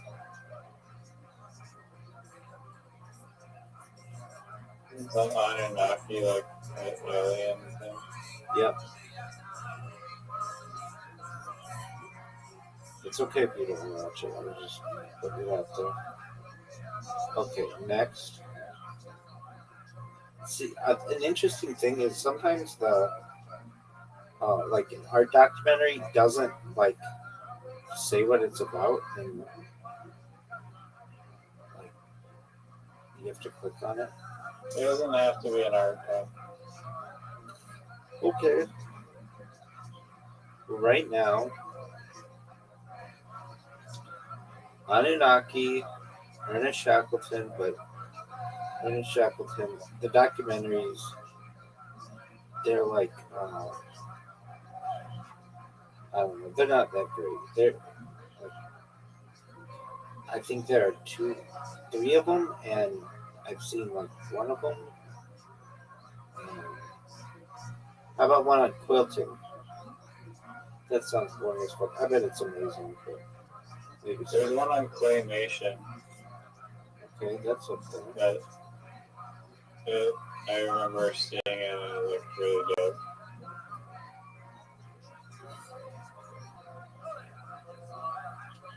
Okay. Um,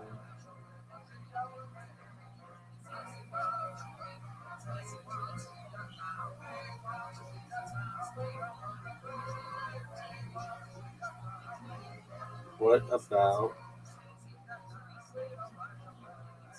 Let me find this claymation while it's fucking sick. Okay.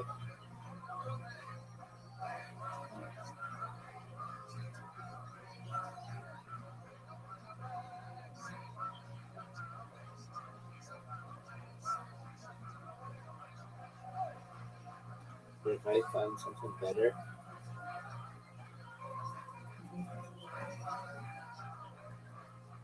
Have you seen the Winnebago Man? about the guy in the fucking RV. I mean, what more do you know about it? Because it's not about a guy. No, I don't know what is Winnebago Man. Oh man, it's fucking amazing, dude. I'll watch it again. It's literally like the best thing I've ever seen. Scale of 0 to 10. And it's like a manhunt story too. Okay. Where they're like searching for this guy, but it's fucking hilarious. This better be the best thing I've ever seen. You won't be disappointed. You want to watch it? Sure. Okay.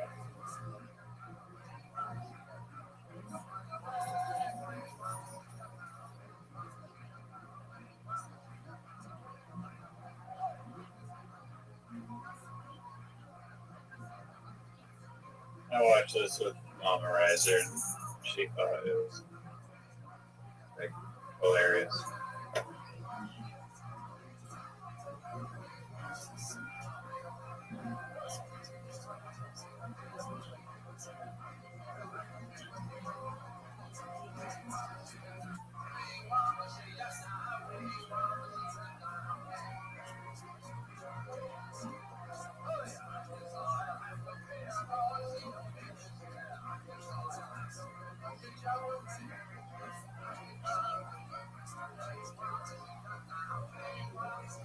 Dude, so DeviantArt, they don't have a setting that you have like your stuff private.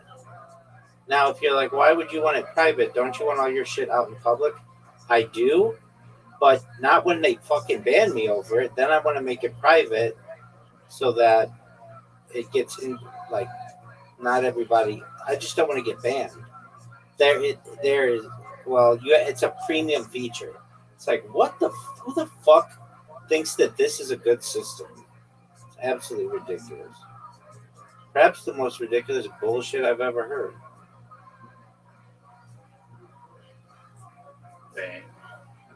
I'm switching to my computer where the microphone don't work no good.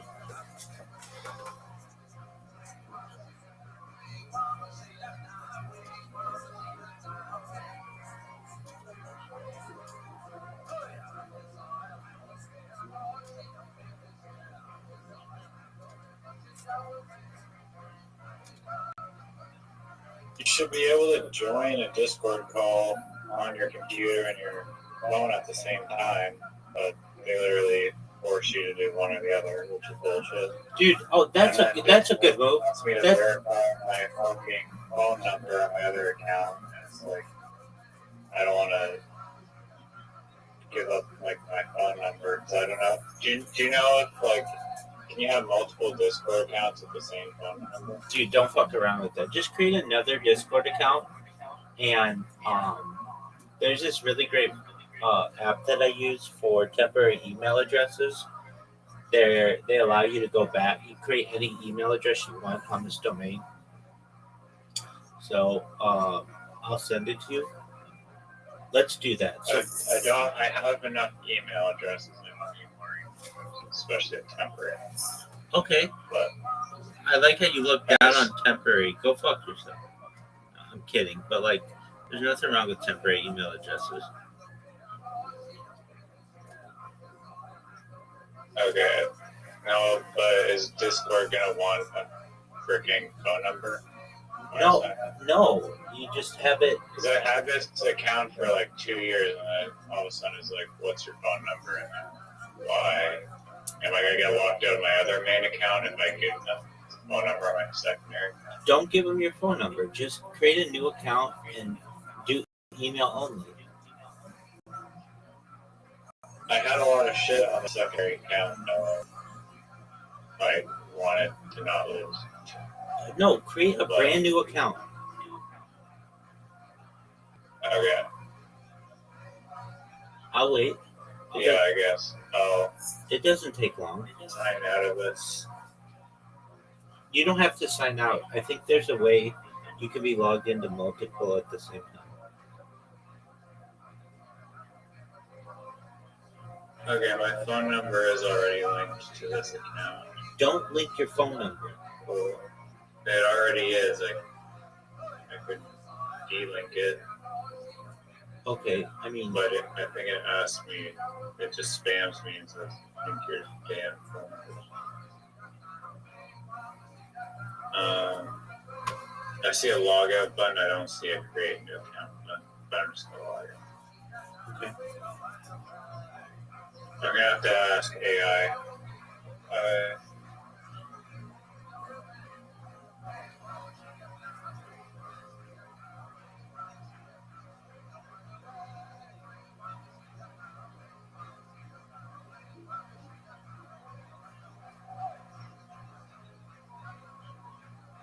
No, you cannot have multiple Discord accounts verified with the same phone number simultaneously. Discord restricts phone numbers to one count at a time. Oh, that's so stupid.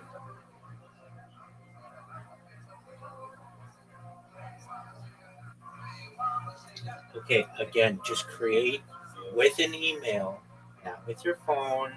I have an email. I don't need an email. I know. So don't worry about the telephone number.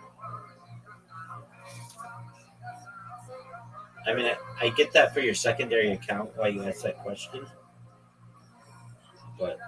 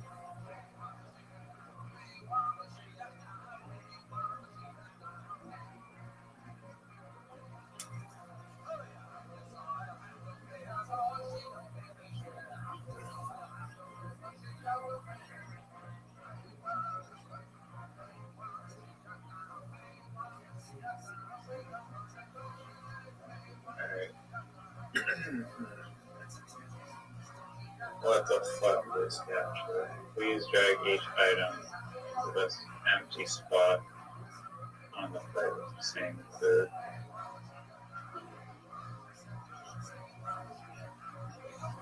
This is a weird one.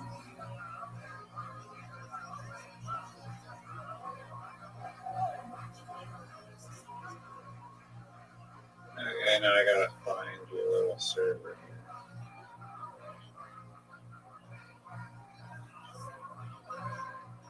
Is it just /rabbi? No. It's What's the link to your server? Rothschild? No. Rabbi Rothschild? None of those. Just go to discord.me/rabbi.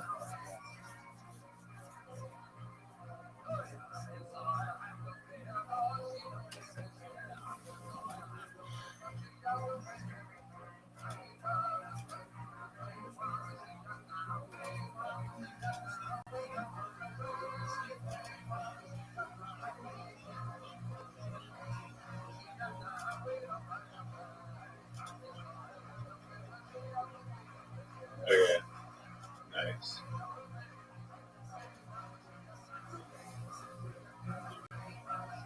Oh. I have to verify email.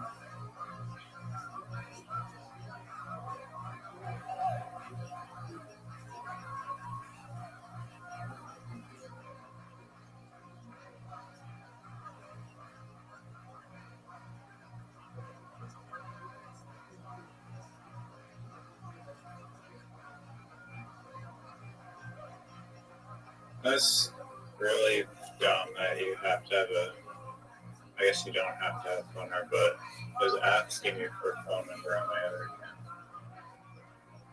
That should be illegal, blocking me on my account. Dude, I totally agree with that. I was complaining about that last night.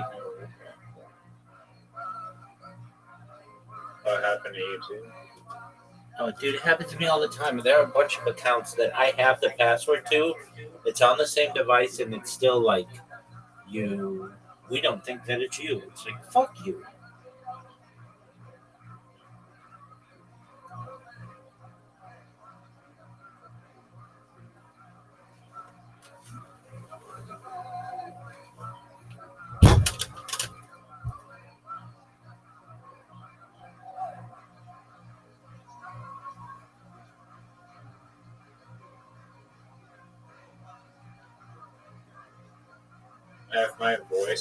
If my microphone works on this, it'll be like all over now. Wait. Oh, it is working now. That's great, I guess. I mean, it did fix the computer thing. So. Turns out I don't need to be in two. Okay, it's so hard to talk about the microphone thing. Yeah, just mute one of them.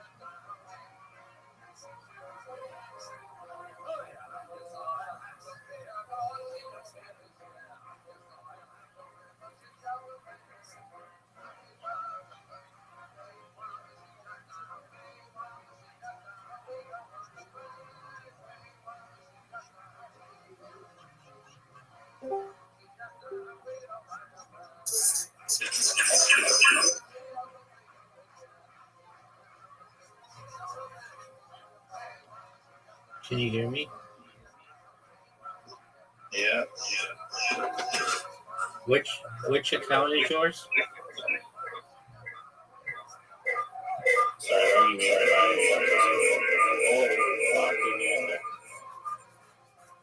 Okay, sorry, what? Which account is yours? It's headed to the tracks. Okay. I just didn't know. Now I do. Okay. Yeah, tune into the stream. Do you need me to rewind the thing? Yes, sir. Okay. And a little bit of backstory. Well, yes, you had explained here, but some guy in like the 80s was just made like these like viral videos. Or here, it explains it perfectly, so I won't spoil it. But maybe you've seen or heard of the documentary, but from the top. Kino Lorber.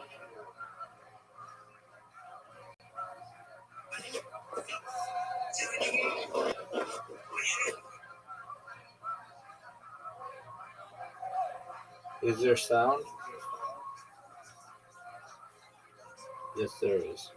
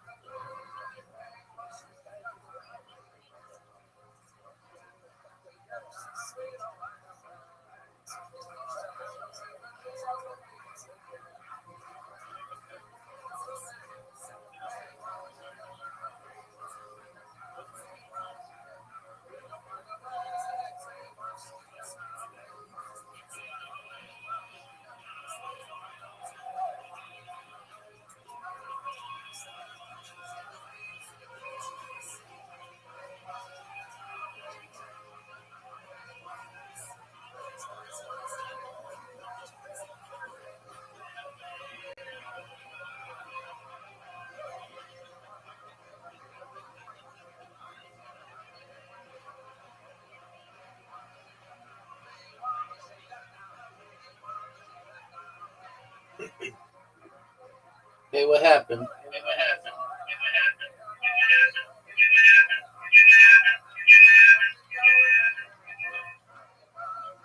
Riser, can you hear me? Yeah, what are you asking? It stopped streaming. Yeah, because you're asking a question. No, it stopped streaming before then.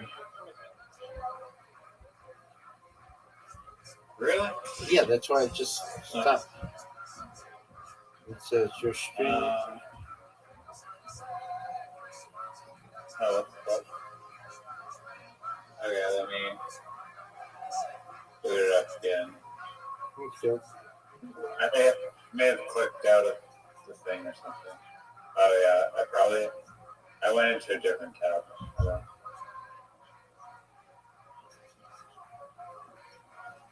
Okay, you can see it now? Yeah. That was just the opening credits. You saw the outtakes? Yeah.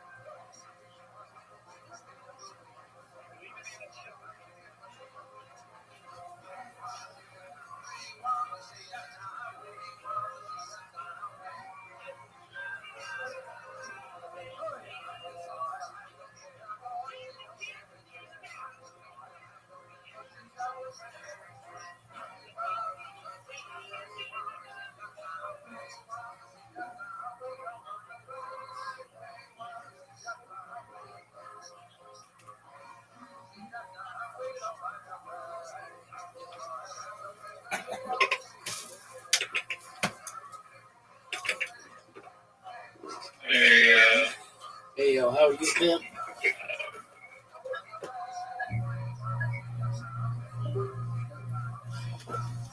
What? How are you? Good. Good to hear. What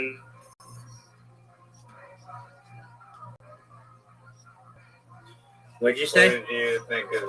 What did you think of the movie? Well, it brought back memories from the early internet or early YouTube. I do recall this being one of the first viral videos, and it would be like they showed on like VH1 the top 25 viral videos or whatever. Um, I found it interesting that back then they did not have the like setting that you had to be 18 to watch something.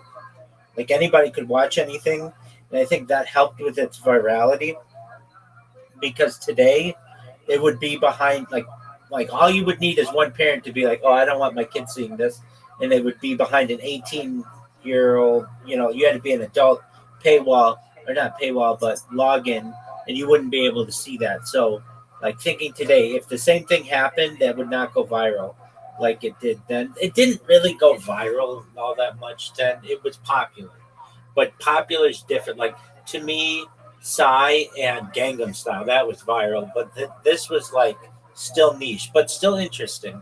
Gangnam Style was. I don't know if that's comparable to that's like one YouTube was like much further along. I agree, but I mean, yeah, if you're talking about like most viral things of all time, I mean, viral could be used like loosely or depends if you want to find it. yeah, I mean the grape lady, the grape stomping lady, she was bigger. She was in like Family Guy and stuff. I'm not saying this guy wasn't big. He's big.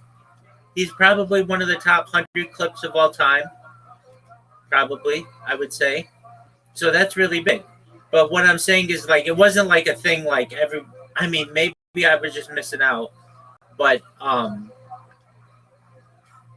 least in my friend group, it was like, oh, look at this guy who gets pissed off. It's funny, but it's not like it didn't have like as big a cultural impact as some of the other stuff, but it was still something. Okay, so what about it? I would agree with it back then, like in the late 2000s to 2005 to 2010. It was a top 25 video. People thought it was really interesting. I remember watching it and not being all that impressed. Like, so this guy just really gets pissed off, and they're like, yeah, and it's like, okay, well, he just seems to have an anger issue. I wonder, like, I didn't see it as like it's the overall context of like the Winnebago with Mayor that makes it like so funny. Yeah, like the dude's an RV salesman that's getting pissed off. Yeah, I agree with you. Just the word Winnebago is like funny. It's Winnebago. It's 4 syllables. I think it's like a Native American word. I think it's a goofy sounding word. Right. Sure. And so he was, and the thing is, he had just like what we would call today, like he had no filter. So he was willing to just say things on camera. He didn't care. But the other thing is, he didn't know he was going to be on camera. Or pardon me, on like that was going to be saved. I mean, I go to like Bill O'Reilly, who has that clip of him where he goes, "Fuck it, we'll do it live. We'll do it live." Like, and then they'll have like, I don't know, Mr. Rogers giving the finger. Like, there's a lot of like old time video where the people just didn't know they were being recorded, and so they kind of were different than they normally were. Okay, I feel very sorry for this man in a lot of ways, and I'll get to that. Okay, so he does the video. As I understand, the film crew was like, "Oh, this is too good. We got to keep the cameras rolling," and then they gave it to somebody who eventually was like a head at Winnebago Corporation, and then that person, and then eventually, like, they didn't go into it, or maybe they did. I just missed it, but like, he got fired because of this video, right? Yeah, I'm pretty sure that happened. But they didn't go into that. Like, it went to this guy, and then this guy, and then this guy, and then there was a meeting, and then they called him. They didn't like say like, what was it like? Did they call you? Was it a letter? Did you have a meeting with HR? There was nothing like that. So I just thought that could have been done better. Okay, these guys kind of were like trolls, in my opinion. Like, in one way, but they were like the documentarian. Yeah, but then other ways they were like loving, but like they were enthralled by this video. The guy uses it at the University of Texas and like to make people laugh. Like, they're using this, and they wanted more. I mean, then I get that. So they eventually get to him like on top of a mountain near Mount Shasta, and it's a sad. Have you ever been into that area of California? Pretty close, but not there. That's a little further north than I've been. I've been to like as far north as like San Francisco. And which looks like a very like beautiful part. It is. It most certainly is. It's more up there like Oregon than it is like California. Yeah. And they find him on this mountain. They don't say how he like did starve to death. Like, he lost his job, and they don't say how, he's living in California and he was in Iowa. That's a big jump. Not everybody can just do that. How did he? Like, those would be good questions for me instead of like, hey, let's go outside this Walmart and see you get pissed off. But we'll get to that. One thing that I found interesting is like they were trying to locate the guy, and then they like he has all these PO boxes, but like it all kind of traced back to nowhere.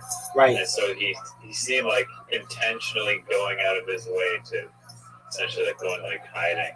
Yeah. I think he was surprised that someone actually was able to track him down.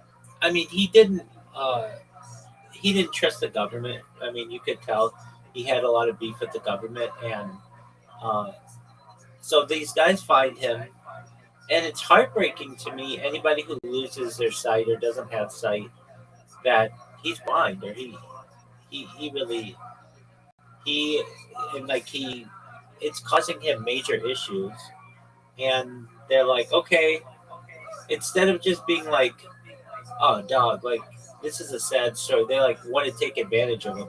I get it. They want to make this documentary. I get it. But they're like, okay.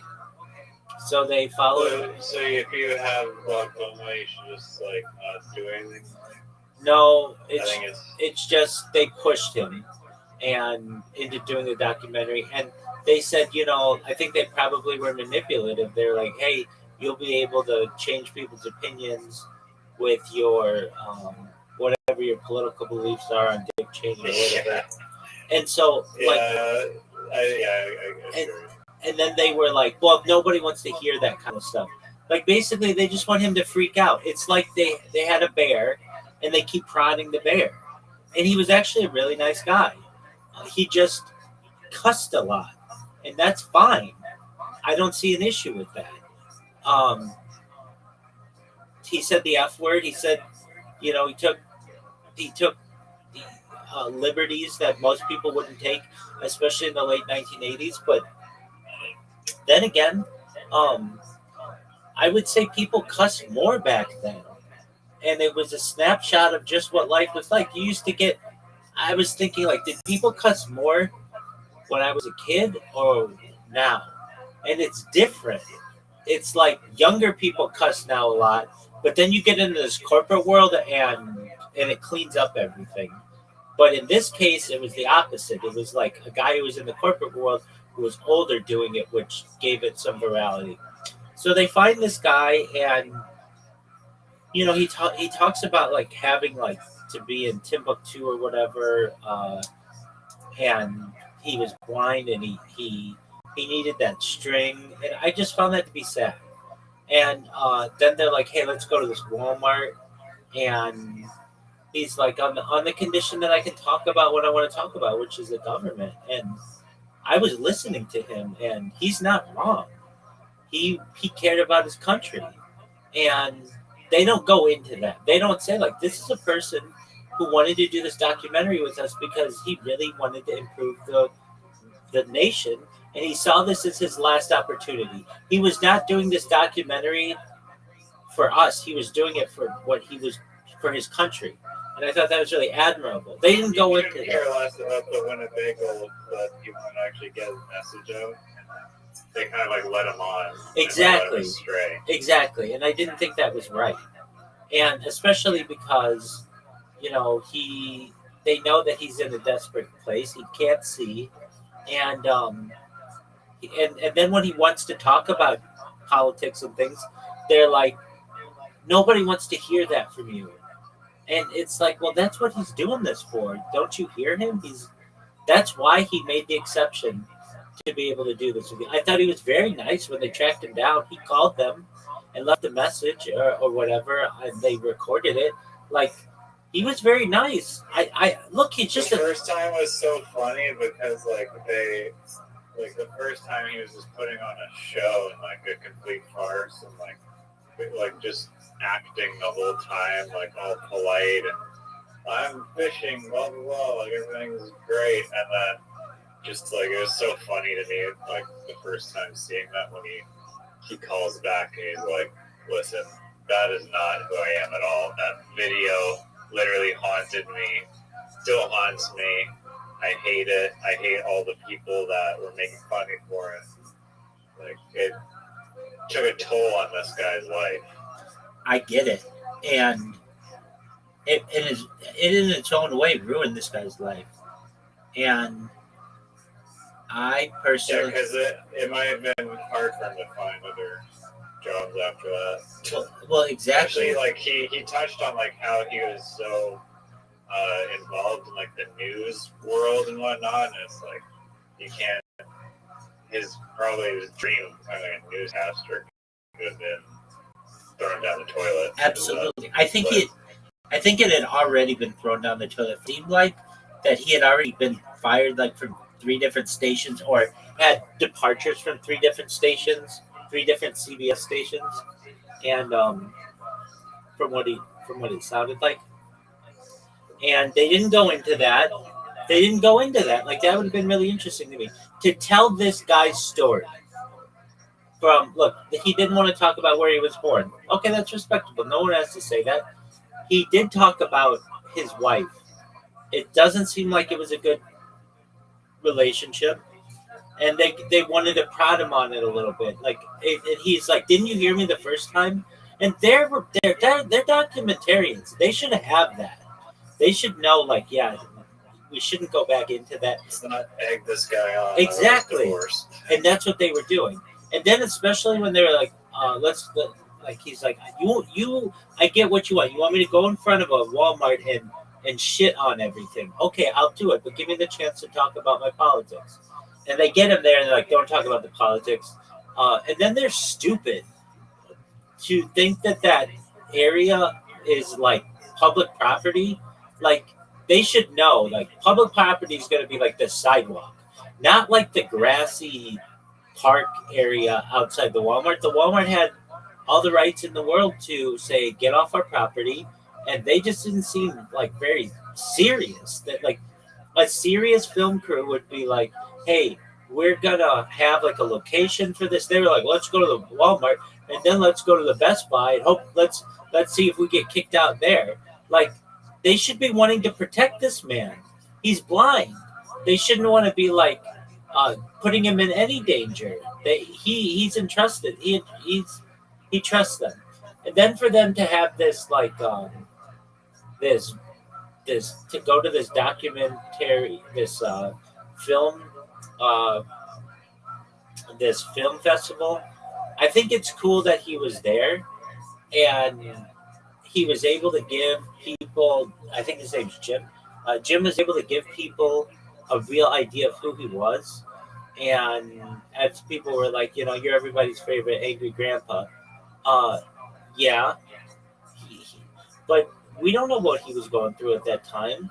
And he was legitimately frustrated. I can tell you, I have a lot of... At the film festival, you think he was frustrated? No. In the video, the original video, everybody could tell he was very frustrated. And look, I empathize with the guy. I know I've been really frustrated on my streams when I can't get something to work, and I know I'm on camera, so I play it up, and I'll like turn it into like a stand-up routine a little bit, because I know it's just the ridiculousness of this. Like, no one's live streaming their life, so I'm going to play it up. In Jim's case, he knew he was on camera, but he didn't think that would be published. And it was a ridiculous situation. He's got flies all over the place. The sound's not right. Jim, to me, seemed like a very professional film person. Even when they were doing, like, countdowns and stuff, for sound, he'd be like 10, 9, 8, 7, 6. All right, like, he was doing all the things that you're supposed to do when it comes to like getting good film and all of that. And I think he had regrets that he couldn't turn back time. He could not find a way to take back all the words that hurt him in the past, basically his own doing. And he was mature enough to be able to understand that. And when he talked to the people at the film festival, he seemed very respectful, and they all seemed pretty surprised that he wasn't just a super mean person. And especially having lost his sight, I mean, I know I keep saying that, but that totally changes your life. I mean, I'm somebody who struggles with my vision every moment of every day, and it's very difficult. I have cataracts, and I'm nearsighted, and without my glasses, I'm helpless. And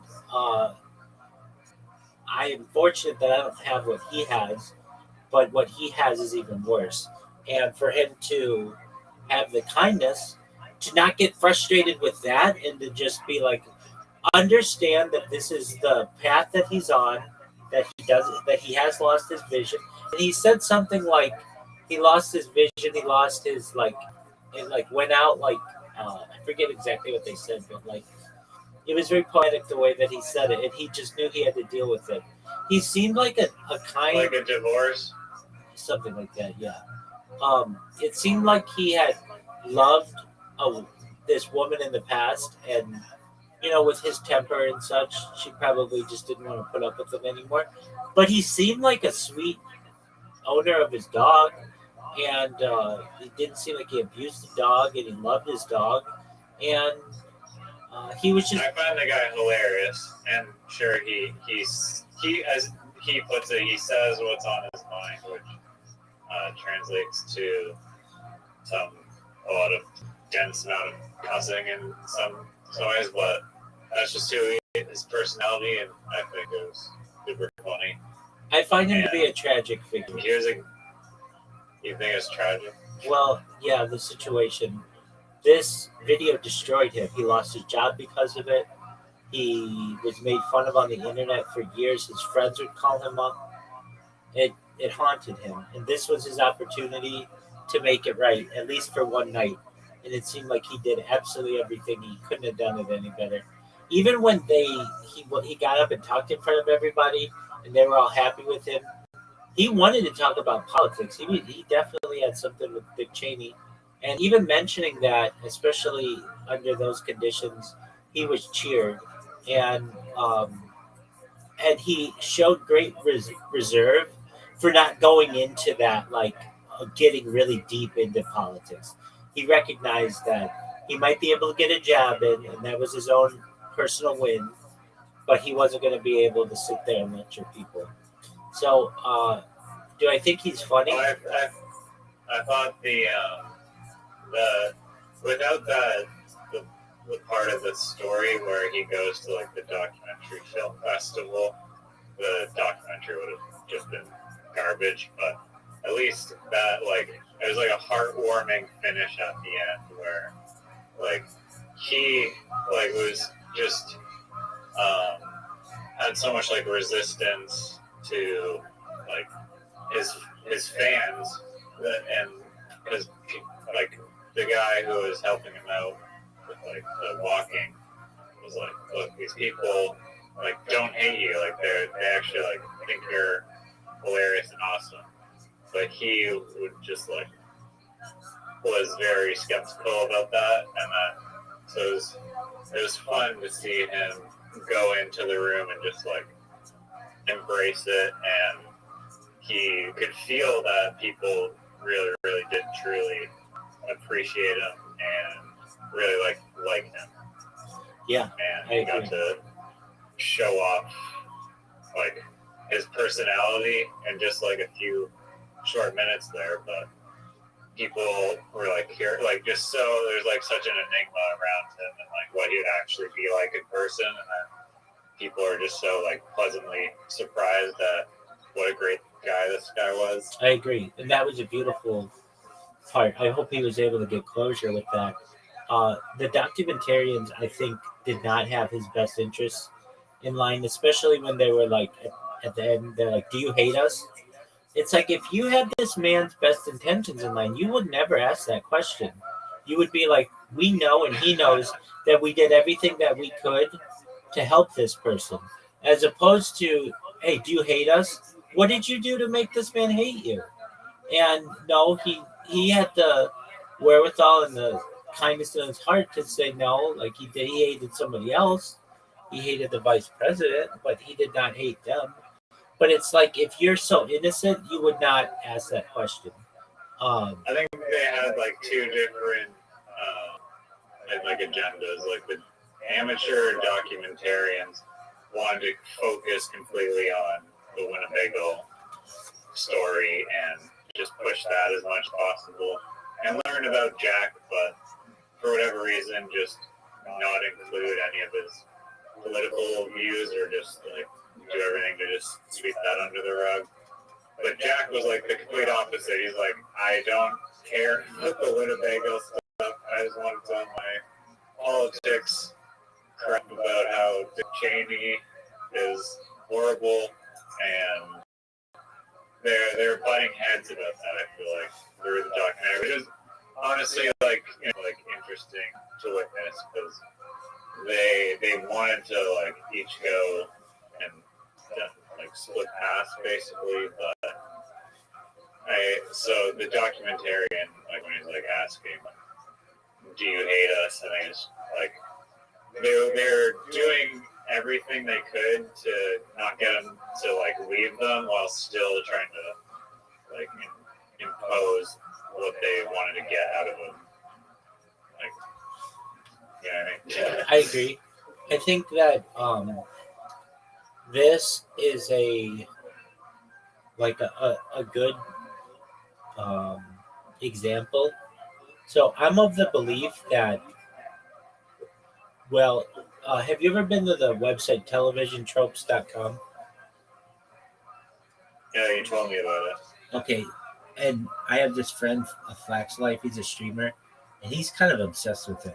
I shouldn't say he's obsessed, but like he thinks it's absolutely fascinating that there are only certain there are limited ways for all the stories in the world to work. You can have a hero, you can have a villain. You can have a villain who becomes a hero, and a hero becomes a villain. You know what I mean? But it's not like even for telling the story, though, like the Japanese people, I forget exactly what's called, but they have a different way of telling the stories as well. But they're like basically like archetypes, and there's only so many flavors. But that doesn't mean that there isn't like a shitload of combinations within those general categories. Agreed, but I know what you mean. But at the end of the day, they're limited, and I've always struggled thinking that, but it's true, and I see it all the time in movies and television. Like you'll have, here are some for television: a wacky neighbor, a really pretty, big bosomed woman who is ditzy. You could have someone who is late for work, and they, or like they have to get the kids to school, and it's like a rush in the morning. Or you got someone who gets a flat tire, and that causes all kinds of crazy things later in the episode. Like those are they're understood. That there are limited things that can be done, and like 100 years ago, it might have been like in a movie, like a Western. And 50 years ago, it might have been space flight. And today, it might be a streamer or something like that. Like, but still, all of the stories are basically limited and everything. Okay, where was I going with this? Well, this man, Jack, I was calling him Jim, Jack, was basically playing a character, or I shouldn't say playing a character. He is a character. He wasn't playing. That's just his personality. And the filmmakers needed. It's almost like. I know where I'm going with this. I was almost lost it. Okay. Okay. So I am of the belief that you can only tell these stories so many different ways. It's like with movies. You get Spider-Man 1, and then you get Spider-Man 2, or Fast and the Furious 1, 2, 3, 4, 5, 6, 7, 8. People want something new, and they love the nostalgia of it. There's a reason why people go back to Rocky or go back to Guardians of the Galaxy or all that stuff and all the sequels or Jurassic Park, because they love the origin story. Okay, so what does that mean? What am I saying? I'm saying that I think in the future, Jack will have a movie based on his life.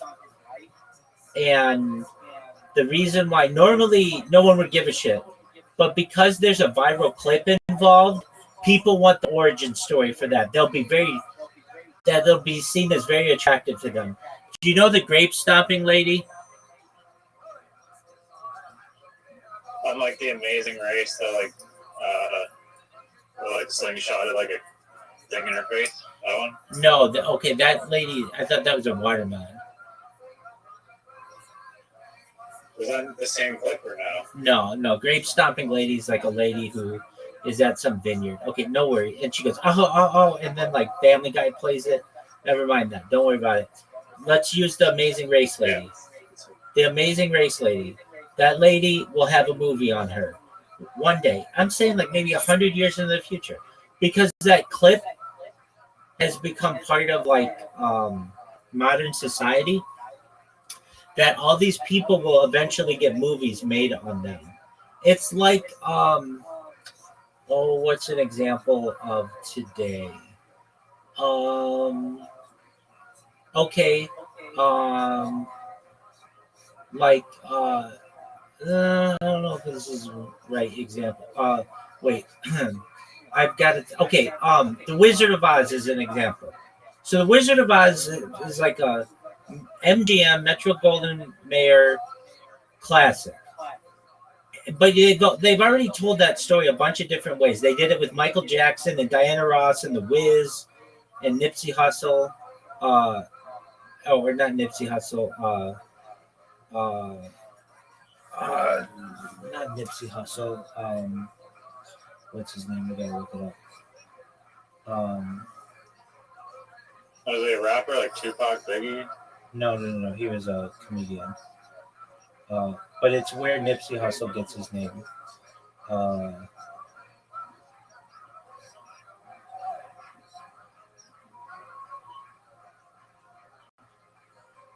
Nipsey Russell. And that was like the black version. So they made a black version of The Wizard of Oz known as The Wiz. And Michael Jackson's in it. And but they, yeah, dude, it was really popular. I mean, it's like the black version of Wizard, like just all the cast members on the Munchkins, like everyone. Everybody's black, yeah. So instead of having Judy Garland, they have Diana Ross, who's like a Motown legend. They have Michael Jackson, who plays the Scarecrow. They have Nipsey Hussle, I think, who plays something else. Like everybody's black in it. It's a black version, and so like they. Year back now, because Wizard of Oz is pretty old. Yeah, it came out 1975, and so they played that up. Okay, so they did like everything that you can do in the Wizard of Oz, but then they did Wicked, which is like this whole new background story. You get what I'm saying? Like that opens up all these new stories. Like if you go into what happened in Oz before Dorothy. Does that make sense? Hi, Zoot. Zoot, you totally ghosted us for the Bingo documentary. Yeah, I know what happened in.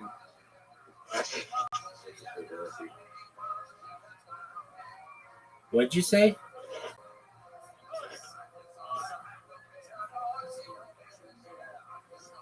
What did you say?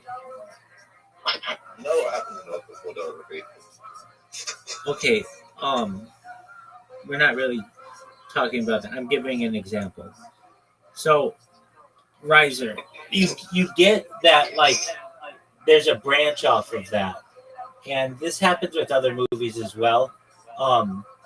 Well, in the same way, I think with these viral clips, people will have a demand that they'll want to know what the people's life was like before this viral clip and how it affected them. So what I'm saying is that I think Jack will have a movie on him. What are your thoughts on that? I mean,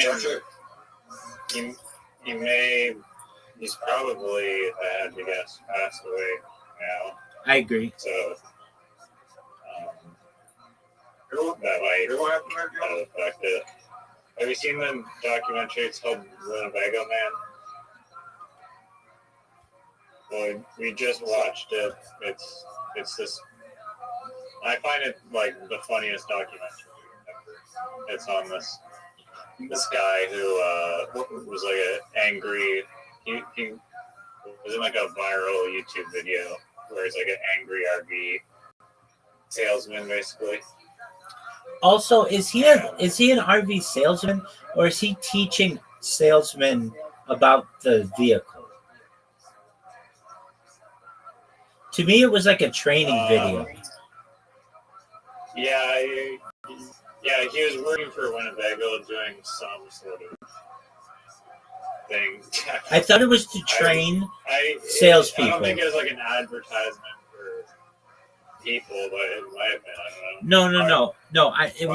It was not to sell Winnebagos. I thought it was to train the salespeople of Winnebago. That's what it seemed like. It was like an internal video. Yeah, that based on the videos, yeah. Who's the person you think deserves a biopic? This guy I know, he was a finalist for South Australia Raw Comedy Festival, and he's pretty fascinating. He really enjoys adult arcades, and he may or may not have chlamydia that he has spread throughout all the outback. They're like Aboriginal people in like the middle of the desert of Australia who are now breaking out in super chlamydia and gonorrhea because of this guy. It's like the origin story. It's like the movie Outbreak. Like basically this new STD's been created, and just because this one guy did not get tested for this STD, even though he was emailed about it, he caused this giant outbreak and perhaps a new pandemic. So I think that person deserves a biopic. What about you know who I think is biopic? Who's that, big dog?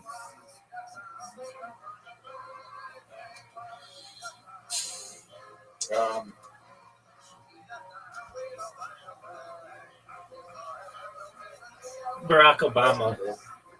Fuck Justin Bieber. Barack Obama would be a tight biopic. Is Larry Sinclair? Oh yeah, Larry Sinclair. Well, what biopic? Who stars in it? Netflix did it.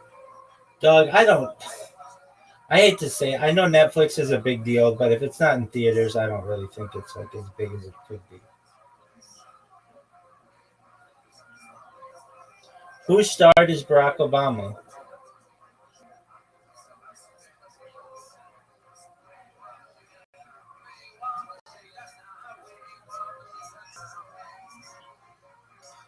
Thanks for answering my question. Jack who? Who did? Yeah, that one black actor was in every movie that's sound effect. No one knows who that is. Okay, anyway. I think Michael Jordan did have a biopic called Air, and it was amazing. Did you guys see Air? We haven't watched that one, but it's on the list. Oh, okay, good. Yeah. There's someone who's like, Riser, the soundtrack to Air is like, it's amazing. I mean, it's pretty good. It's not like the best one ever, but it's good. Who are you talking?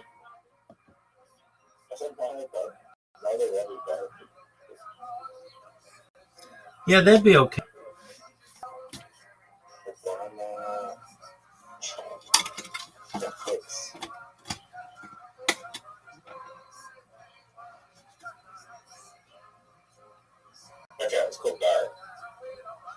Okay. Devin Toro. Nobody knows who that is.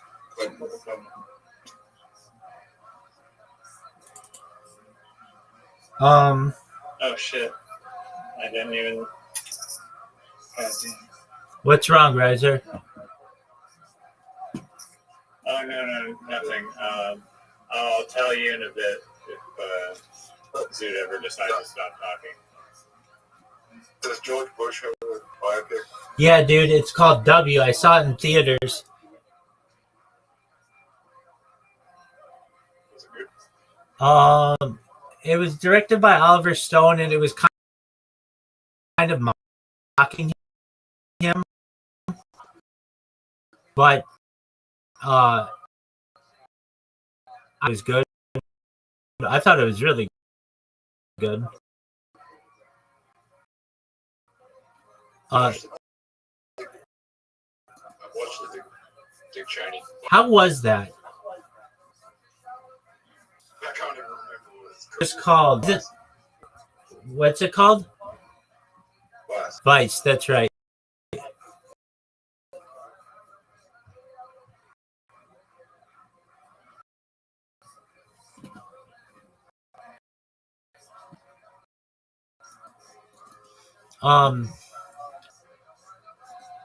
John's biopic.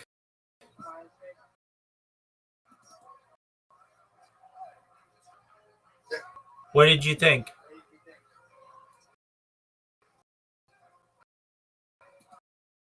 I did too. Sorry. I saw it. I thought it was good, but it had like a weird take on it. That was very like I think Michael